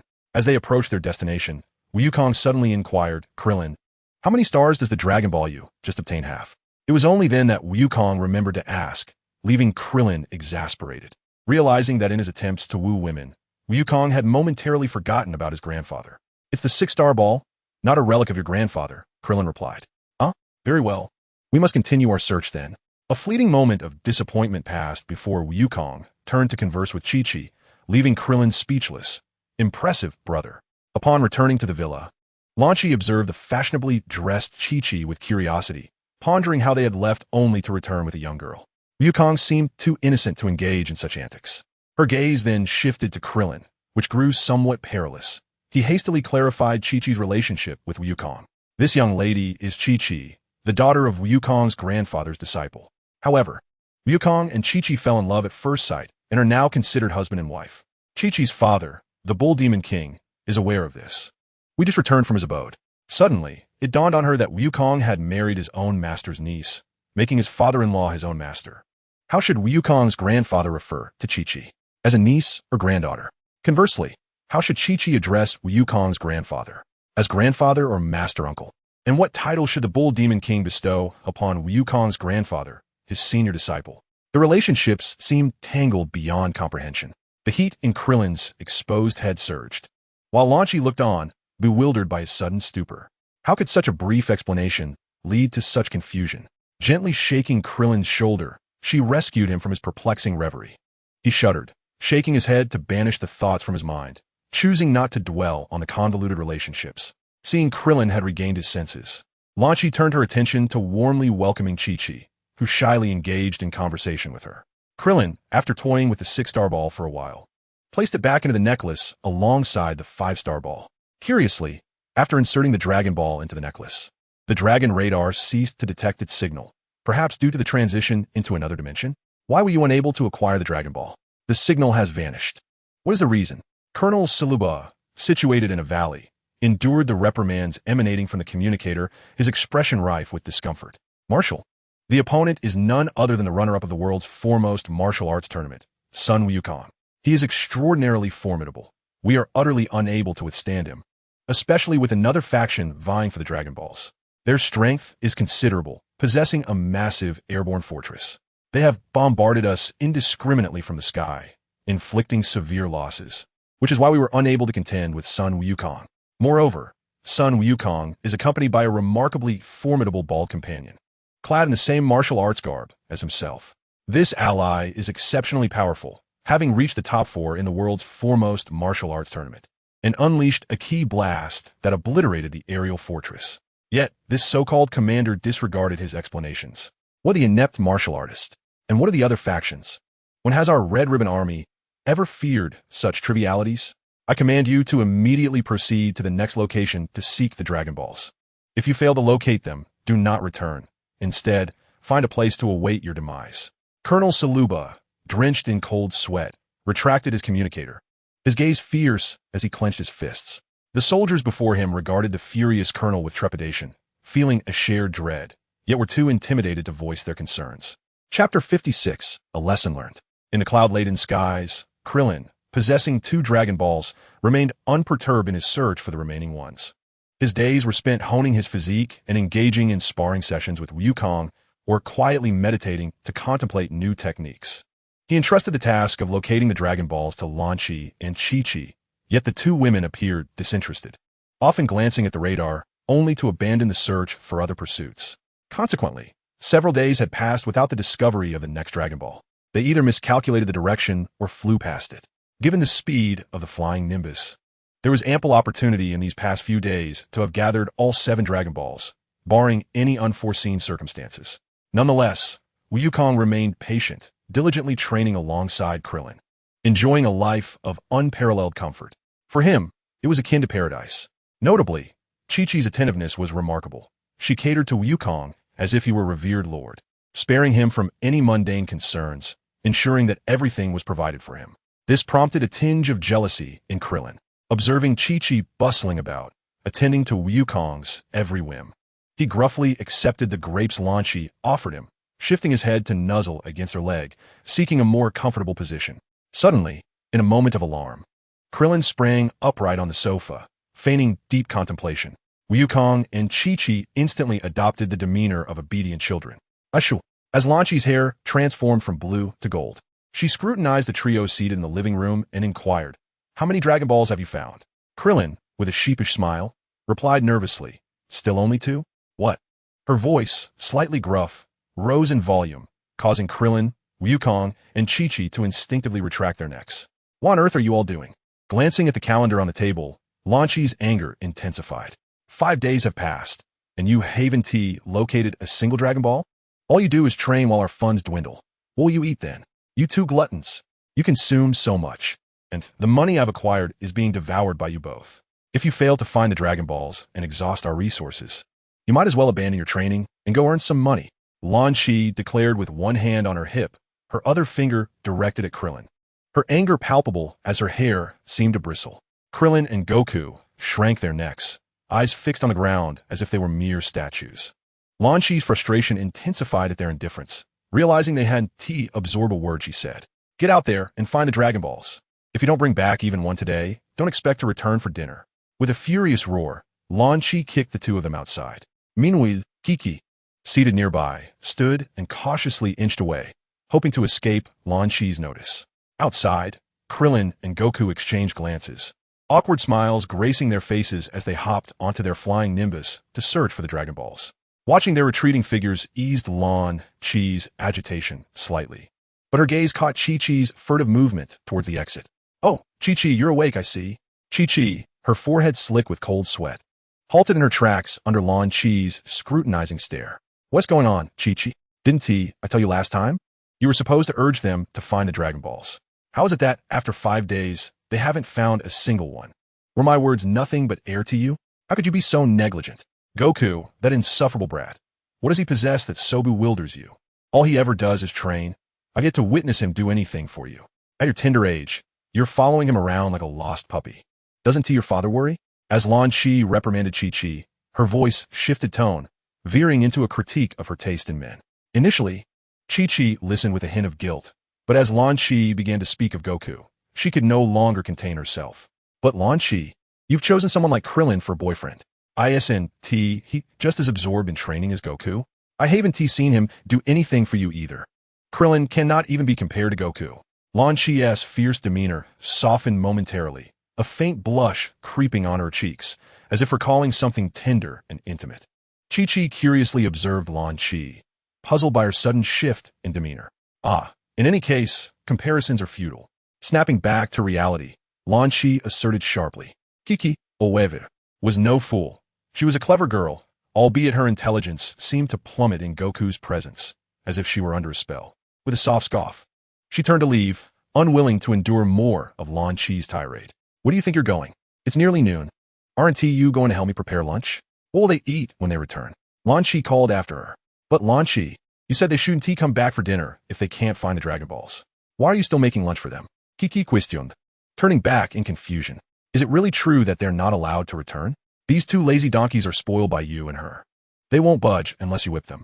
Lan Chi, fuming, turned on her heel and strode towards the kitchen to prepare lunch.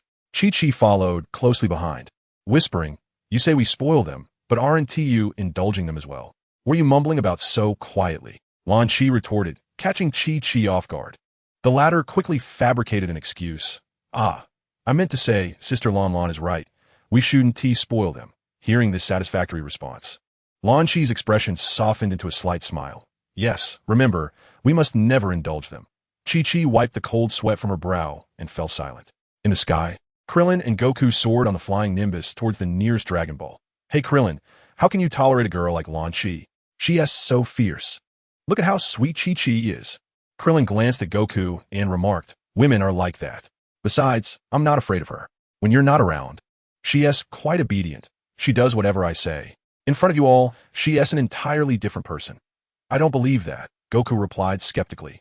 Despite what Master Roshi, Krillin, Yamcha, Bulma, and Oolong often said, Goku didn't see himself as a fool. He considered himself quite clever most of the time. Thus, he dismissed Krillin's claims as mere nonsense. Chapter 57, The Red Ribbon Army. Unfortunately for Goku, Krillin was indeed speaking the truth. When they were alone, the blonde Lan Chi wouldn't dare to rage at Krillin. The reason being, Krillin often silenced her. The moment she got angry, he would quickly shut her up.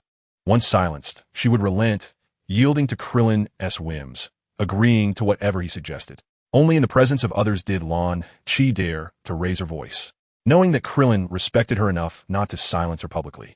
However, there was no way to convey this to Goku, so she merely pursed her lips in silence. Don't be fooled by Chi-Chi's gentleness now. Once you're married, you'll see how it is. We're almost there, Goku exclaimed, his eyes fixed on the radar. Krillin leaned forward to examine the radar's display and looked ahead to see a dense forest. It seemed the Dragon Ball was nestled within that woodland. As they approached, Goku's keen eyes detected movement below, a multitude of figures. Why are there so many people? They're the villains attacking Uncle Bull Demon. Fueled by anger, Goku descended slightly on the Nimbus before leaping down to confront the soldiers with a flurry of punches and kicks, swiftly incapacitating them. Seeing Goku working so diligently, Krillin did not intervene, but instead followed behind to deliver finishing blows. Goku was still a bit too merciful. Stop. Who are you? Why are you attacking us? Do you not know the reputation of the Red Ribbon Army? Colonel Silver, who arrived upon hearing the commotion, feigned ignorance of Goku and Krillin, attempting to intimidate the duo by invoking the name of the Red Ribbon Army. Given their formidable display of power at Fire Mountain, he realized that his small contingent was no match for either Goku or Krillin. Although he had covertly summoned reinforcements, he hoped to frighten them off before assistance could arrive. The name Red Ribbon Army rang a bell for Krillin, yet he struggled to recall where he had encountered it. Master Roshi had mentioned that they were a notoriously malicious group, committing numerous vile acts, even instilling fear in the strongest of foes. Seeing that Goku was aware of their notorious reputation, Colonel Silver felt a surge of excitement and stated with a grave tone, Since you are aware of the Red Ribbon Army's renown, why not make yourself scarce? Do you wish for me to end your lives? Krillin, observing Silver's bluster, smirked and replied, Really? You would let us leave, even after we've dispatched so many of your soldiers? Colonel Silver's expression faltered, realizing Krillin had seen through his hollow threats. He attempted to maintain his composure, exclaiming, Ignorance is no sin. If you withdraw now, I can ensure that the Marshal will not hold you accountable. Goku, recognizing that Krillin was speaking, remained silent, confident that his friend would not let him be wronged. Is that so? You would not hold us responsible? How generous of you! Moreover, what makes you think we would let your assault on the Ox King go unpunished? Colonel Silver began to sweat profusely, understanding that today's events were spiraling out of control. He then shouted an order, hoping to catch Goku and Krillin off guard. The soldiers behind him raised their weapons and opened fire, but they stood no chance against the formidable duo. Within moments, the minor soldiers were dispatched, while Colonel Silver had already fled. However, Krillin was not as naive as Goku. He understood the importance of eradicating threats entirely. After swiftly dealing with the minions, he pursued Colonel Silver, catching up within a minute and swiftly ending him. Although Silver was competent, his skills were only impressive when compared to ordinary individuals. In the original narrative, Krillin could dispatch him with a single blow, and the only reason Silver survived Goku's hand was due to Goku's aversion to killing. After eliminating Silver, Krillin reunited with Goku, who was finishing off the remaining minions. Although Goku felt a twinge of reluctance, he recalled Master Roshi's words about their heinous actions and did not intervene. Unbeknownst to them, Colonel Silver had already reported the events back to the Red Ribbon Army headquarters, which had dispatched reinforcements. Yet, the duo's swift actions meant that Silver would not live to see their arrival. With the troubles resolved, Krillin and Goku quickly located the Dragon Balls using the Dragon Radar. Ah, it is but a 1-star ball, not even a 4-star ball like Grandpa's. Wukong remarked with a hint of disappointment as he gazed upon the 1-star ball. Well, it's acceptable. At least it suffices for a report otherwise. I would face severe reprimand upon my return. The thought of the fierce Lan Chi sent a shiver down his spine, instantly making him feel a chill. Krillin tucked the 1-star ball into the infinite necklace and, along with Wukong, eagerly returned to the Cloud Sea Villa. As Krillin sought to take credit in front of Lan Chi, he could hardly anticipate the barrage of criticism that awaited him. Oh, you found a Dragon Ball so swiftly? How careless have you two been these past few days? She chastised. You two rascals, do you need my urging to motivate you? In merely an hour, you managed to find a Dragon Ball, yet in 5 days. Not a single one. Krillin, retracting his neck, muttered defensively, it's not that we didn't search. It was merely a stroke of luck. Otherwise, we would have found it so quickly. Upon seeing Krillin daring to retort, Lan Chi's anger surged, and she raised her fist, ready to strike Krillin's bald head. However, her gaze fell upon Chi-Chi and Wukong, prompting her to release her fist and instead tug Krillin's ear as she ascended the stairs. I shall teach you a lesson, or you will ascend to the heavens without heeding my words. Wukong, stealing glances at Krillin being led into the room, turned to Chi-Chi, laughing heartily without a care in the world. Chi-Chi, observing Wukong's uncontrollable laughter, was left to her imagination, covering her flushed face with her hands, before playfully swatting him away. Inside the room, contrary to Wukong's expectations of Krillin facing a scolding, it was Lan Chi who blushed, covering her face. As soon as Lan Chi closed the door, Krillin embraced her petite waist from behind, whispering gently into her ear, Lan Lan, my dear, how I've missed you. The anger that once filled Lan Chi dissipated with Krillin's warm breath upon her ear, causing her to soften. She leaned back into Krillin's embrace, hands still covering her face. Is what you say true? Of course it is true. You wouldn't deceive me? Never. How could I possibly deceive you? Krillin nibbled on Lan Chi's delicate earlobe, causing her to tremble, her legs losing their strength, sliding gently down. He swiftly scooped her up in a princess carry, fully aware of what was expected of him in this moment as he beheld her face, partially concealed by her hands, yet revealing her mouth. Chapter 59. Scene. Time passed, and, eventually, Krillin found himself defeated. Yet, Lan Chi expressed her profound admiration for his unwavering courage. After his surrender, she nestled in Krillin's embrace, conveying her comfort through her actions. After a brief respite, the two ventured out to dine.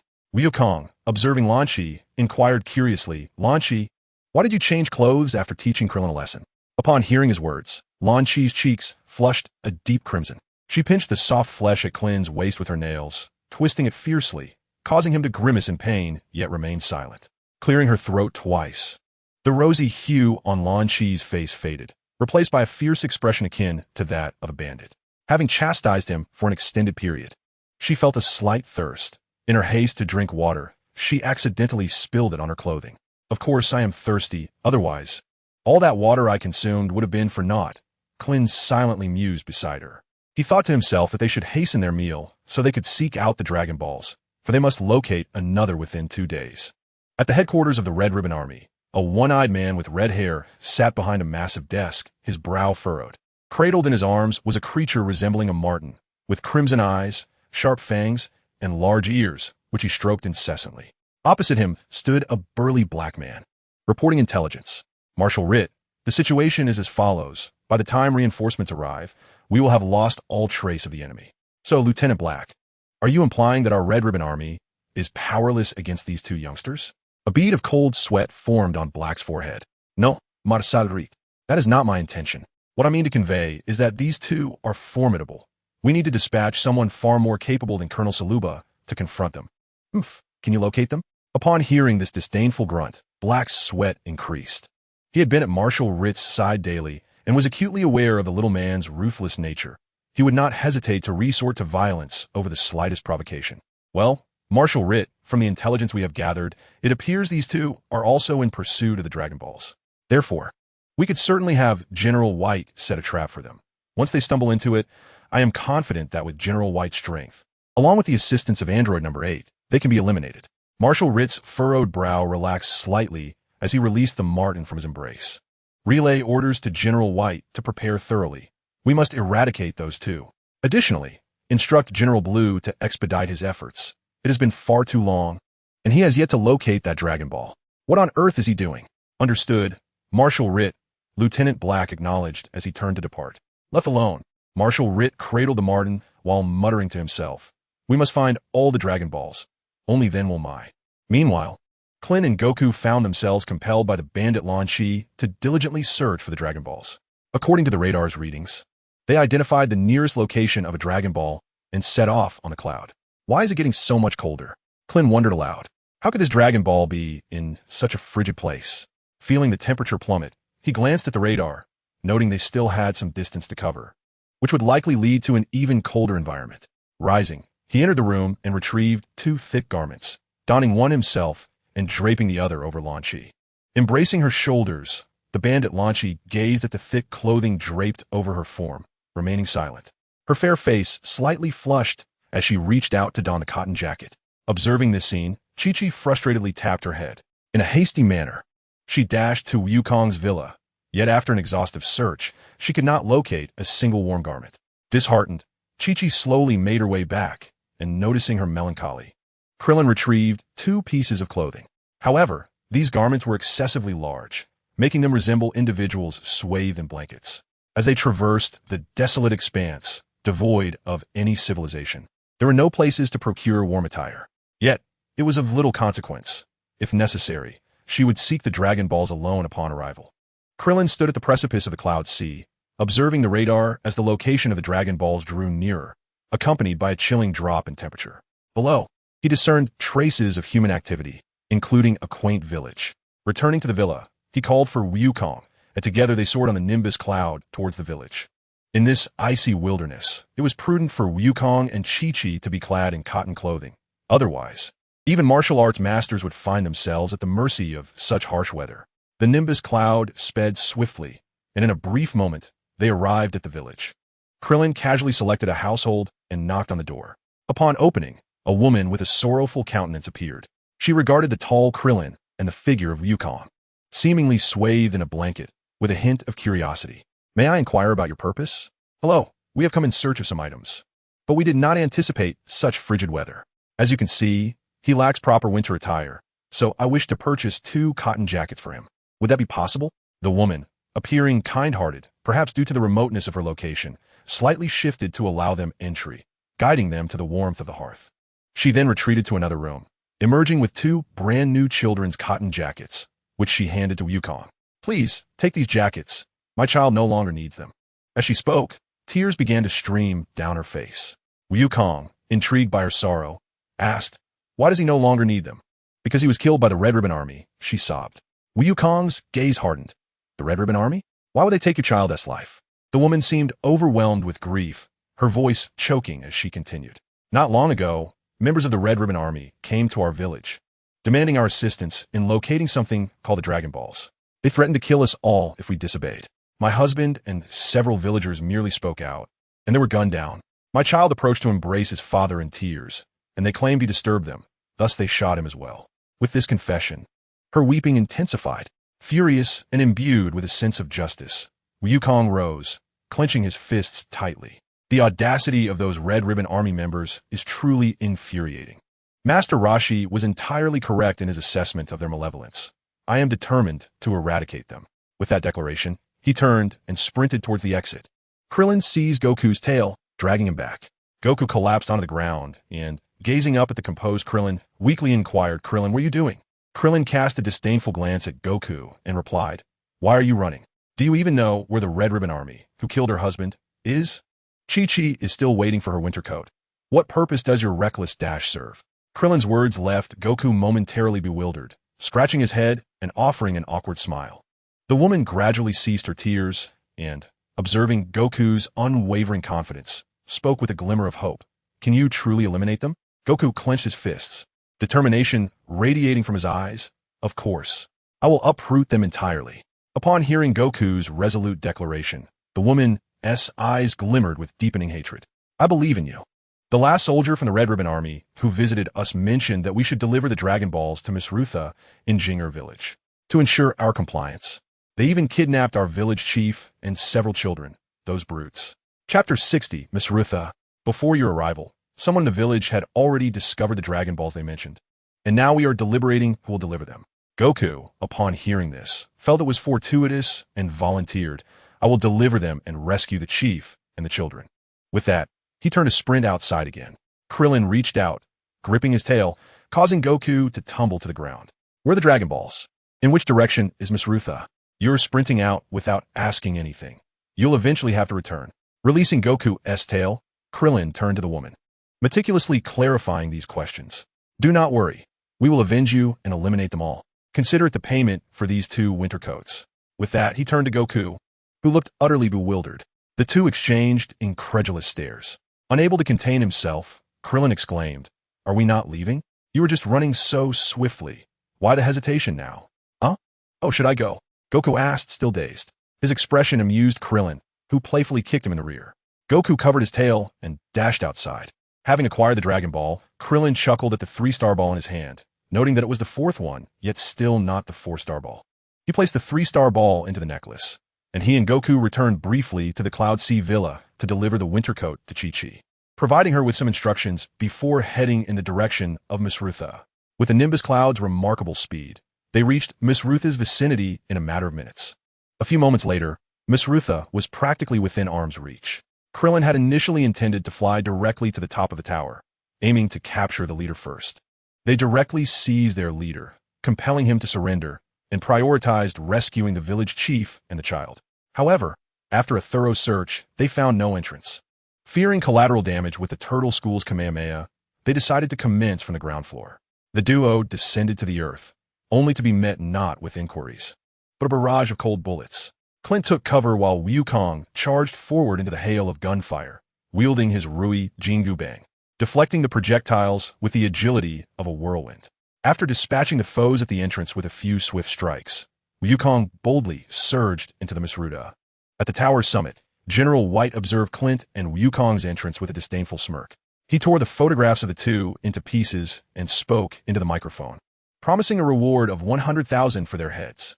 Upon entering the Miss Rutha's lower level, they encountered a room bustling with soldiers who rose to their feet. It was a soldier's lounge, and the troops, swaying their heads and laughing boisterously, exclaimed, "What a surprise! Just a couple of kids." Clint, unwilling to squander time on these petty soldiers, drew forth his long and used Gatling gun. In the face of their terror-stricken gazes, he pulled the trigger. Flames erupted, and within a minute, the floor was strewn with lifeless bodies and severed limbs.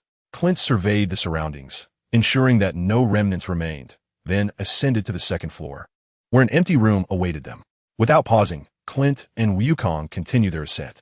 Upon reaching the third floor, they beheld a towering figure, reminiscent of a minotaur, standing in the center of the chamber.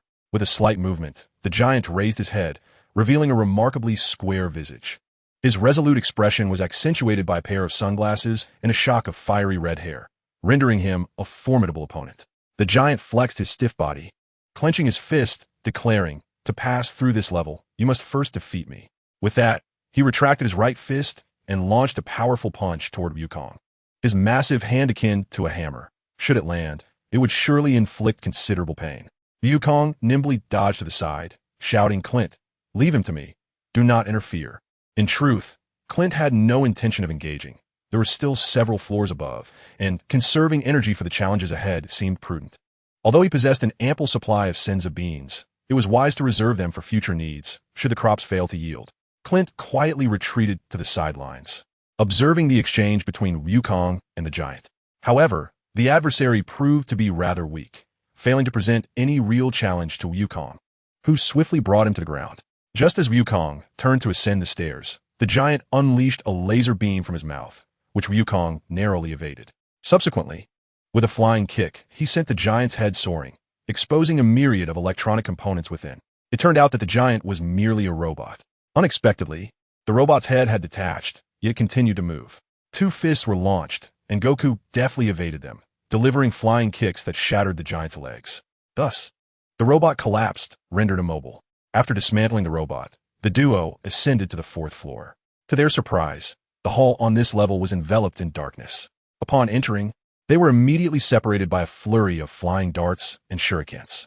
Observing the pitch-black hall, Krillin retrieved a powerful flashlight from his necklace and scanned the surroundings. Once he confirmed Goku's location, he unleashed a barrage from his Gatling gun, though it seemed futile as nothing was struck. Unbeknownst to him, his opponent trembled in a corner. With no success, Krillin stowed away the Gatling gun, remaining vigilant as he searched for an upward passage. Just then, the lights illuminated the area, revealing a lush courtyard that had been marred by his earlier gunfire, leaving a trail of bullet holes. Suddenly, a man clad in a purple ninja outfit leaped forth, launching a volley of darts, all of which Krillin easily dodged. Frowning, he surveyed his surroundings but found no upward route. The purple-clad ninja, undeterred, continued to attack. In a swift motion, Krillin sidestepped and effortlessly snapped the ninja's neck. He then called over Goku, who was still searching for a path, and instructed him to extend his Rui Bang to an appropriate length. With a few thrusts against the ceiling, they created a hole approximately 1 meter wide. After retracting the Rui Bang, they both leaped through the opening. The 5th floor, however, appeared to be a labyrinth.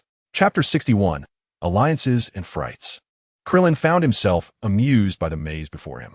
While it might serve well to deter ordinary individuals, it was utterly ineffectual against them. He strode forward, demolishing any obstacles with a single punch. Krillin, why are you smashing the walls? Goku inquired, observing Krillin's relentless destruction. Why? Do you wish to follow the maze's paths? I have no interest in circling around with these fools. Wouldn't it be better to rescue the people and return home? Why endure this frigid weather? Krillin retorted, continuing his demolitions.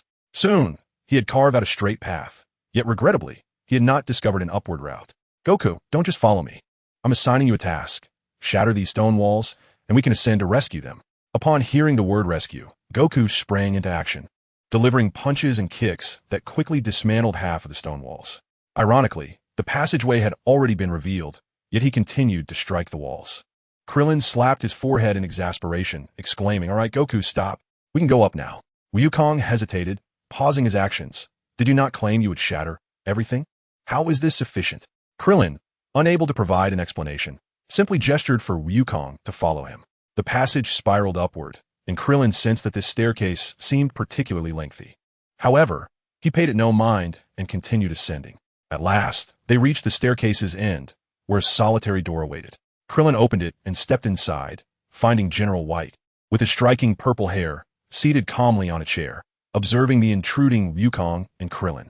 Beside him stood a figure reminiscent of a mad scientist. "You two youngsters are quite formidable, managing to make your way here," he remarked.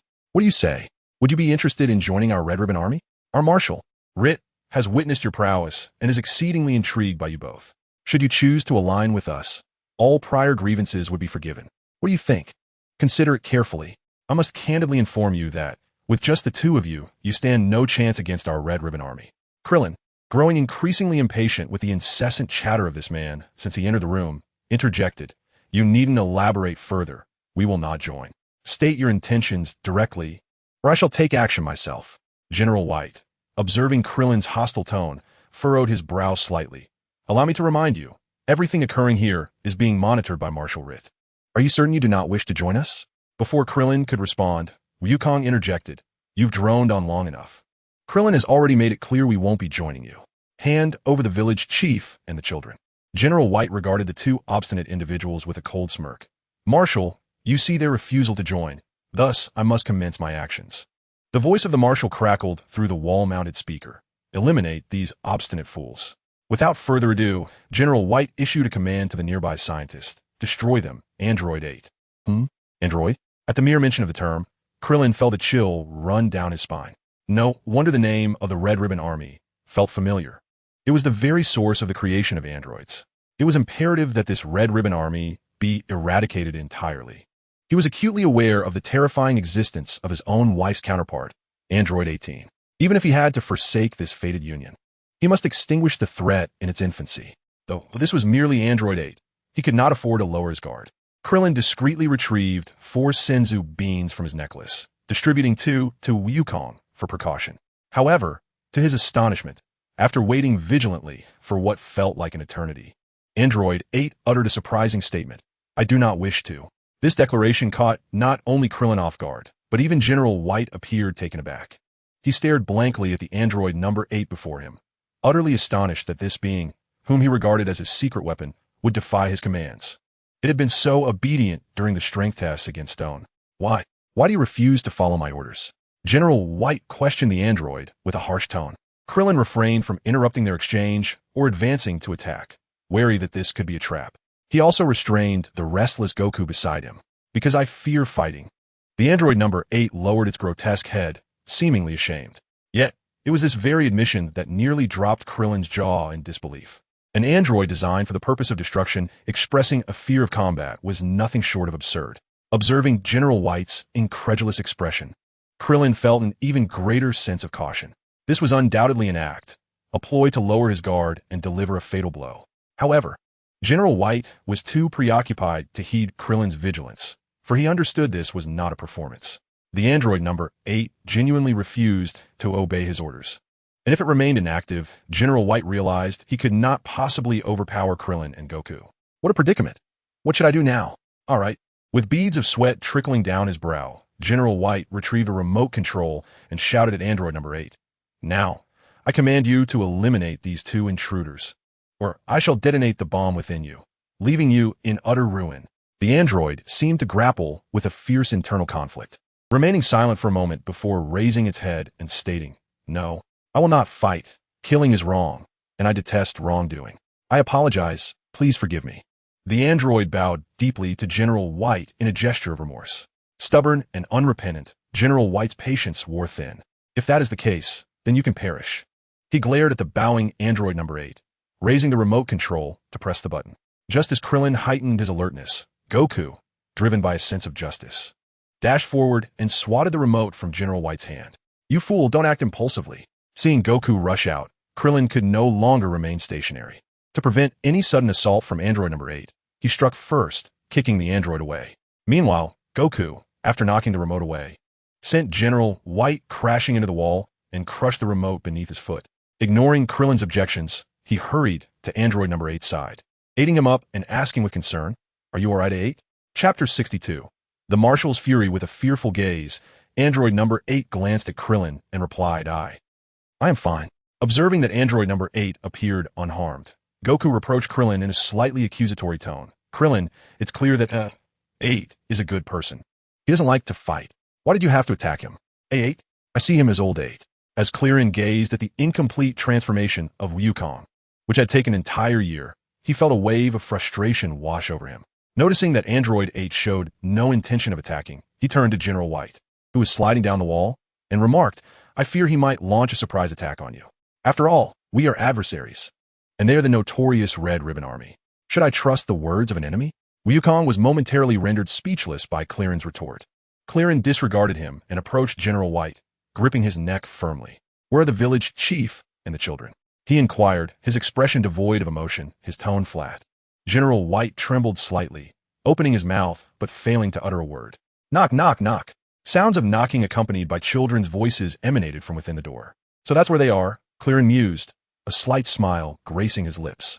He tightened his grip, causing General White's eyes to bulge as his body slumped lifelessly to the ground. Wukong opened the door, revealing the village chief and several children. After clarifying the situation and confirming that no child was left behind, Krillin and Wukong escorted them out of Masruda, turning back to this wretched place. Krillin and Wukong each unleashed a Kamehameha wave, obliterating it entirely. They safely returned the village chief and children to their village, where Android 8 expressed a desire to reside. Wukong happily consented and even secured the village chief's approval. Krillin, noticing that Android 8 had exhibited no unusual behavior during the confrontation with General White, decided not to intervene in Wukong's actions. He considered it a minor experiment. If all went well, it would be splendid. Should Android 8 prove to be deceitful and commence a massacre after their departure, it would serve as a lesson for Wukong, teaching him that one must eradicate threats entirely and that compassion should not be indiscriminately bestowed. Politely declining the villagers' invitation to a feast, Krillin and Wukong returned to the Cloud Sea Villa. They had now located 4 Dragon Balls, the 1-star, 3-star, 5-star, and 6-star balls. Krillin initially thought that having found 4 Dragon Balls warranted a moment of relaxation, envisioning some time spent training in the outdoor plaza. After his training, he intended to invite Lan Shi inside for some indoor activities and theoretical discussions on biology. However, fate had other plans. With 3 Dragon Balls still unaccounted for and their funds nearly depleted, laziness was not an option. Let me make this clear: until all the Dragon Balls are found, no one shall engage in training, he declared sternly. After receiving a sharp reprimand, Karen glanced at Wukong and Chi-Chi, who remained silent. Reluctantly, he retrieved the Dragon Ball radar to search for the location of the next Dragon Ball. Once the position was confirmed, Krillin instructed Yunhai to fly slowly in that direction, allowing himself a moment to breathe. Subsequently, he contacted Bulma to request assistance in gathering intelligence on the Red Ribbon Army, preparing for any unforeseen circumstances. The headquarters of the Red Ribbon Army awaited. Marshal Raider sat poised behind an enormous desk, gazing intently at his imposing aide, Black. Report, he commanded. General, White has failed. He was slain by that bald youth. Masruda has also been obliterated. Marshal Raider's single eye narrowed. Is that bald youth truly so formidable? Even the androids cannot contend with him? No, it is not that, Black replied, his voice quaking. Android number 8 refused to follow orders, claiming he was afraid of fighting. Marshal Raider appeared momentarily stunned by this revelation, his silence stretching uncomfortably as he fixed a penetrating stare on Black. The aide dared not utter another word, apprehensive that the psychologically twisted little man might end his life with a single shot. Were you not the one who assured me that android number 8 posed no threat? Marshal Raider asked, his tone laced with menace. Beads of cold sweat trickled down Black's forehead. He was acutely aware that should he mismanage this situation, the anniversary of his demise would be marked on the following year's calendar. Based on his understanding of the Marshal, it was evident that Raider was already displeased with him. His predecessors had met their end under similar circumstances. During testing, Android No. 8 was exceedingly obedient and exhibited no signs of defiance. Thus, we did not employ practical combat assessments. I propose that future evaluations incorporate such tests to prevent a recurrence of this issue. Furthermore, I believe their capabilities are not as formidable as perceived. General White's demise stemmed solely from his excessive trust in android number 8, which left him vulnerable to that bald youth's ambush. We still have General Blue, whose prowess far exceeds that of General White. He is currently searching for a Dragon Ball nearby. According to the distribution map, their next target will undoubtedly be the Dragon Ball in General Blue's vicinity. They are destined to cross paths. We merely need to inform General Blue of their intel, urging him not to underestimate them. I am confident he can eliminate both of them. Black continued to relay this series of thoughts, keeping his head lowered while stealing glances at Marshal Raider from the corners of his eyes. His hands gripped his pants pocket tightly, the pressure causing his fingertips to pale. Marshal Raider fixed his singular gaze on the sweating Black and spoke slowly. Notify General Blue. It is imperative that he eliminates these 2 youths. Before he does so, he must ascertain why they consistently locate the Dragon Balls ahead of us. Furthermore, why, after they find a Dragon Ball, do we lose all signals pertaining to them? Remember, this intelligence must be acquired. Do you understand? You have but one final opportunity, Black. At this, Black lifted his head and stood at attention, chest out, saluting sharply. It is guaranteed, Marshal Raider, that I shall accomplish this task. With that, he turned and exited the office. Once outside, Black felt the oppressive dampness on his back, his fingers brushing against the gun in his pocket, a flicker of lethal intent flashing in his eyes. Chapter 63. The Undersea Cave. Hello, Lieutenant Brack. Is there something amiss? A tall, handsome man with golden hair, clad in a neat uniform adorned with a crimson tie and a hat, reclined on the sofa, casually conversing into a communicator. General Buu, the Marshal has entrusted you with a matter of utmost importance. Doing leaguing me. Upon hearing this, General Buu straightened his posture, shedding his casual demeanor, and adopted a serious expression. Our Red Ribbon Army's initiative to gather the Dragon Balls has been thwarted by 2 youngsters named Sun Wukong and Krillin. Their power is formidable. Colonel Saluba and General White have already been slain, and Miss Ruda has met a similar fate. The Marshal is exceedingly furious and has commanded that you eliminate them. They are currently heading in your direction, and I shall now transmit their information to you. Moreover, the Marshal suspects that they possess a Dragon Ball radar of greater precision than ours. Should they locate the Dragon Balls, we will lose our signal. You must ensure these two matters are clearly understood. Do you comprehend, General Buu? Indeed, Lieutenant Brack, I fully comprehend. Please convey to the Marshal that I shall guarantee the completion of this task. General Buu responded confidently. May you successfully accomplish your mission and gather all the Dragon Balls. The line went dead, and General Buu exhaled a sigh of relief, having anticipated a far more arduous task. After all, it was merely two youngsters. Beep, beep, beep. The fax machine emitted a series of sounds. General Buu approached and began perusing the transmitted information. Just two youngsters, you say? The World Martial Arts Tournament? Runners-up? Nothing remarkable. What sort of serious individual would participate in such a tournament? Can anyone of merit truly engage in it? He scoffed at the notion, reflecting on Saluba and White, who spent their days indulging in drink and frivolities, neglecting any form of training, certainly deserving of their fate. What good are women? True love lies in camaraderie. The opposite sex is merely for procreation, General Buu remarked with an air of disdain, though his grip on the paper and the intensity of his words seemed somewhat at odds. He handed the intelligence report to a nearby soldier and began issuing commands. Make several copies of this information. Each soldier shall receive one. Upon citing the individuals depicted on this paper, report to me immediately. Furthermore, what is the status of the Dragon Ball? It has been days. Why has it not yet been located? Report, General Buu. We have scoured the island thoroughly and confirmed it is not present. Thus, I deduce it must be beneath the sea, but the depths are vast, and our search is incomplete. General Buu furrowed his delicate brow, contemplating the soldier's report while stroking his chin. Order all soldiers to cease the search for the Dragon Ball. The soldier gasped, Yes, General Buu. What of the Marshal? Ha, fret not. It is not that we shall cease our pursuit. Lieutenant Brack mentioned that these two youngsters possess a more precise radar. Once we capture them, the Dragon Balls will be ours for the taking. Furthermore, command all soldiers to memorize the appearances of these two youngsters. Do not engage. Simply report to me upon sighting them, and do not act recklessly. Should anyone inadvertently frighten them away, they will be summoned to face my wrath. The sinister tone sent shivers down the spines of the guards, even in the sweltering heat of the day, causing a chill to creep along their backs. It was General Buu.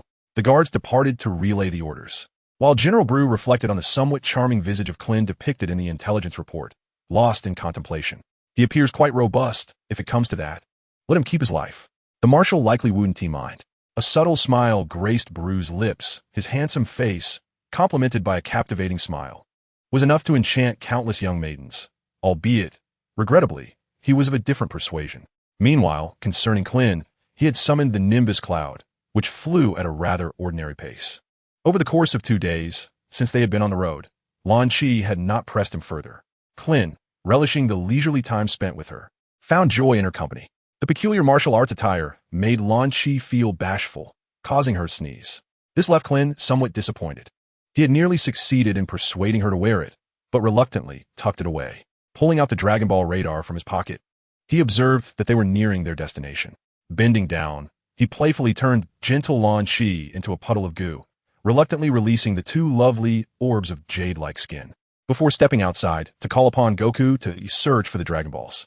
Following the radar, they soared above the ocean for quite some time, only for Krillin to discover, much to his dismay, that the Dragon Ball was likely resting beneath the sea. Although he had prepared some diving equipment, the depths of the ocean posed a different challenge. The immense pressure could easily lead to respiratory failure, or worse, a rupture of the lungs for those of weaker constitution. Fortunately, he had senzu beans on hand. Otherwise, he would have needed to arrange for a submarine, which would have been rather troublesome. On a distant island, General Buu's soldiers had already spotted Krillin and Goku searching the surface of the ocean through their binoculars. They excitedly reported back to General Buu, who contemplated for a moment before deciding to follow them discreetly. Meanwhile, Krillin and Goku each held a senzu bean in their mouths, waterproofing the Dragon Ball radar. Donning their diving gear, they submerged into the sea, unaware that a group from the Red Ribbon Army had been waiting patiently in the distance. Krillin and Goku, with the radar in tow, gradually descended into the depths, swimming toward the location of the Dragon Ball, while the Red Ribbon Army tracked them from afar. To avoid alarming their quarry, they merely used the radar to pinpoint the duo's position, taking no unnecessary risks. Before long, Krillin and Goku had delved deep into the ocean, circling around an underwater volcano until they discovered an entrance. Reluctantly, with the signal just ahead, they slowly swam inside. Although General Buu outwardly dismissed the duo, he remained cautious internally. After waiting 10 minutes outside the cave, he ordered his men to continue following them, demonstrating the meticulous nature of his thoughts. Krillin and Goku navigated the winding labyrinth of the cave for a full half-hour before reaching its end. Upon emerging from the water, they were greeted by an expanse of darkness. Illuminated by the light atop his head, they scanned their surroundings, revealing yet another dark and profound tunnel. The two men stowed their diving gear and proceeded along the passageway. A mere 10 minutes later, General Buu and his companions reached the shore, cautiously following the footprints left by the duo. As they walked, Wukong's hand, pressed against the tunnel wall, unexpectedly activated something. With a crackle and a sizzle, the entire tunnel was illuminated as brightly as day. Ah, now it's much brighter. We can see clearly, Wukong exclaimed joyfully. However, Krillin was not amused. Instead, he wore an expression of vigilance. Puzzled, Wukong inquired, "What is wrong, Krillin? Why aren't you happy?" To which Krillin retorted, "You fool. Have you not considered why there are lights here? Who installed them? What could their purpose be? Aren't you even the slightest bit curious?" Chapter 64. The Pirate's Trap. Wukong, unconcerned, waved his hand dismissively. "That's enough for you to ponder. I'm not skilled in such matters." Krillin, exasperated, regarded the carefree Wukong with disbelief, nearly suffering an internal injury. "Did I raise you to be this oblivious?" Ignoring Wukong's carefree demeanor, Krillin heightened his awareness and advanced cautiously, ready to retreat at the slightest disturbance. After only a few steps, they stumbled upon a corpse. Tattered clothing and a hat hung loosely upon the skeleton, with a submachine gun lying at its feet. Suppressing Wukong's curiosity, Krillin withdrew the Rui Bang from Wukong's back and stepped back a few paces.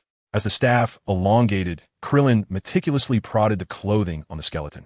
After a prolonged examination yielded no response, he finally exhaled in relief. Gazing at the pirate insignia on the hat, Krillin fell into deep contemplation. Pirates seemed utterly foreign to the Dragon Ball universe, yet he felt an inexplicable sense of familiarity. Unable to recall the reason, they circumvented the corpse and pressed onward. The tunnel stretched interminably, and it took them a full half-hour to encounter a change in scenery. Ahead, the space suddenly widened and leveled out, clearly having been meticulously decorated. The walls and floor were riddled with numerous small circular openings, a stark contrast to the primitive stone passage they had traversed. While Krillin was engrossed in observation, Wukong, dismissive of the surroundings, charged ahead from behind him. Krillin seized Wukong's tail, yanking him back, causing Wukong to collapse onto the ground. "Please don't pull my tail anymore. When you do, I lose all my strength." Krillin, gazing at the oblivious Wukong, felt a wave of exasperation wash over him. He retrieved the Rui Bang once more and began poking at the walls and floor. Suddenly, a flurry of sharp arrows shot forth from all directions. Wukong, eyes wide with astonishment at the barrage of arrows, nearly transformed into a hedgehog from sheer shock. Wukong exclaimed, "Now you understand the gravity of the situation after your reckless wandering, don't you?" Krillin admonished Wukong before continuing to prod the walls and floor with his Rui Bang. The arrows were not infinite. After 10 minutes of probing, the passageway ceased to unleash any more projectiles. Krillin gazed at the thick layer of arrows scattered across the ground, their sharp tips glimmering with an eerie blue light, suggesting they were coated with poison. This was to be expected. Had Krillin been in charge, he would have likewise applied poison. With a swift motion, he swept the arrows aside with the Rui Bang to avoid contamination, uncertain whether the magical beans could counteract the toxin. After clearing a path, the two ventured through the arrow-laden corridor. This time, Krillin chose not to return the Rui Bang to Wukong, but retained it in hand, extending it to tap around cautiously for hidden mechanisms. After traversing the lengthy stone corridor, they entered a dimly lit rocky passage. Krillin produced a lighting device for Wukong to illuminate the path while he continued to wield the Rui Bang, tapping it around as they progressed at a rather sluggish pace. Meanwhile, General Buu and his entourage had also arrived at the arrow corridor, but thanks to Krillin's prior efforts, they were spared the need for cautious exploration. The group gazed at the multitude of sharp arrows strewn across the ground, their hearts racing at the thought of what could have transpired had they stumbled carelessly into the trap. Despite the path being cleared, a few unfortunate souls still managed to graze their necks against the arrow tips, succumbing swiftly to the lethal poison that sealed their throats. After navigating the harrowing corridor, General Blue's group continued to follow in Krillin's footsteps. However, Their previous initiative to maintain distance was now replaced by a cautious retreat, driven by fear of hidden traps. Krillin and Wukong advanced step by step until they encountered an eerie scene. The ground littered with skulls from which beams of light emanated through their eye sockets. Wukong, having learned from previous encounters, excitedly declared to Krillin, "I bet there are mechanisms here, right?" Krillin, noticing Wukong's eager expression for praise, felt a mix of emotions. Was this not painfully obvious? Reluctantly offering a couple of compliments, he thought it better not to undermine the child's confidence, for should he become overly reckless, countless magical beans would be wasted.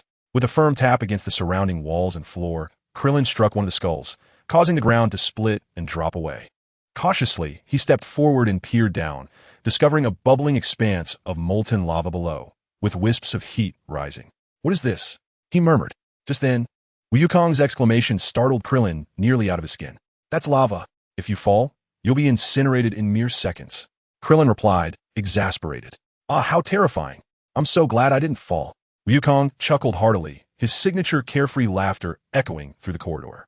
Krillin found it difficult to articulate his character, as if he were a program meticulously coded, destined to remain unchanged. They continued down the stony path, advancing slowly. Behind them, General Buu and his entourage had also arrived at the skull site, but the floor had already sealed shut. Cunningly, General Buu ordered a few soldiers to scout ahead. The soldiers, filled with trepidation, complied reluctantly. As expected, they fell into the molten lava below, their agonizing screams echoing, startling Krillin and Wukong ahead. Sensing a presence behind them, Krillin glanced at his surroundings and decisively quickened his pace. Fortunately, they triggered no traps and safely reached an expansive plaza. A man-made river flowed through, cradling a massive submarine. Scattered around the open area were various mechanical contraptions, exuding an eerie aura. However, Krillin had no time to ponder the mysteries of this place. He pulled Wukong into a corner, waiting in silence. After approximately 10 minutes, General Buu and his soldiers entered the vast plaza. Having encountered 2 traps, they had learned caution. Each soldier remained vigilant, scanning their surroundings as they walked. General Buu, in the midst of his men, leisurely enjoyed the protection they provided. He anticipated that the red ribbon-clad troops would follow him despite his lack of intention to confront them. Truly, they were an unyielding specter. Chapter 65, The Capsizing. Krillin clenched his fists discreetly. Facing such a multitude, they would undoubtedly be outgunned in a firefight. The optimal strategy was to plunge into the throng, effectively neutralizing their firepower advantage. As for their martial prowess, it was hardly noteworthy. Krillin quietly shared his plan with Wukong, who nodded in understanding. However, Wukong raised a pertinent concern. With so many adversaries, only one bore the red ribbon. What if they mistakenly targeted the wrong individual? Krillin longed to dismiss the worry, asserting that mistakes were inconsequential, but seeing Wukong's earnest expression, he refrained from voicing such flippancy. Instead, he suggested they observe further before taking action. Suddenly, a cacophony reminiscent of rusted machinery struggling to operate filled the air. Krillin and General Buu heightened their alertness, scanning for any anomalies. The noise crescendoed, and a towering shadow emerged from a corner. Before Krillin could discern its nature, General Buu commanded an immediate assault. The jets of flames illuminated the shadow, accompanied by the clattering of metal. The figure, undeterred by the hail of gunfire, advanced forth, revealing itself to be a colossal robot, adorned with a massive skull atop its form, its white metallic surface emblazoned with a large black pirate insignia. The left arm of the formidable machine resembled a Gatling gun, while the right hand grasped a colossal sword, encircled by an extensive chain of ammunition that clung to its massive frame. Below, its feet transformed into treads, facilitating its movement with remarkable ease. A lengthy tail trailed behind, seemingly devoid of purpose. The relentless barrage of gunfire failed to inflict any significant harm upon it. The eye sockets glowed ominously red, accentuated by the enormous skull motif, evoking a sense of dread. The cannonade continued to roar, yet it merely darkened the robot's exterior without any substantial effect. General Buu had stealthily retreated behind his soldiers, keenly observing the robot's maneuvers.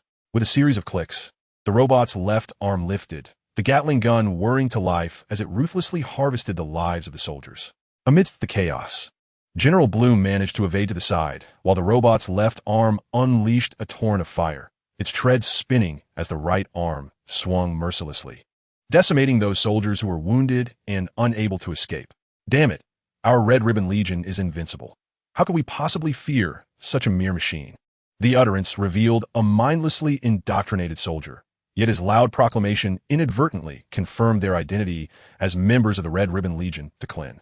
With this revelation, Wukong felt unburdened in his actions. Although the soldier's resolve was unwavering, it proved futile. Within mere minutes, the robot had slaughtered them all. Once the carnage concluded, the robot's crimson gaze fixed upon General Blue's hiding place. Realizing there was no retreat, General Blue leaped from his concealment. The robot's eye sockets blazed with intensified red light as it fired relentlessly, charging forward. General Blue deftly rolled to evade, showcasing remarkable agility. The machine relentlessly pursued, arms raised high, while General Blue continued to dodge. Before long, it appeared that General Blue had discerned the robot's attack patterns. He initiated a counteroffensive, targeting the joints of the robot with the intent to incapacitate its mobility. However, despite the soundness of his strategy, the execution fell short. Either the strikes were evaded, or General Blue was compelled to halt his assault to dodge the robot's strikes. Suddenly, the robot ceased its onslaught, and General Blue boldly approached the machine, unguarded. He reached out and wrenched the colossal sword from the robot's grasp, swinging it to sever its limbs entirely. The robot shimmered with electric sparks, and following a cacophony of crackling sounds, the red glow in its eyes dimmed, eventually fading to darkness. Observing that the situation had stabilized, Krillin emerged from his hiding place, unperturbed by the sound of his footsteps. Upon hearing the footsteps, General Blue was taken aback and executed a somersault away from Krillin. However, upon recognizing Krillin, he relaxed. It is you, the one who has repeatedly disrupted our endeavors in the Red Ribbon Legion. Where's your companion? Are you hiding? Hoping to ambush me? Krillin's gaze sharpened. Indeed, you have been tracking us, which means your objective must be the Dragon Balls. General Blue, with a delicate gesture, placed his fingers to his lips and let out a soft, sinister laugh, exuding an unsettling grace. Hee, indeed, bald boy. The Marshal has tasked me with acquiring all the Dragon Balls and extracting the secrets that enable you to precisely locate them, after which I will eliminate both of you. However, you, my dear bald young man, pique my interest immensely. If you agree to accompany me, I can spare your life, provided you hand over the Dragon Balls and the technology to locate them. Krillin was utterly taken aback. Who would have thought that in the world of Dragon Balls, he would encounter such a person, and to make matters worse, that he had caught the attention of this individual? The discomfort he felt was indescribable, and he was so taken aback by being called bald that he momentarily lost his composure. He stood there expressionless, visibly affected as goosebumps rose on his exposed skin. Krillin felt an overwhelming sense of unease wash over him, and while he longed to scratch an itch, he found himself utterly immobilized. Oh, this is bad. I've fallen into a trap. Goku, hurry and deal with him. As Krillin's desperate shout echoed, Goku leapt from a nearby corner, launching a punch aimed at General Blue's abdomen. Yet, General Blue, aware of Goku's presence, was prepared and swiftly blocked the attack, initiating a fierce exchange between the two. Krillin watched the unfolding battle, his frustration boiling over as veins pulsed on his forehead. Son Goku, you idiot, what on earth are you doing? Hurry up and unleash your full power against him. Goku, hearing Krillin's shout, sheepishly stuck out his tongue, then adopted a serious expression. All right, I'll go all out now, so be careful. Krillin was nearly driven to madness by Goku's naivety. Why was he being so polite to an enemy? Was the enemy showing him any courtesy? The correct approach to combat was to remain silent and control the opponent. If you weren't the protagonist, Goku, you would have met your demise countless times by now. With his full strength unleashed, Goku dispatched General Blue with a flurry of punches and kicks, rendering him unconscious on the ground. Only then did Krillin regain his ability to move. Without a moment's hesitation, he dashed to General Blue's side to deliver a finishing blow. Following this, he delivered a sharp slap to Goku's head, the force behind it fueled by his pent-up frustration. Goku exclaimed in pain, bewildered as to why Krillin had struck him. Chapter 66, The Pirate's Treasure. Angry, Krillin, seeing Goku still not grasping the gravity of the situation, delivered 2 more powerful slaps. Why am I hitting you? Do you even need to ask? We were nearly killed because of your carelessness. Do you understand? Why did I want you to attack him? Was it because I couldn't handle him? I was immobilized by him. Do you realize that? While you were busy playing nice. If he had managed to control you as well, we'd both be like helpless pigs, waiting to be slaughtered. Do you now comprehend why I struck you? It was solely due to your foolishness and your misguided sense of honor. Are you unaware that he belongs to the Red Ribbon Army? You know it, yet you maintain that carefree demeanor. Do you intend to weep over my lifeless body once I am gone? Krillin's voice grew increasingly louder, his tone more intense with each word. The final statement erupted as an angry roar. Goku, taken aback by Krillin's fury, felt a chill. They had trained and adventured together for over a year. During this time, they had been inseparable, yet Krillin had never shouted at him with such palpable rage. Observing Goku standing there in stunned silence, Krillin realized that his outburst had indeed startled him, considering his youth. However, if he did not strive to correct Goku's reckless tendencies, it could lead to dire consequences in the future. This was a task he deemed essential. Goku, do you still think I'm overreacting? Making a mountain out of a molehill? Let me tell you, if my enemy were to be you, I could take your life in less than 3 moves. Do you understand? All because of your incessant need to engage recklessly with others. Without your protection, Master Roshi, Chi-Chi, Bulma, and Yamcha, those familiar faces would perish. And it all stems from your foolish habits. If you had the resolve to eliminate me swiftly, none of them would meet their doom. The outcome of future battles rests in your hands. With that, Krillin retrieved the Dragon Ball radar, took a glance, and strode purposefully deeper into the cavern. Goku followed closely behind, displaying a look of wounded innocence. Krillin, indifferent to his plight, continued on. Guided by the radar, they traversed another underwater passage.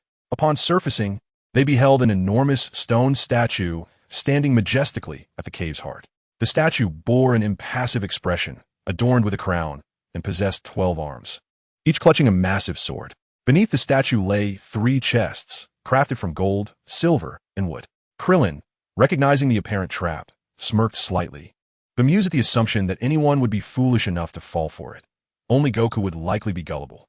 Upon seeing the scene, Goku pondered briefly before clapping his hands together. I see. This must be a trap, right? Krillin, taken aback by Goku's rapid return to normalcy, felt exasperated, uncertain if his words had truly resonated.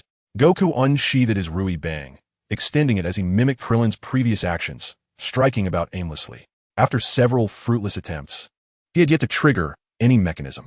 Unable to bear it any longer, Krillin snatched the Rui Bang from Goku and, with a few decisive strikes, smashed the 3 chests to pieces. With another blow, he shattered the statue, sending dust and debris swirling, revealing that the statue was hollow. Once broken, a cascade of gold and silver jewelry, an array of gems, and coins tumbled forth, a bounty of treasures that held considerable worth. Krillin stood still, patiently awaiting the dust to settle. Moments later, as the dust settled, the true visage of the cavern was revealed. Behind the statue lay an even grander cavern, gleaming with opulence, filled with an abundance of gold and silver treasures, adorned with gemstones and jewelry. Krillin was left utterly astonished. If he were to amass all of this wealth, it would suffice to sustain a whole lineage of Saiyans. If converted into currency, it would surely amount to trillions. At the heart of the treasures sat 3 skeletal figures clad in pirate garb, brandishing ornate cutlasses, seemingly warning any future seekers that these riches were theirs and theirs alone. The possessions of these bones were nothing short of lavish, draped in gold and silver, with a combined weight of the jewelry likely reaching 20 pounds. The cutlasses were encrusted with several gemstones, and their thrones were crafted from pure gold, epitomizing luxury. After a moment of admiration, Krillin began to gather the wealth, as he possessed an infinite space within his necklace. Originally intended for storing senza beans, he never anticipated such fortune. This discovery promised him financial freedom for the remainder of his life, alleviating any monetary concerns for generations to come. One must commend these pirates. They must have plundered several royal treasuries. Krillin tirelessly spent 2 hours collecting the treasures. Yet, upon completion, he found no Dragon Balls in sight. Consulting his dragon radar, he pinpointed a small underwater cavern, which also contained treasures. Without hesitation, he graciously accepted them. At the cavern's deepest recess, he discovered his intended target, the 2-star Dragon Ball. After securing it within his necklace, Krillin returned to the main cavern, scanning for any overlooked items. Satisfied that nothing had been left behind, he turned to depart, with Goku closely trailing behind. As they retraced their steps through a vast plaza, adhering to the principle of waste not, want not, Krillin collected every visible mechanical contraption and submarine into his necklace, taking full advantage of the infinite space. Their journey was silent as they resurfaced, summoning the Nimbus. Krillin first headed to Goku's 2-story house. He filled 2 empty rooms with treasures, much to Goku's bewilderment. Following this, Krillin returned to his cloud villa and shared this seemingly fantastical tale with Launch. It is no exaggeration to say that if these treasures were converted to cash, Krillin's available funds would surpass even those of Bulma's family. However, the dilemma of where to store these riches nagged at him. Should they remain in the necklace? A single misfortune could spell disaster. Thus, he resolved to find not just one, but 3 new locations. After contemplating, Krillin sought out Bulma to acquire numerous empty universal capsules, in which to securely store his newfound wealth. If one were to make a rough estimation, it would amount to approximately 20 shipping containers. It is essential to note that this treasure, if converted into cash, would experience a volume expansion of at least 100-fold. Women are often enamored with diamonds. Thus, Krillin meticulously selected several fist-sized diamonds to present to Bulma. Despite her status as the daughter of the wealthiest individual, Bulma was genuinely delighted upon receiving such an extraordinary gift, as diamonds of that size are exceedingly rare. Subsequently, Krillin bestowed upon Launch 2 containers of treasure for household expenses, retained 2 boxes for himself, and concealed the remaining wealth in 2 separate locations. This prudent measure ensured that, in the event of unforeseen circumstances, he would not suffer total loss. However, the quest for the Dragon Balls must persist, not solely because the 4-star ball is a relic of Grandpa Goku, but primarily because the wish from the dragon must be fulfilled. This time, he must ensure that the dragon repays his debt once and for all, compelling it to remain with Goku after granting his wish, thus sparing him from further complications and preventing others from exploiting the Dragon Balls for nefarious purposes. Perfection. As for what wish to make, Krillin had yet to decide, as the vast array of powers within the Dragon Balls was overwhelmingly formidable. Take, for instance, the notorious General Blue, who had silently ensnared Krillin, rendering him a lamb for slaughter. It seemed improbable to wish for invulnerability. Perhaps he could acquire merely a certain ability. Nevertheless, pondering this was somewhat premature, as 2 Dragon Balls remained unfound. Once he had secured his treasure, Krillin felt an immediate loss of motivation to continue his training.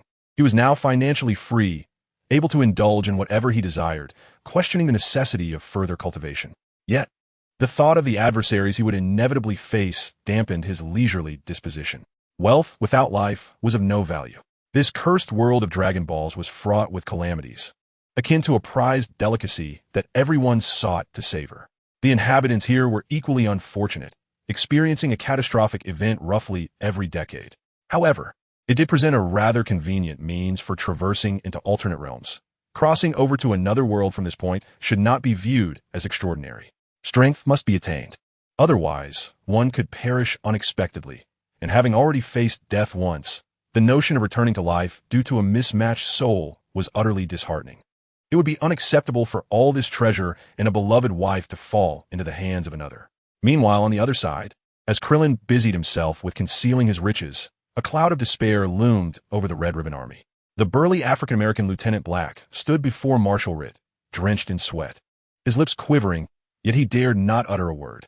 Marshal Ritt, observing his demeanor, already surmised the unfortunate truth and inquired coldly, "By your appearance, it seems General Blue has met with failure. Has he too fallen at the hands of that bald fellow?" Indeed, from the final communications received from General Blue, it appears that Marshal Ritter has confirmed the unfortunate demise of General Blue. Thus, the Dragon Balls remain unclaimed? Yes, Marshal Ritter. However, Colonel Violet has successfully located and retrieved 1 Dragon Ball. I have also enlisted the world's foremost assassin, Tao Pai Pai, to lay an ambush at our headquarters. This time, we shall undoubtedly eliminate those 2 individuals. Upon hearing this, Marshal Ritter gradually relaxed his grip on his firearm, finally receiving some good news. "Have you assessed the prowess of the renowned assassin?" "Not yet. Marshal, would you like to test his capabilities?" "Certainly. It is essential to ascertain whether he possesses the skills necessary to eliminate those 2 youngsters. Your insight is commendable. Enough with the flattery. Had it not been for your inefficiency, I wouldn't have to engage in such matters. Moreover, have you managed to track those 2 using satellites?" "The positioning has been successfully established. Currently, 2 unmanned reconnaissance drones are trailing them, and they are gradually making their way toward us." "Excellent. Let Tao Pai Pai intercept them. We cannot afford to wait for them to come knocking on our door." "Very well, Marshal. Would you like to meet him beforehand?" "Naturally. I must gauge the capabilities of the world's greatest assassin." "Understood, Marshal. I shall summon him immediately." Officer Brack turned to fetch Tao Pai Pai, while Marshal Ritter gazed at his tall figure, a shadow of unease flitting across his solitary eye. Soon, I too shall possess the Dragon Balls. The murmurs escaping his lips held secrets known only to him. Before long, Officer Brack returned, accompanied by a man. This individual was not tall or imposing, appearing rather unassuming. His long hair was fashioned into a braid, adorned with a red bow at the end. His complexion was gaunt, and his expression was one of indifference. Sparse stubble clung to his thin cheeks, yet his eyes sparkled with intensity. Dressed in a long robe, emblazoned on his chest was a circle, within which the character for kill was inscribed in bold red. Reporting to Marshal Ritter, "This is the world's foremost assassin, Tao Pai Pai." As Officer Brack announced, Marshal Ritter turned in his seat. He scrutinized Tao Pai Pai from head to toe, his expression inscrutable. Just as he was about to speak, Tao Pai Pai interjected, "Greetings, Marshal Ritter. I shall be frank. My fees for assassination are quite steep, requiring 100 million for a single life." Upon hearing this, Officer Brack was momentarily taken aback. To demand such a sum for a single life was astonishing, far exceeding the profits of a bank heist. However, Marshal Ritter remained unruffled, demonstrating his composure. "Yet, you are fortunate. This year marks the 20th anniversary of my career as an assassin. Therefore, I am currently offering a promotional price of 50% off, meaning you would only require 50 million for a single elimination." Marshal Ritt extinguished the cigar held between his lips in the ashtray, exclaiming, "Oh, is that so? Thank you very much. Money is no object for me. As long as you can fulfill your task, I will ensure you are generously compensated. Lieutenant Brack, please provide Mr. Tao with the target's information." Lieutenant Brack complied, retrieving the files on Wukong and Krillin and handing them to Tao. Marshal Ritt observed as Tao perused the documents and remarked, "As you can see, these two youngsters have participated in the World Martial Arts Tournament and have achieved commendable results. The evidence attests to their formidable strength." Chapter 68, Tail Cutting. Otherwise, there would be no need to enlist the world's greatest assassin, would there? Now, Mr. Tao, do you have the confidence to complete this mission? Having quickly reviewed the materials, Tao maintained his indifferent demeanor. "They're merely two kids. Killing them will be as easy as slaughtering chickens. Just tell me their whereabouts, and I shall deliver their heads to you." His emotionless words sent a chill down the spines of both Marshal Ritt and Lieutenant Brack. "Additionally, I have a small request. These two possess 5 Dragon Balls. Please retrieve them for me when you eliminate them, if you would be so kind." Lieutenant Brack showcased the Dragon Balls brought back by Colonel Violet to Tao. After glancing at the orbs, Tao nodded slightly. "Very well. Excellent. I entrust this to you, Mr. Tao." Marshal Ritt then turned to Lieutenant Brack. "What is the current location of those two?" "Yes, Marshal Ritt." Lieutenant Brack turned to operate the large screen, and moments later, an image appeared showing Krillin and Wukong bathing in a small lake. Reporting, "Marshal, their current position is 200 kilometers north of us." Upon hearing this, Marshal Ritt looked at Tao. "What kind of transportation do you require, Mr. Tao?" "We have all kinds of aircraft available." Tao shook his head. "No need too slow. I noticed a stone pillar outside when I entered. May I borrow it?" Marshal Ritt was bewildered. "A stone pillar?" Lieutenant Brack was equally perplexed. "If Mr. Tao requires it, feel free to take it. It's no problem." Though Marshal Ritt was utterly baffled, having already offered a considerable sum, he thought, why concern himself over a mere pillar? "Thank you, Marshal Ritt." Tao turned and walked outside, followed by the bewildered Marshal Ritt and Lieutenant Brack, who were curious about why he deemed an airplane too slow, yet wished to borrow a stone pillar, and what purpose he intended for it. The answer soon revealed itself as Tao approached the pillar, lightly leaping and tapping the top with a single finger. Upon landing, he gently kicked the base of the pillar with the tip of his foot. Then, Tao Bai clasped the stone pillar with both hands. Without exerting much effort, the pillar broke apart. Cradling the fragmented stone, Tao Bai declared, "I shall bring their heads to you." With that, he hurled the pillar towards the north with an indescribable swiftness. Subsequently, he bent his knees, propelled himself, and vanished. Ahead, one could see Tao Bai standing atop the stone pillar, soaring into the distance. Marshal Ritt and Lieutenant Brack gazed in astonishment at the rapidly departing Tao Bai. Their mouths agape. What a terrifying individual. However, the stronger he is, the better it is for me.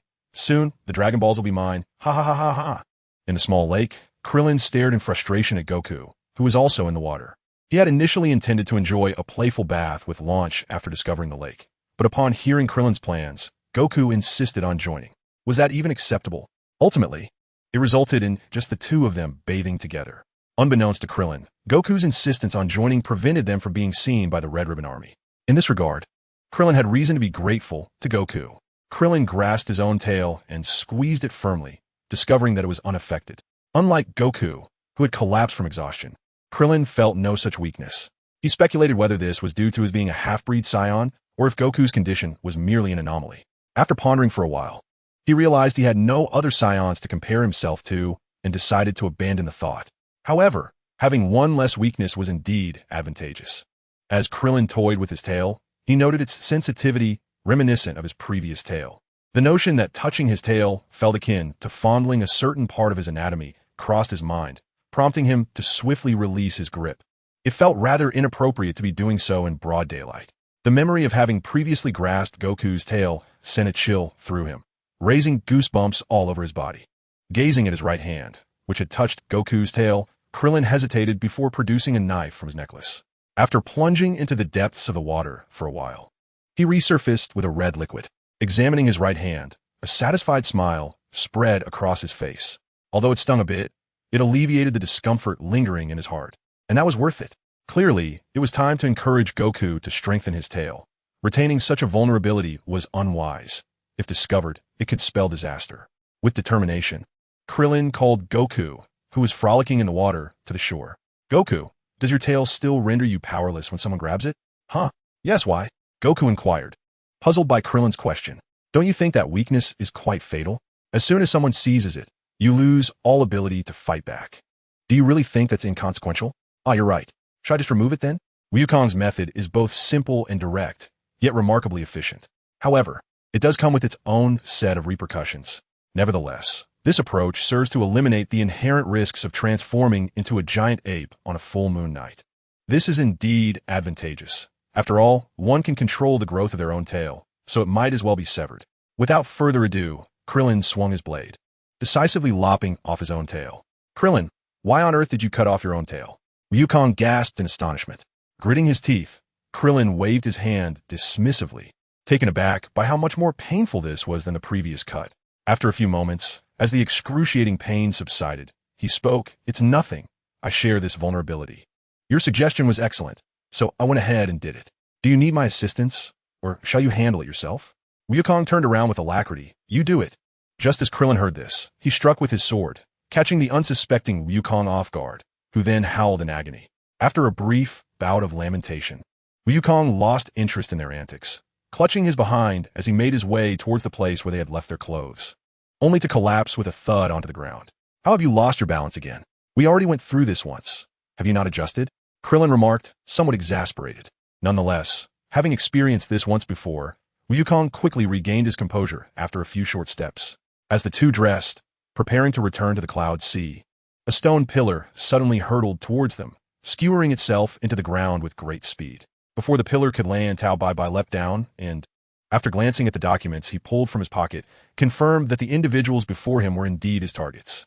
Krillin eyed the figure adorned with the character for kill on his chest, raising his vigilance to the utmost. Meanwhile, Wukong gazed at the extraterrestrial visitor with a look of sheer curiosity. Tao Bai Bai surveyed both Wukong and Krillin, then glanced at the blood-stained water in the lake, his brow furrowing. His keen eyes soon caught sight of a small bloodstain on Wukong's lower garments. With a frown that creased his forehead, he exclaimed, "Are you two engaging in such grotesque activities? And you, bald-headed lad, have you no shame in preying on someone so young? Could you not find someone a bit older? Is your family aware of your perverse conduct? Even I, a deviant, find your behavior appalling." Wukong, standing aside, was utterly baffled. "Sir, what are you talking about? Who are you?" Tao Bai Bai regarded Wukong with a quizzical expression and replied, "I am Tao Bai Bai, the world's foremost assassin, sent by the commander of the Red Ribbon Army to eliminate the two of you and retrieve several orbs for him." "The world's foremost assassin, Tao Bai Bai? So it's you?" Krillin relaxed slightly, recalling how he had long admired Tao Bai Bai's striking pillar-flying abilities depicted in the animations. The reason he hadn't recognized him immediately was chiefly due to the tension of the moment. In his recollections, it seemed that this individual had been vanquished by Wukong, not particularly formidable. With two of them on their side, he presumed it would be a straightforward task to eliminate him. However, what did that strange proclamation he made mean? Utterly perplexing, he referred to himself as a pervert and even claimed to be bald. The more Krillin pondered, the angrier he became. The Red Ribbon Army? I haven't even sought him out for trouble, yet he dares to confront me. Are you really Tao Bai Bai? Just because you are the so-called #1 in the world, Does that grant you the liberty to insult others? Where, may I ask, am I a pervert? If you do not clarify this for me, I shall make you intimately acquainted with the 10 most excruciating tortures. Seeing that this fellow still refused to admit his faults, Tao Bai pointed towards the blood in the lake that had yet to dissipate, and then gestured towards the bloodstain on Wukong's lower body. Huh? Klin's gaze followed his finger, and suddenly he realized. So he is mistaken for that, without any explanation, but given the life and death animosity. He would soon experience the merciless tortures of the ancient Eastern realm. With a grim expression, Krillin fixed his gaze upon Tao Bai and, without uttering a word, charged at him. He launched a punch aimed directly at Tao Bai's mouth. If it connected at the very least, he would lose a few teeth. If, by some stroke of luck, he managed to evade the blow, he would be left relying solely on his molars for sustenance in the latter half of his life. Klin's furious strike was intercepted by Tao Bai, who crossed his arms to shield his face, bracing himself against Klin's blow. His feet skidded back several meters, and his arms trembled as they fell to his sides. How is this possible? Why are you so strong? Krillin had no intention of engaging in dialogue. Answering the villain's queries was not his concern. A barrage of fists and kicks rained down upon Tao Bai, who could only defend himself, utterly incapable of retaliating. The sensation of overwhelming dominance was exhilarating. Under Klin's full force, Tao Bai managed to withstand only a minute before his arms were brutally shattered. As he could no longer suppress his cries of agony, Krillin swiftly struck again, breaking both of his legs. Tao Bai collapsed to the ground, rendered immobile. For safety's sake, Krillin decisively crushed his limbs at the roots. Finally at ease, he took a deep breath. To prevent Wukong from becoming overly sentimental, he promptly sent him away. Upon witnessing Klin's defeat of Tao Bai, Wukong found no opportunity to intervene and obediently retreated. Krillin watched Wukong depart, then looked down at the prostrate Tao Bai. Quite the audacious one, are you? Kill you? Damn, still trying to play games with me. The world's #1 assassin. Is this all there is? I expected you to be far more impressive. With such lackluster skills, how dare you call yourself an assassin? Of course, none of this concerns me. The crux of the matter is, why do you come to trouble me? If you wish to confront me, then so be it. But who are you to label me a pervert? Which of your eyes perceives me as such? After venting for a while, Krillin inexplicably felt like one of those villains who meet their demise due to excessive chatter. However, Krillin suddenly comprehended the reason why villains often tend to be so loquacious. When your adversary lies defenseless before you, it would indeed be quite disheartening not to seize the opportunity to utter a few words while they're still alive. Nevertheless, the necessary precautions must be taken. Krillin swiftly crushed the limbs of Tao Bai into dust, subjecting him to a torment that caused the renowned assassin to lose consciousness only to awaken in agony once more. A foul stench wafted through the air. It appeared that the excruciating pain had caused this world's most formidable killer to soil himself. Krillin frowned, his mind blanking instantly, and with a single step, he obliterated Tao Bai's head. Observing the bloodstains upon himself, he felt quite nauseated. Krillin stripped off his soiled garments and donned a fresh outfit. He doused the discarded clothing in gasoline and hurled it onto Tao Bai, igniting it with a match. The flames roared to life, purging the world of all its sins. Krillin returned to the Cloud Sea Villa, where the other 3 awaited his return for a meal. After dining, Krillin initiated contact with Bulma. Hello, is this Bulma? It's me, Krillin. Krillin. What brings you to call? Well, I have 2 matters to discuss. Firstly, how is the gravity chamber I requested coming along? Secondly, how fares the intelligence gathering on the Red Ribbon Army? The gravity chamber is nearly complete. You should be able to come and install it in a few days. As for the intelligence you wanted, are you truly planning to confront them? That is a nefarious organization that even the elite cannot contend with. Bulma's concern came through the receiver, yet Krillin could not divulge the truth. He could not possibly reveal that a certain doctor from the future Red Ribbon Army would create terrifying androids capable of annihilating the world. If he were to say such a thing, Bulma might well consider him delusional. Bulma, the situation is not that I wish to confront them. Rather, the Red Ribbon Army is intent on collecting the Dragon Balls. We have become their targets, and they will not relent, especially since I have thwarted many of their operations. Just now, the Red Ribbon Army even commissioned the world's foremost assassin, Tao Bai, to eliminate me and Goku. Had we not been more skilled, our heads would already be delivered to them. Chapter 70, The Red Ribbon Army, Destruction. How dare they act in such a manner? I shall send you the information I have gathered on the Red Ribbon Army immediately. Furthermore, Do you and Goku truly believe you can manage alone? Would you like Yamcha to assist? No need for that. We can handle it ourselves. Thank you, Bulma. After hanging up, Krillin swiftly received the documents concerning the Red Ribbon Army. As he meticulously perused the information, his furrowed brow gradually relaxed. The formidable experts within the Red Ribbon Army had been eliminated. What remained were merely the technological resources of their headquarters. However, Krillin felt confident in his ability to discreetly bypass their defensive radar and infiltrate their stronghold. Should that prove unfeasible, he believed that the nimbleness of a Nimbus cloud would allow for a forceful incursion. In a moment of desperation, they resolved to utilize a greater quantity of the mystical Senza beans, for the nefarious Red Ribbon Army must be eradicated entirely. With this determination solidified, the next step was to ensure the safety of Lan Chi and Chi-Chi, while he and Goku prepared to confront the Red Ribbon Army. Despite their grave concerns and attempts to dissuade them, Krillin ultimately persuaded them through a thorough discussion of the pros and cons. Subsequently, Krillin, Lan Chi, and Chi-Chi found refuge with Master Karen, entrusting him with their care. With their worries alleviated, it was time to infiltrate the headquarters of the Red Ribbon Army. Krillin procured 2 remarkably lifelike monkey skin costumes in a small town, intending to disguise themselves as monkeys for their infiltration.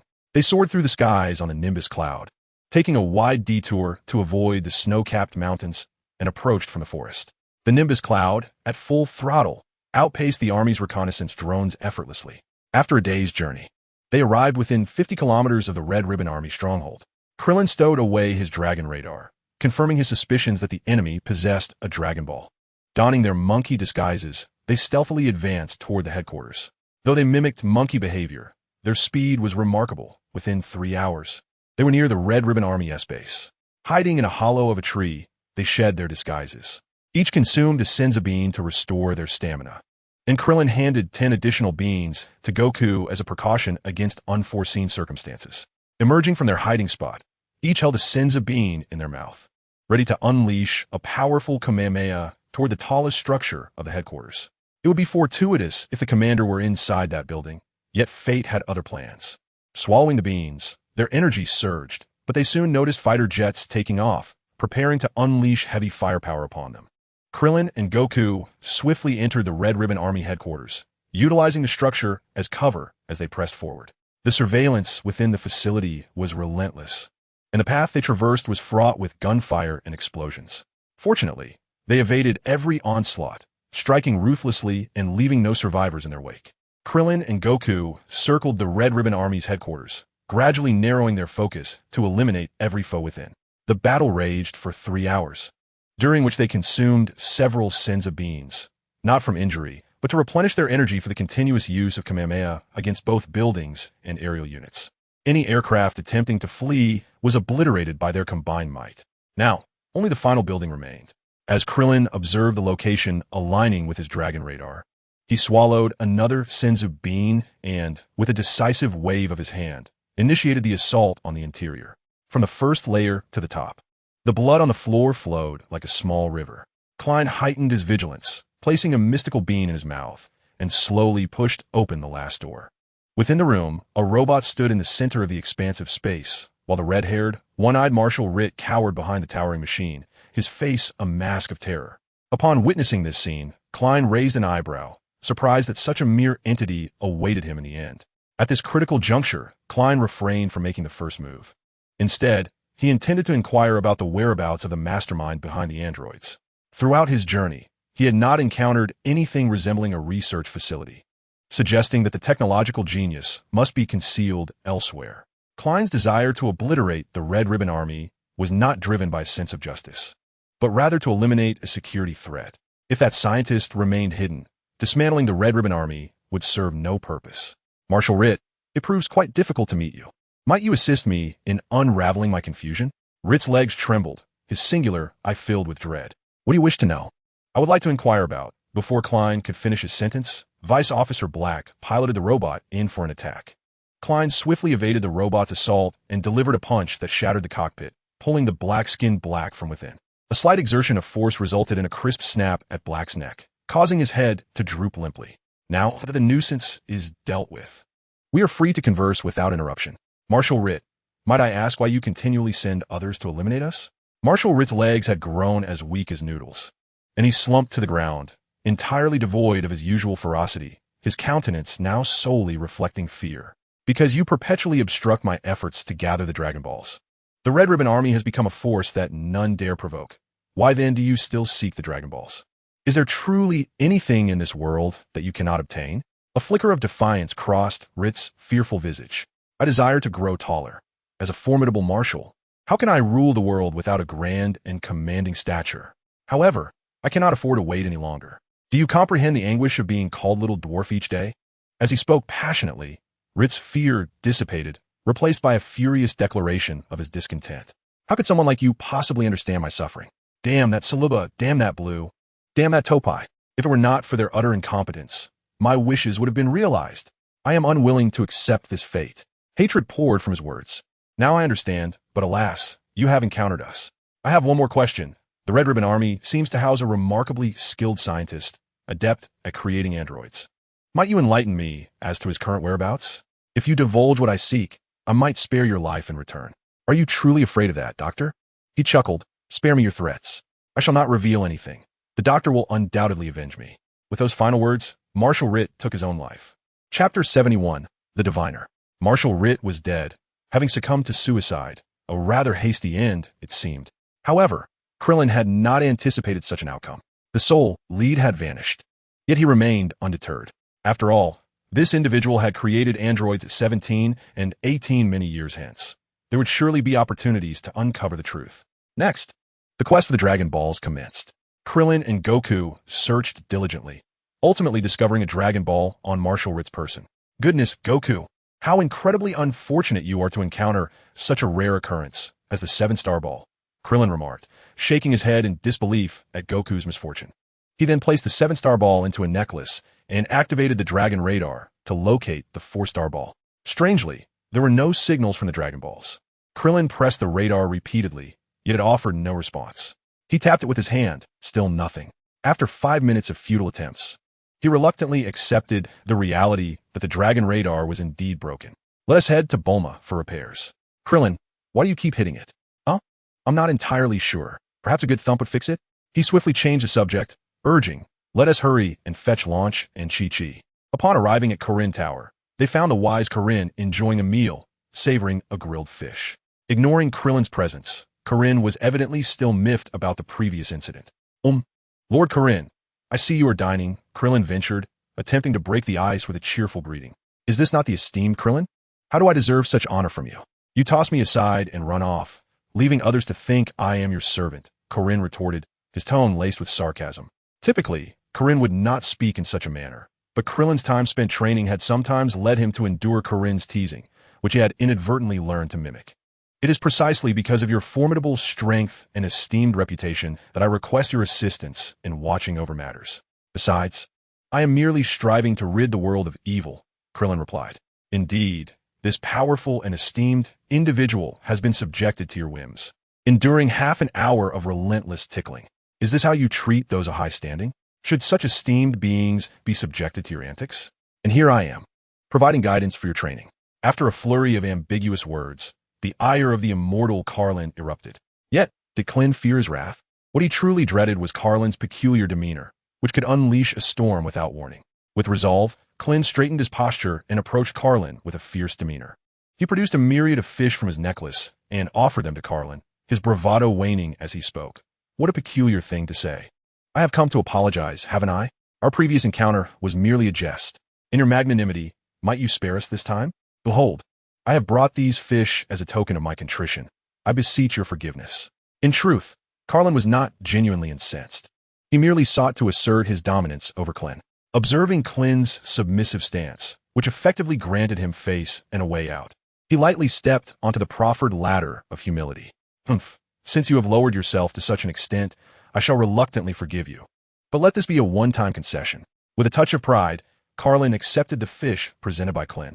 After spending a considerable time with the feline companion, and under the persistent inquiries of Lan Chi and Chi-Chi, he recounted the events leading to the annihilation of the Crimson Satin Brigade. Bidding farewell to the feline, the four companions returned to the Cloud Sea Villa, setting forth towards the great island where they had once trained. Yamcha, weary from his exertions, returned to the Turtle Hermit's abode. Krillin, Goku, Lanqi, and who might this be? She appears quite familiar. Under Lan Qi's guidance, Chi-Chi had shed her bikini for more conventional attire, causing Yamcha to feel a sense of déjà vu, albeit he could not place it immediately. This young lady is Goku's wife, Chi-Chi. What? Goku is married? Chi-Chi. Upon hearing this astonishing revelation, Yamcha felt a surge of energy, his fatigue dissipating. When did this happen? How did they marry? They are still so young. Silence. Bulma, who was repairing the dragon radar, exclaimed, slapping the table. Yamcha instinctively recoiled, lowering his voice significantly. Krillin, what is the meaning of this? With a mischievous grin, Krillin replied, just teasing you. They are merely together for now. Much like you and Bulma. How dull, Yamcha remarked, visibly disappointed as he slumped onto the sofa. Strange, the radar is clearly functioning, yet it fails to display anything. Bulma, vexed, tugged at her hair in frustration. If that is the case, could it be possible that the Dragon Balls are located in an area undetectable by the radar? The turtle hermit, seated before the television watching yoga exercises, suddenly interjected. Indeed, how did I not consider that? Bulma exclaimed, smacking her forehead in realization. I was being too obstinate. For instance, what if a creature has swallowed a Dragon Ball, its biological frequency masking the Dragon Ball's electromagnetic signals, thus eluding the radar? Krillin, that makes sense. So how do we go about finding this Dragon Ball? Goku, scratching his head, I don't understand anything. Perhaps you could consult the fortune teller. She is most effective when it comes to locating lost items. Master Roshi turned and produced a tattered map, pointing to a specific location. She resides here. The group gathered around, examining the spot he indicated. It appeared to be a peculiar area, resembling a lake, and it didn't seem too far from where they were. Is it really worth seeking her out? They murmured, voices overlapping. Finally, Krillin slammed his hand on the table to silence the chatter. Whether it's useful or not, we'll find out by going. All this talking is pointless. With that, Krillin and the others bid farewell to Master Roshi, enjoying hot pot and singing as they set off towards the fortune teller's location. After their departure, Bulma had a fierce argument with Yamcha, storming home in a huff and vowing never to speak to him again. Chapter 72. Arrival within just an hour, propelled by the Nimbus cloud, they reached the fortune teller's location. It was still afternoon, and Krillin and his companions noticed a queue of 5 or 6 people ahead, comprising both humans and beast folk. A small, ghostly creature, adorned with a tiny straw hat, floated over, its voice slightly shrill, reminiscent of a eunuch's. Let us call him Little Ghost. Please line up and wait patiently. I will notify you when it is your turn, he announced. Who queues for anything? I'm always first wherever I go. Anyone who defies me will face the consequences. Lan Qi declared, brandishing her weapon. Krillin intervened. Lan, darling, there aren't many people ahead. No need to act like this. Little Ghost wiped the sweat from his brow and drifted away. This fortune teller must be quite remarkable, given the throngs seeking her counsel, Goku remarked to Chi-Chi, who nodded in agreement. At that moment, a couple resembling a married pair emerged, conversing as they walked. Indeed, the fortune teller is impressive. I did place that item there, but I forgot after some time. She truly lives up to her reputation. Absolutely, the fortune teller is extraordinary. In the distance, a luxurious car approached, and the couple entered. Driving away, Krillin watched them depart. It seems this fortune teller possesses considerable power. Perhaps she can truly assist us in locating the Dragon Ball. A little while later, a group emerged from within, all battered and bruised, limping with broken limbs, their appearance utterly pitiful. What on earth happened to them? Krillin wondered. His question soon to be answered as the queue dissipated. Little Ghost floated back over. Thank you for your patience. Please come in. Hello, Little Ghost.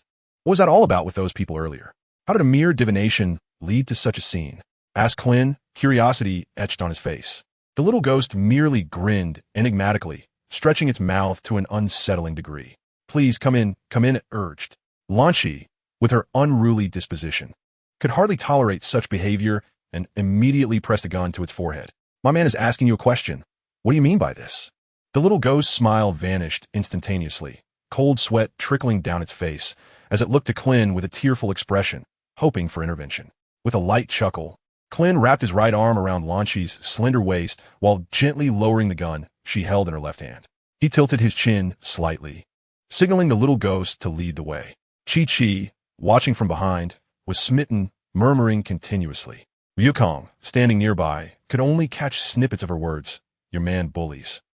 As they entered the confines of the walled area, a serene lake unveiled itself.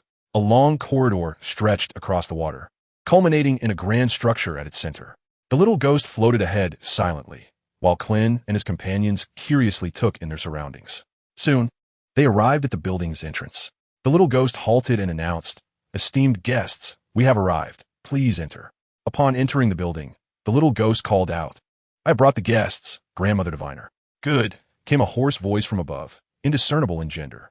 A round crystal ball floated down, revealing a short, stout figure seated atop it, appearing to be the same size as the orb. As the crystal ball spun, the figure turned to face them. Clad in wizardly robes, the Grandmother Diviner sat cross-legged on the crystal ball, her fingers intertwined on her abdomen. Her aged visage bore sagging skin, adorned with a tall wizard hat, while sparse pink hair framed her cheeks. Her eyes contained only the faintest hint of pupils, rendering her gaze quite peculiar. Wukong spoke first. "Greetings, Grandmother. Could you assist me in locating something?" "Of course," came the raspy, unmelodious reply. "Oh, this old woman seems rather unapproachable, yet she is surprisingly forthcoming," Lan Shi remarked to Krillin. "It's not that simple. Have you forgotten those people from earlier?" Krillin countered, sensing the complexity of the situation.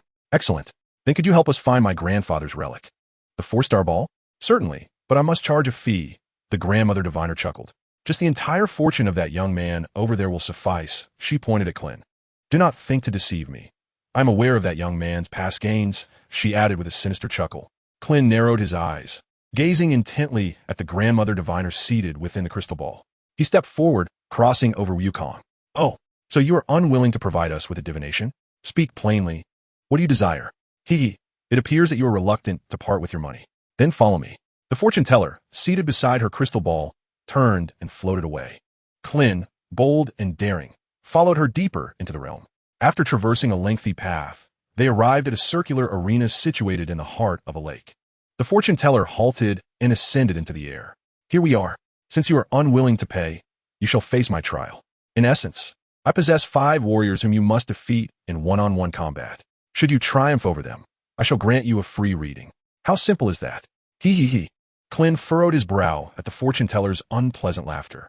Given her awareness of his previous exploits beneath the sea, she surely recognized the strength he and Wukong possessed. Why then would she propose such a challenge? Did she possess unwavering confidence in her 5 warriors' ability to best them? As Krillin pondered the potential traps that might lie in wait, Wukong, brimming with enthusiasm, eagerly accepted the challenge. Observing Wukong's carefree demeanor, Krillin chose to remain silent. After all, regardless of any traps, they had little choice but to leap into the fray. After all, who was he to back down? It seems my guests are quite confident in their abilities. I shall observe with great anticipation. So what are the rules for this duel? Krillin, still apprehensive about any hidden snares, felt it prudent to clarify. The rules? There are no rules. Surrender or falling into the lake constitutes a loss. And do refrain from any life-threatening actions. This is merely a friendly contest. Is it truly that simple? Krillin asked, incredulous. The rules seemed too straightforward, too fair, leaving him puzzled about any potential traps. Indeed, it is that simple. Are you ready, my guests? Shall we commence? The fortune teller maintained her enigmatic demeanor, sending a shiver of unease through Krillin. Yet there was no turning back now. He stated firmly, "Let us begin." The fortune teller cackled as she floated higher. "Who shall step forth first?" Before Wukong could respond, Krillin leaped onto the stage, declaring, "I shall go first." He gestured with his right hand to calm the restless Wukong, urging him to observe quietly. "All right, give it your all and defeat them." The fortune teller eyed Krillin with a peculiar grin. "Are you prepared? I shall summon your opponent now." "Come fort, vampire." "Vampire?" Krillin gazed at the fortune teller, bewildered by her intentions. Flap, flap. A sudden flurry of wing beats caught Klin's attention, and he turned to see a bat soaring from the rooftop of a nearby building. As it approached the arena, it transformed into a peculiar figure with sharp fangs, pointed ears, and a pale blue complexion. Dressed in shorts and boxing gloves, his bare feet were wrapped in several layers of bandages to protect his soles and ankles. Upon assuming human form, he knelt on the ground, repeatedly prostrating himself while murmuring incantations, seemingly engaged in a ritual of worship. After a moment, he rose, flailing his arms and dancing in an eccentric manner, resembling a shaman in a trance. Krillin regarded this bizarre, vampire-like creature with caution, uncertain of any peculiar abilities he might possess. Both competitors were now present, and the fortune-telling matriarch floated above, declaring the commencement of the match. The instant her words echoed in the air, Krillin charged at the vampire, yet due to his apprehension about the creature's potential odd powers, he refrained from unleashing his full strength, retaining a fraction of his energy to evade if necessary. However, as Krillin closed the distance, the vampire unexpectedly knelt again, reverting to his earlier antics, and implored, "May I finish my dance?" Krillin skidded to a halt, halting just a meter away from the peculiar being. Were this not merely a friendly sparring match, he would have dispatched the creature with a swift kick to its third leg. Yet in this context, the vampire's strange behavior left him bewildered. He glanced up at the fortune teller, seeking clarification on the absurdity of the situation. Before he could voice his thoughts, the vampire launched a surprise kick. Fortunately for Krillin, 3 months of blind training on Corinta had honed his reflexes. Even with his eyes closed, he would not be caught off guard. He extended a hand, grasping the vampire's leg mid-kick, and turned his gaze towards him, narrowing his eyes as he coldly inquired, "Were you not supposed to be dancing? Is this what you call finishing?" The vampire strained to withdraw his leg, but to no avail, remaining firmly in place. His demeanor shifted, stammering, "Why, yes, indeed, I've completed the dance." Klin's voice grew increasingly frigid. "So, you intended to launch a sneak attack?" An overwhelming aura of menace enveloped the vampire, causing him to feel as if pricked by countless needles, discomfort washing over him as he broke into a sweat. This was hardly surprising. During the battle against the Crimson Satin Brigade, Krillin and Wukong had fought for hours, likely claiming thousands of lives. Could such a killing intent not be intimidating? As for Wukong's aura of menace, he was perpetually carefree, exuding no such aura of malice. "Are we not in a competition?" The vampire stuttered, losing the courage to meet Klin's gaze and instead staring at the ground. "Oh, is that so? I see now." Witnessing the other party's demeanor, Krillin chose not to press his advantage and released his grip. He stepped back a few paces, assumed a defensive stance, and calmly inquired, "Shall we begin?" The vampire stood frozen in place, and in a mere moment, a small puddle of sweat formed on the ground, evidence of his fright. I concede. I shall not fight any longer," the vampire stammered, trembling as he uttered these words, only to transform into a bat and flee with a resounding thud. Krillin achieved victory without a battle. The fortune-telling elder floated in the air to announce the result of the match. "Oh ho ho ho, young man, you have triumphed." Your imposing presence completely overwhelmed him, instilling fear that rendered him unable to strike. Truly impressive. However, my warriors will only grow stronger. Krillin remained still, unfazed. "Is that so? If so, let us continue. Where is your second warrior? Please summon him." "Oh ho ho ho, he has long since taken the stage. Did you not notice?" The elder expressed her curiosity with a sly smile. Below, Goku, Launch, and Chi-Chi looked around, finding the stage empty save for Krillin. Could it be that cockroach?" Goku suddenly exclaimed, pointing at a cockroach at Krillin's feet. Krillin glanced around, finding no one else, and looked down at the cockroach with an expression of dismay. "Elder, is this true? Is my opponent this cockroach?" "Of course not. No wonder you cannot see him. He is an invisible man," the elder declared with pride. Krillin frowned slightly at her words, then closed his eyes to keenly perceive his surroundings. "An invisible man? What is that? Can a person really be invisible?" Goku asked, intrigued. "Oh ho ho ho, an invisible man, as the name suggests, has no color to his body, rendering him unseen by anyone," the elder replied. "Enough of this idle chatter. It wastes time. The match begins." At the elder's command, Krillin, with his eyes still shut, sensed a presence approaching him. He opted not to strike first, but instead feigned weakness, maintaining a serious expression as he continued to concentrate. The invisible man drew nearer, and Krillin could even feel him scrutinizing him boldly from across the way. After observing for a while, the invisible man seemed to have seen enough and launched an attack. A fist came hurtling toward Krillin's face. Krillin seized the incoming fist and retaliated with a straightforward punch. The impact felt somewhat soft, as if he had struck the opponent's abdomen. "Oh!" the invisible man yelped, and then Krillin retrieved a bag of flour from his necklace, scattering it before him. Puff, cough, cough. After a bout of coughing, the flour gradually settled, revealing a human outline before the onlookers. "How dare you strike me?" The transparent individual remained unaware that he had been marked, believing himself to be concealed from view. After uttering a curse, he delicately rose onto his toes and stealthily maneuvered in a wide arc to position himself behind Krillin. Little did he know, every movement he made was keenly observed by the 3 individuals below the stage. Krillin, feigning ignorance, exaggeratedly scanned his surroundings while aimlessly striking out. Below, Lanchi and Chi-Chi stifled their laughter, while Wukong contemplated offering a warning, only to be silenced by Lanchi's hand over his mouth. In truth, the transparent man had noticed the trio's amusement, yet his confidence in remaining undetected prevented him from probing further into their laughter. With measured breath and careful steps, he inched closer to Krillin. Meanwhile, Krillin continued his charade, throwing punches and kicks in a haphazard manner, while quietly gauging the position of the invisible assailant. As he sensed that the transparent individual was now less than 2 meters behind him, Krillin swiftly turned, landing a direct punch to the stranger's abdomen. The transparent man staggered back, clutching his stomach and glaring fiercely at Krillin. "You fool, just wait until I can strike you down." In his mind, Krillin's success was merely a stroke of luck. He believed that his unseen presence had never been truly perceived. It was peculiar, however, that the fortune teller, floating above, could see everything yet chose to remain silent, watching the transparent man be toyed with by Krillin. Krillin persisted in his performance, throwing punches in a chaotic display.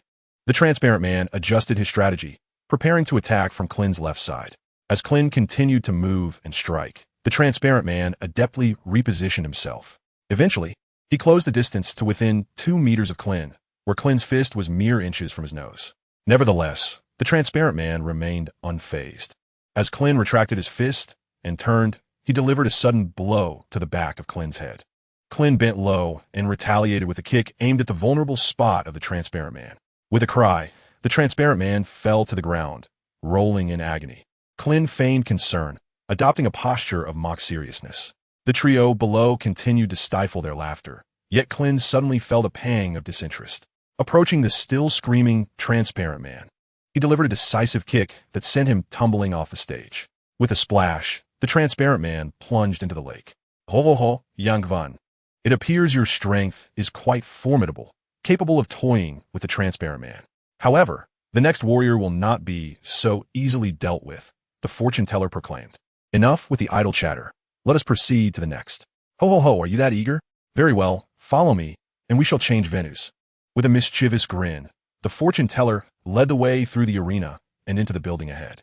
Inside, the decor was adorned with skull motifs, both large and small, while the walls were embellished with eerie skull reliefs, creating a chilling atmosphere. After traversing a lengthy staircase, the fortune teller gestured towards a particular door, signaling Krillin to step inside. While she and the others continued their ascent, Krillin proceeded through a dimly lit passageway, crossing a precarious bridge resembling a spine, flanked by the bones of various creatures, which evoked a sense of eerie discomfort. Upon crossing the vertebra-like bridge, he encountered an exceedingly narrow and dark path, barely wide enough for a single person to navigate. After winding through a labyrinth of twists and turns, he finally beheld a glimmer of light. A cavernous opening appeared before him, its entrance adorned with dense, sharp teeth, resembling a gaping maw. As he emerged from the cave, Krillin found himself standing within the mouth of a demonic stone sculpture, gazing down in mild astonishment. He was situated approximately 100 meters above the ground, where a circular chamber below contained a pool of viscous, dark green liquid, perpetually bubbling and exuding a menacing aura, suggesting a lethal toxicity. Should anyone fall into it, their fate would be sealed. 2 demonic stone figures stood opposite each other, their mouths agape, with long tongues intertwined. Adjacent to them, a gap in the wall, tall enough for a person and wide enough for 2, revealed the fortune teller accompanied by Lan, Chi-Chi, and Wukong. "How intriguing. Must we engage in battle here?" Krillin mused, a faint smile gracing his lips as he surveyed the surroundings. "Oh ho ho, welcome to the demon's restroom. Young one, are you truly prepared? In this place, defeat could lead to your utter obliteration." The fortune teller cackled, producing a bird's leg from her attire and tossing it into the abyss. With a sizzling sound, the leg was swiftly corroded to nothingness. "Did you witness that? Beneath the demon's restroom lies a toxic swamp, and should you fall, no one will be able to rescue you. Now, are you certain you wish to fight?" Watching from the sidelines, Lan and Chi-Chi wore expressions of concern, while Wukong appeared exhilarated. Krillin regarded the fortune teller, her face a tapestry of wrinkles. As she prattled on, "I am certain. Where is your warrior? Summon him forth without delay." "Oh ho ho ho. Since you are so eager, I shall call him forth," the fortune teller declared with a sinister chuckle. She waved her hands in the air, forming intricate symbols, while reciting incantations. As her voice grew louder, The smoke emanating from the maw of the demonic statue expanded in tandem. Gradually, her incantation softened, and the smoke began to dissipate, fading until it vanished altogether. Krillin focused intently, observing that upon the tongue of the demonic statue rested a coffin, adorned with images reminiscent of an Egyptian pharaoh. Surely, this coffin does not contain a mummy, does it, fortune teller? He inquired with curiosity. A peculiar smile crept across the fortune teller's wrinkled visage as she bellowed. You are correct. Arise, combat mummy. With her proclamation, the lid of the coffin creaked open, revealing the third warrior within, enveloped in bandages, with arms crossed over his chest. Only his pallid face remained unwrapped. The combat mummy, legs taut and devoid of any bend, gradually straightened his form. His eyes slowly opened, a subtle smile gracing his lips. As his eyes fully widened, the ashen hue of his face transformed into a complexion akin to that of a normal human. With a thud, the mummy emerged from the coffin, gently kicking back with his right foot, causing the coffin to vanish into the maw of the demonic stone sculpture behind him. Chapter 75, The Mummy and the Demon. Ah, it has been ages since I encountered a worthy adversary. The combat mummy tilted his stiff neck, his tone laced with amusement. Young man, you have now seen your opponent. What say you? Will you concede? If not, it shall be a path to your demise. He.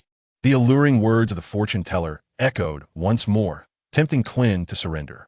Let us commence without further delay, shall we? Observing Klin's resolute demeanor, the fortune teller reluctantly relented. The match began.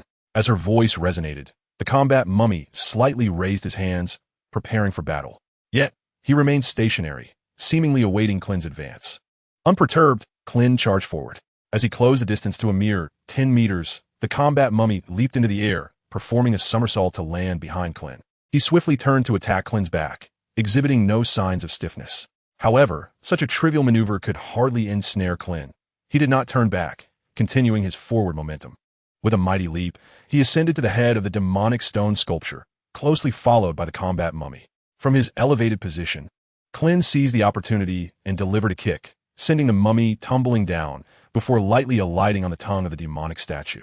The combat mummy gradually rose, shaking his bandage-clad head, and remarked, Well done, bald lad. You are quite formidable. After all these years, you are the first to strike me.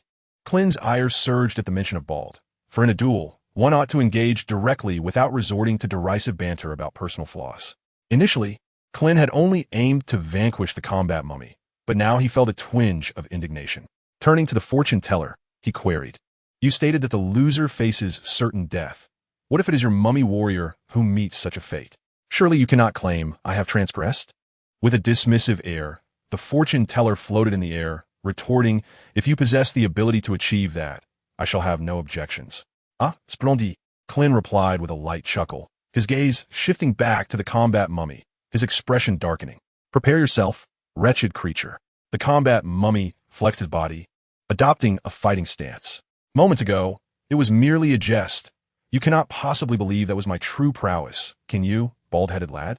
Without further ado, Krillin unleashed his full might, delivering a powerful punch towards the foul mouth of the battle mummy. The mummy crossed its arms to block the blow, only to be sent staggering back 10 meters. Before it could regain its composure, Krillin's assault continued, striking again with a direct fist aimed at its mouth. The mummy had no choice but to defend once more, retreating another 10 meters until, with a resounding crash, its back collided against the devil statue's mouth. Krillin offered no respite, raining down punches one after another. With its back against the statue, the mummy could no longer retreat to absorb the impact and bore the full brunt of Krillin's relentless assault. The sounds of blows echoed continuously, dust swirling into the air until the four onlookers could no longer see the combatants, only hearing the unending rhythm of the strikes. Suddenly, the cacophony ceased, and from the swirling dust emerged a figure leaping back. As they focused, it was Krillin who had jumped out, while the battle mummy lay motionless on the ground. As the dust settled, the spectators beheld the fallen mummy, its arms shattered into fragments, its once white teeth knocked out, sprawled on the ground. Uncertain if it was alive or dead, its chest was caved in, and broken stones from the statue lay upon it, rendering a pitiful sight. The fortune teller's expression darkened as she announced the outcome of the match. You have triumphed, young man. Now summon your next warrior. Let us hope that your forthcoming champion possesses a less foul mouth. Krillin replied with a hint of indifference. I hope you maintain such strong confidence in your next fighter. Lad, step forth, demon warrior. The fortune teller's chilling voice echoed, and from the maw of the devil statue behind Krillin emerged a figure. Turning to behold it, Krillin noted that this demon indeed conformed to the legendary image of its kind. A pair of large, unfeathered wings adorned its back, and two long, thick horns protruded from its head. Its skin was remarkably smooth, resembling a skin-tight leather suit. With a greenish complexion and sharp fangs, a slender, hairless tail trailed behind, ending in a small black heart shape. Upon closer inspection, it bore more resemblance to a succubus, albeit an unattractive male one. The demon warrior scrutinized Krillin before speaking. It has been many years since anyone has reached me here. Typically, I am dealt with by that battle mummy fellow. You're quite impressive, lad. Krillin, exasperated by the demon's resemblance to a succubus, retorted, could you perhaps alter your dialogue a bit? The previous foul-mouthed individual said the same. Is this truly the only line you possess? The demon warrior feigned innocence, but I speak the truth. It has indeed been many years since it was my turn to take the stage. Can I not express the truth? Clint, go on, I'm listening. The demon warrior, rendered speechless by his remarks, fell silent. Observing the lack of conversation between the two, the fortune-telling matron declared the match to commence. No sooner had she spoken than the demon warrior soared into the air, flapping his wings, and began to circle around Clint. Unperturbed, Clint allowed his arms to hang naturally by his sides, closing his eyes in anticipation of the impending attack. The demon warrior continued his aerial maneuvers, hoping to uncover a flaw in Clint's defenses. Yet after 5 minutes of circling, he found nothing. Impatience grew within the fortune-telling matron. Are you merely toying with each other here? I did not hire you for this, she exclaimed. Demon warrior, what are you doing? Why haven't you attacked yet? Under the pressure of her words, the demon warrior, despite failing to find any weakness in Clint, had no choice but to charge forward. As he circled behind Clint, he flapped his wings vigorously and dove down. His clawed hands reached out toward Clint's shoulders, glinting ominously with sharpness that promised to inflict grievous wounds should they connect. However, Clint's 3 months of training in Kalinta were not in vain. Just as the demon warrior's hand were about to make contact, Clint executed a sudden squat, thrusting his head into the demon warrior's abdomen. Chapter 76, Demon Beam. The impact sent the demon warrior flying backward. Clutching his abdomen midair, he flapped his wings and rubbed the tender spot. Curse it! You are indeed a formidable foe, he muttered, uttering a line devoid of substance. He then gestured with his right hand, summoning a trident that resembled a pitchfork into his grasp. Boy, I hope you can evade this. Prepare yourself. With that, the demon warrior flapped his wings vigorously, clutching the trident, and swooped down like an eagle on its prey. He thrust the weapon forward with ferocity. Clint slightly tilted his body, evading the strike, and swiftly raised his right leg, delivering a powerful kick that sent the demon warrior crashing away. It hurts. The trident fell into the depths of a venomous swamp below as the demon warrior hovered in the air, continuously rubbing the area where he had been struck. If only Clint possessed the ability to fly, he would not wait for the demon warrior to attack. He would ascend and strike back. Alas, he did not have such skills. If he jumped into the fray, his movements would be hindered, turning him into an easy target for the adversary to assault at will. Moreover, the demon warrior, soaring above, could mitigate much of the impact. Had it not been for Clint's merciless strikes, he would have likely been incapacitated by now. After a moment of nursing his injuries in the air, a glint of malice began to surface in the demon warrior's eyes. If that is the case, I shall unleash my ultimate technique, Demon Beam. The demon warrior aligned his index and middle fingers together, forming a sword-like gesture, and pressed them against his temple. With widened eyes, he pointed decisively at Clint. Clint stood his ground, vigilance at its peak, awaiting the adversary's move while contemplating his escape. However, when the time came, he found that nothing had emerged from the foe's finger. Clint, the demon warrior, observing Clint's stillness, erupted into raucous laughter. Just wait. Once you are struck by my demon ray, your malevolent essence will expand and lead to your demise. Ha ha ha. The fortune teller floated in the air, her gaze tinged with concern, though she refrained from voicing her thoughts. After hearing the demon warrior's taunts, Clint closed his eyes, meticulously sensing for any shifts within his being. Yet, after an extended moment of introspection, he discerned no alterations. Upon opening his eyes, he beheld the demon warrior flapping his wings in the air. A flicker of confusion crossing his features. Impossible. Could my demon ray have failed? That cannot be. How could a bald-headed fool like you render my demon ray ineffective? The demon warrior, in a state of agitation, shouted from above, oblivious to the change in Clint's demeanor below. At this moment, Klin's eyes glowed a fierce crimson. As if they might bleed, his fists clenched tightly, his chest heaving, and breaths coming in ragged gasps. Through gritted teeth, he addressed the airborne demon warrior with deliberate clarity. "What did you say?" The demon warrior, taken aback by Klin's transformation, quickly regained his composure. Yes, that's it. Just like that. Ha ha ha. I thought my demon ray had indeed faltered. Beside them, Lan Shi and Chi-Chi anxiously paced, their worry for Klin palpable. But they found themselves powerless to assist him. The demon warrior, undeterred by the impending doom, swooped down to confront Klin directly, landing before him. Leaning in, he inquired, "Are you feeling your body swell with unbearable pain?" "That's right. You are on the brink of exploding due to the inflation of your wicked thoughts, bald-headed boy." Struggling to suppress his fury, Klin, upon hearing the term bald-headed, felt a mental tether snap within him. A chilling, sinister laughter escaped his lips as the demon warrior continued to cackle. With a swift motion, Klin seized the demon warrior by the throat. "How can you still move?" The demon warrior gasped, his claws digging into Klin's arm in a desperate attempt to break free. Yet, Klin's right arm was as unyielding as cast iron, resisting all efforts to escape. Lifting his left hand, Klin obscured his lowered face, the cold laughter continuing to emanate from him. With a surge of strength, he slammed the demon warrior to the ground, flipping him onto his back. "What do you intend to do? Why can you still move?" "Why?" Ignoring the demon warrior's bewilderment, Klin pinned the creature's wings and arms beneath his feet, grasping one of its horns with both hands and wrenching it with force. A sharp crack echoed as the horn broke off. No, please, no." The resonant cries of the demon warrior echoed in the air, but alas, Klin was utterly oblivious to them. He set aside the broken horn in his hand and grasped the other horn with both hands. With a sharp crack, the remaining horn was wrenched off. Klin held the two severed horns, one in each hand, the sharp ends pointed downward, and forcefully thrust them into the demon warrior's pelvis, embedding them into the ground. A piercing scream erupted, and the demon warrior trembled weakly. Dark green blood began to flow slowly from its body.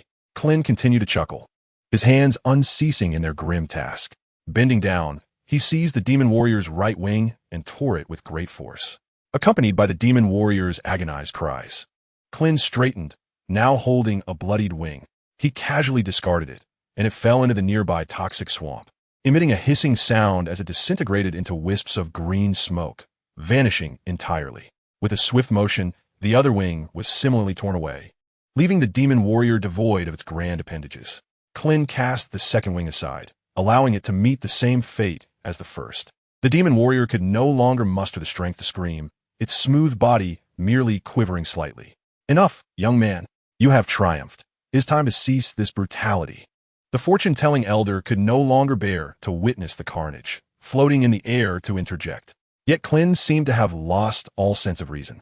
Ignoring her words entirely, as he prepared to grasp the demon warrior's tail, the elder grew frantic, feeling utterly powerless. Turning, she spotted Lan Shi, Chi-Chi, and Wukong in the viewing area and exclaimed in exasperation, "Do not just stand there. This young man has lost his sanity. If we do not calm him down, he will succumb to madness, becoming a creature driven solely by the thirst for blood." Wukong blinked in confusion, his large eyes wide with innocence, unable to comprehend the situation. To him, it was merely a brutal treatment of food. Indeed, in Wukong's eyes, the demon warrior, with its grotesque form, resembled food, and he remained blissfully unaware of the gravity of the events unfolding. Meanwhile, Chi-Chi, observing the ruffian Lan Shi nearby, had a sudden flash of inspiration. She took a handful of her hair and shoved it into Lan Shi's nose, jostling a couple of times. Lan Shi swatted away Chi-Chi's hand, exclaiming irritably, "What are you doing?" Suddenly, her hair color transformed from blonde to blue. Lan Shi, with a dazed expression, looked at Chi-Chi and curiously asked, "Chi-Chi, where are we? This place seems rather terrifying." The anguished cries of the demon warrior pierced the air once more, prompting Lan Shi to turn and see Klin tugging at the demon warrior's tail. Klin appeared to be somewhat perplexed. Gazing at the tail he could not seem to pull away, wondering why it was so resilient. Chi-Chi tugged at Lan Shi, speaking urgently. "Sister Lan Shi, Klin has lost his sanity. Only you can awaken him now, or he will transform into a monstrous being consumed by violence." "Huh? Why is that?" Lan Shi, bewildered by the unfolding events, began to feel anxious as well. "Oh dear, there's no time to explain, Sister Lan Shi. You must hurry and wake him up." Chi-Chi paced restlessly. "What should I do?" Lan Shi fretted. "Wukong, Take Sister Lanchi and jump over. Let her awaken Klin while you stand guard beside her. If Klin still does not awaken and threatens her, you must protect her, understood? Chi-Chi, in her flustered state, made her arrangements. Hurry, or we'll be too late. All right, Wukong replied, still somewhat bewildered. However, his greatest virtue was his obedience. Grasping Lanchi's hand, he leaped with all his might to Klin's side. Klin seemed oblivious to their presence, fixated on the tail in his grasp. Seeing Klin's bloodshot eyes, Lanchi's heart ached with compassion. She stepped forward, grasping Klin's left hand. Suddenly, Klin lifted his head, fixing his gaze on Lanchi, and his right fist swung towards her. This is bad. Wukong realized the danger and rushed forward to intercept Klin's punch. Yet, Lanchi stood her ground, not flinching or even blinking, her eyes filled with concern for Klin. Klin's fist halted just a centimeter from Lanchi's face as he looked at her with confusion, seemingly questioning why she did not evade. Wukong's hand remained suspended in midair, not advancing further. Lanchi leaned in and gently brushed her cheek against Klin's fist before stepping closer to embrace him. Klin's hands remained motionless, but a flicker of bewilderment crossed his crimson eyes. Lanchi tilted her head up, cradling Klin's face with both hands, gently urging him downward, and he complied, bowing his head. Their lips met, and Lanchi closed her eyes, lost in the kiss. Gradually, the crimson hue in Klin's eyes began to fade, and he wrapped his arms around Lanchi. After a moment, they parted. The red in Klin's eyes had completely vanished. He looked down at Lanchi, then glanced at the demon warrior beneath them. Klin sighed, realizing he had succumbed to the trap. The hovering fortune teller, relieved to see Klin back to normal, exhaled deeply. She had feared he might unwittingly eliminate her in his frenzied state. Kid, you've won. Hurry and leave. You're no longer fit to continue this match in your current state. The fortune teller urged Klin to descend from the stage promptly. Klin assessed his physical condition and found no notable differences. However, he was still haunted by the earlier loss of control, and until he discovered its cause, he felt hesitant to engage in battle. He leaped to a nearby wall niche, cradling Lanchi, and consumed a magical bean, regardless of its efficacy for the time being. Wukong, the next match is yours, Klin declared to Wukong, who stood upon the demon statue's tongue. All right, leave it to me, Wukong replied with unwavering confidence. Having watched Klin fight 4 consecutive matches, he was eager to join the fray, yet he refrained from insisting Klin relinquish his turn. Now, the circumstances aligned perfectly with his desires. Wukong began to shadowbox and stretch, warming up in place, while the fortune teller chuckled ominously. Oh ha, ho ho ho. You have defeated my 4 warriors consecutively. This is indeed a rare occurrence. However, your journey ends here with my 5th warrior, a true martial arts master. It is finally your turn. Step forth. She bellowed at the demon statue. Coming, coming, an aged voice responded as a man adorned with a cat-faced mask emerged. The mask did not completely conceal his face, revealing some white whiskers. A peculiar circular ring floated above his head, unsupported by any visible means. The man stepped out of the demon statue's mouth and greeted Wukong with a wave, as if they were merely acquaintances. Huh? You're here, Wukong responded, hastily returning the greeting. After exchanging pleasantries, the man turned to the fortune teller, saying, Madam, I have a request. I wish to engage in an unrestricted match with this young contestant. May we relocate the arena to the outer stage? I implore you. Oh, easy. Of course, that can be arranged. Go ahead and unleash your full potential. Ha ha ha ha. Klin frowned at the cackling fortune teller, feeling increasingly irritated. What an absurdity. Why must she speak with such an eerie laugh, so unpleasant to the ears?